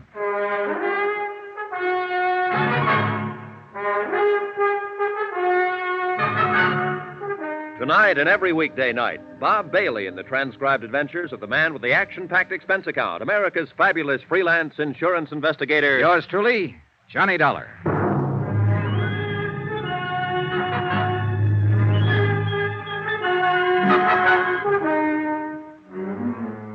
Expense account submitted by Special Investigator Johnny Dollar to the Home Office, Tri-Mutual Insurance Limited, Hartford, Connecticut. The following is an account of expenditures during my investigation of the Nick Shern matter. Item 1, 2280, transportation to New York, tips and incidentals, and taxi fare to the office of Lieutenant Ed Rafferty, Homicide Division, the man in charge of the case. Oh, hiya, Johnny. How have you been? Not bad, Ed. How's the homicide business? Terrible. Did you look at that teletype? Shoplifting. 5 complaints right in a row. The week before Christmas, that's all we get. Shoplifters. Mel Pranker wasn't shoplifting. Oh, you working on it, Johnny? Yeah, the insurance angle. Nick Shearns, the beneficiary. $100,000 policy. Well, you got a tough one, boy. Shern killed him all right, but I don't think we're going to be able to stick him. Come on in the office. Hey, you know what that kid of mine wants for Christmas? Marilyn Monroe? Oh, next year, Johnny. He's only 10, you know. Go ahead. Okay, thanks. No, he wants a motorbike. Can you tie that? 10 years old, and he says he needs a motorbike. Have a chair. Okay. Well, look, I know a factory representative here will make you a good deal on one, eh? Oh, now, forget it, Johnny. No, I was 14 before I even had a pair of roller skates. And then I had to buy them myself. Yeah, kids are spoiled today. That's the half of what's wrong with them. There's the file on the case. What little we've got. Okay. Uh-huh. Yeah, how'd it happen, Ed? You mean, how do I think it happened? That's good enough for me. Mel Pryker and Nick Shern were both in the rackets for years, as you probably know. Yeah, I've heard rumors. Well, a while back, they teamed up and opened a string of supper clubs. That's where Pryker got it, in their main club, the Ches Colette. Strictly legitimate, huh? Well, more or less, I guess. They could afford to be. The dough they were making and arguing over, according to the word around. That's the reason for the killing, the way you see it. Sure. Nick figured if half was good, all the take would be twice as good. And the insurance on top of it. You're a fast one, Johnny. Anyhow, several people heard the shots about 2:30 in the morning, it was, right after the club closed, but none of them bothered to report it. The cleanup crew came in at 3 and found Pryker's body. He was lying in his office, shot twice, gun on the floor beside him, no prints. It was his own gun, and it was kept there in his desk. Where was Nick Shern? Well, we picked him up an hour later at another one of their clubs. The manager was with him, and, Benny Stark. Now, he used Benny, yeah, I know. Trigger man for Nick's mob in the old days. 15 years overdue for hanging. That's our Benny. Anyhow, they both swear that Nick was there from 1:30 on. Uh-huh. What about a paraffin test, Ed? Positive, clear to the elbow, and you can throw it out the window. What do you mean? Earlier that evening, Nick spent 2 hours at a shooting gallery uptown firing a pistol. Ooh, smart, huh? He really planned for it. He really did. But without a witness, we haven't got a chance. I understand there was a witness. Some girl who was mixed up in it. Easy, Johnny. You're talking to a Rafferty. So the girl's Irish. Miss Kathleen O'Dare. Old country, back 3 generations. County Kildare. Then naturally she's as innocent as a newborn babe. Naturally. Then how does she figure? Well, a taxi driver who knows her said that he saw her leave the club 5 minutes after the shots. She denied it, said that she left at closing time. Well, now, in my book, she was lying. Scared to talk, huh? Paralyzed. And with plenty of reason. You know Shern's reputation. What about the cab driver? Now, I changed his story. He said it might have been some other girl he saw. Oh, no, don't tell me, Ed. Let me guess. That's right. His name's O'Toole. Yeah. And I forgot to mention that Kathleen's pretty. Naturally. Anyhow, I let her go. I had to. And when I went around to talk to her this morning, she'd flown the coop. Any chance some of Nick's boys grabbed her? I don't think so. It looked more like she came home, packed in a hurry, took her kid, and blew. Kid? 8-year-old daughter. Irish and a mother, too. I was on sacred ground. Oh, I was fingering me gun. No, seriously, Johnny. Would you find her? She may be able to break Nick's alibi, and it's our only chance. And it might be her only chance. Nick Sheeran's not the boy to leave a loose end lying around. I know. I've got 30 men checking bus depots, airlines. And no luck, huh? In this mess at this time of year, I'm a hard-boiled cop, Johnny. I've got no Christmas spirit. I'm glad it only comes once per annum. Well, there's not very much to go on, that's for sure. I'll see what I can turn up, Ed. Check with you later. All right, that's fine. Oh, by the way, Johnny. Yeah? About that friend of yours. What friend? The guy with the motorbikes. How would I be getting in touch with him? Oh, yeah. His name's Ralph Sterner. He's in the phone book, office in the Mackley building. Hard-boiled cop. Well, they're kids, only young ones. Yeah, sure. Now, you find that O'Dare girl. Find her, keep her alive, and get her to talk. How long have I got to find her? What do you mean? Nick Shern. How much longer can you hold him? Johnny, he was turned loose an hour ago. So that was it. A lot of maybes, a lot of questions, and a lot of pressure. A job to be done and done fast. Find one Kathleen O'Dare, former hat check girl at the Chez Colette. Keep Nick Shern's hoodlums away from her, and persuade her to talk. And 3 to 1, Nick was looking for her, too. He was free now, on the loose, and he might be anywhere. Only the way it turned out, he wasn't just anywhere. He was in one particular place. Johnny, Parked right smack in front of the precinct station. over here, Johnny. He was sitting in the back seat of a sedan, and his trigger man, Benny Stark, was at the wheel. Been a long time, hasn't it, Johnny? About 5 years, as I remember it, Nick. It was that warehouse robbery over in Queens when you got away with $40,000 worth of furs. You've forgotten. I was acquitted on that one. Oh, yeah, I know. After they pulled the only witness out of the East River, his feet in a bucket of cement. Just coincidence. I never seen him before. You've seen Miss O'Dare before. Sure I have. She works for me. She's a good kid, Johnny. So I hear. I wouldn't harm a hair on that girl's head. She'll be relieved when I tell her that.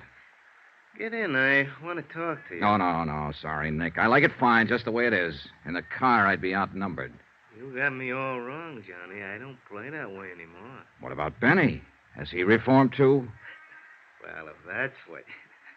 Benny, go take a walk. Yeah, boss, but... I said go take a walk. Okay.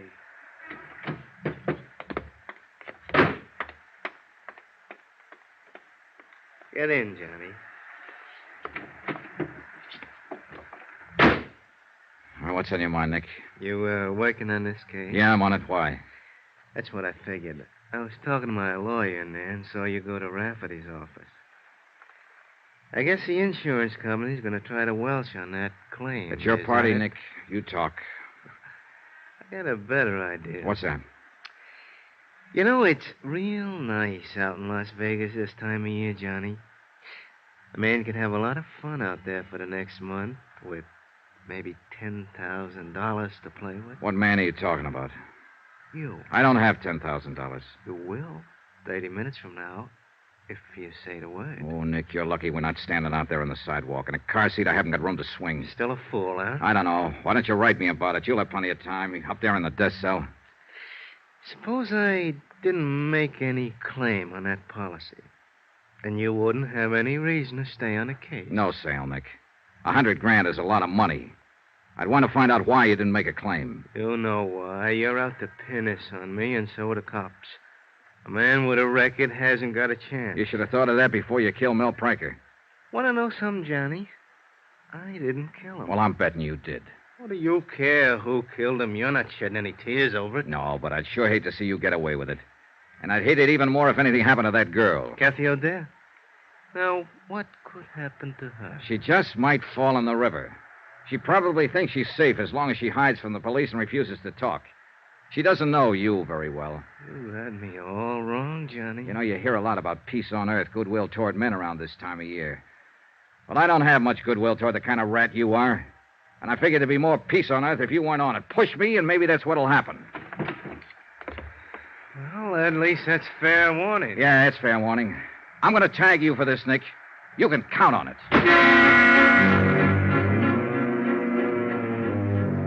Expense account item 2, $2.40. Taxi to the East Side rooming house of Kathy O'Dare. I didn't have much hope of turning up anything. Ed Rafferty and his men had already been through the place inch by inch. But it was the only starting point I had. The landlady was out, and a uniformed policeman led me into Kathy's flat. I spent an hour and a half and got nowhere. I went through her mail, bills, advertisements, casual notes from men she'd met at the club. But nothing personal, not even a postcard. There were no pictures, photographs of Kathy or her daughter anywhere in the flat. She'd made a clean sweep, then left in a hurry. And obviously, she didn't mean to be found. But I had to find her, and fast. It was dusk when I left. The street lamps were on, and the colored Christmas lights in the windows along the block. Snow was falling in big, soft, gentle flakes, and there was a holiday feeling in the air. It was neither the time nor the setting for murder. Make contributions, son? Give a little something to help the poor? Oh, sure. How's it going this year, Santa? Oh, it's better than usual, but it just seems there's never enough to go around, no matter how... Well, bless you, son. Thank you kindly. Don't mention it. Good luck, Pop. Thank you, son.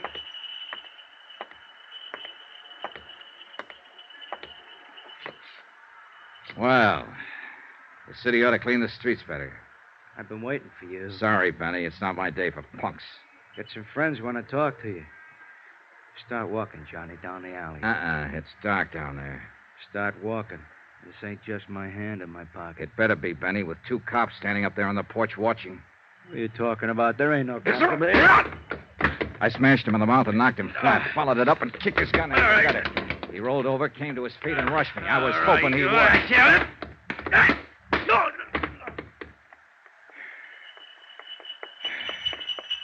He have that coming, son? He had it coming. Well, he sure did get it. Yeah. Hey, you know something, Pop? I think Benny wants to make a contribution to help the poor. Well, he ain't saying no. Oh, he's a good boy, at the moment at least. Here you go. That ought to help some. 3, 4, $500. Put it where it'll do the most good. Well, Merry Christmas, son. Happy New Year. Yeah, same to you, Pop, and many more of them. Hey, taxi!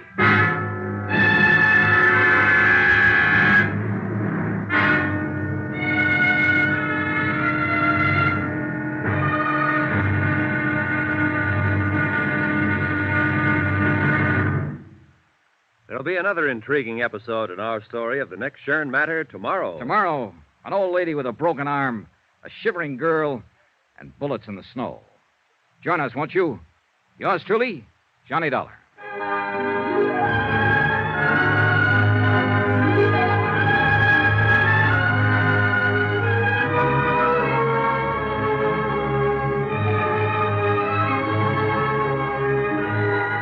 Yours truly, Johnny Dollar, starring Bob Bailey, is transcribed in Hollywood.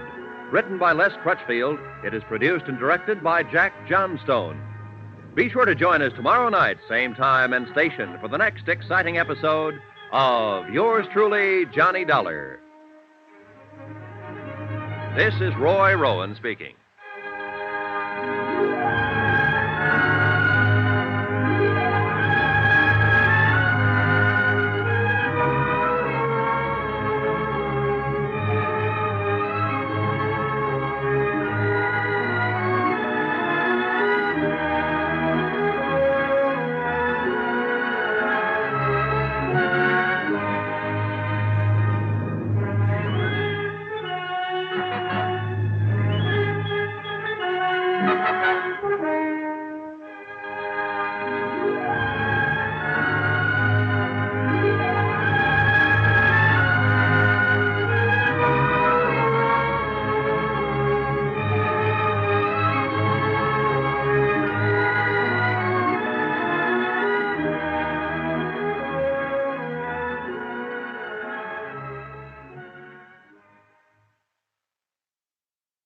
From Hollywood, it's time now for Johnny Dollar. This is Mrs. Gottler speaking. Gottler? I'm Kathleen O'Dare's landlady. Oh, You yeah. left word you wanted to talk to me. That's right. I'm trying to find Miss O'Dare. Do you know where she is? You a friend of hers? I think I will be once I meet her. I'm an insurance investigator. I want to help her. That's what the other one said. What do you mean? What other one? Fella that come up here a while ago, short, mean-faced, shifty-eyed. Benny Stark? Was that his name? He didn't say, Mr. Dollar. I guess he was too busy. Busy? Doing what? Breaking my good right arm. I'll be right over.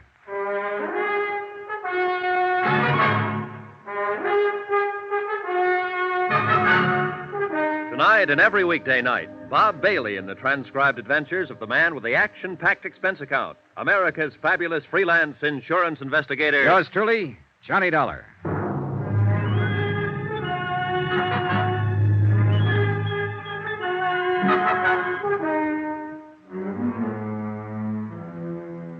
From Special Investigator Johnny Dollar, New York City, to the Home Office, Tri-Mutual Insurance Limited, Hartford, Connecticut. Assignment, the Nick Shern matter. Expense account continued. Item 5, $2.30. Taxi to Mrs. Gottler's rooming house, the place Kathy O'Dare had called home until she disappeared.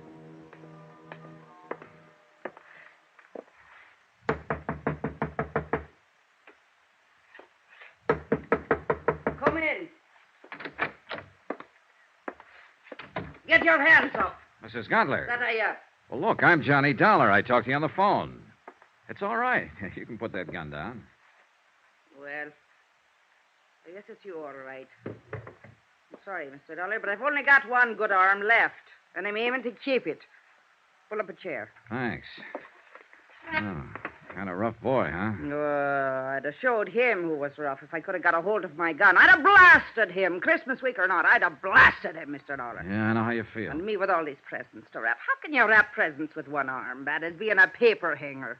Well, I'll be glad to help out, Mrs. Gottler. I won't guarantee what they'll look well, like. now, I sure do appreciate it, and don't worry about their looks. I got to get them wrapped, that's all. Oh, let's see now.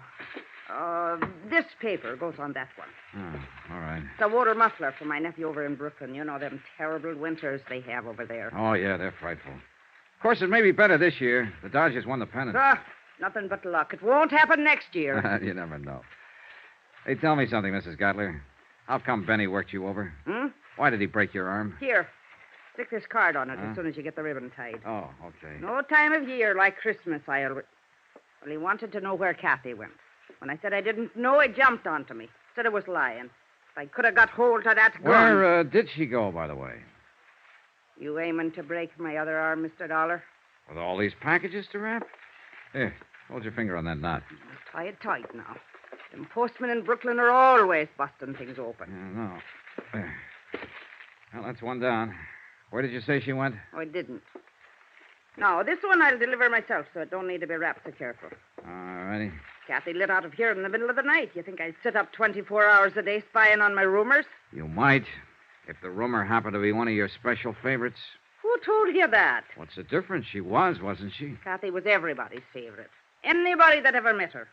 Oh, you'll meet them as make remarks about a girl that works in a nightclub. But I'll tell you one thing, Mr. Dollar. Kathleen O'Dare's as fine a lady as you'd ever care to find. And I would care to find her. Well, good luck to you, then.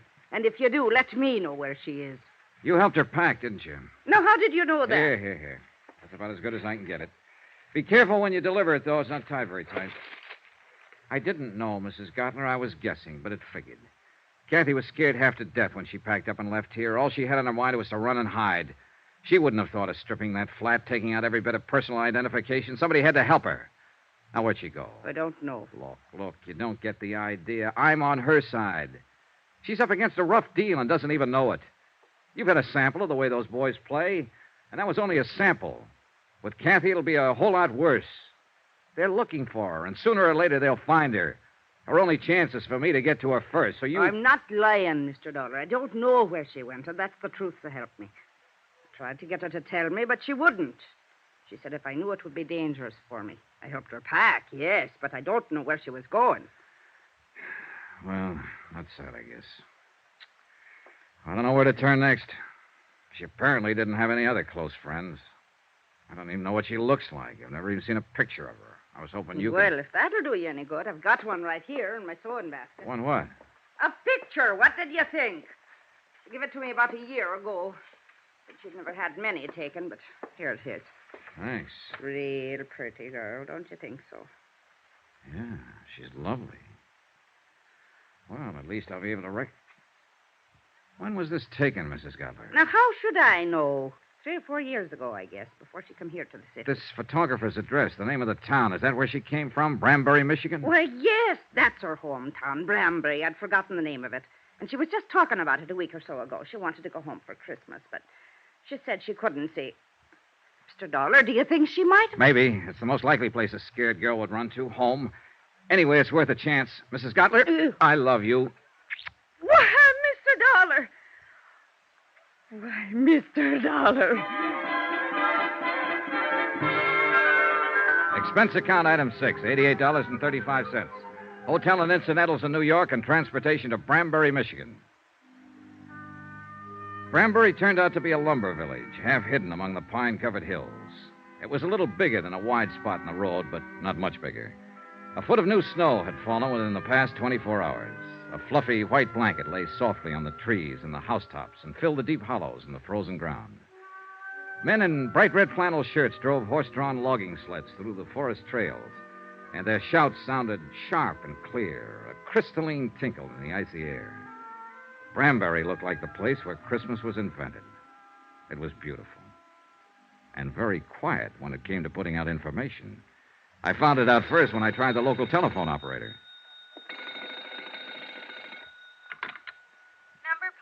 I just checked in here at the hotel, operator. There doesn't seem to be a phone book, so... Steal them, that's why. Traveling people going through. Oh, souvenir hunters, I suppose. How's that? Look, I wanted to call the O'Dares. Could you put... Not O'Dare's. There ain't but one. That's old Mike. Oh, and that's the one I want to call. Would you mind ringing him? Won't do no good. He ain't there. He's slabbing up at number 4 mill today. Well, actually, it's his daughter I want to talk to. Yeah, that's right, Kathleen. Do you know her? Just growed up with her's all. Oh, well, would you mind... You a friend of hers? No, I've never met her, Where but... you from? I came here from New York, What's but I... your name? Johnny Dollar. Now, will you please ring She don't Kathleen live and... here. She lives in New York City. I know where she lives. And what give you the idea she'd be up here? I'm psychic. You're what? Look, where can I get in touch with her? I wouldn't know anything about it, Mr. Dollar, and I can't give out that kind of information. You better go on back to New York and write her a letter. Let me talk to your supervisor. Supervisor? Well, I'm all there is, so I guess that's me. Start talking. Forget it. You're welcome. I got the same kind of runaround from the hotel proprietor. As soon as I mentioned Kathy, he suddenly forgot his own name, age, and the time of day. One thing sure, this town took care of its own. I wondered if the law in Branbury would take the same attitude. I decided I'd better go find out. As it happened, I didn't have far to go. On the sidewalk in front of the hotel, the law came to me. Just a second there, mister. Hmm? I'd like to have a little talk with you, if you don't mind. All right. Quite a change to find somebody here who wants to talk. I understand you just got in from New York. Here on business? Look, you know why I'm here, but now everybody in town knows. Got any identification on you? Yeah. Have you? My name's Martin, Dan Martin. I'm the deputy sheriff in charge of this part of the county. Oh, then you're just the man I was looking for. Is that so? I'm Johnny Dollar, insurance investigator. I'm looking for a girl named Kathleen O'Dare. Do you know where she is? What do you want with her? I'm working on a murder case. She's a witness. Is there any kind of a charge against her? No, I just want to talk to her. What makes you think she's here? Are you a friend of hers, Mr. Martin? I've been in love with Kathy since we went to grade school. I'd be willing to die for her. Does that answer your question? All right, let me put it this way. You think you're helping her by hiding her out. All of you think so. But you're wrong. You're helping her right into her grave. Kathy doesn't figure it that way. She's scared. She doesn't know what she thinks. I know these boys who are after her. They don't play kid games. And sooner or later, they're going to find her. So if you love her and if you know where she is, you better take me to her before it's too late. I don't know. I don't know what it is Kathy's mixed up in. I didn't want to ask her. But I know it isn't the police she's afraid of. And I don't think it's you. No, at the time she ran out, I wasn't even in the picture. I'm on her side, too, Mr. Martin, and I've got to see her.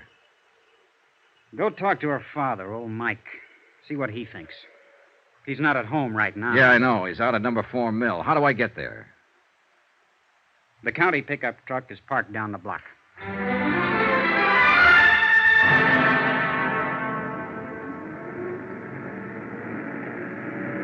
The tire chains bit into the packed snow and pushed the 4 miles of logging road behind us.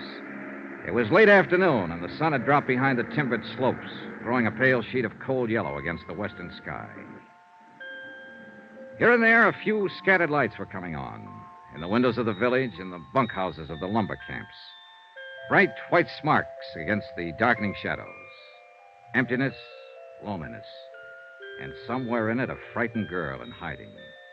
A girl who'd run away from the city of 100 million lights and from an unsolved murder.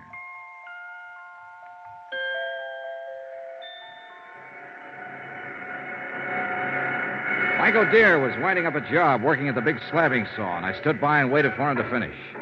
Be right with you, Mr. Dollar. This is the last one. Okay.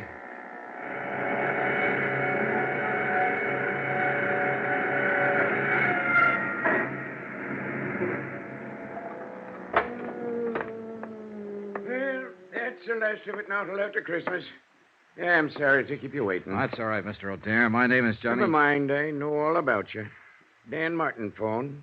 Said you was on your way out. Mr. Dollar, the answer is no. I see. I've thought it over since Dan called.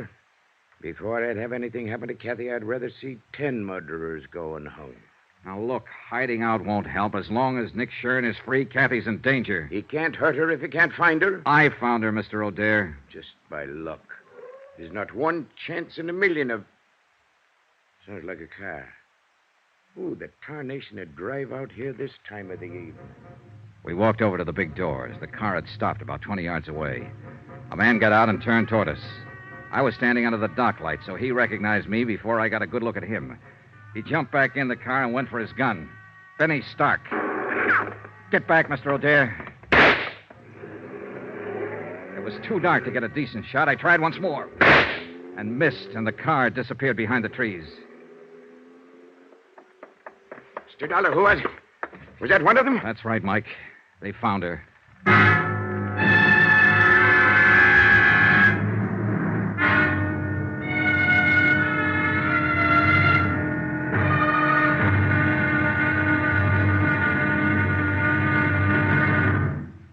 There'll be another intriguing episode in our story of the Nick Shern matter tomorrow. Tomorrow, a lonely vigil in the snow. A killer prowls the night, and a lovely lady vanishes.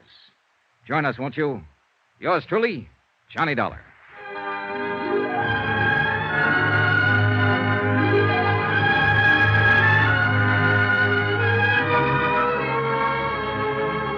Yours truly, Johnny Dollar, starring Bob Bailey, is transcribed in Hollywood. Written by Les Crutchfield, it is produced and directed by Jack Johnstone. Be sure to join us tomorrow night, same time and station, for the next exciting episode of Yours truly, Johnny Dollar. This is Roy Rowan speaking.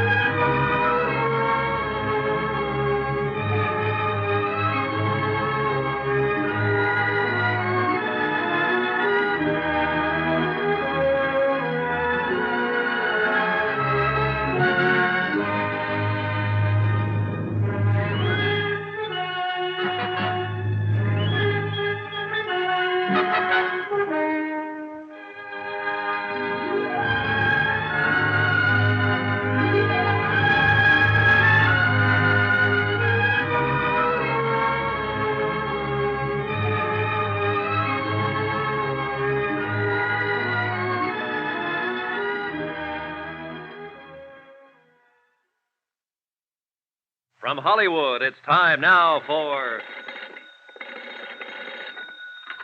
Johnny Dollar. Dan Martin here. I was up the street when you Listen, called. Sheriff, they've traced Kathy O'Dare here to your nice little town of Branbury. Who has? Nick Shern's boys. One of them, a trigger man named Benny Stark, came out to the sawmill hill a few minutes ago. I traded a couple of shots with him, but he got away in a car. Did he head north or back toward town? Toward town, I think. You can't see the turnoff from here. All right, Dollar. You're packing a gun. Will you take the pickup truck and block that turnoff? Hold it until I can get somebody out there to relieve you? Right. How many deputies you got? Deputies? Uh-oh. What about volunteers? Is this Benny Stark the man Kathy's afraid of? He's one of them. Then I'll have volunteers. 20 men within a half hour, armed with deer rifles. And every one of them a dead shot.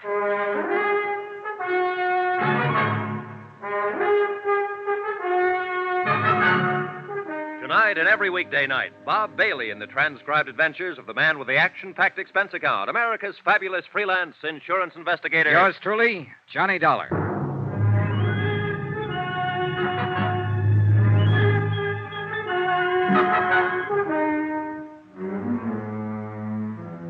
From Special Investigator Johnny Dollar, location Branbury, Michigan, to the Home Office, Tri-Mutual Insurance Limited, Hartford, Connecticut.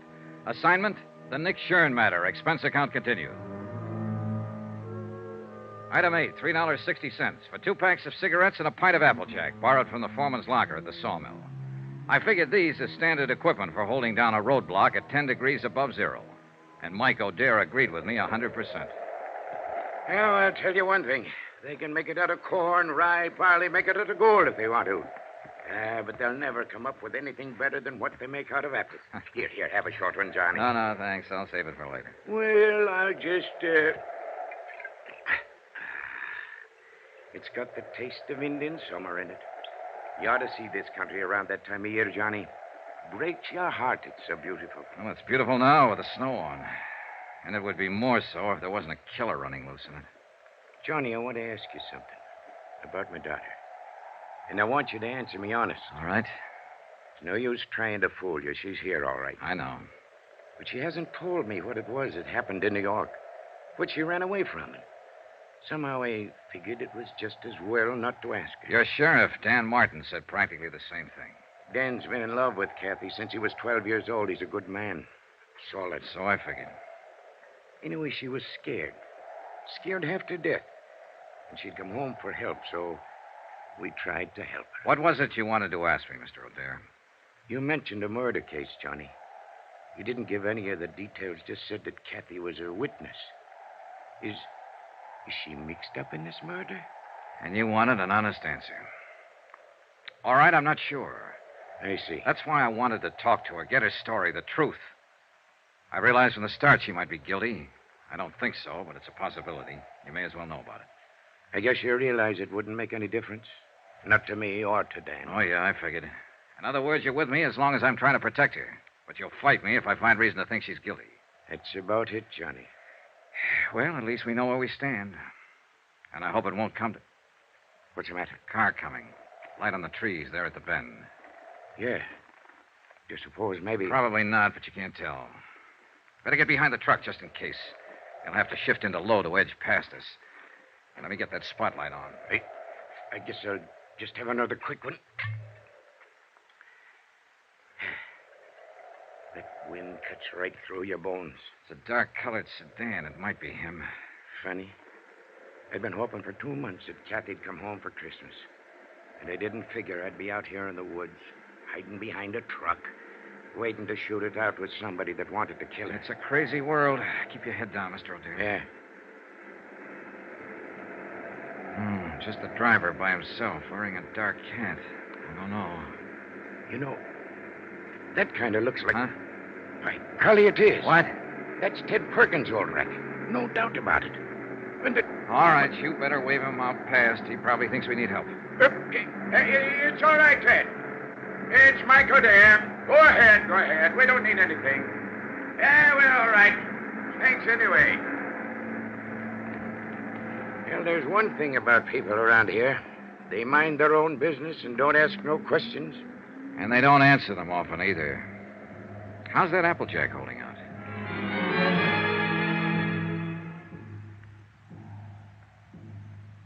Two long hours went past. Only 3 cars came out from the village. And each time a long moment of tension while we waited to identify the occupants. But all of them were townspeople. Benny didn't show. One truck came down the logging road from the back hills loaded with dwarf spruce and fir. Peace on earth, goodwill toward men. We were waiting for an assassin, but the truck only carried Christmas trees. The night was crystal clear with bright stars hanging low in the blackness, but it kept turning colder and colder. Until even the Applejack didn't help much. And the wind, too, changed gradually and blew fitful and gusty and strange. It's going to storm. Come a blizzard, maybe. Not tonight.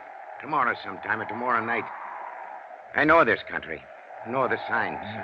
There's an odd feeling in the air, all right. There's an even odder one in my leg. Log rolled over on it pretty near 6 years ago. Bothers me some in the winter. It's a lot worse, though, right before a storm. And that's kind of a handy thing to have.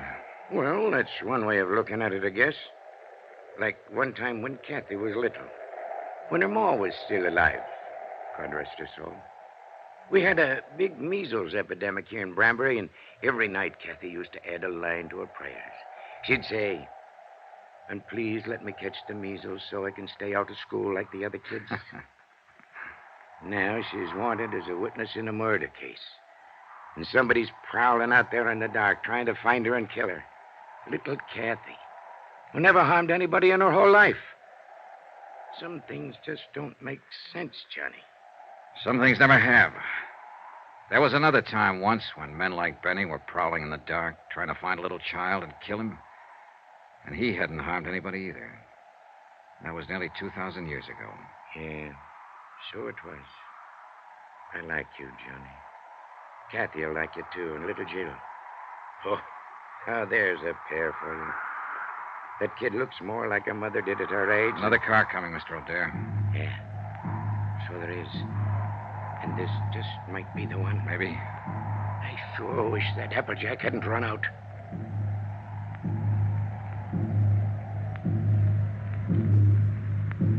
But it was only a couple of men Deputy Martin had sent out from town to relieve us and take over. Big men, calm and quiet, wearing plaid mackinaws and heavy laced boots and carrying Winchester 94s over their arms. They told us Benny Stark had been seen. He'd come up from the west, driven onto one of the roadblocks unexpectedly. In a flurry of shots, he'd broken through. The men couldn't understand his persistence. They thought he'd run for it, get out of the area once his presence was known. I didn't bother to explain, to put him straight, but I knew Benny had never run, not now.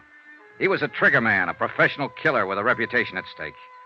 And he had his orders to silence Kathy O'Dare. A half hour later, we were back in town, turning into the main street around the village square. Strings of colored lights on a tall pine in the center of the square blinked and sparkled as they swayed in the wind. Around 100 cars and trucks were parked in the street and in the lot behind the town hall. And the sound of singing drifted out from inside. They're practicing carols and things for the big doings on Christmas Eve. Ain't it beautiful? The men at the roadblock had given a description of Benny's car and the license number. It was just barely possible. Got something in mind, Johnny? Yeah, let's take a look through those parked cars. I don't know. If it was me, I sure wouldn't be hanging around here. I'd stick to the tall timber. Yeah, but you're not a city boy, Mike. Tall timber is foreign soil to Benny. He's only comfortable when he's close to a crowd. He the fellow that's supposed to have done that murder? No, it was the man he works for, a cafe owner, ex-gangster, a man named Nick Shern. Let's check that lot around at the side. I don't think he'd show here in front. He'd be taking a big chance showing anywhere. In a town this size, people know each other. It's his job to take chances. And he probably doesn't realize... Wait a minute. That sedan against the building with the side window broken. 7, 8, 2, 1. That's his car, Johnny. Yeah, wait here. I eased my gun out of the holster and started toward the car. There were no lights in the lot, only the soft glow reflected from the packed snow underfoot. And the car itself stood in the dark shadows next to the building. I couldn't see whether anyone was in it or not. The singing seemed to swell louder as I approached. I moved slowly, watching for any sudden movement. The car was empty.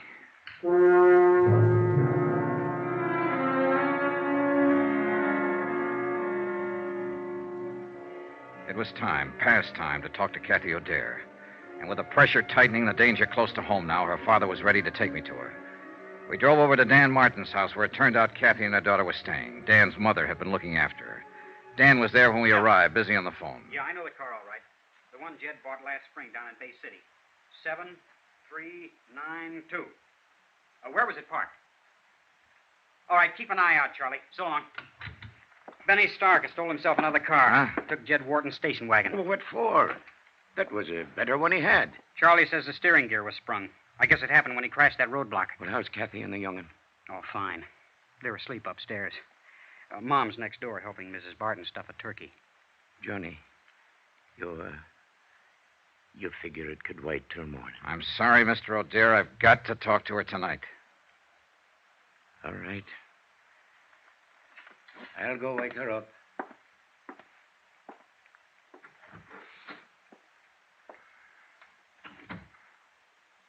Mr. Dollar, no matter what she's done, don't hurt her any more than you have to. As far as I know at the moment, Dan, all she's guilty of is withholding information. And most people would have done the same thing. Nick Shern's a rough boy to tangle with. She was scared, that's all. Lost her head. She never did belong in a city. She belongs right here in Branbury. This is her kind of life. Why did she leave? Well, we argued one day, and she said she'd show me. So she ran off and married that fellow. He treated her bad. Finally left her. But she was too proud to come back. She wouldn't have come back now if she hadn't have been so scared. Well, maybe it'll work out now. She ought to stay. Her kid ought to grow up here. Learn the outdoors and the woods like Kathy used to know it. Why, she roamed through those hills like a young Indian. Knew every trail in that forest. Every timber camp and trapper's cabin from here to the ridge. I remember one time the two of us were up toward... Dan! What's the matter? What is it, Mr. O'Dare? You said Jill and Kathy were asleep upstairs. Ain't that what you said, Dan? Of course that's what I... Mike. What's happened? They're not up there. They're not up there or anywhere else in the house. They're gone.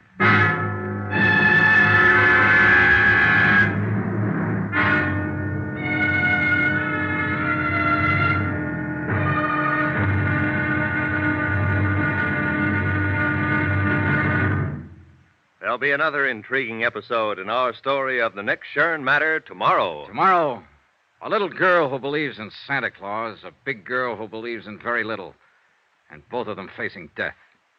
Join us, won't you? Yours truly, Johnny Dollar.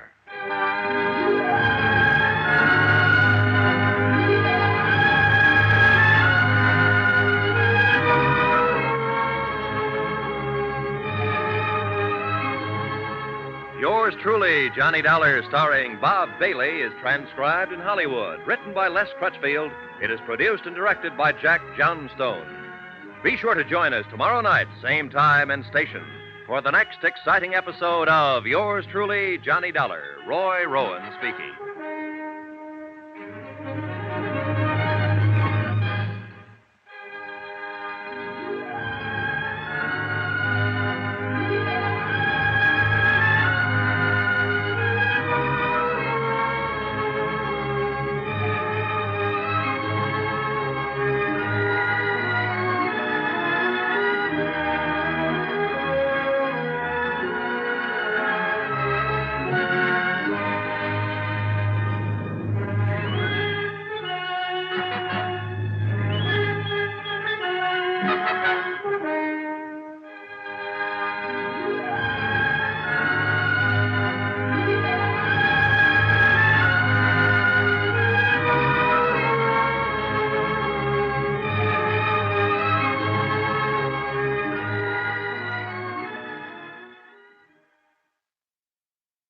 From Hollywood, it's time now for... Johnny Dollar? Mike O'Dare, Johnny. Any sign of Kathy? No, the boys at the highway turnoff haven't seen her or Benny, either one. Not a soul out that way in the last hour. What about there at the sawmill? Nothing, Mike. No fresh tracks on the logging road, no sign of her. And the worst thing is it's starting to snow again. Yeah, here in town, too. Dan Martin just phoned. No luck. She hasn't shown up at any of the roadblocks. She's around somewhere, and we've got to find her. We will, Mike. And it's got to be fast, Johnny. There's a blizzard coming up, and that gunman Benny Stark is around, too. Maybe he's already found her. Maybe he even took her from the house, her and Jill both. Maybe she didn't get scared and run. Maybe it was him. Maybe he's Mike, sneaking in stop it. That kind of thinking is not going to help any. Well, what is going to help? I don't know, but I've got a half-baked idea, and I may be right. Stay there at the house. I'm coming back to pick you up. And one thing you can do while you're waiting. What, Johnny? Pray.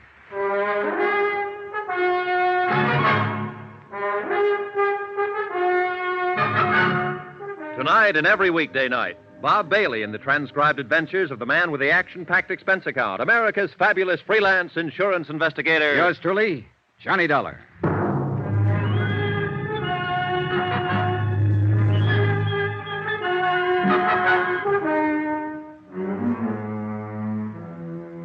From Special Investigator Johnny Dollar, location Branbury, Michigan, to the Home Office, Tri-Mutual Insurance Limited, Hartford, Connecticut. Assignment, the Nick Shern matter. Or more important, find Kathy O'Dare. Item 12 on expense account, $4.90. A tank full of gas for the county pickup I'd borrowed from Deputy Sheriff Dan Martin. The falling snow was thickening now, and the wind was rising and steadying in the northwest. The night had all the makings of a blizzard. And wherever Kathy and her daughter had gone, we had to find them before it hit. It was 10:14 p.m. when I pulled up at the side porch of the O'Dare house, and Kathy's father came hurrying out to the truck, leaving the door open behind him and buttoning his heavy mackinaw as he ran. Any news, Mike? Not a thing. All right, get in. Shut the door. Yeah, we'll get a foot of snow before morning, with a zero wind behind it. Now, listen, Mike. I think we can forget any idea that Benny found her and got her out of the house. In that case, she wouldn't have taken your car. He's already got one. I know. I thought of that. And he wouldn't have given her time to dress herself and Jill the way she did, with heavy clothes and snow boots. And she wouldn't have taken the rifle. Then what has happened? She knew I'd be there to talk to her sometime this evening. I think she lost her nerve, couldn't face it, decided to run again. Maybe so, but where, Johnny? That's what I want you to tell me. What? No, I don't mean you knew what she was going to do and where she was going to go or then help her. How do you think I can tell you? Look, Kathy knew about the roadblocks Dan Martin set up to trap Benny Stark, knew where they were. So if she didn't want to be seen, then naturally she'd avoid them. She couldn't. Not if she wanted to get away, take the highway to Flint or Detroit. She'd have to pass one of them at least. But she hasn't passed any of them, so she's still in this area. And I don't think she ever meant to leave it. But then... Dan Martin said Kathy used to spend a lot of time in the woods when she was growing up. He said she knew every back trail in these hills, logging camps, trappers' cabins. She did. She used to worry the dickens out of me the way she... Yeah. Now, where would she go, Mike, if she wanted to hide out back in the hills somewhere? There's a lot of places. Chippewa Canyon's one. 3 or 4 timber camps abandoned in the winter. Some cabins along the... No, she couldn't make it. There's a roadblock before you get to the turnoff there. It's got to be someplace she could reach without being seen. Well, there's Barker's Flats. But that's 12 miles of a foot trail. She wouldn't try it in this weather, not with Jill along, anyway. Then there's Lake Pine. No, it's over the other way. Pine Lake Road. Where's that? Runs northwest of town. Not much better than a wagon road. Dan didn't put a block on it because it dead ends at the lake about 5 miles out. What's out there? Nothing at the lake, but you can go on up Pine Creek about 4 miles on foot, and there's some cabins. Maybe a waste of time, Johnny. Let's get going.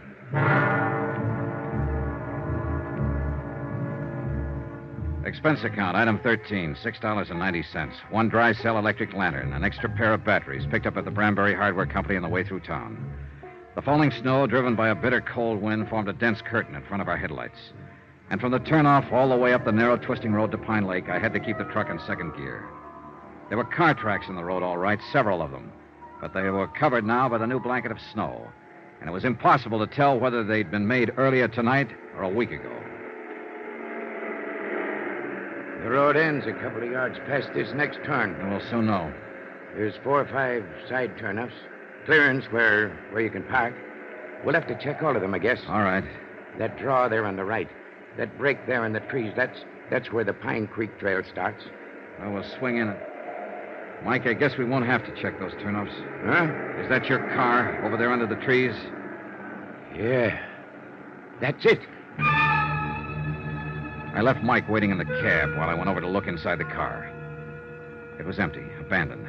And there was no note, no clue of any kind to tell where Kathy had gone. I raised the hood and felt the motor block, ice cold. The car had been here for some time.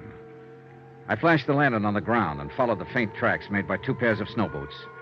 They ended the deep draw that led back into the hills, the start of the Pine Creek Trail. I snapped off the lantern and stumbled through the snow back to the truck. What'd you find, Johnny? It's them, all right. They've headed up the trail. I found tracks in the snow. Well, then we'd better get started. No, wait. I'll go after them, Mike. You take the truck, go into town, find Dan Martin. Bring help as fast as you can. That storm's getting worse. No, you don't. I know the risk. Starting up that trail with a blizzard coming on. And if you think you're going to protect me by sending... Knock it off, Mike. There's no time, and you're wrong. I'm not protecting you. I'm protecting myself. What do you mean? That bum leg of yours. I don't want you on my hands, too, along with the girls. All right, Johnny. I'll go after Dan. And hurry, Mike. I'm depending on you. Yeah. Good luck, Johnny. See you, Mike.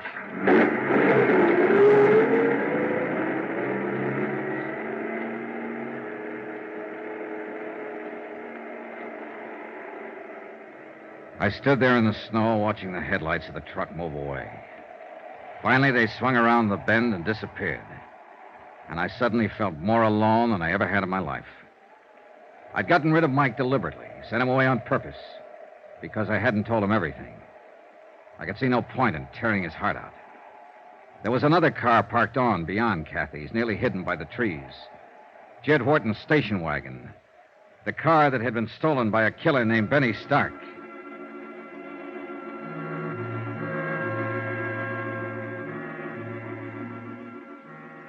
It took me half an hour to cover the first mile, and the storm kept getting worse. The beam of the lantern penetrated a bare 30 feet ahead of me before it was smothered out in the white blackness of the night. After a few hundred yards, the tracks I was trying to follow had nearly disappeared, snowed over and blotted out. I gave up looking for them and stuck to old Mike's description of the trail, following the left bank of the frozen creek. The drifts were deeper down along the creek bottoms, and the going was rougher. But I didn't dare leave it to look for better footing. It was my only landmark. The trail itself was buried. Any man who lost his way tonight and wandered off into one of those side gullies would wander straight to his death.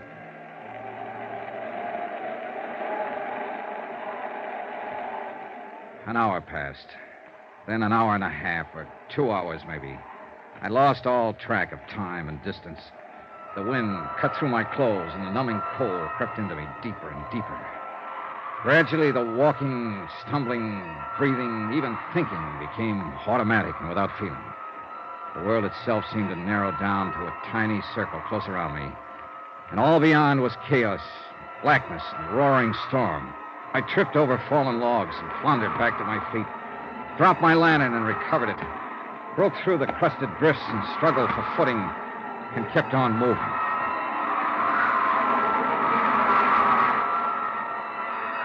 In the weird nightmare of the blizzard, I could hardly recognize reality when I came face to face with it. When a beam from my lantern touched him, crouching by a tree a few yards away. I could barely accept him as being real. He'd been watching my light as I approached, waiting for me. It was Benny Stark with his gun leveled and aimed. Don't be a fool, Benny. Drop that gun!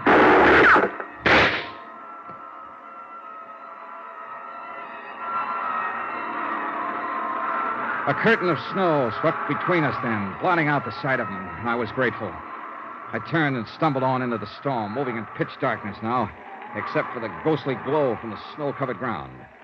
The second shot had smashed my lantern. I had nothing left to go by but instinct and luck, and they weren't enough. Within 15 minutes, I was hopelessly lost.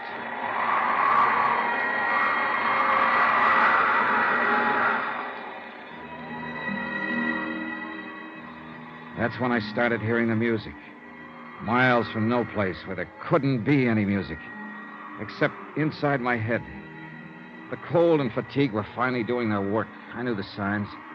The next step was to start wandering in circles, smaller and smaller ones, and the last step, to drop exhausted and go peacefully to sleep. Peacefully and permanently. But the sound kept growing louder, and I moved in the direction it seemed to be coming from. It couldn't be just illusions. It had to be real.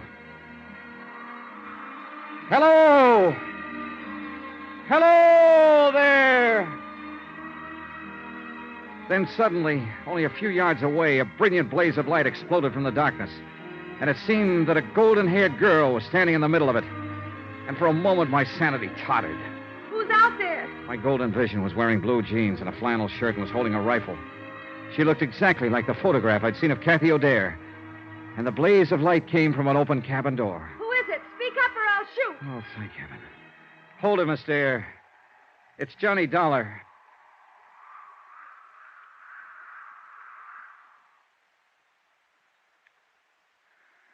Are you getting warm now? I don't think I'll ever get warm again. You will if you don't move away from the stove a little. The back of your shirt is starting to smoke. Yeah, I thought I was beginning to feel something. How's the firewood? There's plenty. And plenty of food. And a radio. If I hadn't heard that music, I'd have blundered right on past this cabin. Oh, we've got everything. We can hold out for a month if we have to. And I hope we have to. What about your daughter? Is she all right? Sure. She's fine. It's a picnic for her. A camping trip. And she's sound asleep back there in the lean-to. Dreaming about Santa Claus, I suppose. I wish I could. How did you find me, Mr. Dollar? A hunch. Guesswork. I was born under a lucky star. I wasn't. Oh, I don't know. I think you've been pretty lucky, considering everything. More so than your landlady back in New York. Mrs. Grappler? What do you mean? Betty Stark went to see her. Tried to find out where you were. When she wouldn't tell him, he broke her arm. Oh, no. Oh, the poor woman. Oh, it's a rough game, Miss O'Dare, trying to play it cozy with a mobster like Nick Shern. You know, of course, that he sent Benny here to find you. You'll have a hard time finding me in this place. He did find you. What? Maybe he followed you from the house or saw you drive through town. Anyway, I ran into him back down the trailer ways. I thought I heard shooting a while ago. You did. He tried to ambush me. He thought he had the drop, and he wouldn't give up. I had to kill him.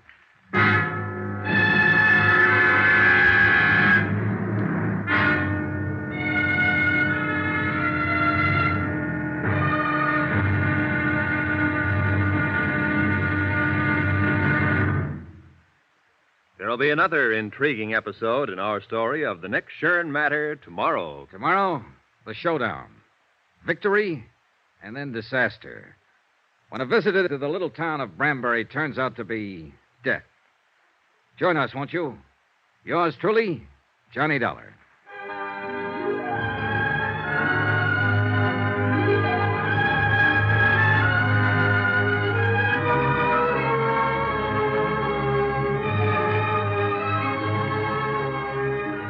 Yours truly, Johnny Dollar, starring Bob Bailey, is transcribed in Hollywood. Written by Les Crutchfield, it is produced and directed by Jack Johnstone. Be sure to join us tomorrow night, same time and station, for the next exciting episode of Yours truly, Johnny Dollar. This is Roy Rowan speaking.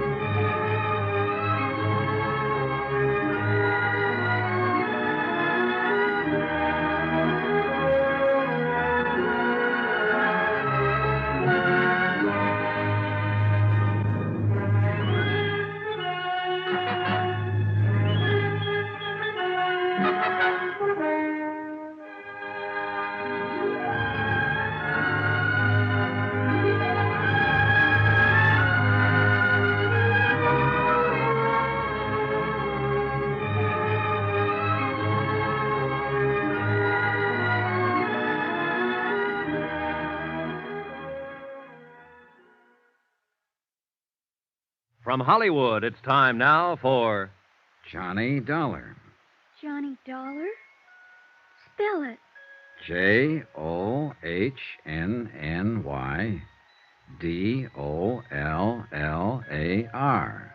That's not right. You forgot to capitalize. Hey, you're right, honey. Let me hear you spell your name. Okay. Capital J-I-L-L, Jill. Capital O, apostrophe. Apostrophe. I never can say that. Capital D-A-R-E, O'Dare. Of course, my last name's actually something else. I forget. But my mother says I'm really an O'Dare. Not the least doubt about it. I could see it in a minute. I like you, Johnny Dollar. And I kind of like you, too, Jill O'Dare. You think my mother's pretty? I think she's lovely. Why don't you get married to her so I can have a daddy? Well, that's, certainly something to think about. And, not a bad idea. Now, be quiet before you wake her up. I'm already awake, and with a plot like that being hatched, I think I'd better stay awake. Is there coffee, Johnny?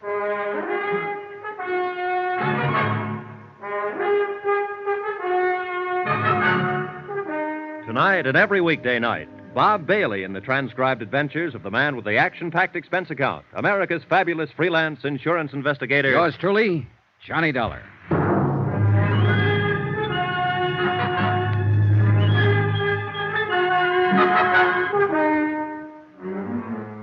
From Special Investigator Johnny Dollar, location a small cabin in the timber outside Branbury, Michigan. To the Home Office, Tri-Mutual Insurance Limited, Hartford, Connecticut. Assignment, the Nick Shern matter. Expense account, final page. Item 15, $1 million for a certain feeling. I realize, of course, that the amount of this item is somewhat unusual and may be cause for mild criticism by your accounting department, unless the accompanying report includes an adequate and detailed explanation.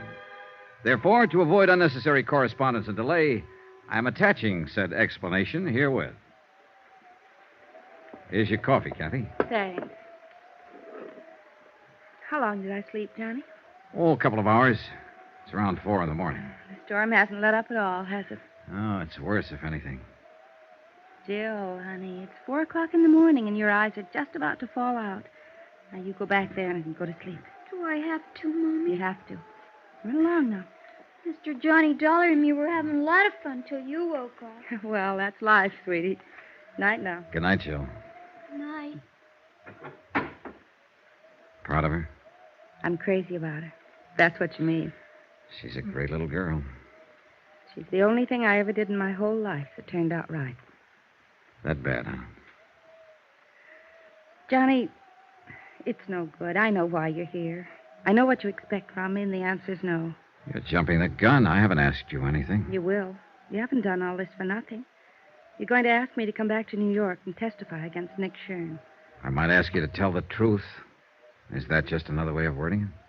I didn't see anything, hear anything. I don't know anything about it, and I have nothing to say. So Nick Shern gets away with another murder. I wouldn't know anything about that. And sooner or later, of course, he'll kill you, too. He sent Benny Stark out to do it, and Benny missed. But he's got other boys, or he might even handle the job himself. Why? But I By now he ought to know that I'm not going to tell. But there's always that chance you might change your mind. And Nick's a gambler, but he likes the odds on his side. He doesn't take chances. Whenever he can, he stacks the deck. I wish I could help you, Johnny. But I don't know anything about it. I left before it happened. How long have you worked for Nick Shern? Known him? 2 years. I'm not wide-eyed about him, Johnny. I've heard what he's been, what he may even still be, a gangster, hoodlum, racketeer, but that's none of my business. The club was legitimate, and my job there was on the level, and he never got out of line once. And no doubt he's always been kind to his mother and loves dogs and children. I wouldn't know, except children. He's crazy about them. He was always buying something for Jill, asking about her. And he also shot and killed Mel Pryker. I couldn't say. I see. Well, you're letting a lot of people down. People here in Branbury that you grew up with, people that love you, your father, Dan Martin. What have they got to do with it? You know, it's a great country up here. I'd like to spend more time in it. And it's big country, big and beautiful and dangerous. Like that blizzard outside there. It's not the kind of country that turns out cowards. Cowards? Your father said something yesterday. That some people belong in cities and some don't. And that you're one of the second kind. He was right. The city's made a coward of you. You don't understand. And they know it. Old Mike, Dan, all of them. Of course, they'll never mention it. But you're letting them down, and they know it. And you know it, Kathy. They don't have a daughter to think of. It's not her fear we're talking about. It's yours. All right, I'm scared.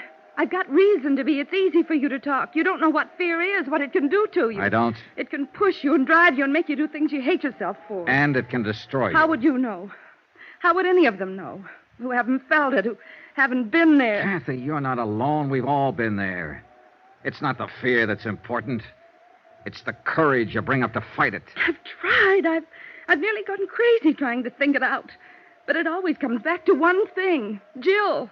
She's what counts. Nothing else matters. And if you love her, teach her to grow up without fear. Sacrifice anything if you have to, even your life, but teach her courage. There's nothing greater you could do for her.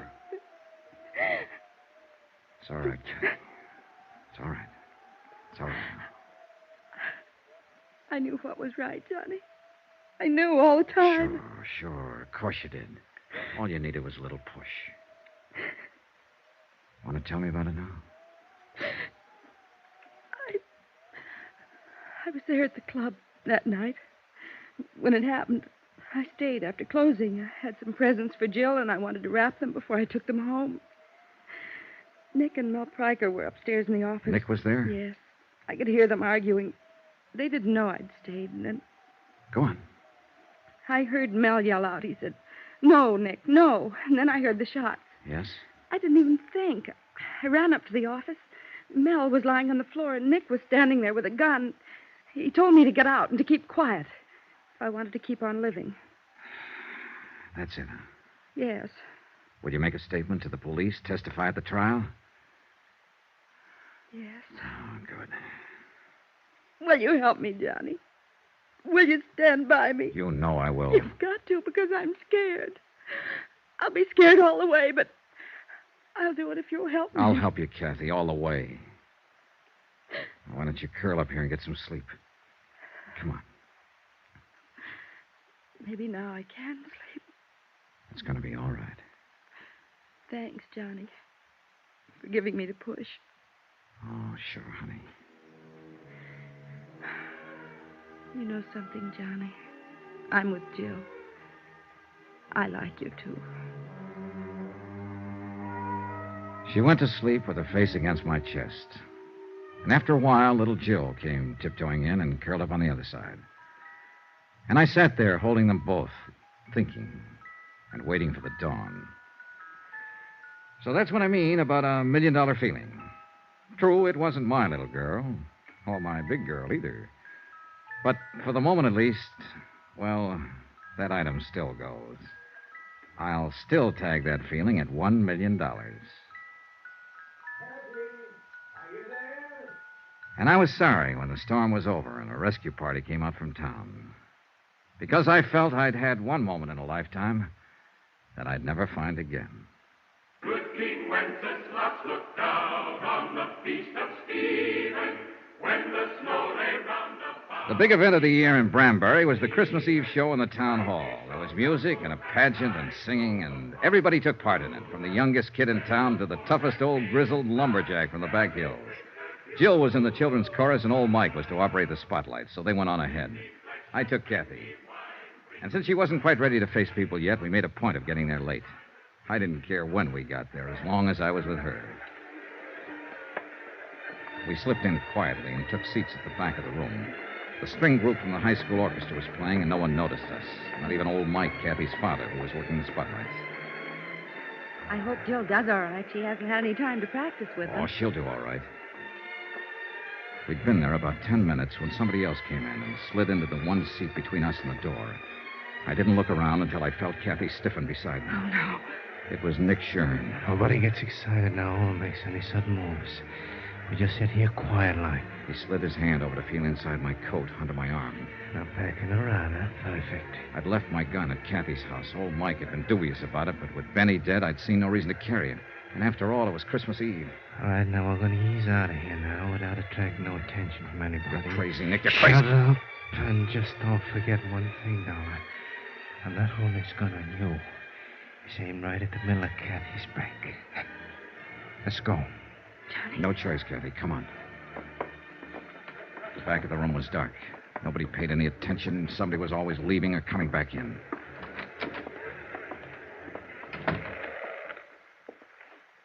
Come on. I got a car over at the side here. Johnny? Watch your dollar. We'll be right back, Mike. Just gonna get some air. All right, Johnny. But don't go running out before I give you your present. Huh? Here. And don't uncork that until you're ready for some serious business. All right, Thanks, Mike. Thanks a lot. Don't mention it. Good luck, Johnny. Yeah, come on. Let's get away from here. Johnny, he's going Take to... it easy, Kathy. Me! Now what? Oh, no. Jill, go back. I want to see Uncle Nick. Why did you tell me you were coming here to hear me sing, Uncle Nick? Well, listen. Pick me up. Please, Uncle Nick. Take your hands out of your pocket and pick me up. Look, Jill, you run along now. Who's that? Dan Martin. He's a deputy sheriff, and he's a dead shot. Better do like she says, Nick. Take your hand out of your pocket and pick her up. Uncle Nick? All right, reach in my pocket, Johnny, and take my gun.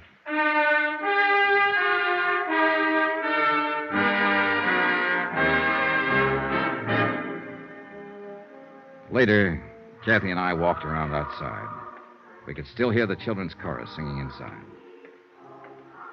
Jill saved our lives tonight. No, she saved Nick's life. What do you mean? That present your father gave me, up there at the spotlights, he could see what was happening, and he thought real fast. That present was a gun. Then you... I had Nick covered from the time we stepped off the porch.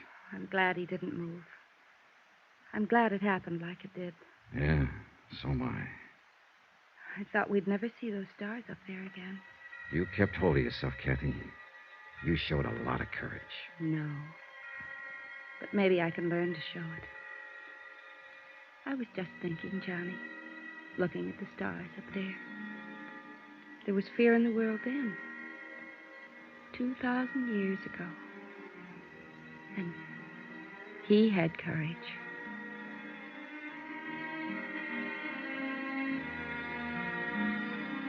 Expense account item 16, $230.40. Incidentals in Branbury and transportation for 2 adults and 1 child, Branbury to New York. Expense account total, $486.20. End of account, end of report. Remarks? Merry Christmas. Merry Christmas to all of you, from all of us here on the program. And God bless you. Yours truly, Johnny Dollar. Yours truly, Johnny Dollar, starring Bob Bailey, is transcribed in Hollywood. Written by Les Crutchfield, it is produced and directed by Jack Johnstone. Heard in this week's cast were Virginia Gregg, Peggy Weber, Don Diamond, Ben Wright, Jack Crucian, Barney Phillips, Sam Edwards, and Ken Christie.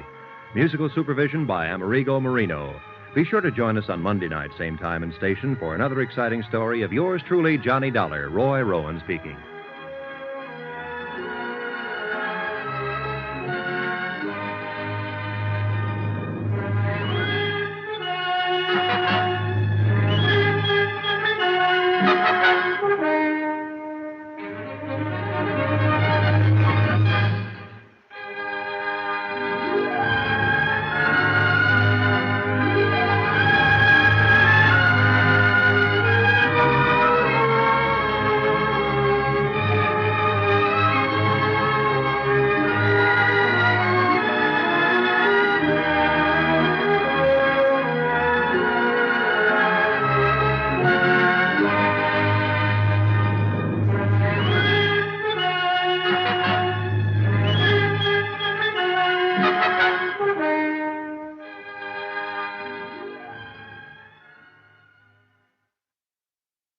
From Hollywood, it's time now for Johnny Dollar. This is Pauline Morris at Victor Turner's office, Continental Adjustment Bureau. Oh, hi, Pauline. How are you? Just fine, thank you. Johnny, Mr. Turner asked me to get in touch with you and find out what you're working on at the moment. Why, nothing. I was thinking of going to New York for a couple of days. Well, good. Would you be interested in handling a case for us while you're there? Oh, Pauline, I'm going to New York on a vacation. Well, this shouldn't take too much time, and Johnny, it's really one of our most important accounts. Well, how much commission can I figure on? Do you want the truth? Sure. Practically none. Oh, fine. Why does Turner foist these things on me? Oh, I guess it's my fault. I told him I thought you might do it as a favor to us. For Mr. Turner or Continental Adjustment Bureau? No. For you? Okay, what is it? Well, Wait, better still, why don't you tell me about it over dinner? Say at the Crystal Room? Oh, I'd love that. I've been wanting to go there for months. Hey, you know something? I've been waiting for an excuse to take you there for years. 8 o'clock, Pauline? 8 o'clock.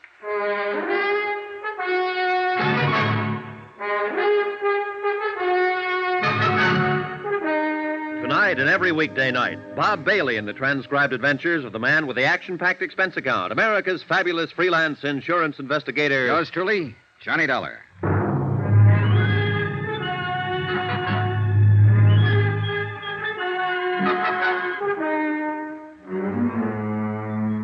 Expense account submitted by Special Investigator Johnny Dollar to the Continental Adjustment Bureau, 418 Elizabeth Avenue, Hartford, Connecticut.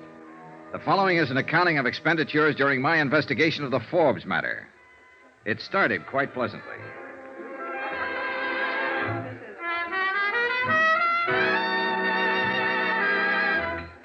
Oh, no, Johnny, let's go back to the table and eat. I'm tired of dancing. Yeah, but once you sit down, you'll start talking business again. Well, of course I will. I do have a job to keep. Okay.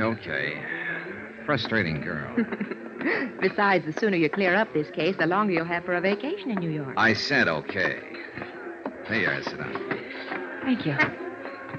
All right, Miss Morris. Let's have the bad news. Well, the insurance company is Delaware Eastern Liability, New York office. Yes, ma'am. Their client who filed the complaint is a large dress manufacturing company, Century Styles Incorporated. Yes, ma'am. Oh, and if you can manage to pick up one of their latest creations in my size while you're there, I love you forever. Yes, ma'am. Now, let's dance. No, wait. The auditors found a deficit in their books, $4,285. Well, naturally, the head of the company wants a settlement. Yes, ma'am. Now, let's... And, Johnny, your biggest problem will be Mr. Elliott. Mr. Robert Elliott, who I understand is something of a personality problem. He can't be any more of a problem than I'm having with you. Now, let's dance. Expense account item 2, $28.63. Train fare and incidentals getting from Hartford to Manhattan. With me, I took all the necessary information concerning the indemnity claim of Century Styles with Delaware Eastern Liability and Trust. I arrived at Grand Central at 2:05 and was checked in at the New Weston by 2:30. Air brisk, sky clear, weather cold. Expense account item 3, 10 cents, phone call to Robert P. Elliott, Century Styles Incorporated. Mr. Elliott said he would be happy to see me, so I went right over and found a 4-story building that housed 2 floors of factory and 2 floors of offices. The factory was the usual crowded, noisy collection of machinery and people. The general offices, overstuffed and overheated and overcrowded. Girls, you must get ready. Come on, girls. Now, everything. What the sandhill? Jenny, you'll just have to reduce. How can we fit you when the pins keep popping out? Pardon me. I'm looking for Mr. Elliott. You are? True. Well, I'm Robert Elliott. Oh, you must be Mr. Dollar. That's right. Stand by, Jenny, sweet. Please, these pins. We all suffer for our art child. Now, bear up. I'll deliver you soon. This way, Mr. Dollar, to a quiet corner.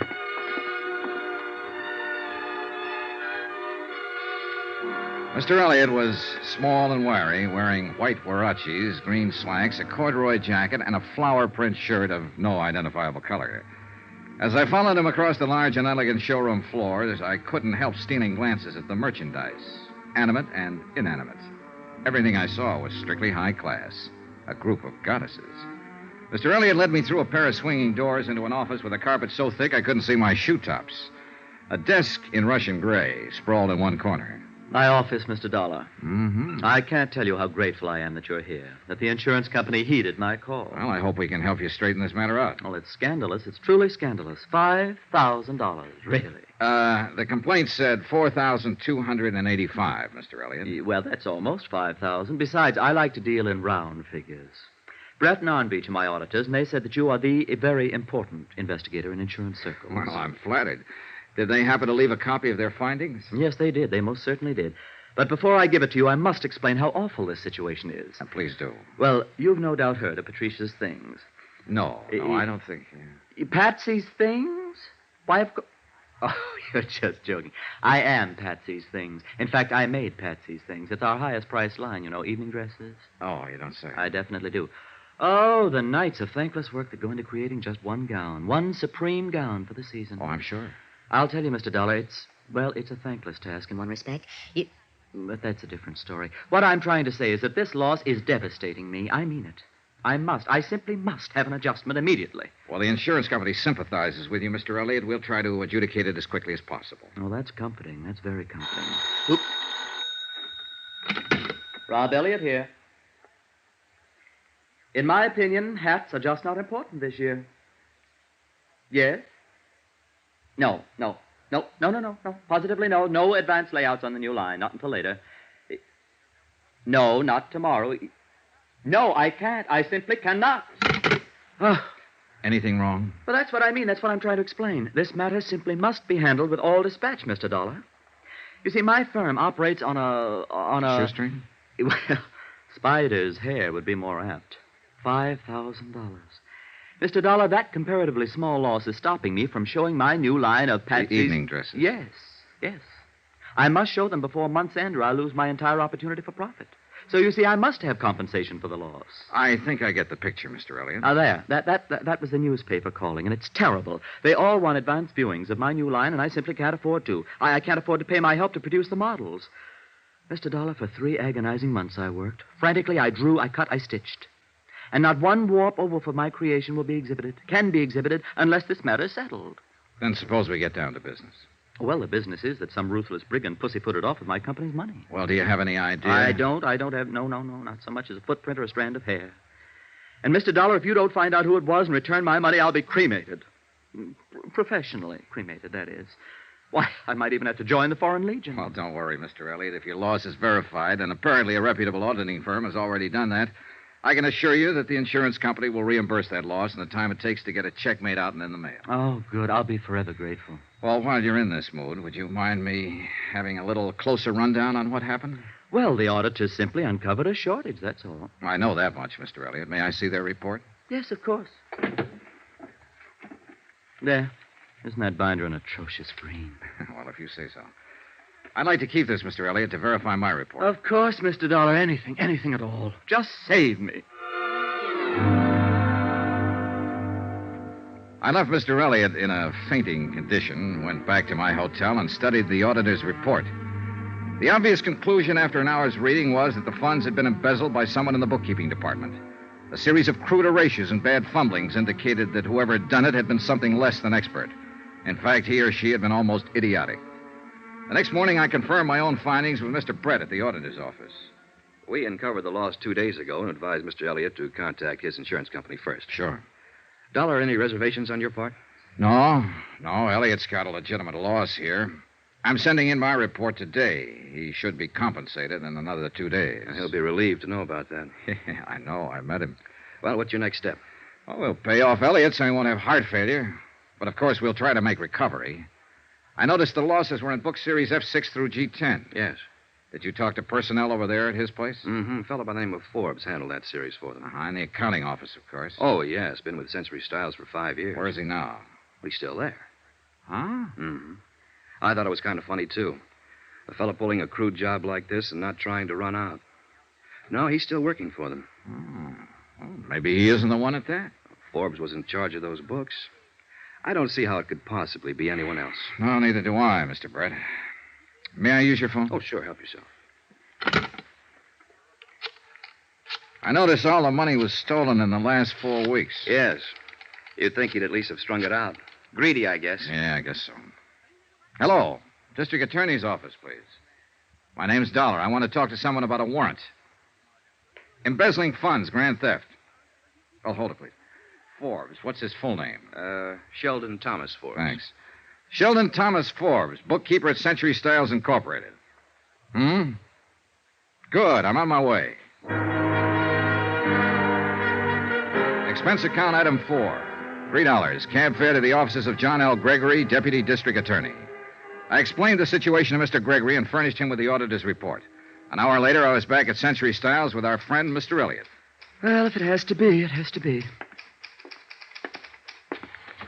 There he is. Forbes? Third desk. Sheldon Thomas Forbes was a tall, dark-complexioned man in his early 30s. His hair was black, straight, and closely cropped. His features regular, not good, not bad. The kind of man you see every day on the street. Somehow, the kind of man I hadn't expected would swipe $5,000. Oh, Mr. Forbes? Yes? This gentleman would like to see you. I feel like Brutus. Oh, why don't you run along, Mr. Elliott? I'll handle it from here. Oh, thank you. Hello? Sheldon Forbes? Yes. My name's Dollar, Continental Adjustment Bureau. We represent Delaware Mutual Liability. They cover this firm for losses by theft and fire. Uh-huh. 2 days ago, the auditing firm of Brett and Arn Beach located a loss of almost $5,000 here. Naturally, the matter came to our attention. I'd like to talk to you about it. Why me? There's every indication that the losses occurred in the particular accounts you've been handling. Uh-huh. You do handle books F6 through G10? Yes. Will you step over here a minute, please? Sure.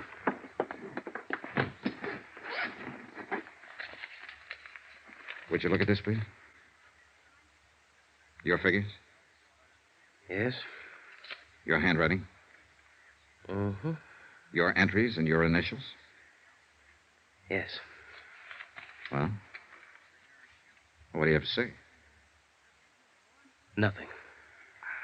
Look, you know why I'm talking to you, why I came to you first.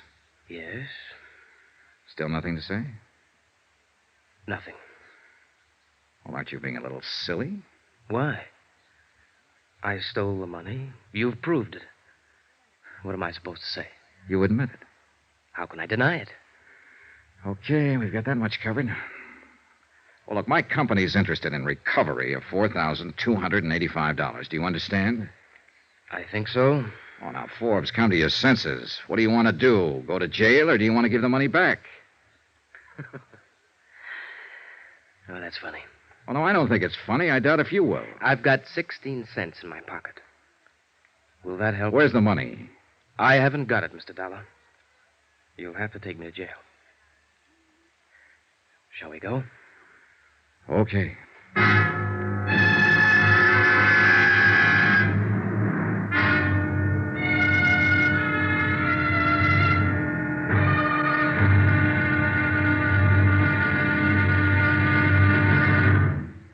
There'll be another intriguing episode of the Forbes matter tomorrow. What makes a man steal? Everybody's tried to answer that question at one time or another. Tomorrow I'll take a crack at it. Join us, won't you? Yours truly, Johnny Dollar.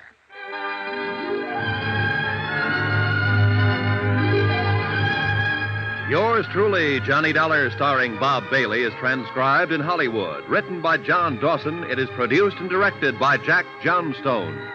Be sure to join us tomorrow night, same time and station, for the next exciting episode of Yours truly, Johnny Dollar. Roy Rowan speaking.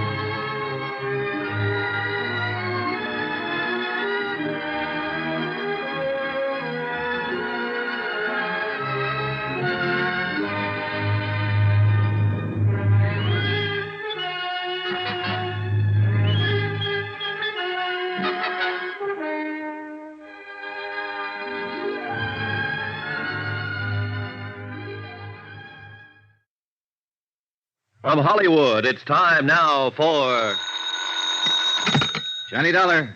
Rob Elliott here, Mr. Dollar. Century Style? I know, Mr. Elliott. How are you today? Terrible, Mr. Dollar. I feel terrible. I'm calling from the district attorney's office. You there about Sheldon Forbes? Yes, I had no idea I'd have to act. They want me to sign a complaint. Well, that's pretty usual, Mr. Elliott. Forbes admitted taking the money from your firm. He's guilty as charged. You're the injured party. They want to get on with the prosecution. Oh, dear. So you do whatever they say, Mr. Elliott. Well, will it affect my payment at all? Payment of the claim? No, not a bit. Your check's on the way to you right now. Oh, that's a relief. Now, how about you? Are you going back to Hartford? Should I thank you now? You can thank me, but I'm not going back. What? My job's just beginning. I have to recover the money for the insurance company.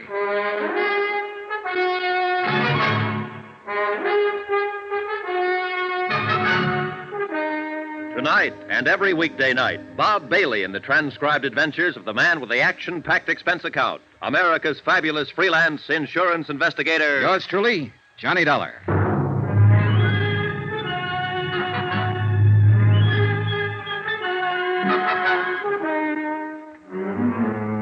Expense account submitted by Special Investigator Johnny Dollar to the Continental Adjustment Bureau, 418 Elizabeth Avenue, Hartford, Connecticut.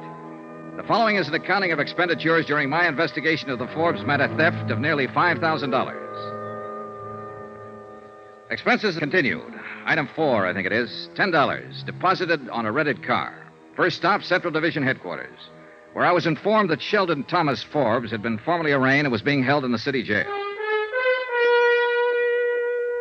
Second stop, an address on 56th Street. Second floor next to a dental laboratory. And on the door it said Edward Gumby, attorney at law.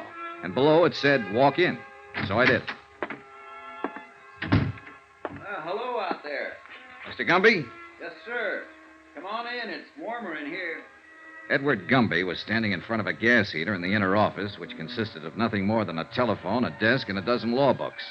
He was a medium-sized man, about 40 or so, a little tired, a little seedy, but he had a nice grin. Dollar? Yeah, that's right, Mr. Gumby. You don't know me. I'm with Continental Adjustment Bureau, representing Delaware Eastern Liability in this Forbes matter. Oh, yes, of course. Understand you're representing Sheldon Forbes, is that right? Well, I don't know whether it is or not, Mr. Dollar. I happened to be in magistrate's court this morning when Forbes was arraigned. I took him on because he didn't have counsel and the court appointed me. I don't know whether he took me on or not. Sit down. Oh, thanks. New York is the coldest city in the world. Absolutely the coldest when it's cold. Yeah, it sure is. Look, I don't want to take up a lot of your time, Mr. Gumby. Time? I've got time, boy. That's all I've got. What's on your mind? Your client, mostly. He's admitted guilt, but of course we're interested in recovering the money he stole. $4,285. Yeah. Well, I can't blame your company for that. Well, prosecution could probably be stopped if we made recovery. Sure. I thought I'd tell you this in case you had any influence on Forbes. Well, I appreciate that, Mr. Dollar. It's very understandable. But as I say, I was court appointed. I really haven't talked to him yet. So I'll have to confess I don't have any influence with him at all yet. Struck me as a nice sort of chap. Mm-hmm. Don't quite get it myself. Probably an explanation for it. Married once, I understand, and widowed right after the war. He worked for Century Styles about 5 years. Have you talked to the police yet? No. I understand they're going to work on it today. Maybe they'll have a little more information for you about the recovery. They'll probably find the money in an old sock or something like that. That's the way these things generally run, you know. I agreed with Mr. Gumby. That was truly the way these kind of cases usually ran. And I was a little surprised that afternoon when I spoke to the officers at the city jail. They reported that a complete search of Forbes' apartment and automobile unearthed nothing like the missing money. They further reported that they had found no reliable evidence of any material possessions that the money could have been spent for. My next stop, city jail.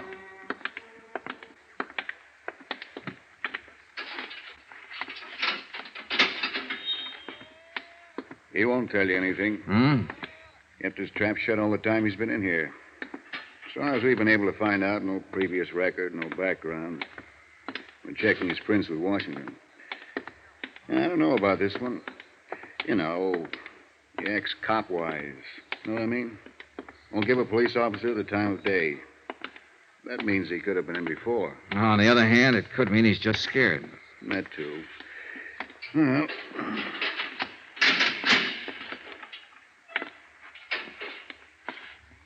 Well, now what? Take it easy, Forbes. This is Mr. Dollar. He wants to talk to you. Hello, Forbes. Hi. See you later, Dollar. Yeah, thanks, Sergeant. Just give a yell when you're finished. Right. They treating you okay? Swell. What do you want? I want to talk to you. Well, I don't want to talk to you. I don't want to talk to anybody. Why not? I just don't want to see anybody. That's all.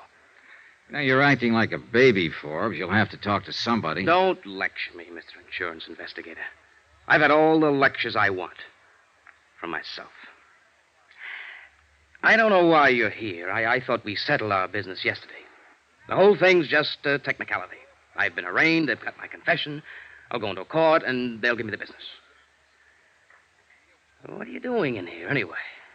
Swell day to be outside. Yeah, it is. Want to smoke? Oh, thanks.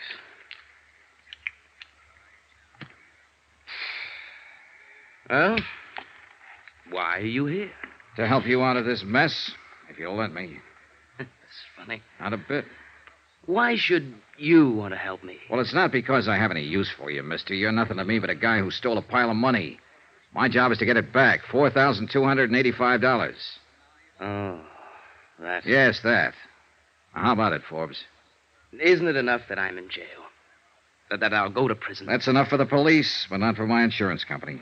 Oh, it's too bad about your insurance company. No, it's too bad about you. You're being foolish. A whole or partial recovery can have a great deal to do with what happens to you from now on. 3 years is the minimum sentence, you know. 12 years maximum. Now, is it worth it? Sure.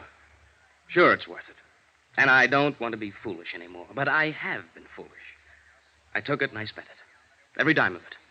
There's no way to pay it back. What did you spend it on? That doesn't make any difference. May make a lot of difference. You can redeem it, turn it back. No, I can't. Why did you take the money? All right, look, your salary's close to $100 a week. You're single. Wasn't that enough to live on? Why don't you get out of here? I don't have anything to tell you. Ever been in trouble before? Huh? Under another name in another state? No, They consider backgrounds like that when a man comes up to be sentenced. Forbes, this is your first offense. I know. Are you trying to shield someone? Why don't you go away? Have you been trying the market? Did you gamble? No. Just leave me alone. I won't tell you a thing. If you bought something with it or gave it to someone, if it can be recovered in some part. No, I tell you. Just go away and leave me alone. I'd like to. Believe me, I would. You're a thief, Forbes, and you're going to get what's coming to you, but I can't leave you alone. Listen. No, you listen to me. If I don't get the information I want from you, I'll get it elsewhere. I'm going to be very honest with you. Eastern Delaware wrote a comprehensive policy on Century Styles promising to indemnify them in full for every loss caused by fire or theft on their premises. In case you didn't know, Forbes, an insurance company won't take the word of some guy sitting in a jail cell feeling sorry for himself where there's cash to be recovered. Now, you swiped it within the last month.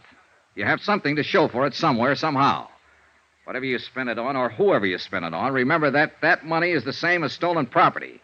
A car, a diamond ring, or something.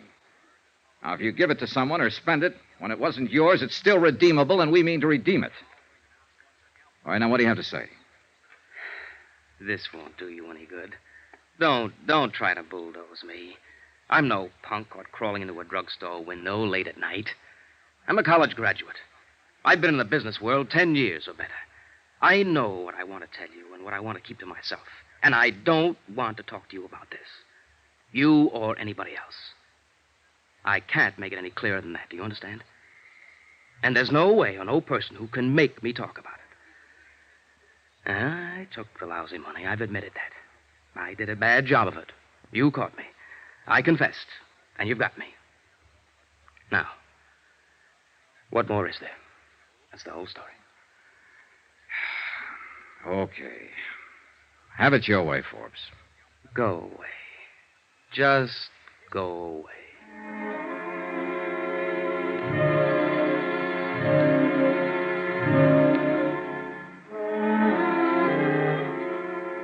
On my way out, I saw his attorney, Edward Gumby, on his way in to see Forbes. I waited around the sergeant's desk. Accidentally, on purpose, I glanced at the admitted visitors register. Only 2 people had contacted Forbes since his arrest, Gumby and myself. That struck me as odd. A glance at his folder named no close relatives, named no one, in fact. I was thinking about that when Gumby came out from his visit. Gumby looked worn out. Hiya. Hi. How'd you do? Not so good. Hey, tell me something. He asked you to contact a girl or anyone? Nope. I don't think he has a girl. I don't think he has anybody. You want some coffee? Yeah, good idea. We slushed across the street and found a diner. Expense account item 5, 42 cents. Coffee and sinkers for Ed Gumby and myself. I think you're going to strike out, Dollar. I already have. And I think I have, too. Huh? You know what I've been talking to him about in there all this time? The same thing as you, restitution. But he won't open his mouth about it. He did say one thing, though. He wants me to waive a jury trial and go up for sentencing. What? Yeah. Plead guilty and take it. He's sure to get at least 3 years. What can I do? Yeah. Got any ideas? Well, I've got a lot of ideas, Dollar, and all of them make me sick inside. That boy's not a criminal. He took that money because he was desperate about something. You know that from the awkward way he took it. He spent it on something, and he won't talk about it. But now he's about to ruin his whole life, in spite of what you or I or anybody else tries to do for him. All he has to do is give back the money or promise restitution or call up a friend and borrow it. With his clean background, the court would listen to a mercy plea. You told him all this? I told him. I told him and you told him, and what does he do? He waives his right. I tell you, I'm going to hate to file this waiver, but I've got to do it. Yeah, I know how you feel. More coffee? No. No, thanks. Dollar, you know what Forbes is? What? He's something I call a calendar job. Calendar job? 33 years old. Now think about that. Born with one war just ended. Raised in a depression, and then bango, another war. You might say the first 25 years of his life, nothing but war and depression, or the effects thereof. A calendar job. Apparently it's what he wants. But, Mr. Dollar, I'm going to hate to see him go to prison. You know something, Mr. Gumby? So am I.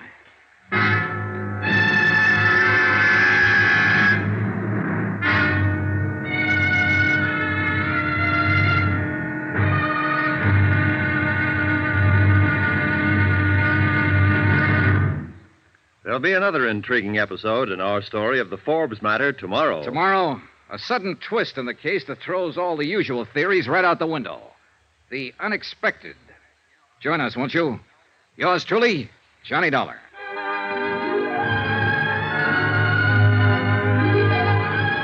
Yours truly, Johnny Dollar, starring Bob Bailey, is transcribed in Hollywood. Written by John Dawson, it is produced and directed by Jack Johnstone. Be sure to join us tomorrow night, same time and station, for the next exciting episode of Yours truly, Johnny Dollar. Roy Rowan speaking.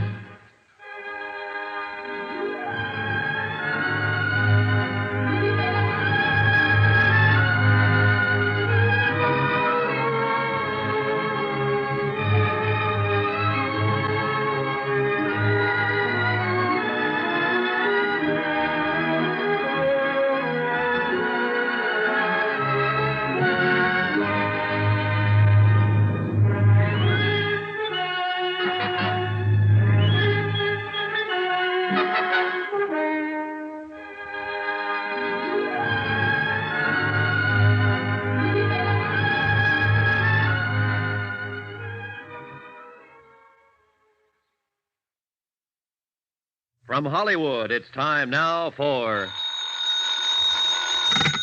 Johnny Dollar. Ed Gumby, Mr. Dollar, attorney for Sheldon Forbes. Oh, hello, Mr. Gumby. How are you? Oh, I don't know. The hearing's been set for 2:30 this afternoon. Okay, I'll be there. No need to, particularly.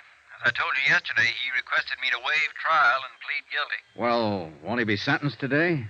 No, this is just a preliminary hearing. He'll probably be sentenced before the week's out, though. The court will simply consider the waiver and inform him of his rights today. Oh. Anything I can do? No, I don't think so. I'm going to try to talk to him again and get him to reconsider the waiver. I doubt if I'll have much luck, but I'll try. All he has to do is return the money he stole. Well, buck up, Mr. Gumby. If he won't return it, maybe someone else will. Hmm? What do you mean? I'm going to try and find out what he did with it. My company wants it back, sure. But we also want Forbes to have a fair chance. You're pretty decent, Mr. Dollar. Thanks.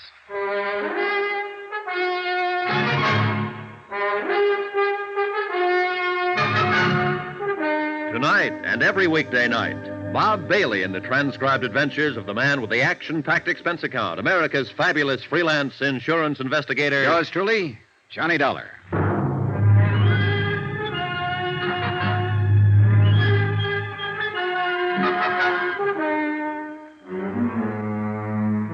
Expense account submitted by Special Investigator Johnny Dollar to the Continental Adjustment Bureau, 418 Elizabeth Avenue, Hartford, Connecticut. The following is an accounting of expenditures during my investigation of the Forbes matter. Embezzlement and a very frustrating case.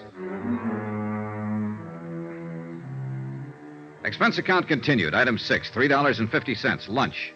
For myself and a Mr. Arnold Haven, head of the accounting department for Century Styles Incorporated. Mr. Haven, a tall, balding man in a dark suit, had ulcers. His poached egg and dried toast didn't interest him too much. Well, what's going to happen to Forbes? Oh, I don't know, Mr. Haven. That depends on several things. Right now, I have to tell you that it looks like he'll go to prison. Worse than that, it looks like he wants to go to prison. He's waived trial. Prison. That's too bad. Too bad. I always liked Sheldon Forbes. You hired him, did you, Mr. Haven? Yes, I hired him. He was a good man right from the start. He did his job, and he did it well. I never had a complaint against Forbes. Why do you suppose he stole the money? You've got me, Mr. Dollar. We paid him the going rate. That's a good salary for accountants. He seemed happy enough with it. Whether he knew he was in line for substantial raises. Uh-huh. I could understand it in a way if he had a family and heavy responsibility. Or if he played the market, or if he gambled. But Forbes, he just baffles me. Yeah, it baffles me, too. Huh? Oh, yes, of course. Well, the people around the office, they're pretty upset about this. Any particular people, Mr. Haven? Everybody. But anyone in particular? A girl, for instance. Oh, a girl, yes, I see. Well, no. Did he go out with any girl in your office? No, most of them are married. No, at least as far as I know, Forbes didn't go with any of the girls there. He kept to himself. Oh, he might have lunched with one or the other now and then, but no, he more or less kept to himself. Uh-huh. Well, the reason I asked you, Mr. Haven, is that what little I've been able to find out about his personal life isn't very helpful. My company wants the money back. We're willing to give him a fair break if we can get it back. And he's pretty stubborn about cooperating. Yes, we know about that, Mr. Dollar. But how can we give him a break if he doesn't want us to? And we can't find out anything about him. Look, if there's anything you can think of, any reason he might have had for taking the money. And I've racked my brain. I can't think of any reason. No, wait a minute. Just a minute. I did notice a change coming Forbes. It was about a month or 6 weeks ago. Oh, it was nothing really. It was just, I guess, an anxiety about him. Well, he took all the money within the last 4 weeks. Would that correspond? Roughly, yes. Well, that's a start.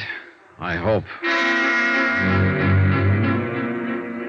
I returned to the accounting offices of Century Styles with Mr. Haven and spent 2 hours questioning different members of his staff regarding Sheldon Forbes.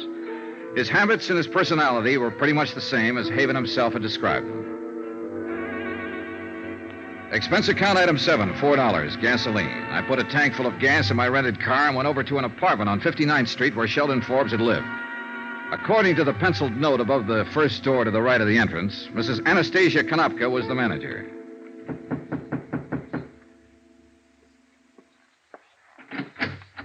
Yes, what is, please? You're Mrs. Konopka? Yes. What do you want, mister? I understand Mr. Sheldon Forbes lives here. Is that right? Oh, yes. Bad. I hear he steals monies. Bad.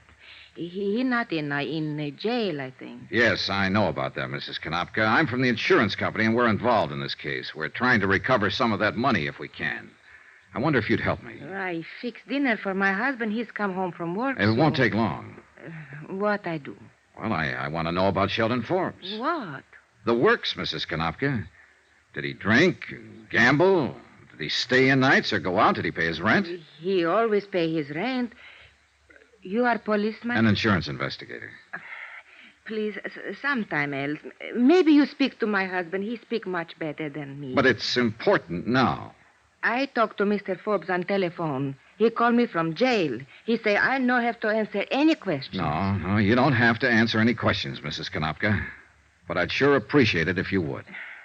My husband home pretty soon. You ask him. You can help him, possibly. Now, would you like to help him in this trouble? All right, mister, but how I know these things you ask about men who live here? Well, look, how about his friends? Who visited him? I cannot say. No visitor. Was he a good tenant? No trouble like Mr. O'Sullivan on third floor. Mr. O'Sullivan always drunk. Called police twice. Mr. Forbes no drink whiskey. Uh-huh. Did you ever meet his girl? Girl? Sure. He had a girlfriend, didn't he? Oh, I think you mistake. I no ever see girlfriend here. All right. How long have you known him? 5, 6 years, maybe. Ever since he moved in here to this place. But no girl. No. Well, how'd he spend his time? Work. He work very hard. No, I mean besides working at the office. How else did Forbes spend his time? He poor feller, that one. Huh? Sure, he steals money, but he poor feller just the same. For him, I feel. Yeah. Mr. Forbes, he quiet and he think. I know he live up in that little room quiet and think. He does all time think. No whiskey, no girls. Oh, he paint sometime, listen to music, think. Oh, my husband dinner burn. Please, you go Well, now. just a minute. I'd like to see his apartment if I can. Oh, no matter. Here. You bring back key, please. Sure. Thank you, Mrs. Konopka. The apartment Sheldon Forbes called home was as dismal as the neighborhood. A tiny closet kitchen, a bed that came out of the wall, a pair of grimy windows that looked across the court onto another pair of equally grimy windows. The furniture was threadbare and dusty. A small ironing board and iron attested to the fact that Sheldon Forbes laundered his own shirts. Other small evidences of frugality were about the premises. A hot plate and a can of souring cream. 2 suits of clothes, neatly brushed and pressed, but inexpensive. The record player and a collection of a half a dozen good albums were the only sign of material accomplishment. The painting materials, easel, canvas, and oils were also inexpensive. No liquor, no jewelry, no expensive clothes. Nothing that cost $4,285 or anything like it.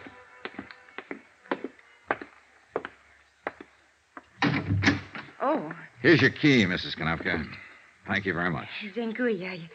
Thank you. Well, what you think? I think he's had a very lonely life here. Oh, Doc, yes. Lonely is the word. Lonely.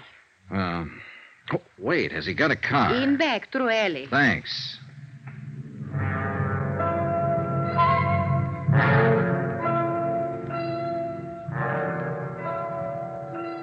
It was a Ford, vintage of 1946, tightly locked up.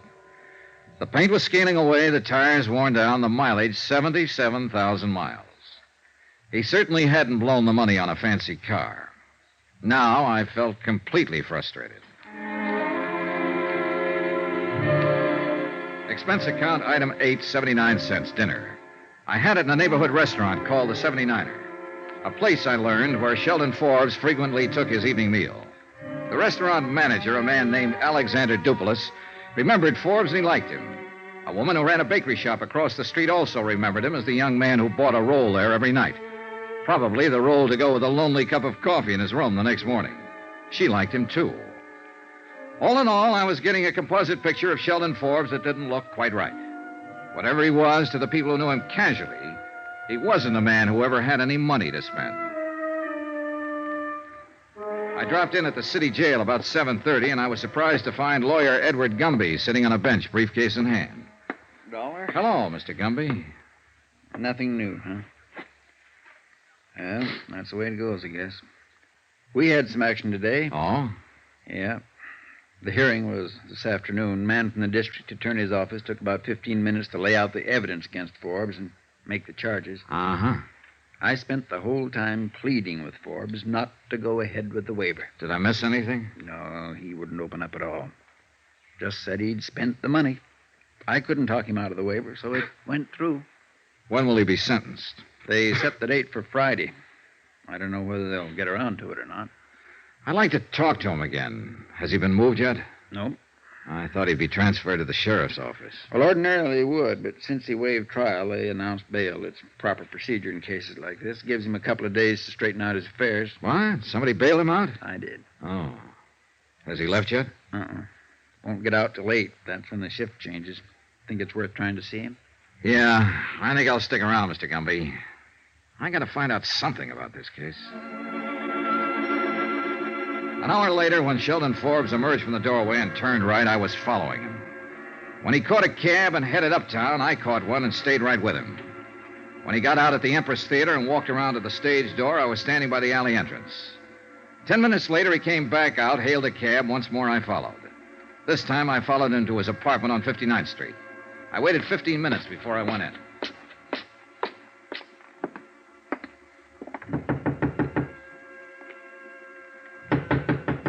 Forbes? Forbes? Hey, Forbes, it's me, Johnny Dollar. I want to talk to you.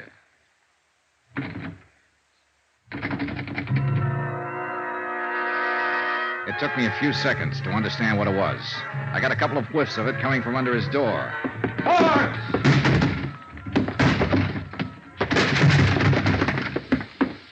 The room was acrid, stinging with gas fumes, and Sheldon Forbes was stretched down on the floor of his 6-foot kitchen.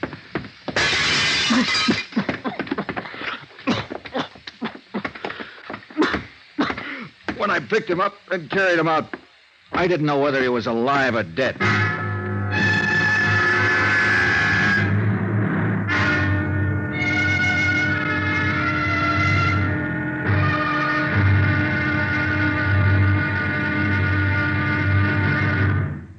There'll be another intriguing episode in our story of the Forbes matter tomorrow. Tomorrow, a switch in the case that starts a real chase and a race against time. Join us, won't you? Yours truly, Johnny Dollar.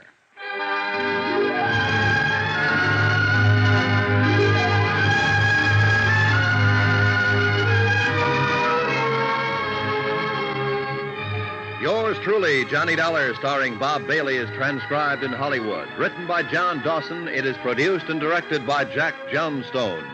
Be sure to join us tomorrow night, same time and station, for the next exciting episode of Yours truly, Johnny Dollar. Roy Rowan speaking.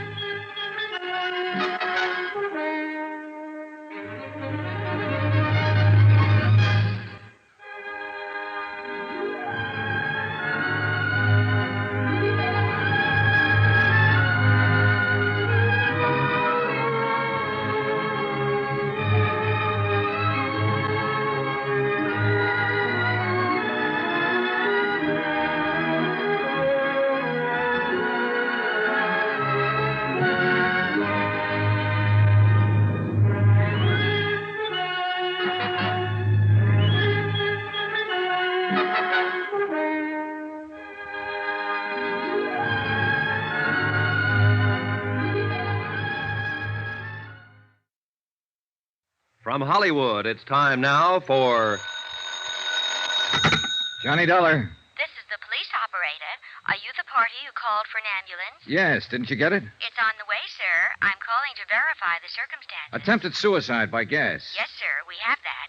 The victim's name? Sheldon Forbes, Forbes. Forbes? And your connection, sir? Relative, perhaps? No relation. Insurance investigator. I just found him. Will you please remain there until the officers arrive? Are you kidding? I asked you, Oh, well, thank you very much.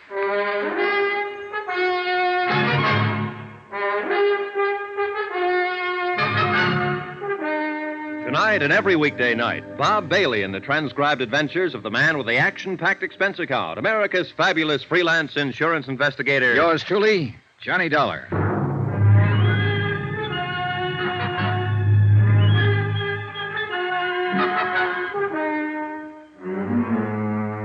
Expense account submitted by Special Investigator Johnny Dollar to the Continental Adjustment Bureau, 418 Elizabeth Avenue, Hartford, Connecticut.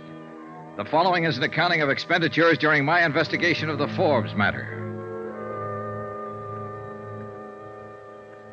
Sheldon Forbes pleaded guilty to a $4,285 embezzling charge. He waived jury trial and was awaiting sentence when he was bailed out of jail, went home, and turned on the gas. 30 seconds after I dragged him from the apartment, I called the police emergency squad. In a matter of minutes, they arrived, and a couple of interns were working on Forbes with a pulmotor in that dingy, dirty, badly lighted hallway. There was no telling how much gas Forbes had breathed in, or for how long a period after he went into his apartment the gas jet had been open. Hand me that hypo, Al. Thanks. Swab. Okay. He alive? Barely. You the fellow who found him, mister? Yeah. Hard to say what can happen on these kind. That shot I just gave him should produce some reaction. Hmm. This your place? His. You know who he is? His name's Sheldon Forbes. Nice-looking guy. Al, I'll need that. Yeah, thanks. I think we're getting somewhere now. Hey, look, can I help? No. Al, you better hand me one of those, too. It's liable to be pretty sick if... Oh, ain't good. He's catching on. Yeah. Let's have a little increase, Al. Up it just a little. Okay. Hold it there.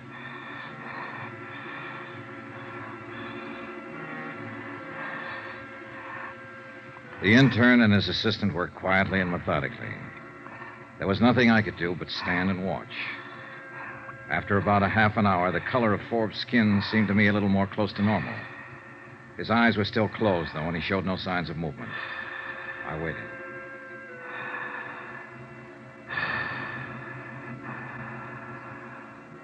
Okay, Al. You can kill the pulmotor. Getting some pulse now. Respiration, too. Will he make it? It depends, mister. If he has any kind of heart condition, it'll be tough. We can tell more when we get him into a hospital. Nothing more we can do for him here. Okay, Al. Have the boys load him up. Let's get out of here.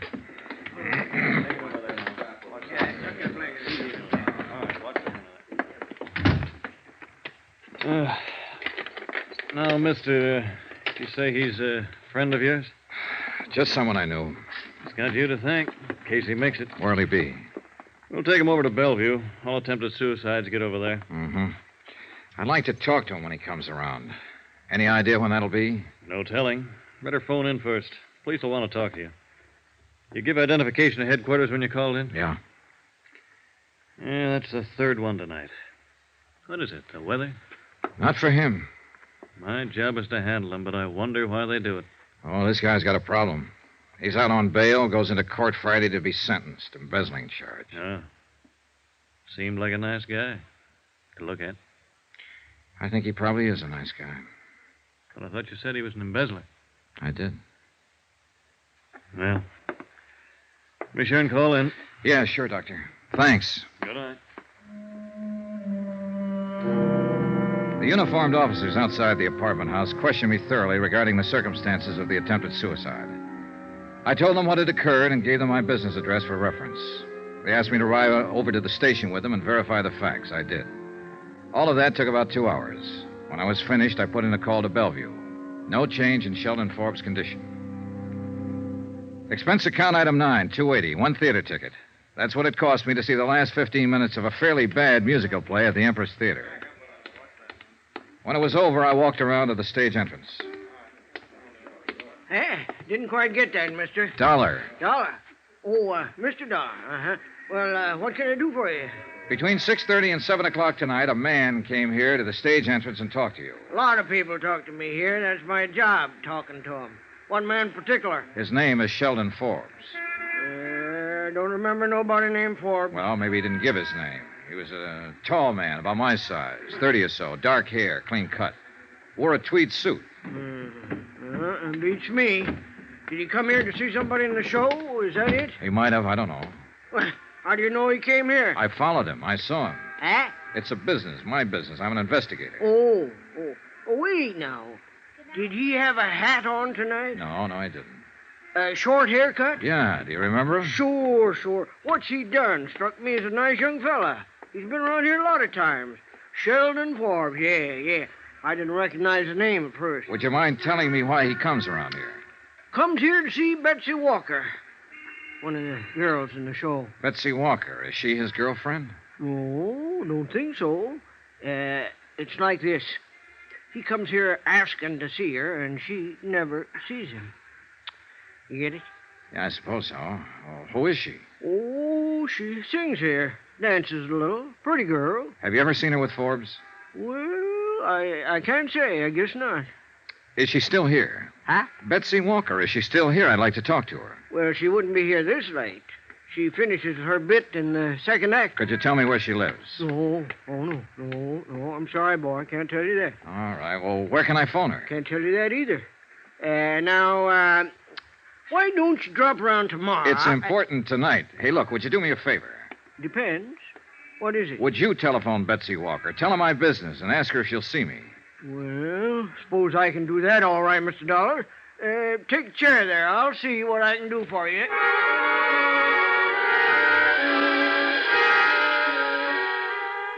The doorman did all right. Expense account, item 10, $2.65, cab fare.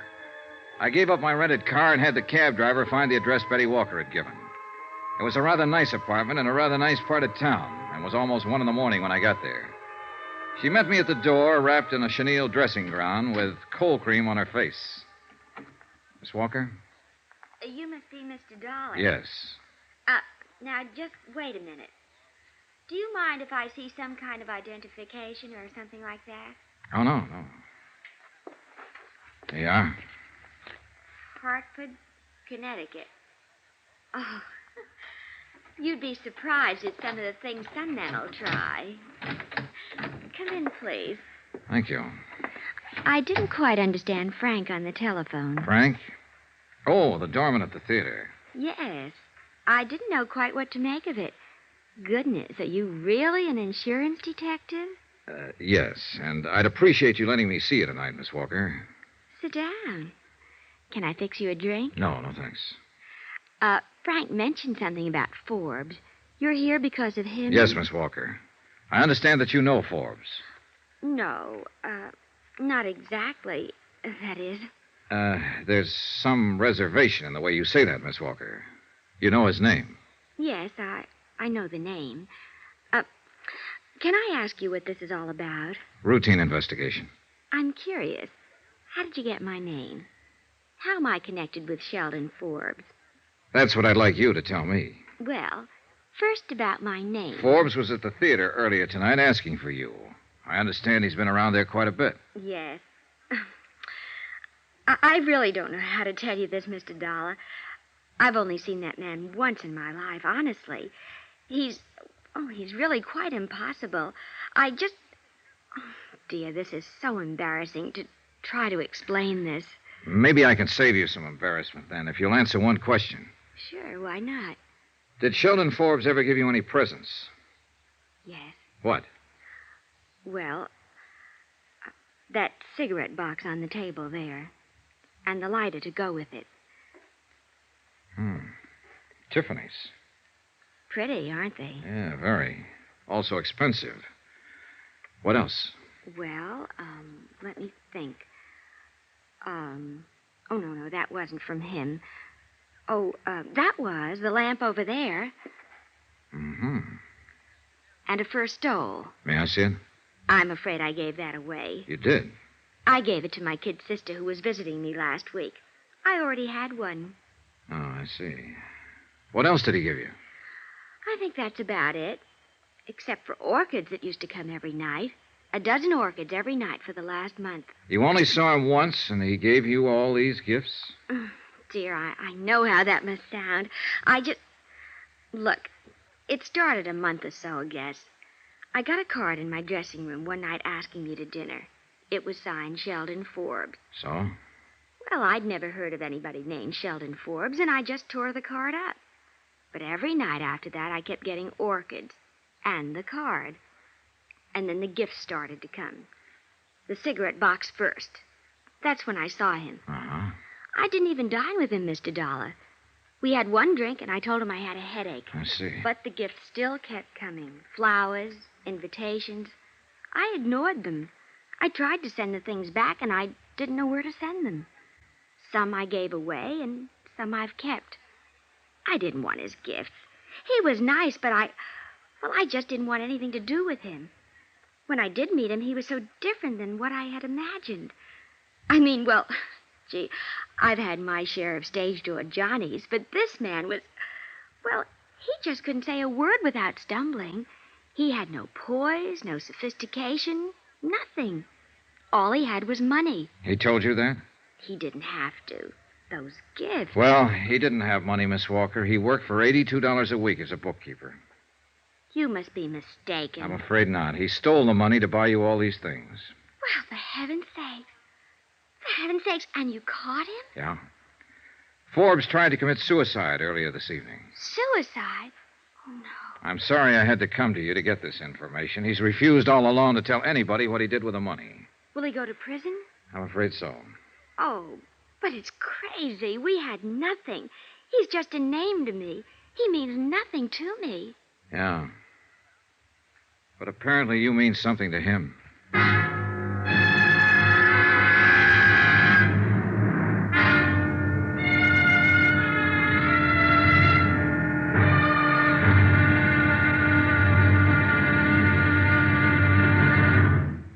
There'll be another intriguing episode in our story of the Forbes matter tomorrow. Tomorrow, proof that $4,285 worth of unrequited love can spell 3 years of prison. But sometimes there's an angle. In this case, a rather startling one. Join us, won't you? Yours truly, Johnny Dollar.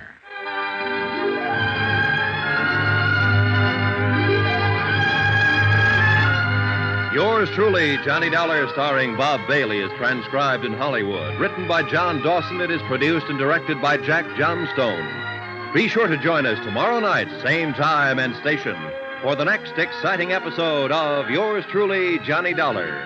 Roy Rowan speaking.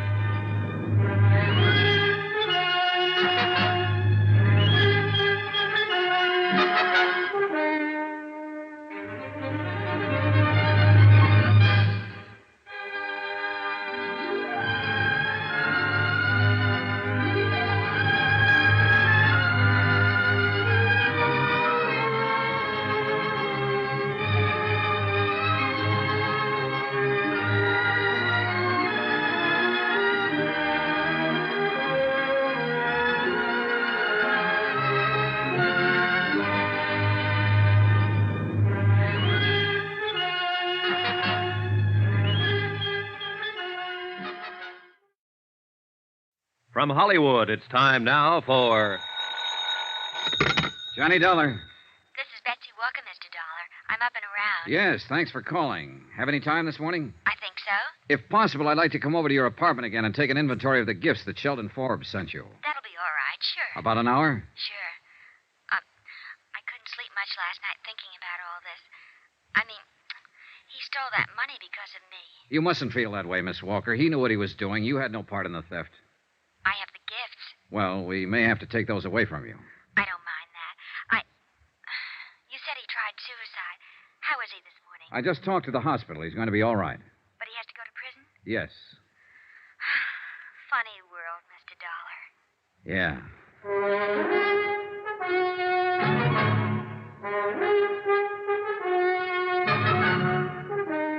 Tonight and every weekday night, Bob Bailey in the transcribed adventures of the man with the action-packed expense account, America's fabulous freelance insurance investigator. Yours truly, Johnny Dollar.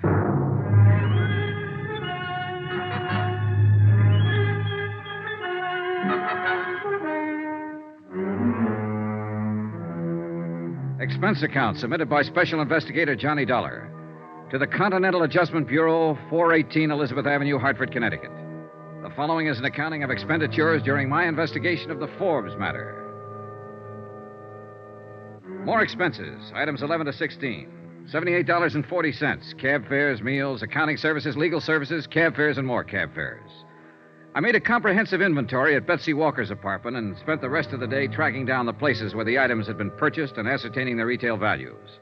Total, $2,780 worth of gifts, bought with stolen money. Betsy Walker also told me that Sheldon Forbes had made appointments to meet her at various times at very expensive restaurants in New York. She had never once kept any of these appointments, but a check with the Waldorf, 21, the Stork, and several other places revealed that Forbes had always made elaborate arrangements to entertain her. His restaurant bills came to $835. The florist bill, $670. Total amount spent, $4,285. Total amount stolen, $4,285. Century Styles Incorporated footed the bill in his unsuccessful courtship of Betsy Walker.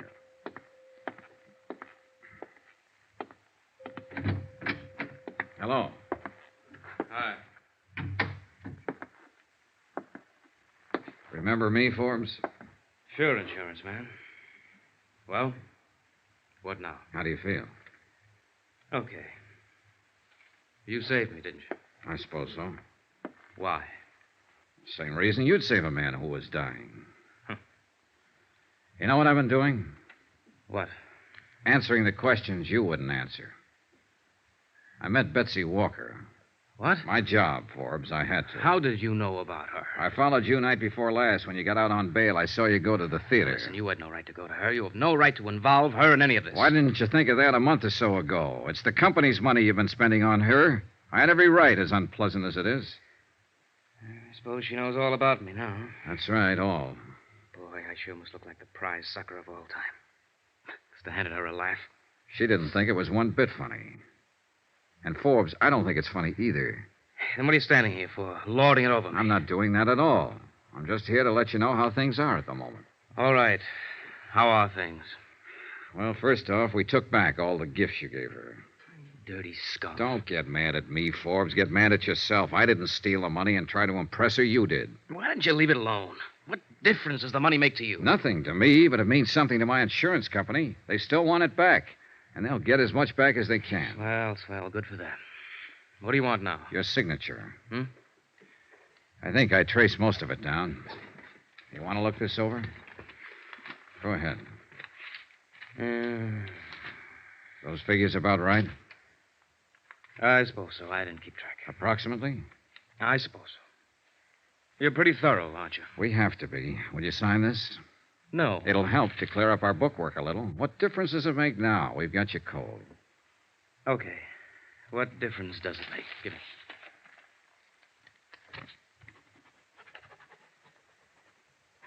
Okay, thanks. That's all it means to you, isn't it? Hmm? Dollars and cents. Dollars and cents that were stolen, Forbes. Remember that. You wouldn't let me forget it. No, I wouldn't. You did the dumbest thing in the world. You stole nearly $5,000 trying to make an impression on a girl who didn't want to have a thing to do with you. You went about it wrong from top to bottom. You've acted like the great stone face ever since you've been found out. You wouldn't bother telling me about it. I had to go out and find out myself. Off the record, Forbes. What'd you do? See her on the stage one night? No, at the office. Office? Your office? No, not exactly. Ellie was having a showing for some buyers from the West Coast one day a few weeks ago. For those kind of showings, he hires models from the agency. Betsy's listed with one of the agencies. You know, she acts and sings and models. Oh, sure. Well, I happened to be upstairs when the showing was going on. There were a lot of publicity people there taking pictures and so on. And I saw her. She was wearing a black dress, and her hair was soft. She's got a smile like all the sun risings. Sounds silly? Not at all. It's just that I never in all my life saw anyone like her before. Yeah. I don't know how it is with other guys, but she was for me from then on. I couldn't get her out of my mind. I found out her name, and then I found out she worked in that show at the Empress Theater. Yeah? All I had was her name. I didn't know how to go about meeting her. I just didn't know. You figured a little money might attract her to you. I've heard that's the best way to do it. It's one way. Not the best way, kid. Probably not. The best way I could think of. What did you think about taking the money? I thought I'd be able to stick it back. I guess I really didn't think much beyond just meeting her. Having her look at me the way I wanted her to look at me. What? It was the wrong way to go about it, sure. But then did you ever think of my alternative? I'd thought of it. I pictured myself knocking on her door one night, and I could see her answering it. I'm Shelley Forbes, Betsy, I'd say. Clothes don't make the man, I'd say, while she sort of took in my tweed suit and the only coat I've got to my name. Listen, I'd say, I got an 8x10 apartment over on 59th Street. The halls always smell like cabbage, but I'm a heck of a fine guy. And I drive a 1946 Ford that misses a little, but it's good enough for us. And then I'd say, why don't you toss on your mink, and we'll go over to my dump, and we'll have a bottle of beer, and I'll tell you how much I love you. How about that? Some alternative, huh? She makes more money in an hour than I make in a week. I couldn't even afford to keep her in cigarettes. Lord, I wanted her like nothing in my whole life. She might have taken you up on it, Forbes, if you'd put it that way. Yeah? What makes you think so? She wasn't impressed by any money or any gifts. More than that, I met her. She's a pretty nice girl. Yeah. Up until the time I talked with Sheldon Forbes in the hospital, I'd always had my doubts about love happening at first sight. After my talk with him, I was convinced that it could and did happen to him. I was sorry that he didn't know quite how to handle it. I was also wondering, if I'd been in his shoes, would I have done the same thing?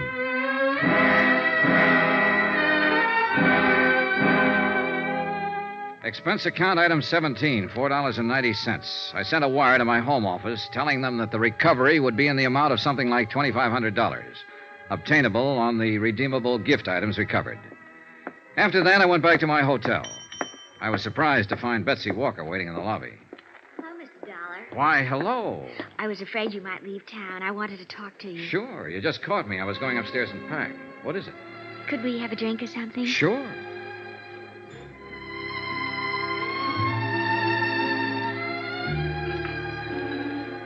Expense account item 18, $2, 2 drinks. For Betsy Walker and myself at the hotel bar. It was midday, and there wasn't much action. She sat across from me, ordered an old-fashioned, and asked for a cigarette. Thank you. Sure. What'll happen to him? Forbes? Yes. Oh, he'll be sentenced Monday. They canceled the Friday scheduling because he was in the hospital. He'll go to prison? Yes.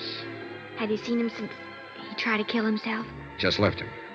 I guess he feels awful. Yeah. I told you I haven't been able to sleep thinking about all this. Well, about him, I guess. Mm-hmm. Would he have to go to prison even if all the money was returned? Only half of it's redeemable. The rest, florist bills, restaurants, and so on, just gone. How much does it come to, Mr. Dollar? Short about $2,000, roughly. If you had that money, what would happen to him? It'd be up to the court. I'd say he'd have a good chance of getting off if he changed his plea. Could I get him to change his plea? I think you could get him to do anything. I want to pay it. You what? I want to pay that other $2,000 for him and get him to change his plea. I'll make up the whole thing. Hey, now, look, Miss Walker, I know your motives might be the best, but you aren't responsible in any way for this man's actions. He stole money because of me. He tried suicide because of me. And now he's going to prison because of me. But you had nothing to do with it, no part of it. You may think I'm 22 years old. I'll be 29 next month. I'm not much of an actress or a singer or anything else. But I've been around this town and I know my way around. And I met all kinds. Whoever he is, whatever he's done, he's the first man I've ever known who actually went out on a limb for a girl he loved. I'm the girl and he's the man. You're serious? I probably won't remember his name a year from now. But that poor, stupid, wonderful dumbbell, he doesn't belong in any prison. He ought to get married to some nice girl somewhere. I want to help him get out of this trouble. Can I? Betsy? After all, he's given me something. Call it faith in mankind again, if you like.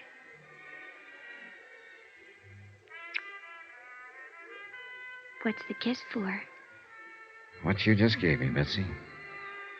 Faith.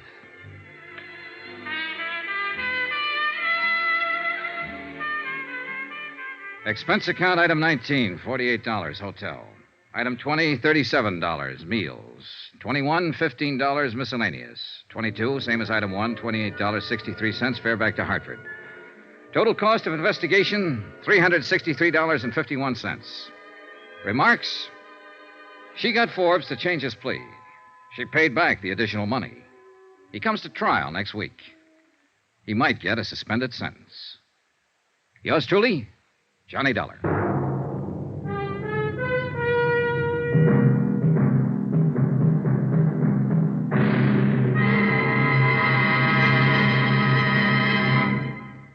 Remember, there'll be another intriguing story for you beginning next Monday night. Next week, a trip south of the border where the flashing eyes of a dark-haired senorita spells plenty of, well, believe me, romance and trouble can go hand in hand.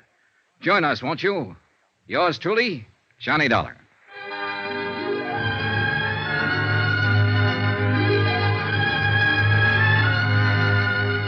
Yours truly, Johnny Dollar, starring Bob Bailey, is transcribed in Hollywood. Written by John Dawson, it is produced and directed by Jack Johnstone.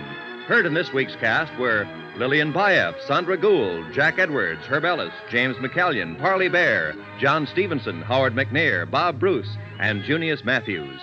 Musical supervision by Amerigo Marino.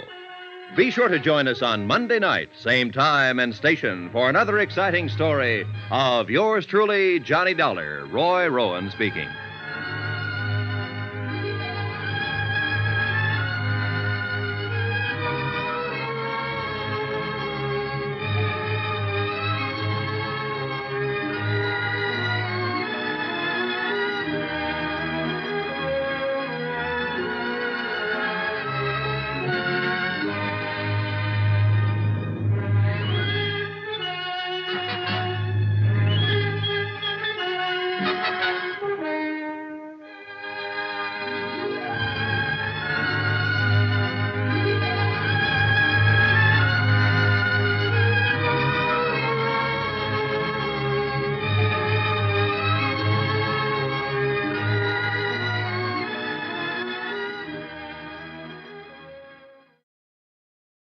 From Hollywood, it's time now for Johnny Dollar. Walt Albright, Johnny, Trinity Mutual Limited. Oh, hiya, Walt. How's your health? Terrible, since you ask. I got asthma, Johnny. Again? I thought we agreed Yeah, that... I know. I get suspicious. I get asthma. Happens every time. Cure me, will you? What's the case, Walt? Man named Eddie Kalin, Caylin, out in Los Angeles, died yesterday. $5,000 policy, double indemnity. What did he die of? Mysterious circumstances. Well, that's usually a fatal disease, all right, That's but... it, Johnny. That's all I know. Mysterious circumstances. The body was identified by the widow. I see. Our salesman out there can probably help you. He issued the policy only 6 weeks ago at the request of the widow. Uh-huh. 6 weeks, 1 premium paid, check signed by the widow. Hey, tell me something. Would the beneficiary happen to be... That's right, the widow. Oh, this asthma's killing me, Johnny. You gotta do something about it. All right, Walt. Just call me doctor.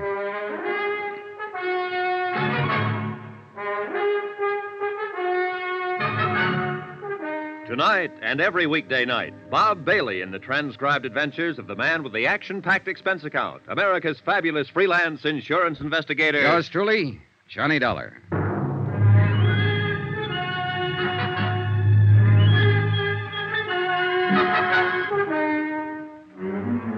Expense account submitted by Special Investigator Johnny Dollar to the Home Office, Trinity Mutual Insurance Company Limited, Hartford, Connecticut.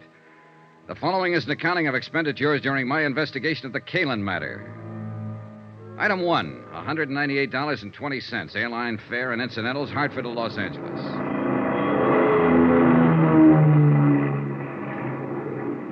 I hadn't arranged for anybody to meet me when I arrived at L.A., so I picked up my bags and headed for the taxi stand. Mr. Dollar, please. Wait a second. He was a small man, nervous and fluttery, with a shiny pink nose and a face like a little white rabbit.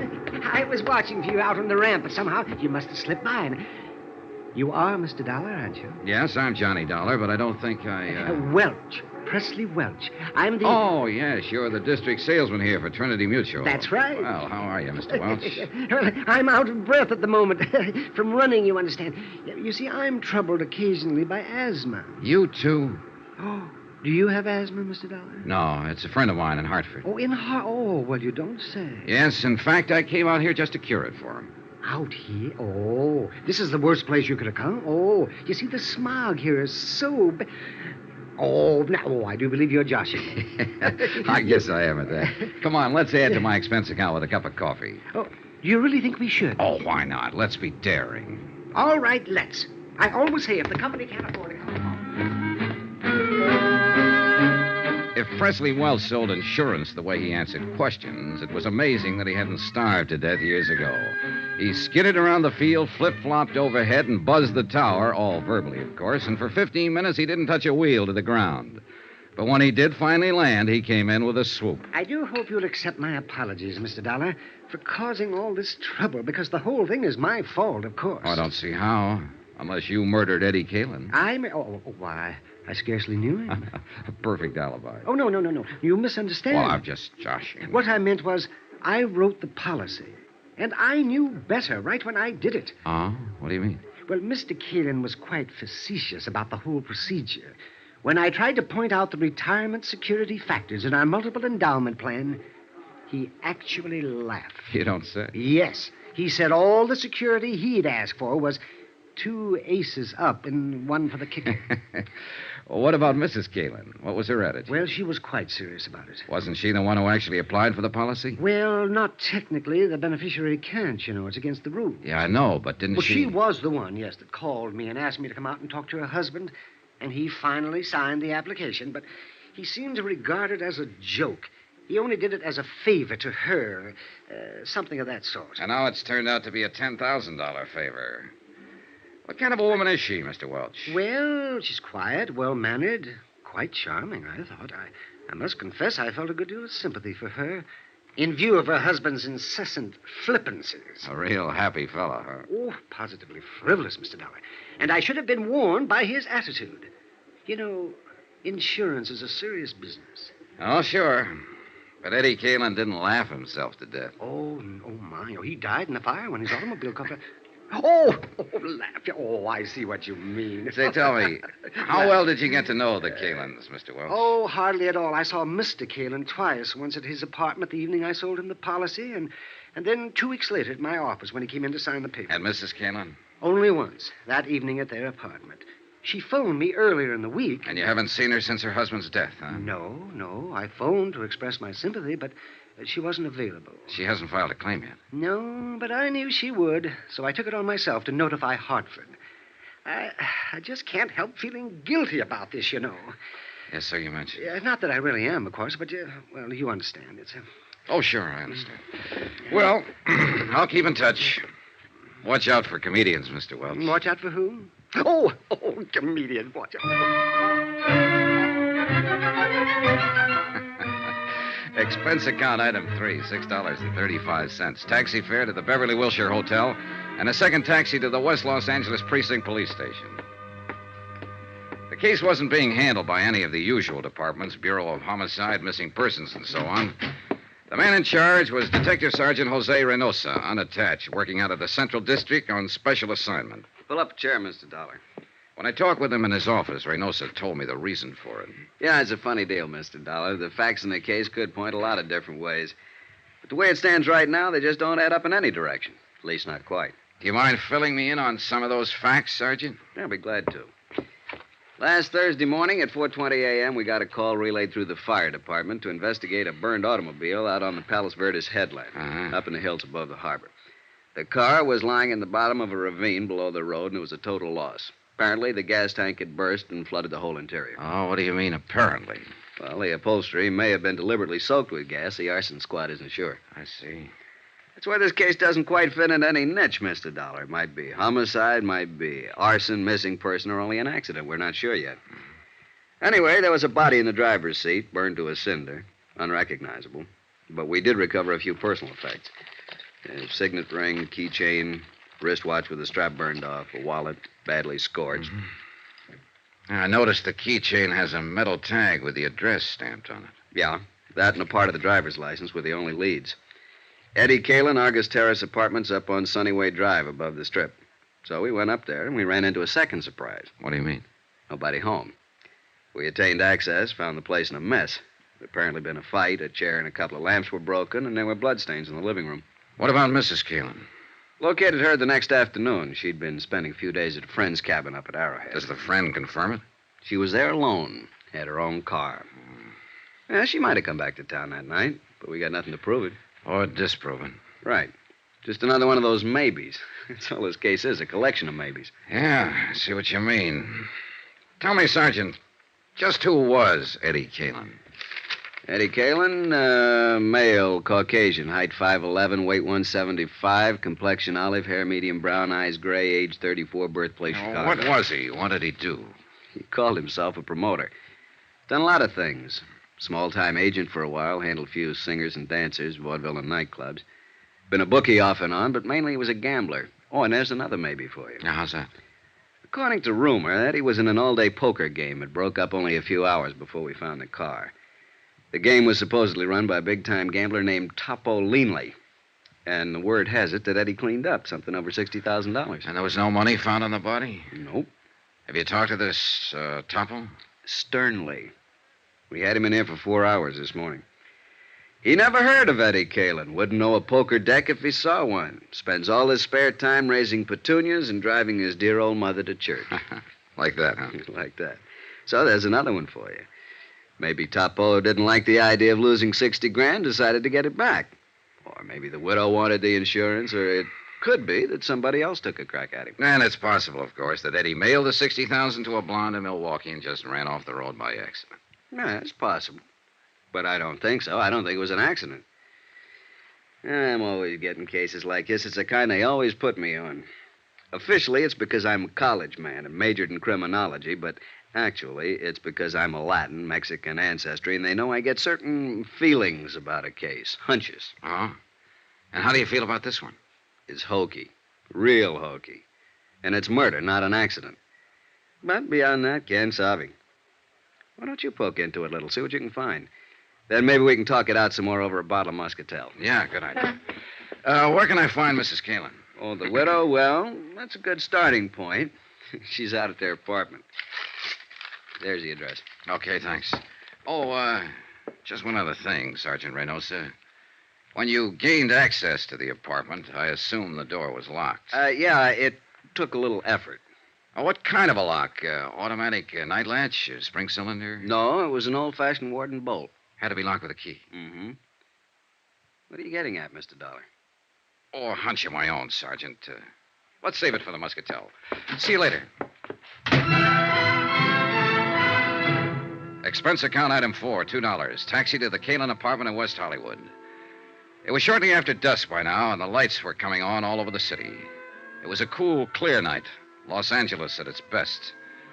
As we swung off the Sunset Strip and started climbing up into the hills, I looked back across the basin toward the dark mass of the Palos Verdes headland that bounded the far side of the great carpet of lights. 3 nights ago, a man had died over there in the darkness. And in a few minutes now, I'd be talking to his widow. Or at least to the woman who claimed to be his widow.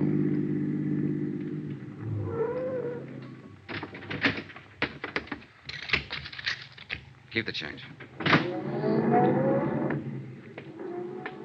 The Argus Terrace apartments, like most of them in that section, sprawled up the hillside above the street.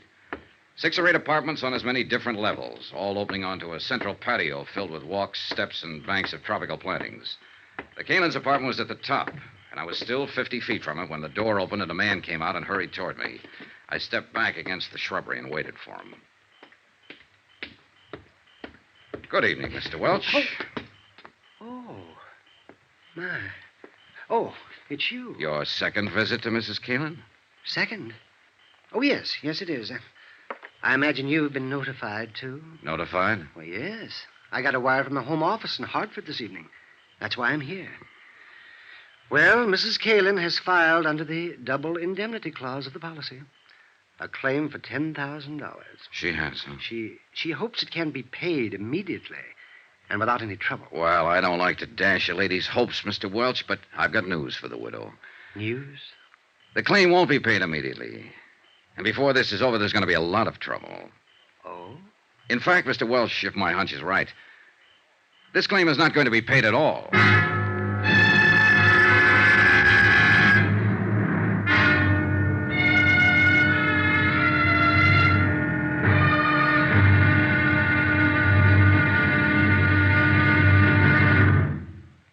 Now, here's our star to tell you about tomorrow's intriguing episode of this week's story. Tomorrow, a lovely girl lies, cries, crosses her heart, and hopes to die.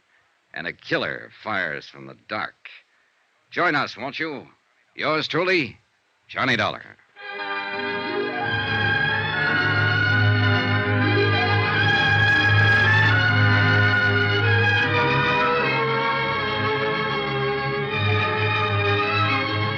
Yours truly, Johnny Dollar, starring Bob Bailey, is transcribed in Hollywood. Written by Les Crutchfield, it is produced and directed by Jack Johnstone. Be sure to join us tomorrow night, same time and station, for the next exciting episode of Yours truly, Johnny Dollar. Roy Rowan speaking.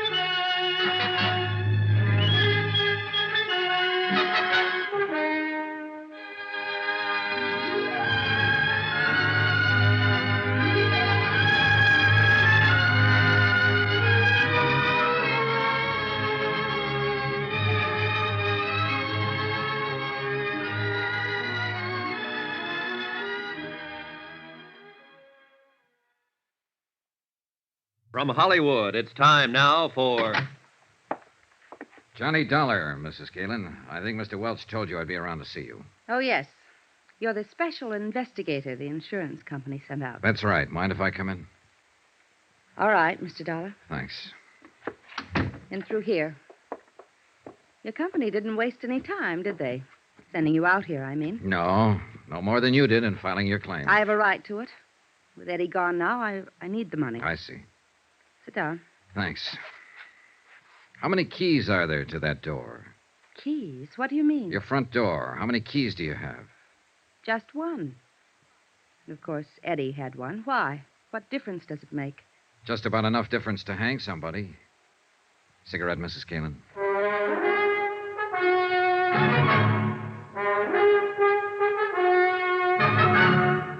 Tonight and every weekday night, Bob Bailey in the transcribed adventures of the man with the action-packed expense account, America's fabulous freelance insurance investigator. Yours truly, Johnny Dollar.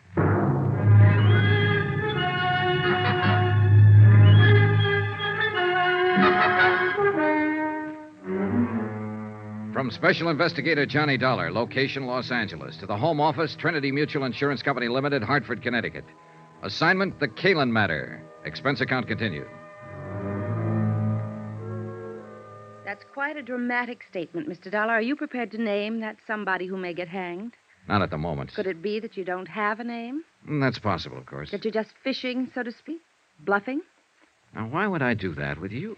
I don't know, frankly, but you must have come here for some reason. Yes, I wanted to ask you a few questions. And you'd be smart to answer them, under the circumstances. What circumstances? The only one I know anything about is the tragic one of losing my husband only 3 days ago. You have my sympathy, Mrs. Kalin. Sergeant Menosa questioned me for hours. There's nothing more to answer. Will you go now, please? All right, if you say so. Your unwillingness to cooperate will undoubtedly prejudice your claim for the insurance. That's all you care about, isn't it? Finding some excuse for not paying off the policy. Now, wait a minute, Mrs. Kalin. I'm not crooked, and neither is the company. If a claim is legitimate, they pay it, always. I'm sick of being under suspicion, of being accused. I'm not accusing you of anything. All I'm after is some information. And if you refuse to give it... Good night, Mrs. Keelan. No, wait. Wait, Mr. Dollar. Yes? Don't go. Come back, please. I'm sorry. I've been under such a strain, on edge. Forgive me. That's all right. Forget it. I didn't mean what I said, but I've answered so many questions. And to go through all of it again, well, it seems so pointless. Yes, I understand. But I've found that people say things to me sometimes that they forget to say to the police. They're more relaxed, I guess. Don't feel they're on the spot so much. That's true. But I thought it was just me. No, you're not alone. I remembered something like that after I talked to Sergeant Minosa. He wanted to know where Eddie hung out mostly, bars and so on. I'd only think of two. What are the names of the bars, Mrs. Keelan? The Eloines on Beverly Boulevard and the Brass Monkey Inn down on the Strip. What difference does it make? Eddie wasn't killed in a bar. No, but he probably met people there, talked to them. You see, it's a matter now of trying to reconstruct his life, step by step, right up to the moment he died. You'd be surprised how much bartenders see and hear. And remember. I suppose they do. All right, Mr. Dollar. I'll be glad to answer any questions you want to ask. Good. One thing, though. I wasn't expecting visitors, of course, and I wonder if I could have just 5 minutes to change and freshen up a little. Oh, well, that's unnecessary. I won't be here long. But I'd feel better, really. Do you mind? No, of course not. Go ahead. I'll be right back. Pour yourself a drink, Johnny.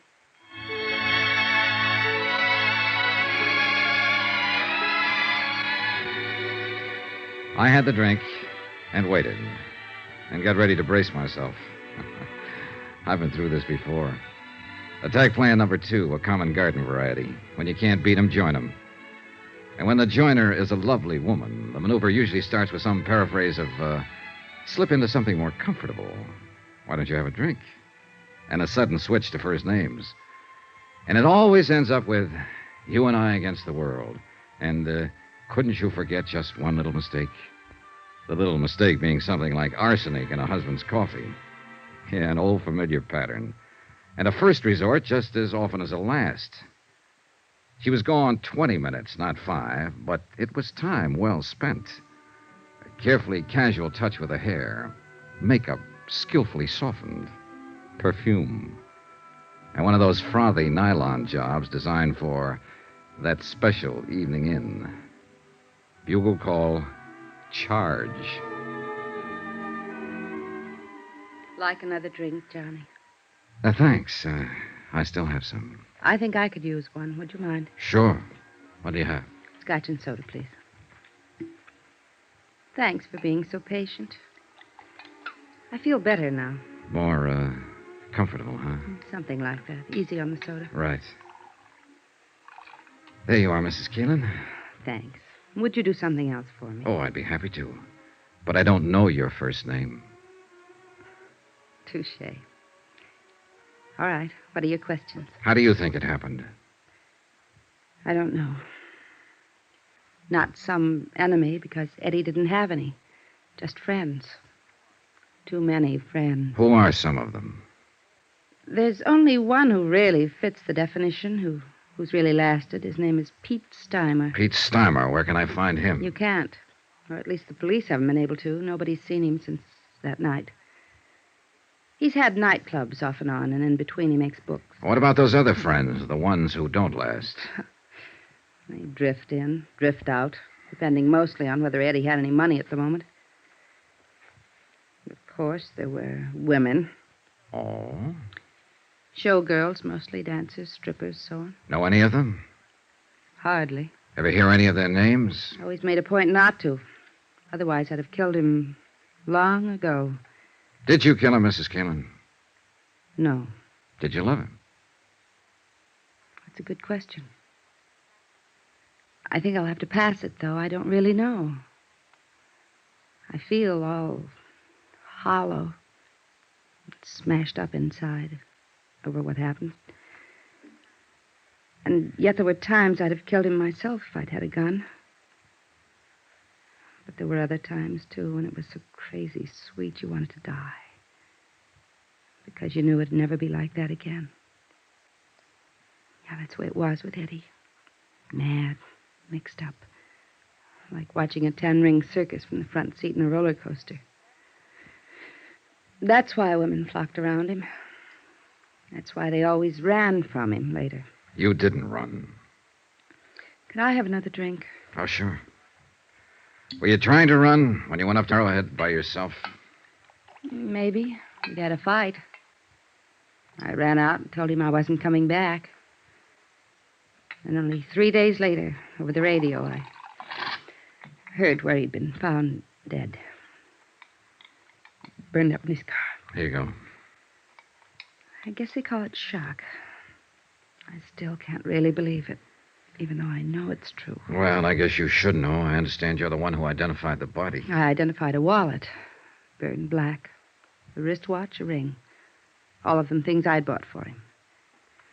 They told me there wasn't anything that could be called a body. Yeah, well, I'm sorry, Mrs. Kalin. I know this is painful It's for all you. right. Like I said, I can't believe it. Not really. Do you have any other reason for not believing Eddie is really dead? I mean, besides just a feeling. No. No, of course not. What do you mean? What do you mean? Well, it was just a question, that's all. Forget it. But I... Let's get back for a moment to another question. You said you were sure it wasn't some personal enemy who killed your husband. Then what do you think? Well, the same as the police, I guess. They said Eddie won a lot of money that night from some gambler named Topo Leanley. You don't know this Topo Leanley, huh? No, but I suppose that's why Eddie was killed. The money wasn't found, so I guess it was robbery. Did you know about the money? Well, it all happened while I was up at Arrowhead. Anyway, if Eddie ever had any money, I'd be the last one to know about it. He always spent his money where it would show, where he'd get something for it. Laughs, bells, whistles, balloons going up. Not at home. Never. Yeah, I'm well, sorry. Forget I said that. I hate women who sit around drooling with self-pity. Like you said. I didn't run. I guess maybe I did love him, Mr. Dollar. Is there anything else you... No, I guess not. At least not tonight. And you look a little beat. Yes, I'm afraid I am. You'd go around trying to keep up a front, but it's been rough. Yeah, I imagine. Well, That business a while ago, fixing myself up a little. This robe. I just had to do it. There are times when a woman has to feel like a woman. In order to feel anything, even sane. I guess you wouldn't understand, though. And I'm afraid I gave the wrong impression. no. I think I do understand now. And I also think I owe you an apology. For what? For walking in here with a preconceived opinion, for being rude, being wrong. I'm sorry. Forgive me. Forgiven. Forgotten. And come back again, please. Regardless. I might, on one condition. Yes? Your first name. Would you mind? It's Lila. Thanks, Lila. Good night. Good night. I caught a flash of movement from the corner of my eye and whirled around just in time to see somebody slip off the corner of the terrace and edge into the shadows of the shrubbery. I stepped off the porch and moved toward the dark hedge of banana and scrub palm. I was watching for a sudden attack, but nothing happened. Then I heard a slight sound on the next terrace level up the slope, a rustle of bushes, an accidental scrape of a shoe on the cement walk, and I slipped along the walk. I stopped at the head of the steps and listened. Nothing.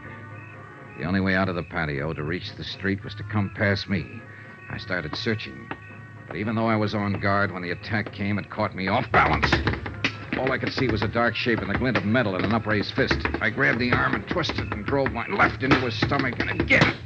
He rolled to his knees and raised his right hand, and again I saw the glint of metal. I jumped for him, grabbed his hand, twisted it back, and at the same time I swung my foot and kicked him in the jaw. Johnny!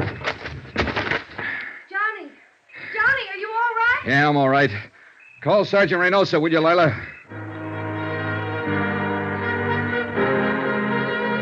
He was out cold. I turned him over on his back and struck a match to get a look at him. He was a big man, stocky, bull-necked, blonde-haired. I slid my hand inside his coat and fished out his wallet and opened it. His name was Topo Leanley.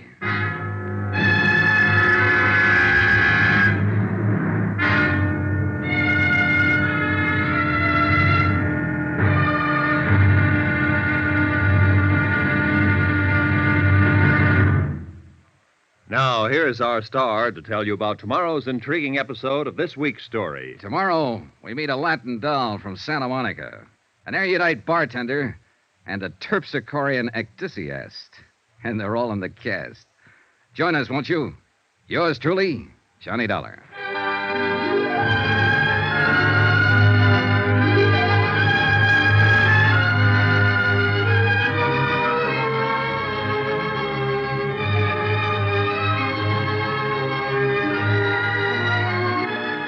Yours truly, Johnny Dollar, starring Bob Bailey, is transcribed in Hollywood. Written by Les Crutchfield, it is produced and directed by Jack Johnstone.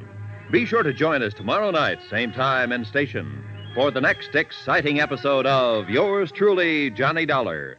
Roy Rowan speaking.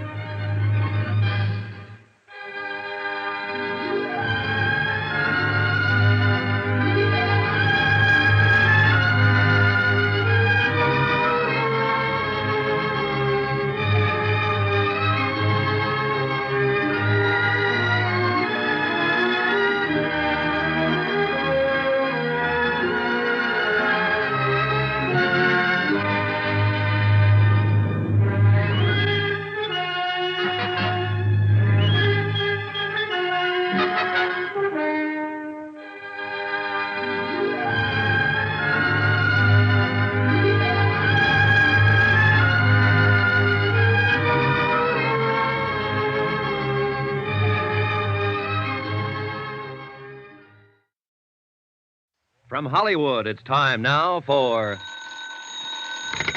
Johnny Dollar. This is Reynosa, L.A. Police. Oh, hiya, Sergeant. Any luck? Nothing. This Topo Leanley boy's been in jams before. He's a tough cookie, and we don't scare him a bit. What's his story?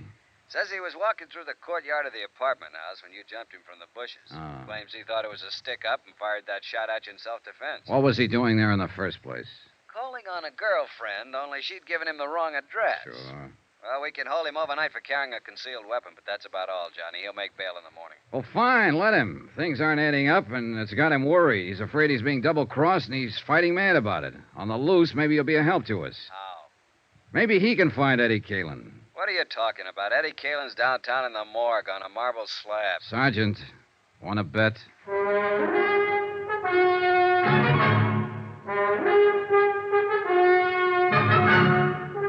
Tonight and every weekday night, Bob Bailey in the transcribed adventures of the man with the action-packed expense account, America's fabulous freelance insurance investigator. Yours truly, Johnny Dollar.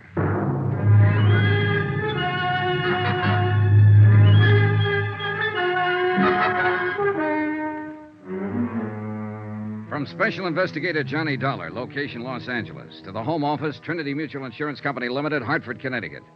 Assignment, the Kalin matter. Expense account continued. I was following a hunch, one that had started when Sergeant Reynosa said the police found the door of the Kalin apartment locked on the night of Eddie's death, locked with a key. And now the hunch was stronger. The way Leanley had acted, Topo Leanley, the gambler from whom Eddie had won $60,000 that night. Things like Lila Kalin had said about her husband, they all added up. But it was still only a hunch, not proof. And proof I had to have. And at the moment, the only chance I could see of getting it was to backtrack on Eddie Kalin. His hangouts, his contacts, his missing friend, Pete Steimer, his movements during the hours before his car was found blazing at the bottom of a canyon in Palos Verdes. In a way, what I had to do was bring him back to life. Expense account item 6, $14.10. Transportation 2 and incidentals at a dim little hole-in-the-wall bar out on Santa Monica Boulevard called the Cafe Eloines. It was an out-of-the-way clip joint dedicated to the mood Caribbean, complete with palm fronds, drinks, and coconut shells, and a lovely little hostess with a beautifully developed and well-rounded Latin accent. You would like a nice table, amigo? Oh, this one's fine. But I would like a nice talk. Sit down, honey. Let's get acquainted. Well, maybe for a few minutes. My name is Pepita. Of course. What else? I'm Johnny Dollar. That's a funny name. Oh, I'm a funny guy. Will you buy me a drink?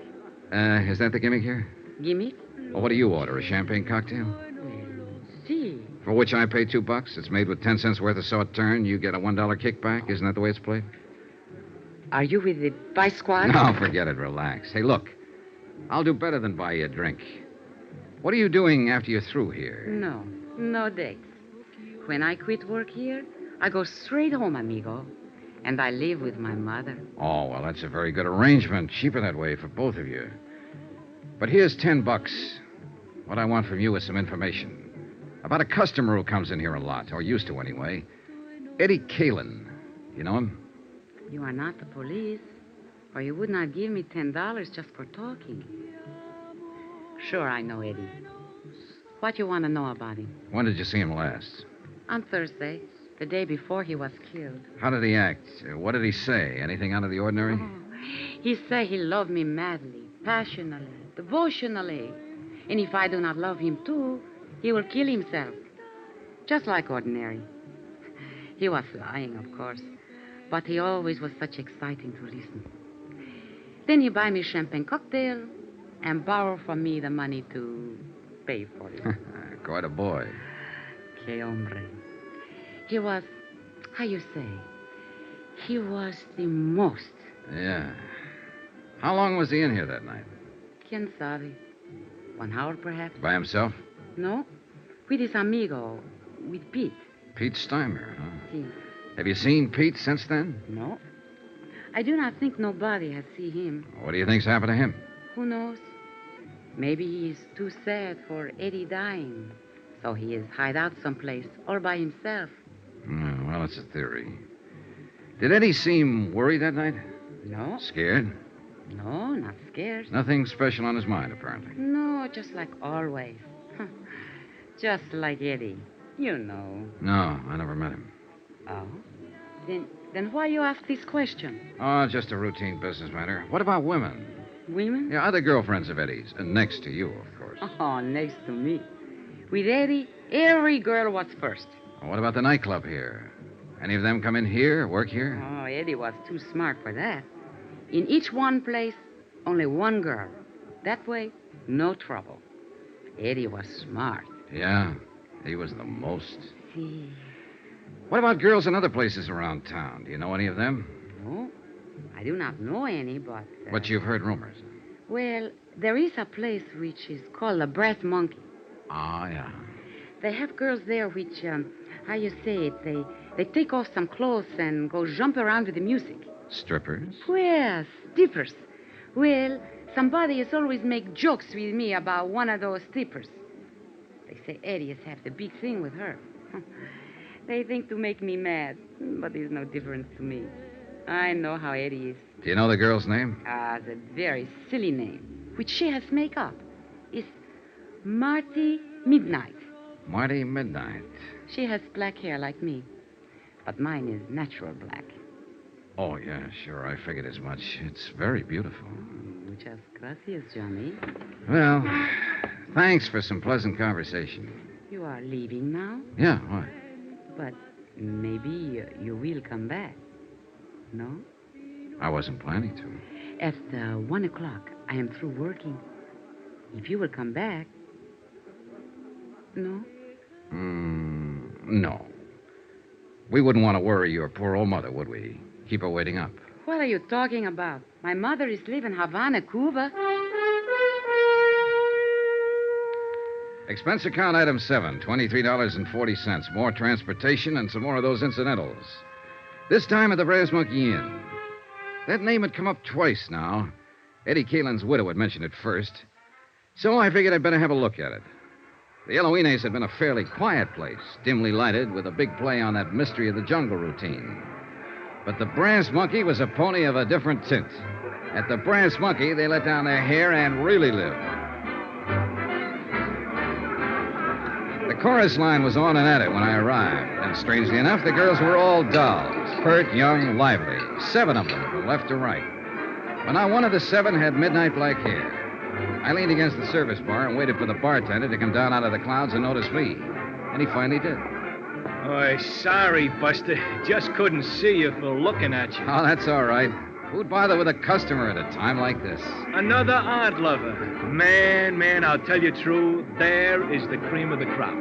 7 shining sisters. The Pleiades, brother. The absolute up-top zenith of the entire ecclesiastic firmament.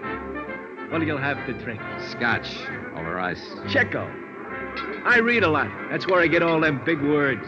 Always try to better myself. Get ahead, man, that's the thing. Yes, so I've heard. So I read all the time, and I got a system, too, a shortcut. You know all them books you see around? You know what they're full of? Well, opinions vary. Words. And you know where they get them? From the dictionary. So I don't mess around. I go right to headquarters. The only book I read is the dictionary. You what?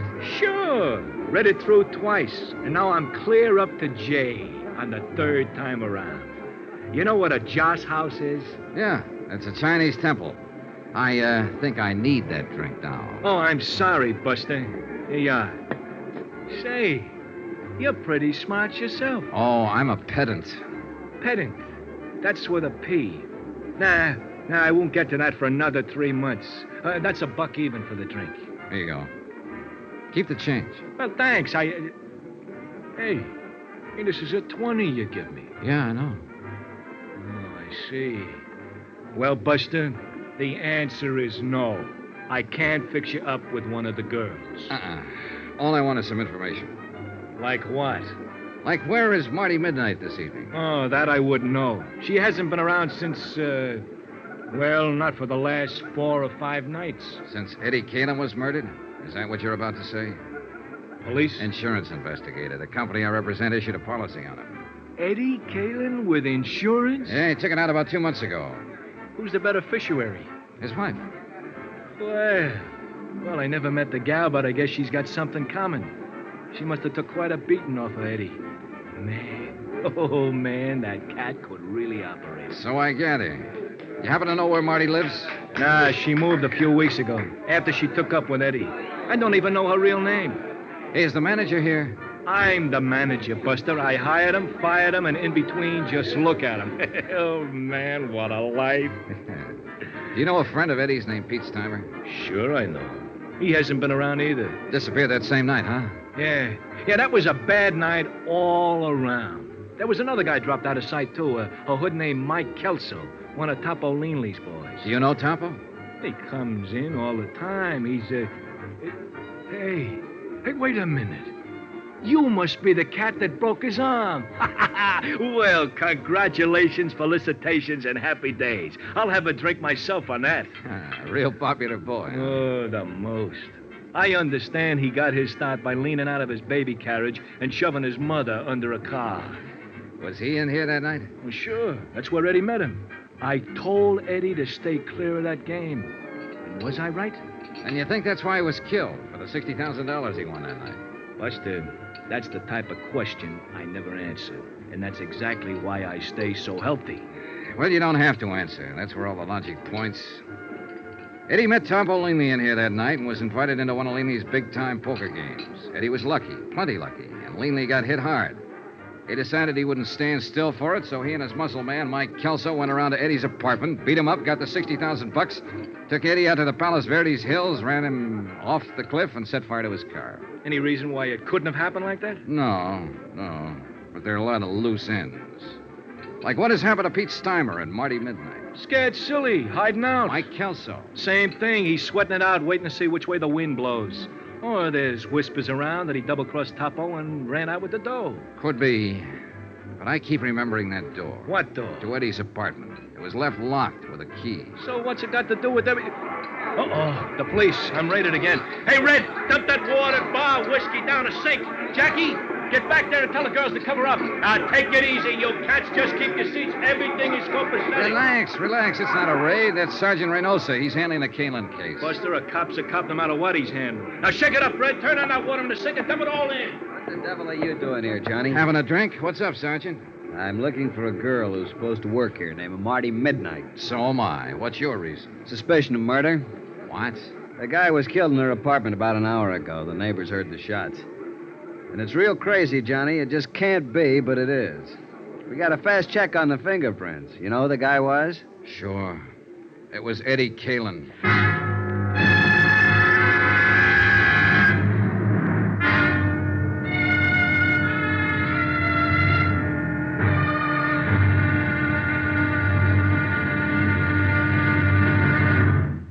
Now, here's our star to tell you about tomorrow's intriguing episode of this week's story. Tomorrow, a stakeout, a manhunt, and a tired intern breaking his heart to keep life in a broken body.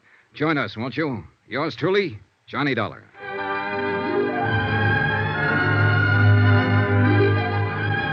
Yours truly, Johnny Dollar, starring Bob Bailey, is transcribed in Hollywood. Written by Les Crutchfield, it is produced and directed by Jack Johnstone. Be sure to join us tomorrow night, same time and station, for the next exciting episode of Yours truly, Johnny Dollar. Roy Rowan speaking.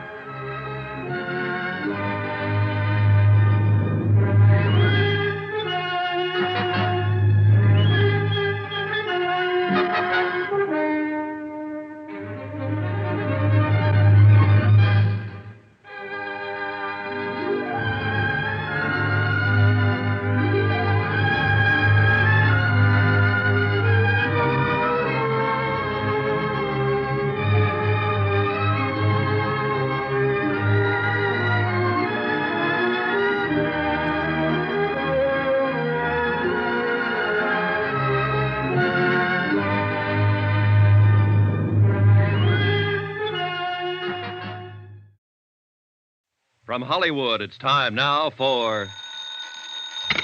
Johnny Dollar. Johnny? Well, that's strange. Is this Mrs. Kalin? Lila? Yes, someone from the police department asked me to call Sergeant Reynosa at this number, but I didn't... Yeah, Reynosa was trying to reach you, but your phone didn't answer. Well, I was just letting it ring. I was trying to get some sleep. Then the officer came by. Where are you, Johnny? What's happened? We're at the apartment of a girl named Marty Midnight. Ever hear of her? No, why? Lila, you better brace yourself, honey. You've got another shock coming. Shock? What do you mean? Your husband didn't die in that burning auto? Eddie's alive? No, not now. He was shot to death an hour and a half ago here in Marty's apartment. Who did it? I don't know yet. Hang on to yourself, and I'll come by and see you as soon as I'm free here. Will you, Johnny, please? Promise.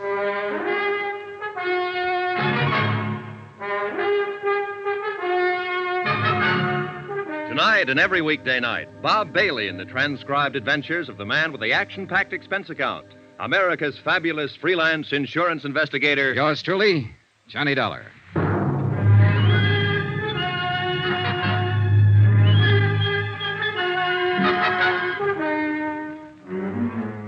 From Special Investigator Johnny Dollar, location Los Angeles, to the Home Office, Trinity Mutual Insurance Company Limited, Hartford, Connecticut. Assignment, the Kalin matter. Expense account continued. The homicide squad was finishing up its work when Sergeant Reynosa and I got back out to the apartment of Marty Midnight, star stripper of the Brass Monkey Inn. Eddie Kalin's body had been photographed, checked, measured, fingerprinted, examined, sketched, written up, and reported on. Taken out finally under a white sheet. I held the door open for the morgue attendants to get out with their silent burden and stood watching them wheel the stretcher down the walk and load it into the waiting ambulance. A light mist had started to fall, and a damp, cold blanket of fog was seeping down from the dark hillsides of Griffith Park beyond the road. There was a feeling of finality in the air, of the end of things. And for the man who died twice, it was final. Yeah, there was no doubt about it this time. Eddie Kalin was dead. I am tired, Johnny. Just plain dead dog tired. Yeah, it's getting to be a long night. Sit down and start talking. Any particular subject, Sergeant? You know what subject. You weren't surprised when you heard Eddie Kalin had been alive all this time, that it wasn't his body in the wrecked car out in Palos Verdes. How come, Johnny? Why weren't you surprised? Because I was expecting it. Why else? No, you got to do more talking than that. Well, it started with a hunch. And the hunch started when you told me you found the door of Eddie Kalin's apartment locked. When you went there that night, he was supposed to have died. Yeah, I know. Locked with a key. You mentioned that, but... Well, that was the important part. If it had been a door with a night lock or a spring latch that snaps when you pull it shut, it wouldn't have been anything. It still doesn't, as far as I'm concerned. All right, look.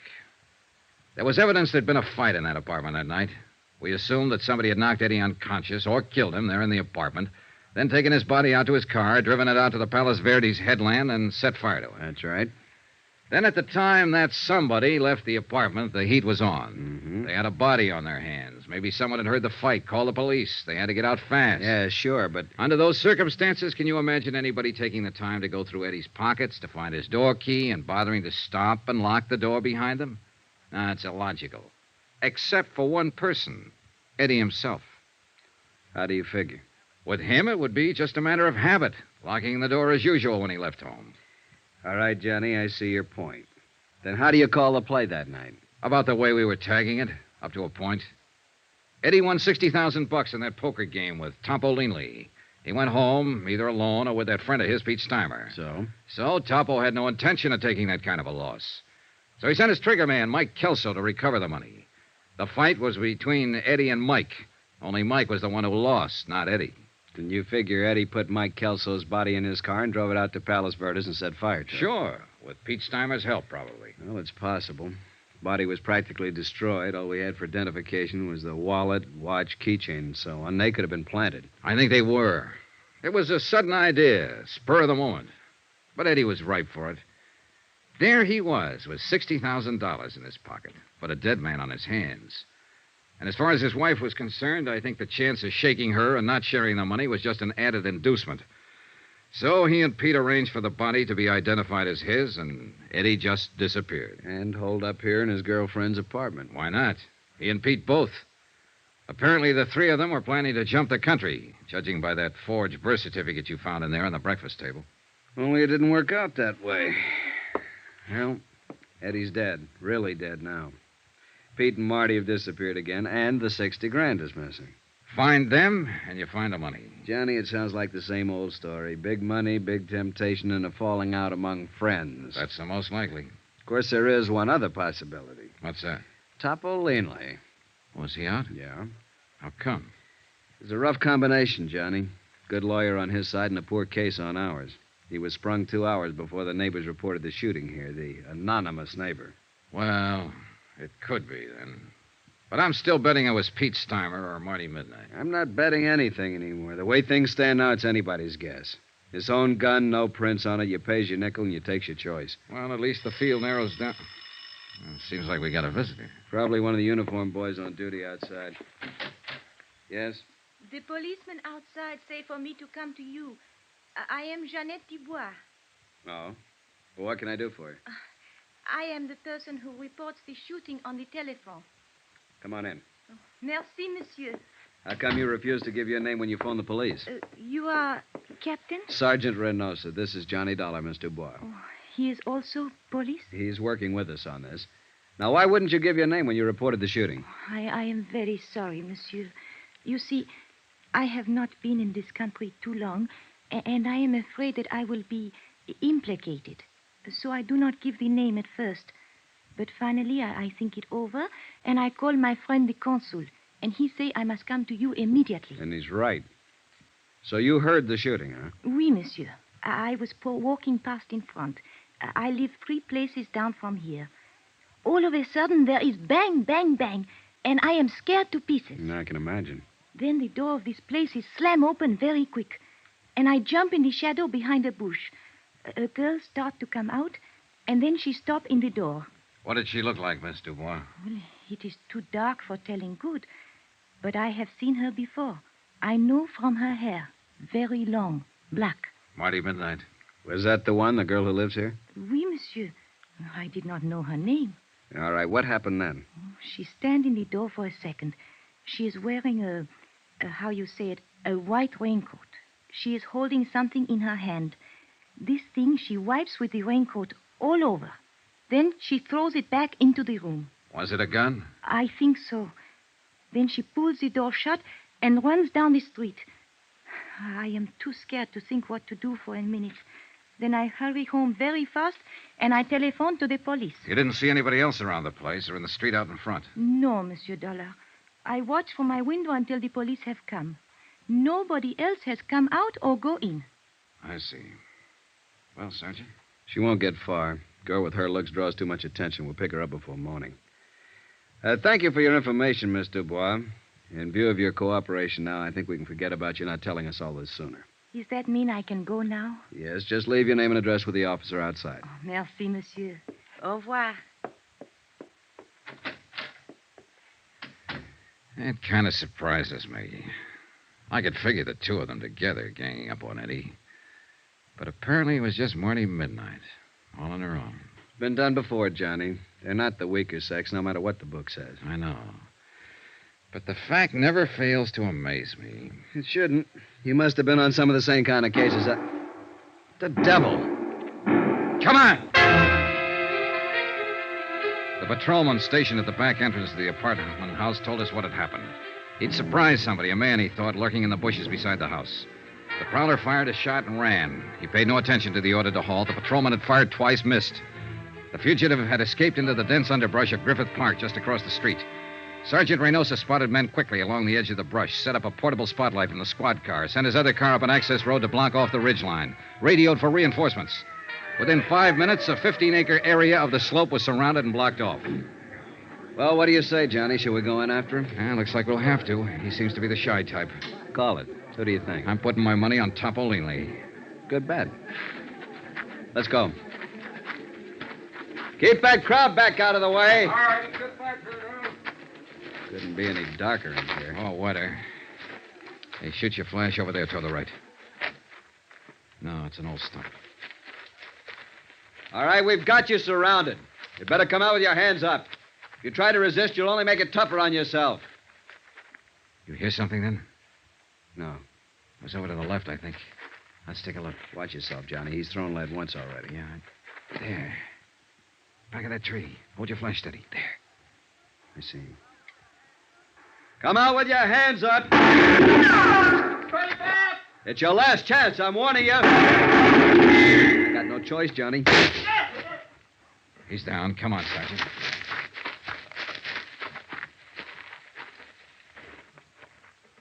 Well, what do you know? It wasn't Topolini. It was Eddie Kalin's friend, Pete Steimer.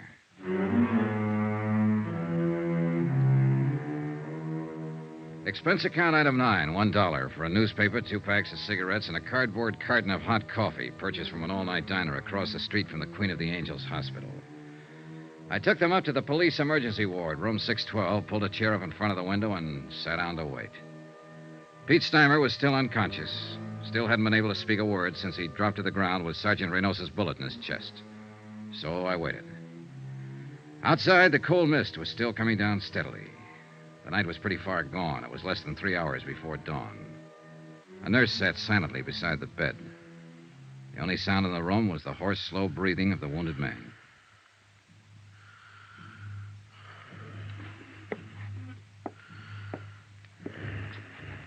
After a while, the nurse left the room for something, and Pete seemed to rouse slightly at the sound of the door.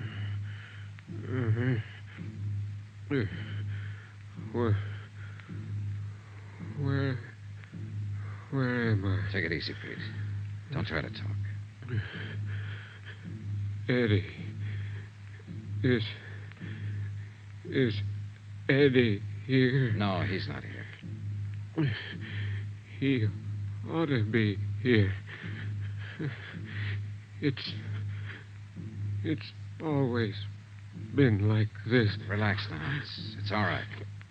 Eddie always runs out and leaves somebody else to Easy now, easy. Somebody else to face the music. Pete?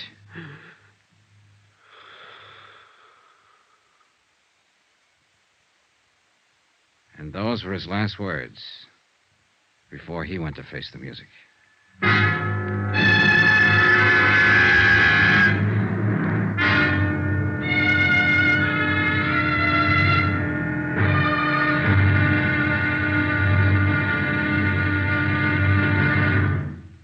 Now, here's our star to tell you about the final intriguing episode of this week's story. Tomorrow, a quarry run to earth, a strange alibi, and a shocking twist at the wind-up. Join us, won't you? Yours truly, Johnny Dollar.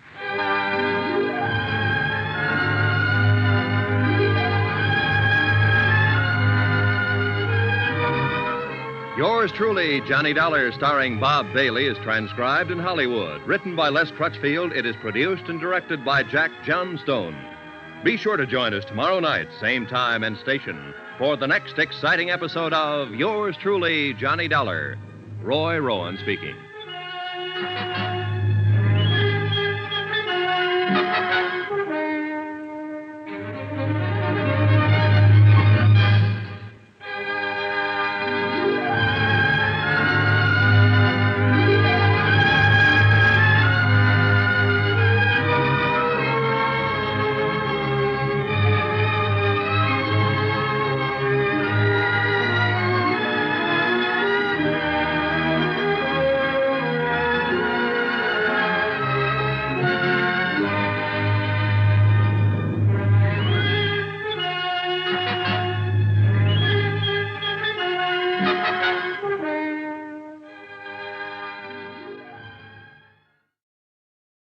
From Hollywood, it's time now for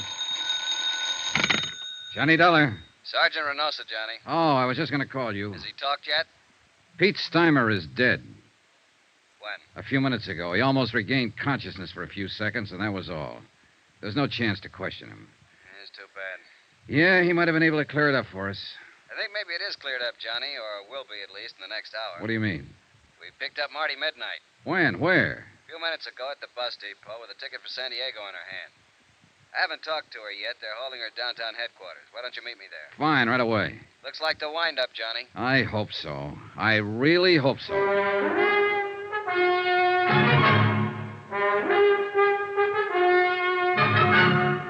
Tonight and every weekday night, Bob Bailey in the transcribed adventures of the man with the action-packed expense account, America's fabulous freelance insurance investigator. Yours truly, Johnny Dollar.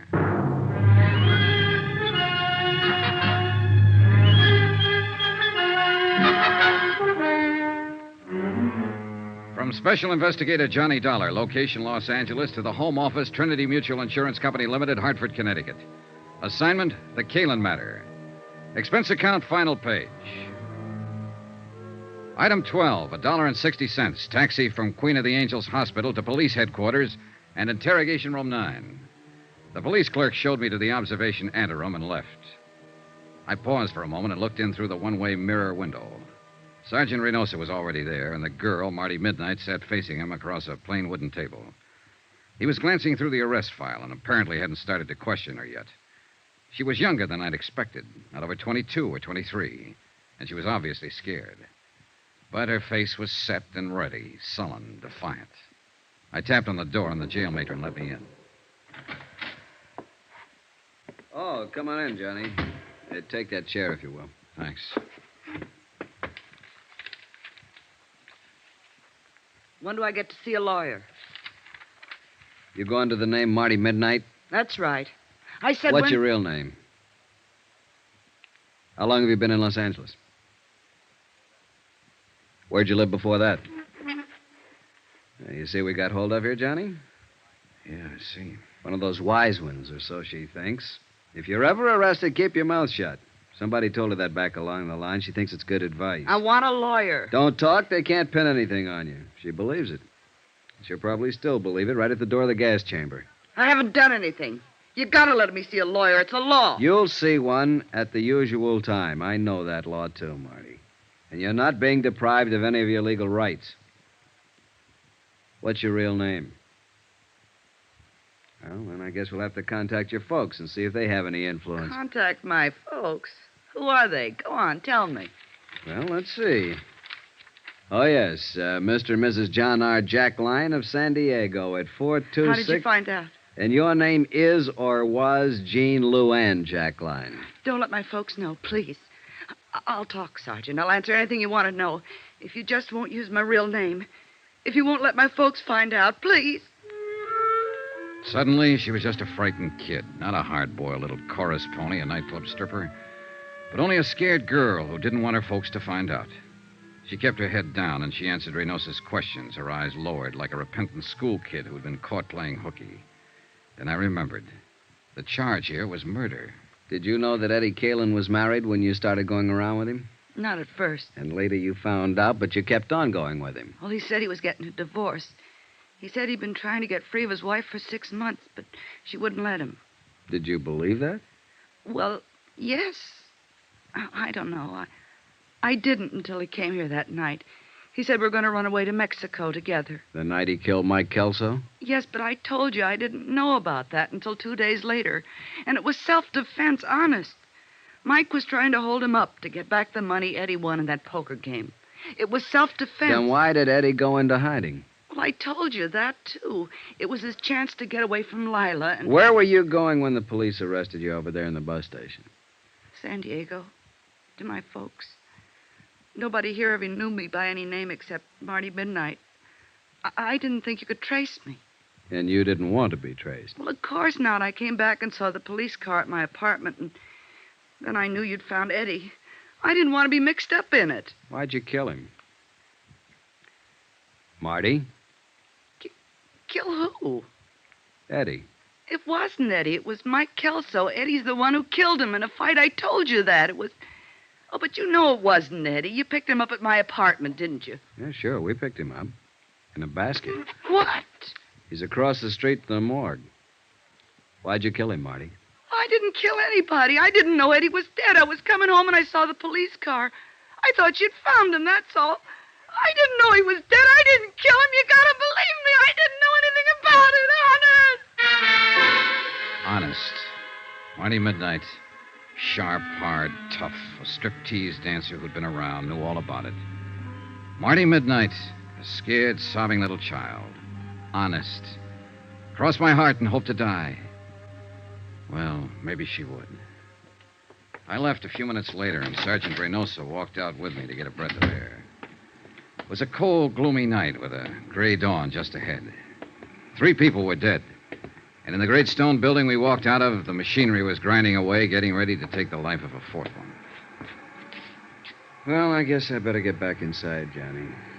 You all right, Sergeant? The lab boys are making a paraffin test. You know, it's too bad. She's just a kid. Yeah. I was hoping it'd be Topo Leanley. That I'd love. He's long overdue. Well, he's still on the loose. It's a kid up there. You know it, and I know it. And anything else is just wishful thinking. That witness saw her leave, saw her wipe off the gun, throw it back into the apartment. Yeah, I know. Well... Where'll you be, Johnny? The hotel? Oh, not for a while. I'm going to stop by Lila Kalin's. At this time of night? Oh, she'll be waiting up. I promised her I'd see her and tell her what happened. She's, taken quite a beating out of this mess. Why do they do it, Johnny? Why do dames fall for a guy like Eddie Kalin? Philosophy? At this time of morning? I'll see you later. Expense account, item 13, $2.80. Taxi fare to the Argus Terrace Apartments to talk to the widow and beneficiary, Lila Kalin. Oh, Johnny, come on in. Thanks, Lila. I've been sitting in here in front of the fireplace all night long. I'd almost given you up. Well, a lot of things happen. Man, I'm really beat. Coffee or a drink? Coffee, I guess. Black. Is it all over now, Johnny? Well, it amounts to that. They've apparently got the killer. Who? That girl he was hiding out with, Marty Midnight. She's a striptease dancer. Why? Why did you do it? The money, I suppose. They haven't found it yet, but they will. Here's your coffee. Oh, thanks. I feel sorry for her. Maybe because I feel sorry for myself or anybody who ever got mixed up with Eddie. Why do we do it, Johnny? Why do we go blind when a guy like that comes along? I don't know. You tell me. I wish I knew. Maybe a girl I met yesterday evening had it tagged. She said she knew Eddie was always lying. But he made it sound so exciting. He did. I had 4 years of it. Never knowing when he'd walk out and not come back. Never knowing who he was with. Knowing only one thing for sure. That he was lying to me every hour of the day. Now that it's over, I wonder why I went through with it. But he did make it sound exciting. Well, the best thing you can do, Lila, as soon as it's cleared up. Who can that be? This Oh, it time? might be Sergeant Reynosa. I told him I'd be here. Hello? Oh, yes, just a moment. You were right. Thanks. Yeah. Hold on to your hat, Johnny. It's wide open again. What do you mean? That paraffin test, negative. What? Marty Midnight hasn't fired a gun in the last 2 days. She was telling the truth, witness or no witness. So it looks like Topo Linley's the boy. Sergeant, wait. Huh? What was Marty wearing when they picked her up at the bus depot? Why, well, the same thing she was when you saw her. Skirt and sweater. Did she have a coat on? Short jacket. What are you getting at? Hey, Johnny, you still there? Sorry, I was thinking. And it figures. Sergeant, can you come out here right away? To Lila's place? Why? It's important. Believe me. All right, Johnny, right away. What was it, Johnny? Lila with the coal black hair. It's beautiful. Why, thank you, Johnny. Pepita has black hair, too. And Marty Midnight. Eddie only liked dark-haired girls. But Marty didn't have a white raincoat. I'll bet you do, though. What? Where is it? Here in the closet? Johnny, Uh-huh. what's this all about? A witness saw a girl leave Marty's apartment right after the shots. But it was dark, and all the witness could make out was the black hair and the white raincoat. What do you mean? The witness saw the girl wipe off a gun on the front of her coat, then throw it back into the apartment and run. There are smudges on your raincoat, Lila. It's grease off the door of the car. Supposedly, you haven't been out of this place since I talked to you yesterday evening. But it hadn't started to rain then, and the coat's damp. Why did you kill him, Lila? You're out of your mind, Johnny. It's no use, honey. Reynosa's on his way out here. They'll make a paraffin test and prove you fired a gun. They'll probably dig up the taxi driver who took you out there. They'll search the place here, find the money. Was that it? The money? Was that why you killed him? No. I didn't mean to. When I went out there. Yesterday evening while I was talking to you, I suddenly wondered if it might not have been somebody else's body in that car. I knew about Marty Midnight, of course. I knew about all of them. After you'd gone, I went out there. Waited until I saw Pete Steimer leave, finally Marty. And I forced my way in. So? And Eddie was furious. We argued and fought. Eddie drew a gun on me. He threatened me. We struggled. So that's going to be your pitch, huh? A plea of self-defense. That's it, Johnny. Self-defense. Well, good luck. You'll need it.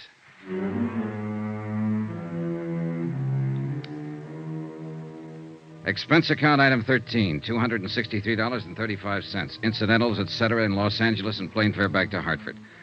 Expense account total, $596.85. End of expense account. End of report. Remarks? So the question still stands. Why do they do it? Why do girls go blind when the Eddie Kalins walk in? You might ask a stripteaser down in San Diego. But don't look for her under the name of Marty Midnight.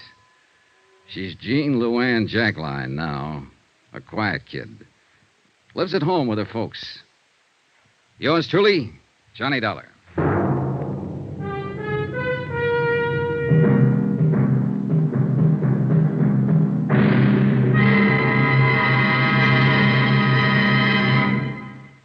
Now, here's our star to tell you about next week's intriguing story. Next week, the case of a beautiful girl who refuses to see the man she loves as he really is. A killer. Join us, won't you? Yours truly, Johnny Dollar.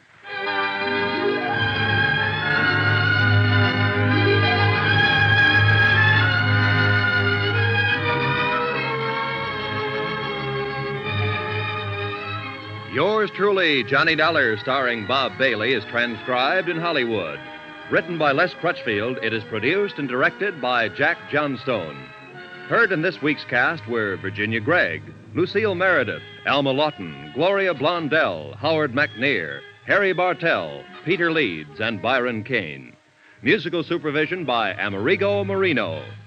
Be sure to join us on Monday night, same time and station, for another exciting story of yours truly, Johnny Dollar. This is Roy Rowan speaking.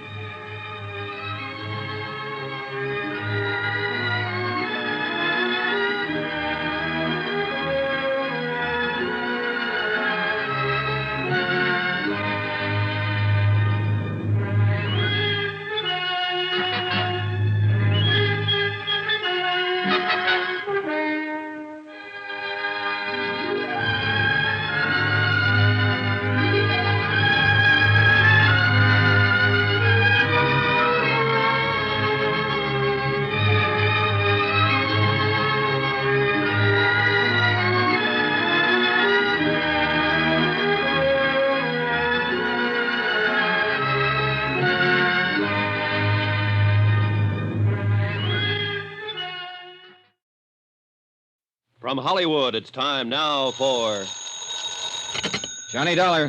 This is Orrin Vance. Orrin Vance? Yeah, you sent me up to Ossining 7 years ago, you remember? Huh? Oh, yes, I think I do. You know, I thought a lot about coming out and killing you, Dollar. Mm-hmm. But instead, I'm going to do you a favor. Yeah? Yeah. I think maybe you and I can work out something. You know, this sounds like double talk to me. Don't you give me any routine, Dollar. I heard 'em all. I'm calling you with information about the Todd case. Todd? I don't remember. Well, look it up. It cost your company $75,000. Hey. Hello? Vance?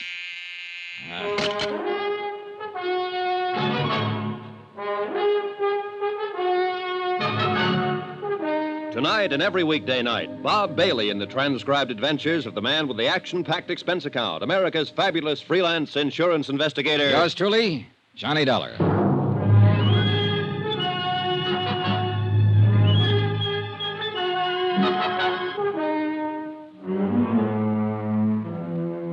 Expense account submitted by Special Investigator Johnny Dollar to Four State Insurance Company, Wilmington, Delaware. Attention, Mr. Don Freed, Chief Investigator, Claims Division. Since your office authorized me to conduct certain inquiries based on new information supplied by Orrin Vance, I am billing you accordingly. The following is an accounting of expenditures during my investigation of the Todd matter. Expense account item 1, $1.85. One phone call to Don Freed in Wilmington, Delaware to discuss the burglary that had occurred 6 months before in the Long Island home of Norman Todd. The case was a complete stalemate. The police and the insurance investigators had been unable to locate the thieves or trace any of the loot, which included jewelry, silver, and wearing apparel that had been taken from the residence. I requested Don to forward whatever details they had, along with an accurate list of the stolen items and complete descriptions.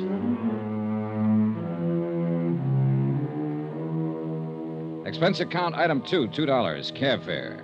To and from the Office of International Adjustment Bureau, where I refreshed my memory concerning Orrin Vance. A good look at the files, and I remembered him well. Back in 1947, he'd been involved in a well-engineered swindle of the Seaman Clothing Company. Almost got away with it. And it was my investigation and testimony that finally put him behind the bars. Hi. Huh? Vance? Yeah. Oh, hello, Dollar. You haven't changed a bit. You have. Yeah, sure I have. You took 7 years of my life away from me. Did you do what I told you to on the phone? People like you don't tell me what to do, Vance. Come on in. Oh, sure. Thanks. Nice place you got here. Yeah, I like it. Sit down. Tell me what's on your mind. Look, Dollar, don't treat me like a con, huh? Even if I am one. I'll sit down, yeah. I'll have a smoke with you. I'll talk with you. Okay. Okay, have one. Thanks. It's just that everybody's doing it. Treating me like that. Even my wife. Went over to see her the first day I got out. You know what? She wouldn't let me in the house. She gave me $40 and told me to go out and get a decent job.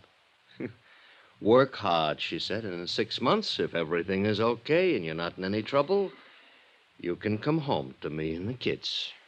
And if not, she says, I'm going to divorce you. Mm-hmm. Well, what do you want me to say? Offer me a seat. Invite me to sit down. I'm a human being, too. Sure. Thanks again. Well? Why, I thought about it a lot. You know, if you hadn't been out to get me 8 years ago, I might have had you over to dinner. Maybe we could have been friends. Yeah, maybe. Now, what's this all about, Vance? Okay. I can't get a job. I'll have to go in business for myself. I need a stake. That's why I called you. Go on. Now, did you do like I asked you to? Look up the Todd case? I called Wilmington about it. There's nothing new happening. I'm happening. That's something new. And I can help. For a price. All right, go on. But I want my name out of the picture. Could you fix that? Probably. But I'd have to talk to the police sooner or later. All I'm asking is your promise to keep my name out of it. Otherwise, it's no go. Well, tell me something about it before I make any promises, Vance. Fair enough. You got a list of the stolen items? Not yet. Won't be here until tomorrow. Now, when it gets here, you'll find it was a mink coat in that lot. I think most of it was jewelry, but it was a mink coat, labeled from Zellerback Furs in New York. And the inside lining carried this serial number, 27356. All right. Take it easy, Vance. Expense account item 3, $2.50. Another long-distance phone call to Wilmington and Don Freed, who verified that the serial numbers furnished by Orrin Vance fitted those on the stolen mink coat. I explained how I'd come about the information at hand, leaving out any mention of names. Freed talked with his boss and phoned me back a half an hour later. You can go ahead and work on it, Dollar. There's a $5,000 reward posted. $5,000? We'll split it between you and your friend, if anything worthwhile turns up. Okay? Suppose it's nothing. Okay. Swindle sheet 2. Ah, right. Okay, Vance. You're in business. How does it work? You tell me where the code is and who has it, and I'll handle it from there. If it turns out to be anything, you'll get paid for it. All I've had so far is talk. I'll tell you where the code is and who has it. But before I do that, you give me a check. What? A check for $2,500. You date it 2 days from now. That'll give you a chance to look into it and see if I know what I'm talking about. And you can stop payment any time within 2 days if my tip doesn't work out. Mm-hmm. On the other hand, I'll have the check and bye-bye. Where to? Homewood, Indiana. My plane leaves in an hour. I may want you around for some questions. No, I'll give you the tip. That's all. You ask somebody else the questions. Well? Okay. What's the matter? You afraid? Sure. Haven't you noticed? I'm a stool pigeon.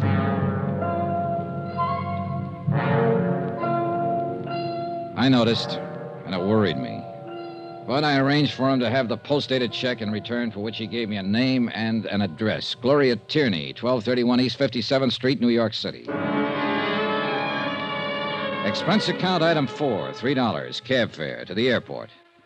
I saw Orrin Vance off on a westbound plane to Indiana. 45 minutes later, I boarded Flight 37 for New York. Expense account item 5, $18.85. The cost of getting me from Hartford to New York. I checked in at the New Weston and went directly to the Metropolitan Police Station, where I asked if Gloria Tierney had a record. A check in the police files revealed that she was not listed. About 7 o'clock, I had a bite to eat, and then I walked over to the 57th Street address, a small apartment building.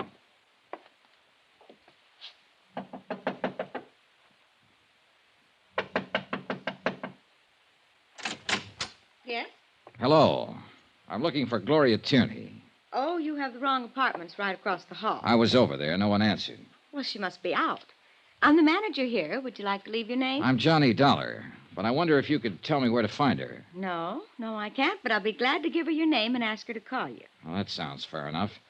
I'm at the New Weston Hotel. Oh? You're from out of town? Yes. An old friend of Gloria's?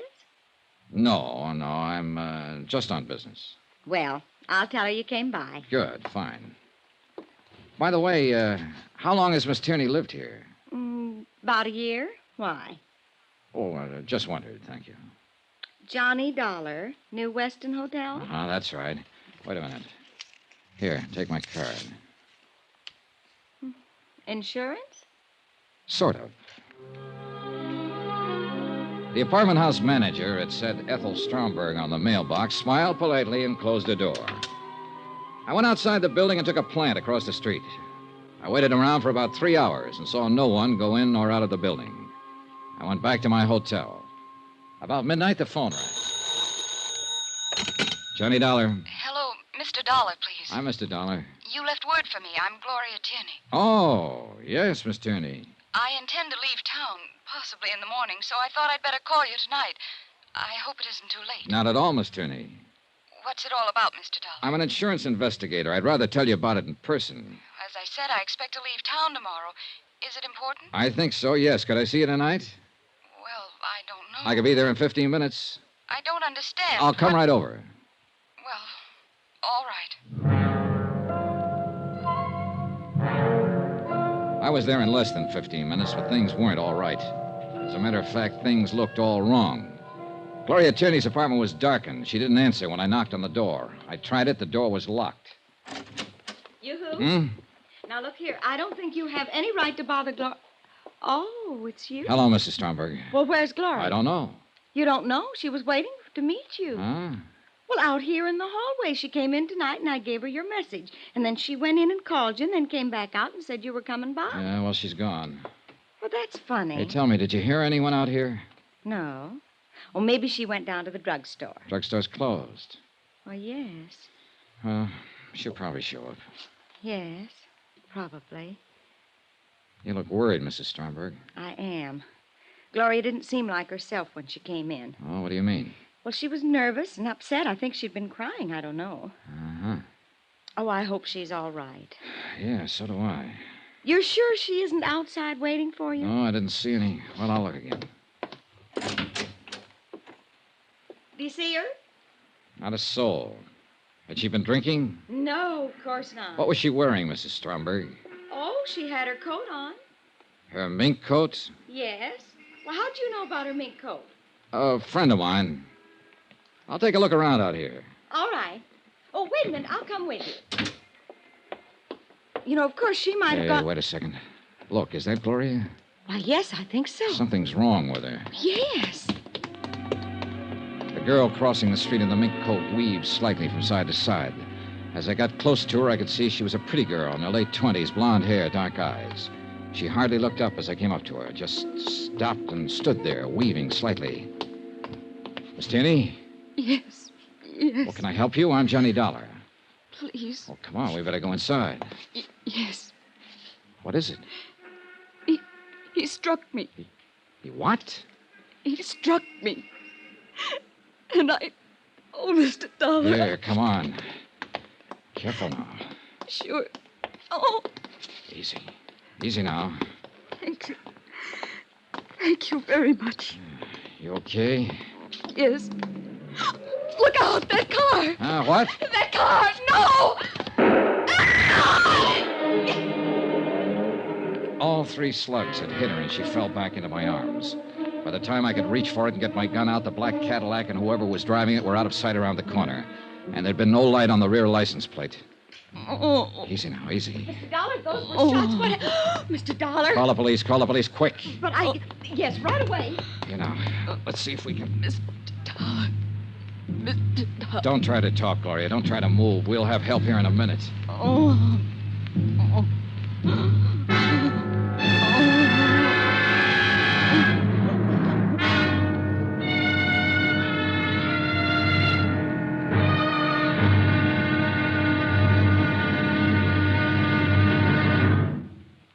There'll be another intriguing episode in our story of the Todd matter tomorrow. Tomorrow, the same old business of murder, but with a brand new twist. Join us, won't you? Yours truly, Johnny Dollar.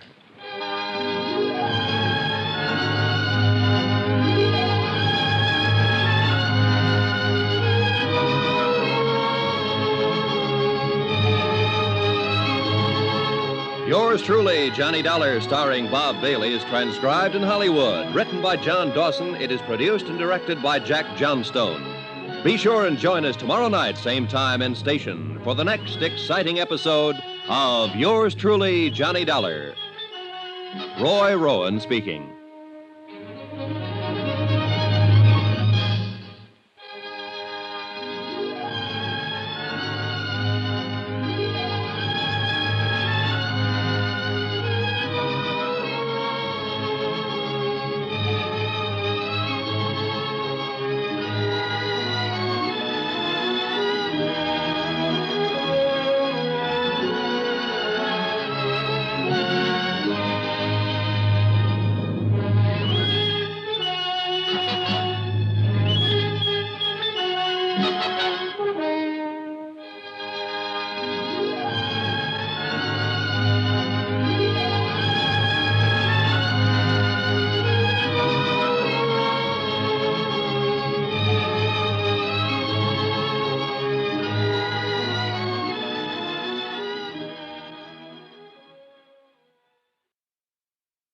From Hollywood, it's time now for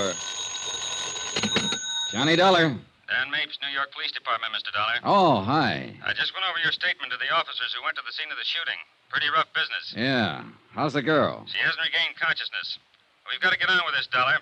There's some questions I want to ask you. Sure, glad to do what I can. Where can I meet you? What's the matter with right here at headquarters? Okay, say in about an hour. Make it a half an hour. I said I want to get on with the case. Room 212, Sergeant Daniel Mapes. Okay, Sergeant, I'll be there.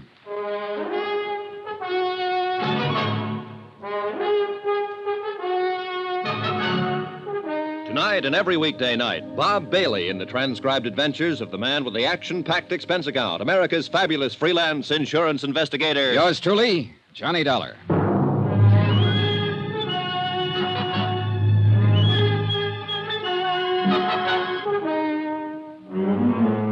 Expense account submitted by Special Investigator Johnny Dollar to Four State Insurance Company, Wilmington, Delaware. The following is an accounting of expenditures during my investigation of the Todd matter. A burglary that occurred 6 months ago, but the murder try occurred only a few hours ago. Expense account item 6, $16.40. One telegram. From me to Chief Investigator Don Freed, Four State Insurance. I explained events up to date and requested that Freed contact their New York office and employ counsel for me in the event the New York police chose to hold me as a material witness in the shooting of Gloria Tierney. We aren't going to hold you. Why should we? I don't know. Why should you? Sit down. Take it easy. Okay, thanks. So, you're a freelance insurance investigator. Yeah, that's right. Working for Four State out of Wilmington, huh? That's right. Okay, suppose you give it to me. Well, you got it right in front of you there in that report. I told it to the investigating officers right after the shooting last night. Now you tell it to me. All right. I made an appointment to meet this girl. She called me about 12 o'clock midnight, and I went on over to her apartment. She wasn't around when I got there, so I waited and talked to her landlady. A few minutes later, I saw her coming across the street. I went over to meet her because she looked like she'd been hurt or something. I walked her back across the street. Somebody pulled up in a car just as we got to the curbing. Says here, Black Caddy, 1955 Coupe de Ville. Yeah, I didn't pay too much attention. What was the license number? Couldn't tell. It was blacked out. Okay, go on. There was a man in it. I didn't see his face. Didn't even notice him, really. He just started shooting. The girl was hit 3 times. I was trying to help her, and he got away. Well, what else? That's it. Okay. Tell me why you were in here yesterday afternoon checking to see if this Gloria Tierney had a record. I was about to contact her. I wanted to know if she'd ever been in trouble. Now tell me what you're working on. The Todd case. Todd? Yeah, a burglary out in Long Island about 6-7 months ago. I had reason to believe the girl might be able to help me on it. Because of what? Because of her mink coat. Well, I'm glad you answered that way, Dollar. The coat's in the lab now. They're looking it over. We found it listed in our stolen property files. So far, your story's okay, but believe me, it isn't over yet. Huh? Tell me more. We know about the coat. We want to know about the girl who was wearing it. Sorry, I can't help you. We didn't have her prints on file here, but we sent them off to Washington. She's still unconscious. She's in pretty bad shape. She can't talk. You can. What's her angle? I don't know. You don't know who shot her. You didn't get the license number. You just stood there and let it happen. All you were interested in was your mink coat. Look, Is that what you're trying to tell me? I might be through trying to tell you anything, pal. Don't get smarty pants with me, Dollar. I got myself a shooting to straighten out. I'll straighten it out any way I can. What else did she have from the Todd business? You tell me. Nothing. A small diamond ring on her little finger. It's not on the stolen property list. Tell me, Dollar, did your insurance company pay off this claim? Yes, the whole thing. About $75,000. $75,000? That's right. Well, at least you got the coat back. Even if it has got 3 bullet holes in it. Maybe we'll get a line on the whole job. If she regains consciousness. Meanwhile, you can sit here and tell me about your tip. What? Who put you on to Gloria Tierney? No, I'm afraid I can't tell you that. Why not? Because I promised not to disclose any names. Oh, I can tell you this much, though. The man who told me about Gloria Tierney couldn't possibly have had anything to do with the Todd case. He was in prison when it happened. Let's have his name so I can check it. He's in Indiana now. He's got a name in Indiana. What is it? Sorry. You going to sit there and tell me he gave you a name to start with and that's all you bought? Yep. Suppose I told you I don't believe anything. And then I think I'll hold you for a while until you forget about whatever deal you made with an ex-con. Well, suppose I told you that a lawyer for my insurance company is on his way down here right now just to see that I get treated right. What's funny? You You insurance guys. You know what? You give me a pain. Right here. We went on like that a little while. Then I accompanied Sergeant Mapes to Gloria Tierney's apartment. A full crew of technicians were there, giving the premises a complete check. Mapes dispatched 2 sets of detectives to cover the neighborhood for possible witnesses to the shooting. Another pair began to cover the apartment house itself. I went with Mapes to talk to the manager, Mrs. Stromberg. She looked white and shaken. You remember, Mr. Dollar? Yes. Hello, Mr. Dollar. How's poor Gloria? Not very good, Mrs. Stromberg. She's still unconscious. And we're still pretty much in the dark about all this, Mrs. Stromberg. Where is she? What hospital? I'd like to go see her. Maybe there's something I can do. Best thing you can do is try to help us find out who shot her. She's at the police emergency hospital right now, Mrs. Stromberg. I'll have them phone you when she can see people. Well, thank you. Oh, what an awful thing. Well, what's it all about? Why would anyone want to shoot Gloria? We hope we can ask her that question. Right now, we're going to try to find out all we can, and maybe you can help us. Well, I hope so. What can I tell you? Where she worked, how she lived, what people she knew. Oh, dear. Yesterday, you told me you'd known her for a year. Yes, ever since she moved in. All right. Was she a nice girl? Of course she was a nice girl. Quiet, minded her own business. Where's she work at? Well, I don't know. I mean, Gloria doesn't work as far as I know. Who pays her rent? She always gave me a check. Who gave her a check? Well, I really don't know. Don't you know anything? What's the matter with you? Well, I'm trying. Mapes, why don't you go sit down? All right, I'll sit down here. Mrs. Stromberg, what can you tell us about her? Do you know where we can contact her family? Think about it. Well, I don't know. I know they live in California somewhere, but that's all I do know. She talked about them now and then. Uh-huh. How about her friends here in town? What about them? Well, for instance, the man who drove the black Cadillac last night. I never saw that car around here before. Did she talk about her friends to you? Why, no. Well, she's a pretty girl, young. Boyfriends? Oh, yes, she did talk about them now and then. Do you suppose one of them had something to do with this? Mrs. Stromberg, some guy pulled up in a black caddy last night and pumped 3 slugs into her. She acted funny before that, according to you. Run out when she was supposed to meet Dollar here. Don't you know if any of her friends drove a car like that? No. You know this, but you don't know that. What kind of a friend were you? What? What kind of a friend were you? That girl's lying in a hospital right now. She's got a slug here, another one here, and here. They've operated twice. You weep and holler and stand around wringing your hands about her, but you won't open your mouth about helping us find who did it. Now, let's start with that car again. You've got the front apartment here. You can see the street from those 2 windows. Have you ever seen that black caddy here before? Yes. Well, why didn't you say so in the first place? Whose is it? I don't know. I don't know his full name. Well, what do you know about him? His name is Bill something. Bill something. Yes? That's a big help. What does he look like? Where does he work? What does he do? I don't know. I really don't know. She never introduced me to him, but she talked about him. She'd say, Bill's coming by tonight, or Bill did this, or Bill did that, but she never mentioned his last name. But he drove the caddy. Yes. Now, what does he look like? I told you, she never introduced me. I heard that part. But I know if someone young and fresh and pretty like Gloria Tierney lived across the hall from my wife would be at the window every time she heard the bell ring or heard a car drive up out front. She'd want to see who was buying her the candy and flowers, who was knocking on the door. Isn't that so, Mrs. Stromberg? Yes. No. Yes. Well, what do you mean? Now, look. For the 3rd time, what does this guy Bill look like? Well, he's tall and very dark. Tall? What does that mean? Tall like me? Tall like Dollar? Tall like what?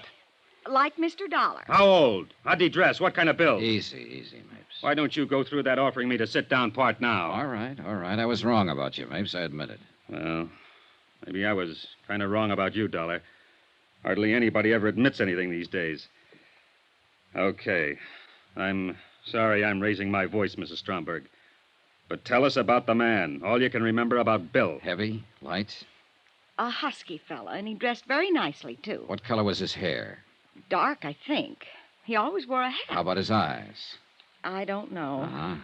About how old would you say? Oh, 30, maybe 35. I'm not very good at ages. How often did he come here to see her? Oh, once or twice a week. Gloria's been going with him? Yes. Did she ever mention where he works or what he does? No, she never mentioned that. Do you have any idea how long she's known him? How long she's been going with him? Well, I have no idea. I just know he's been coming to see her ever since she moved in here. This, Bill. Would you say he had money, Mrs. Stromberg? Yes, I'd say so. He drove that big, expensive car and always dressed so nice. And, of course, he gave Gloria that coat. The mink coat? Yes. Oh. Do you know if he ever gave her any jewelry? I don't know. I don't think so. Gloria'd usually run across the hall and show me when he gave her something. Mostly they were small gifts, candy, and things like that, but I don't remember if he ever gave her any jewelry. Did he ever bring any friends here? I don't know. All right. Was Gloria going to marry him? Oh, she never talked about it. You sure about that? Yes, she never said, and I never asked. Why? Why not? Well, I don't know. I never asked her. I wanted to, but I never asked her. You think right away I've been a busybody watching that girl and so on. Well, yes, I watched her from time to time, and I was her friend here. But there are some things we just didn't talk about. There sure were. Well, as you ask me questions, I realize how much we didn't talk about. I can't tell you where she came from or where her family is or who Bill is or what she planned for the future. I just know she was a nice, decent, honest sort of a girl. Yes, we got that impression, Mrs. Stromberg. Anything you want to ask, Dollar? No. My apologies again for raising my voice. Thank you for the information, Mrs. Stromberg. Come on, Dollar. Okay. Goodbye. Goodbye. Goodbye. Well, you got it out of her. Yeah, but I don't trust her. Took too much work. Are you really as tough as you look? Sure. You're a good cop, Mapes. Thanks. I like to have somebody mention that every 5 years. Well, better get out this guy's description. Yeah. There's a hall phone right there.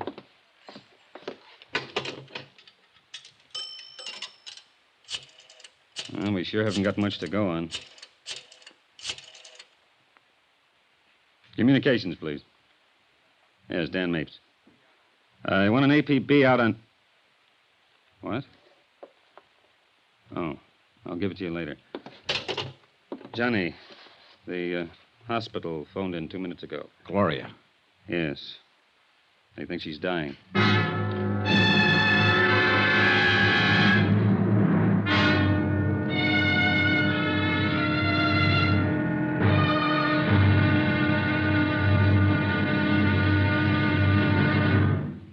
There'll be another intriguing episode in our story of the Todd matter tomorrow. Tomorrow, I take some lessons from a good policeman on how to find out what has to be found out. Join us, won't you? Yours truly, Johnny Dollar.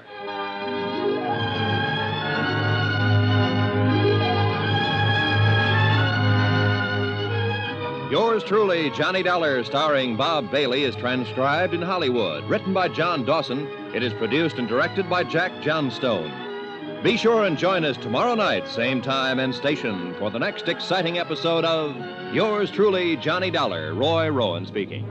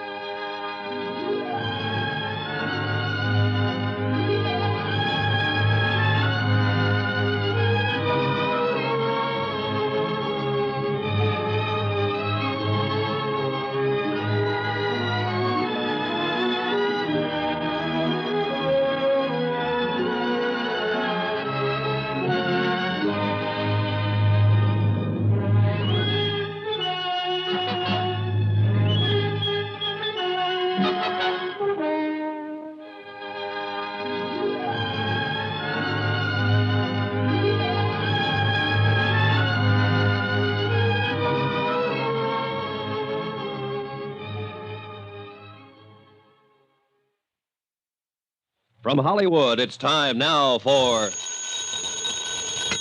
Johnny Dollar. This is Dr. Kane, Police Emergency Hospital. You left word for me to call you, Mr. Dollar? Yes, sir. I'm with Sergeant Mapes. Has there been any change in Miss Tierney's condition? No, sir. No, none. Do you think she'll make it, Doctor? It's hard to say right now. Sometimes they rally, sometimes not at all. Doctor, it's very important that we see her. I don't know whether it'll do any good, Mr. Dollar. We want to question her. Yes, I know. Well, why don't you and Sergeant Mapes come on over to the hospital? All right, sir. We'll be right there.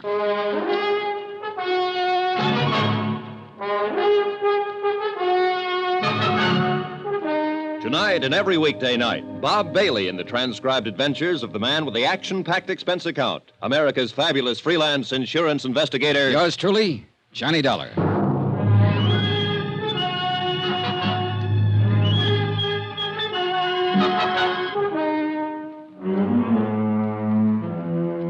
Expense account submitted by Special Investigator Johnny Dollar to 4 State Insurance Company, Wilmington, Delaware. The following is an accounting of expenditures incurred during my investigation of the Todd matter, the burglary that resulted in a shooting. On a tip from an ex-convict named Orrin Vance, I came to New York to question one Gloria Tierney. My information was that she had in her possession an expensive mink coat, part of a $75,000 burglary at the Todd home on Long Island. Gloria Tierney was shot and seriously wounded by an unknown gunman before I was able to question her about the coat. A description of her assailant and how she had obtained the coat were still to be ascertained when Sergeant Dan Mapes and I arrived on the 2nd floor of Emergency Hospital. Mr. Dollar? Yes. Oh, I'm Dr. Kane. Oh, yes, this is Sergeant Mapes. How do you do? Has she managed to talk yet, Doctor? No, and she may not. I see. Now, before we go in, I hope both of you will carefully frame only your most pertinent questions. 2 minutes is about all I can give you with her. Sure, Doctor. Better put your cigarettes out in that. Oh, yeah.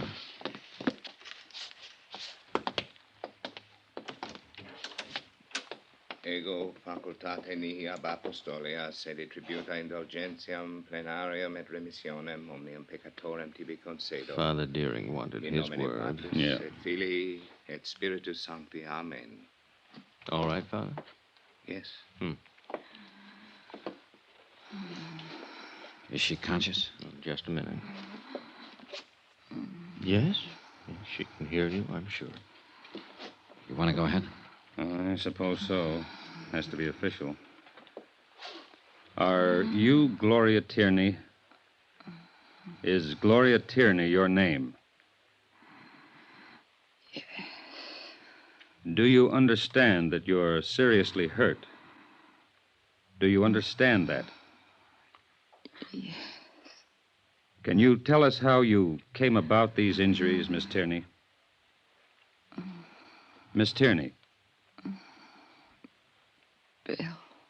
Bill. Bill shot you? Yes. Well, what is Bill's full name? Where can we find him? Bill. Where can we find him? Who is he? Doctor? Watch out. Nurse, hand me the hypo. Quick. No. This might help.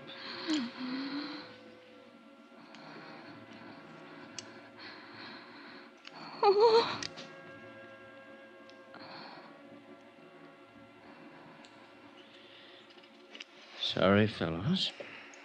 Nothing more I could do.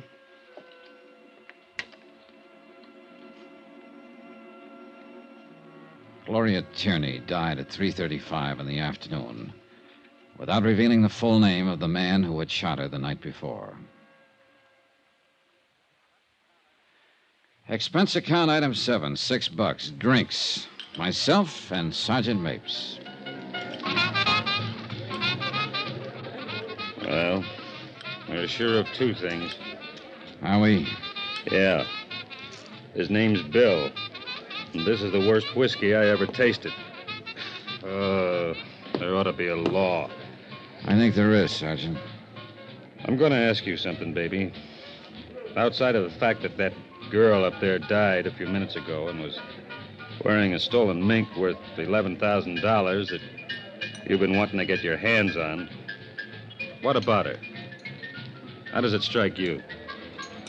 She looked like a nice girl. Yeah. She looked like the best kind of girl ever made. What else? What would someone like that be doing in a stolen mink coat? Exactly. What would she be doing with a stolen mink coat? Outside of having herself a time with a guy named Bill who gave it to her. You call that having herself a time? I'd like to get drunk. Every bum in town's named Bill.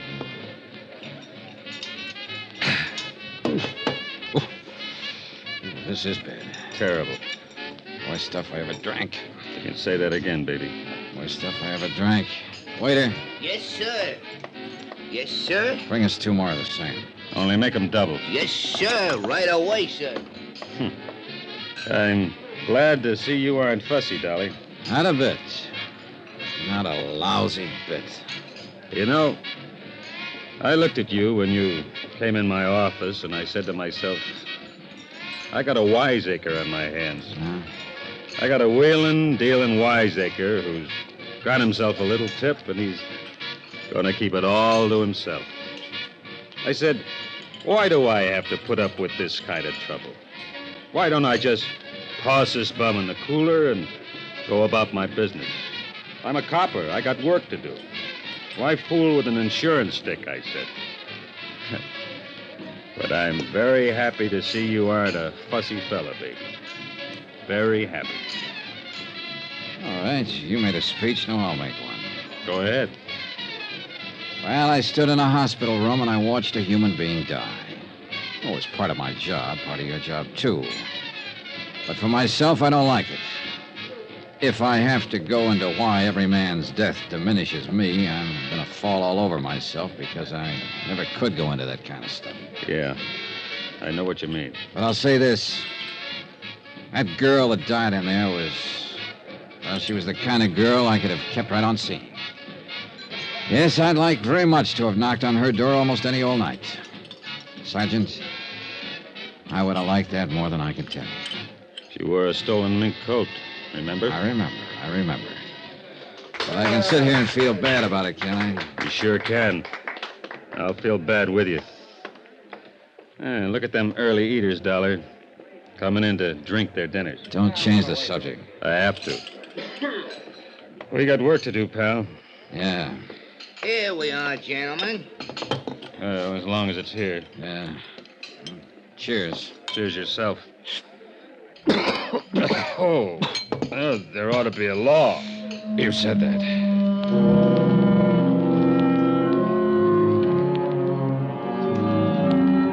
I remained with Sergeant Mapes the rest of the day as he continued his investigation of the death of Gloria Tierney and the Todd burglary. The apartment where she'd lived finally yielded some information. Here it is. Letters from a Robert J. Tierney in Riverside, California. Looks like her father, maybe. Yeah. I'll have the business office down at headquarters notify him. Hey, what's this? Huh? Picture. Oh, nice-looking guy. Yeah. Love Bill. He loved her, all right. Anybody identified this yet? That Mrs. Stromberg's supposed to be here right now. What time you got? 1:30. She said she'd be here at 6. Hey, Sergeant, did you get anything on the bullets? Well, they didn't check with anything in our lab. Ballistic says it was an Army Colt, old model. Pretty good for killing. And what gun isn't? Yeah, you're right. Hello? Oh, hello, Mrs. Stromberg. We've been waiting for you. Come in. Hello? Hello, Mr. Dollar. Hi. Do I have to answer any more questions? Oh, a couple, if you don't mind. I'm just all worn out. I can't get over this terrible thing happening to Gloria. Did you ever find out about her family? We're going to contact them right now. Seems they live in Riverside, California. Yes. Yes, I believe that's what she said. I want to ask you one question, Mrs. Stromberg. Take a look at this picture. Yes. Do you know him? Oh, yes, that's Bill. The man Gloria Tierney's been going out with these last few months? Yes. The man who drives the black Cadillac? Yes, the Cadillac. Oh, I wish I could tell you his full name. Did he do this terrible thing? It looks like it, Mrs. Stromberg. Oh, dear.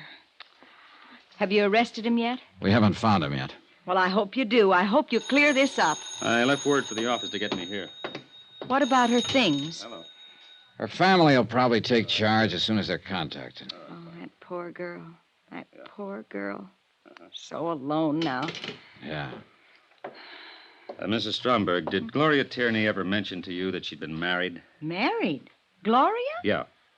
Why, no, she never mentioned it. Was she? Married in the state of New York in 1951. Divorced in 1953. Routine check of vital statistics. What was her husband's name? Bill. Bill Powers. Sergeant Mapes requested immediate file checks on William B. Powers, the ex-husband of Gloria Tierney. From it, he learned he had no criminal record in the state of New York. His home address was up in Westchester County, one of the suburbs of the big city. I drove out there with Sergeant Mapes. Oh, what's this all about? Do you know a woman named Gloria Tierney, Mr. Powers? Well, sure. We were married once. Why? She was shot to death last night, Mr. Powers. Gloria? Yeah. Are you sure? We're sure. Shot? Oh, what happened? How could a thing like that happen? That's what we're trying to find out, Mr. Powers. Can't believe it. Gloria. Dead. Have you seen her lately? What? Have you? What? Yes. I saw her last week. We had a drink together. Are you sure it's Gloria? We'd make sure before we came here with news like that. That's right. Mr. Dollar here isn't a policeman. He's an insurance investigator. Miss Tierney was wearing a stolen mink coat when it happened. Stolen? Are you sure? We're sure. We checked everything, Well, Mr. Gloria Powers. would never steal anything. She was a fine girl. A wonderful girl. Fool to ever let our marriage go on the rocks. Can you come with us, Mr. Powers? We'd like an identification. What? Oh, yes, of course. I'll get my coat. Excuse me. Want to smoke, Johnny? Yeah, thanks. Well, he isn't the bird in the picture, Johnny. No, not at all. Still, he... What is it, Johnny? You checked the driveway out there? No. Take a look, the side window. Uh-oh. Yeah. 55 Cadillac Coupe de Ville. Sure is, Sergeant.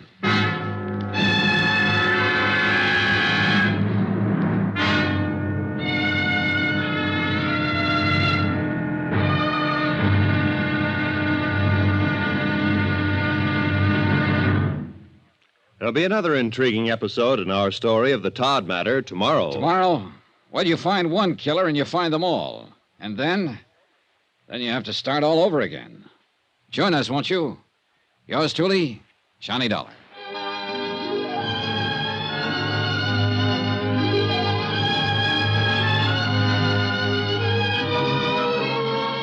Yours truly, Johnny Dollar, starring Bob Bailey, is transcribed in Hollywood. Written by John Dawson, it is produced and directed by Jack Johnstone. Be sure and join us tomorrow night, same time and station, for the next exciting episode of Yours truly, Johnny Dollar. Roy Rowan speaking.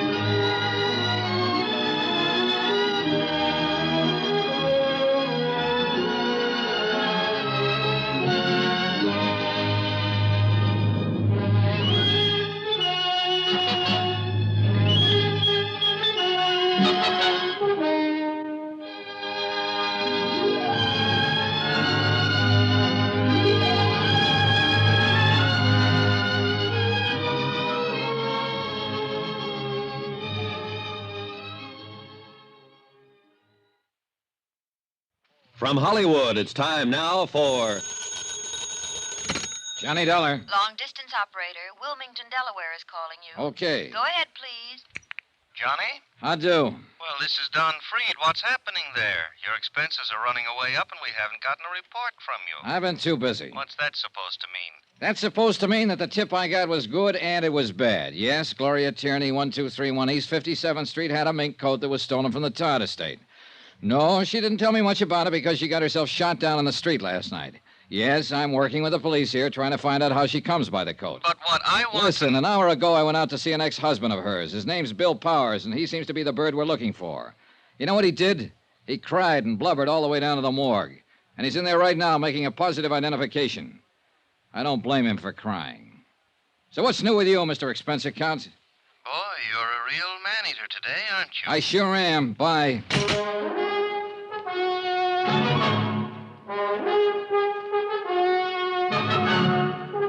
Tonight and every weekday night, Bob Bailey in the transcribed adventures of the man with the action-packed expense account, America's fabulous freelance insurance investigator. Yours truly, Johnny Dollar.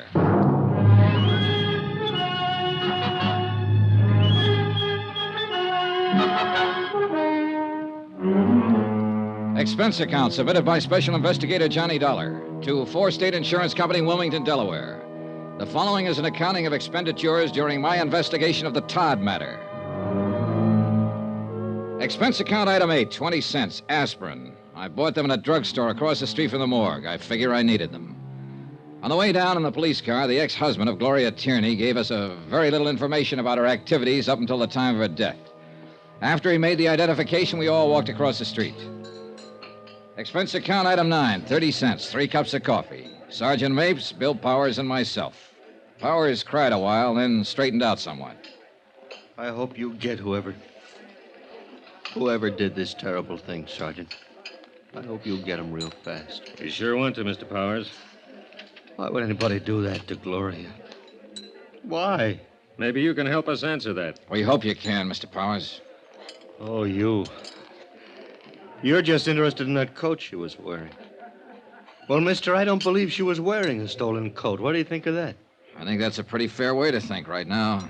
But it's not very practical since we already have proof that it is a stolen fur and that she was wearing it. Yeah. How about some more coffee? That's cold. What? Oh, no. Look, we're just trying for the facts of the matter, Mr. Powers. I saw Gloria Tierney. I know what kind of a person she was. But we have to start somewhere. You can understand that. Yeah, I suppose so. Now, you told us you saw her last week for a drink. That's right. Have you been seeing her right along? Yeah, sure. Even though you were divorced a year or so ago? Yeah. Yeah. Did you know she's been going with someone else, too? Yeah? Bill? Yeah. Bill Chambers. That his name, Bill Chambers? Well, yeah, I don't know him, but she talked about him a lot. Here. Take a look at this picture. Is this him? Yeah, that's him. I thought you knew. You're sure this is him? Oh, sure. The picture was in her apartment. I've seen it there. One day I asked her who he was, and Gloria told me about him. Well, what did she tell you about him? She just said she was going out with him. Oh, she told me that he asked her to marry him. She said he had a lot of money. Anything else? Oh, I don't know. Did she happen to mention where he works? No. What kind of work he does? No. Do you know where we can get in touch with him? No, I don't know that either. I can't help you. I only know she's been going out with him. I don't get this. You and her were divorced, but you kept on seeing her. And she got this new boyfriend. And she told you things like that? Yeah. Funny, isn't it? Why'd you bust up? Oh, this and that. Kid stuff. I suppose. It was spat over this and that. I don't know what exactly. Anyway, we were going to straighten it out. We were going to be married again. Oh, what about this Bill Chambers? No, she didn't want to marry him. She wanted to marry me again. She told me. When? Day before yesterday. She said she would marry me. Now she's dead. You know what kind of a car Chambers drives? A Cadillac. How do you know that? Oh, she told me about his car. Another thing, I went out and I bought one myself just like his. I thought it might do me some good with her. We were crazy, weren't we? Where were you last night? Home. Can you prove it? Oh, yeah. Home. All night. I was home while she was out getting herself killed.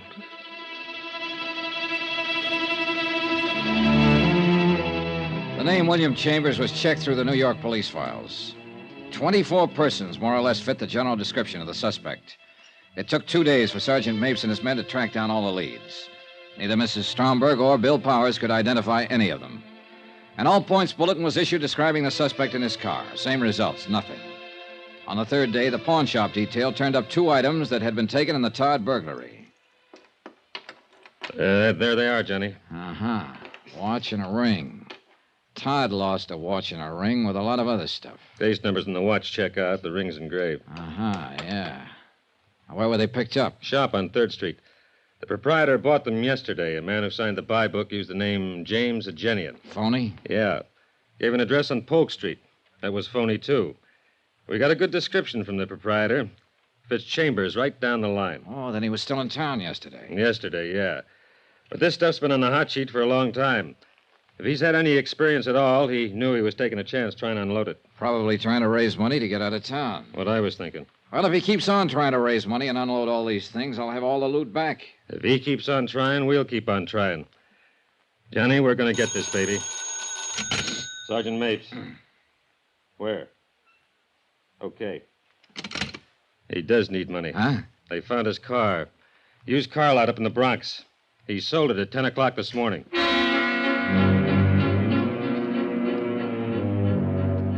At the used car lot, we learned that a man answering the description of William Chambers had driven in that morning and offered a black 55 Cadillac for sale. The used car lot manager had finally settled on a price and made out a check. He reported that Chambers seemed extremely nervous and anxious to make a quick deal. The car was impounded and examined. A full set of fingerprints on the steering wheel and dashboard gave us a positive identification on William Chambers. Oh, what do you know? William Charles, William Carls, William Charles, Walter Cameron. 1, 2, 3, 7 aliases. Real name, William Charles. Male, Caucasian, age 33. 178, 6'1". Now, let's see. 14 arrests, 2 convictions. Both car thefts. Quite a boy. Well, we got a real tag on him now. Shouldn't be long before we pick him up. Doesn't look like a killer, does he, Johnny? I don't know. What's a killer supposed to look like? The search for William Charles continued. Associates and relatives listed in his criminal file were contacted and questioned. All denied knowledge of his whereabouts. In the meantime, 2 more pieces of stolen property connected with the Todd burglary were recovered by the pawn shop detail. Expense account item 10, $3, 1 telegram to 4 State Insurance in Wilmington, explaining our progress in the case and listing the recovered items. Johnny Dollar. Are you interested in finding Bill Charles? Who's this? My name's... Never mind. Do you want him or don't you? Sure, I want him. I'm at Shraft's Restaurant on 42nd off Broadway. Can you meet me? Yeah. 15 minutes. I'm in a gray suit, pinstripe. I'll be sitting alone. I'll watch for you.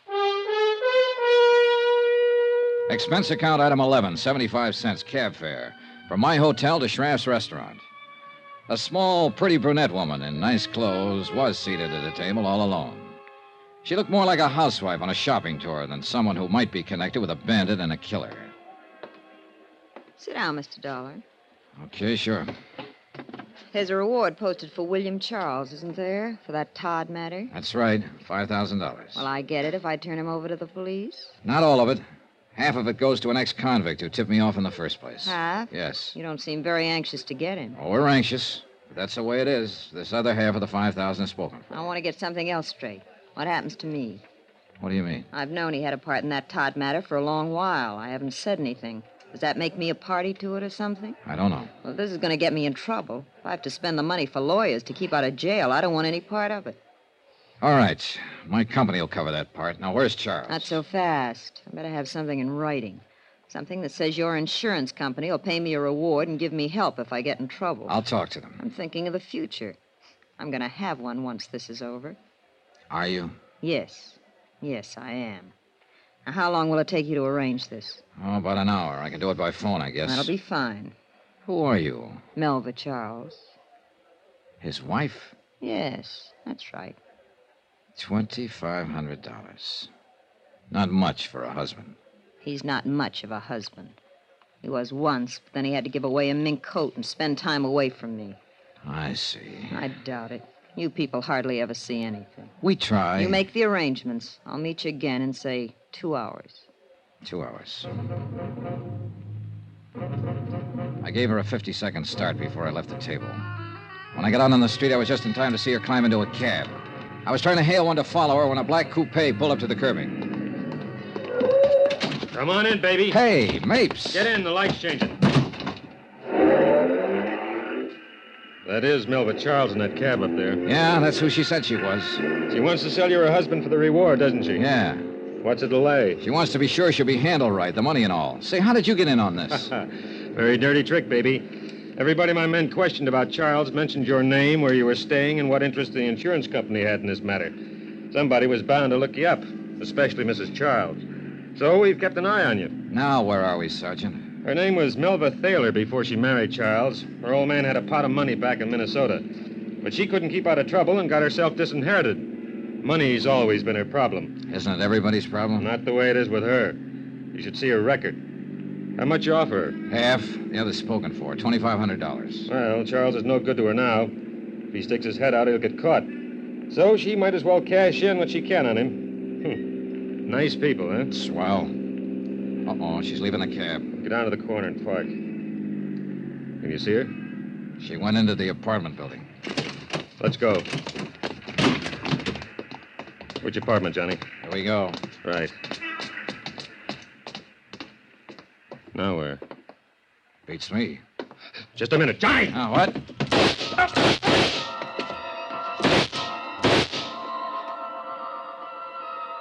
Before I went down, I heard it go off a couple more times. It must have been 6 inches from my head. My eyes couldn't see, and my feet couldn't move. But I could hear. Johnny! Hold on! Hold on, baby!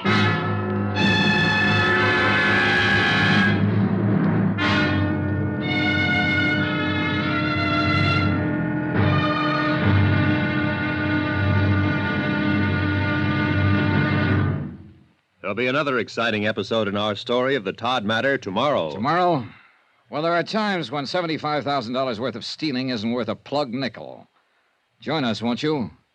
Yours truly, Johnny Dollar.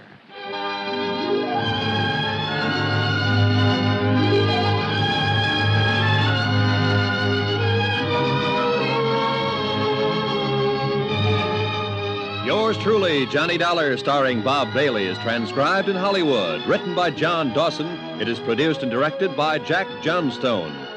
Be sure and join us tomorrow night, same time and station, for the next exciting episode of Yours truly, Johnny Dollar. Roy Rowan speaking.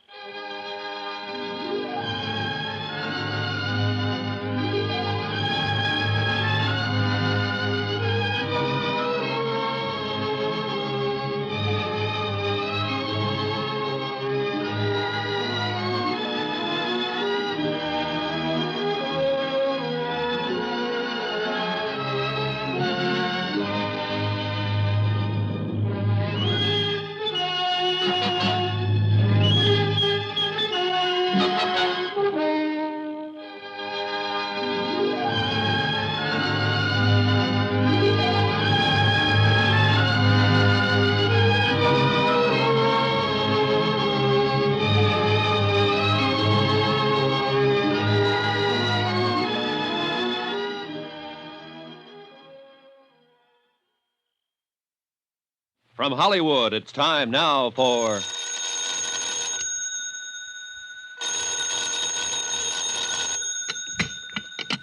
Johnny Dollar. Hi, baby. Dan Mapes. Glad they gave you a telephone in your room. Yeah, that's the only thing good about it. Well, hospitals are designed to make a man impatient. You're a pretty lucky fella at that. Let me tell you about your operation. Yeah, please do. You stopped 2 slugs. They pried one out of your neck and another one out of your rib cage. Missed your heart by a snake's whisker. I was luckier than Gloria Tierney. Yeah. Yes, you were. I'm on my way up to see you. Don't run out on me. Oh, fat chance.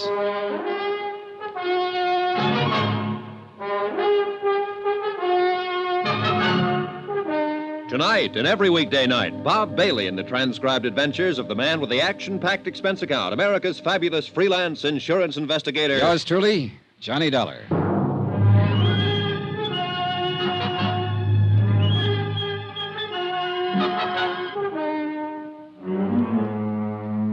Expense account submitted by Special Investigator Johnny Dollar to 4 State Insurance Company, Wilmington, Delaware.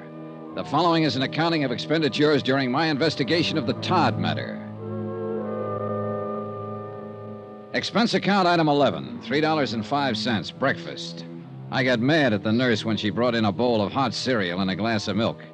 So I bribed an orderly to slip across the street and get me a tray of bacon and eggs.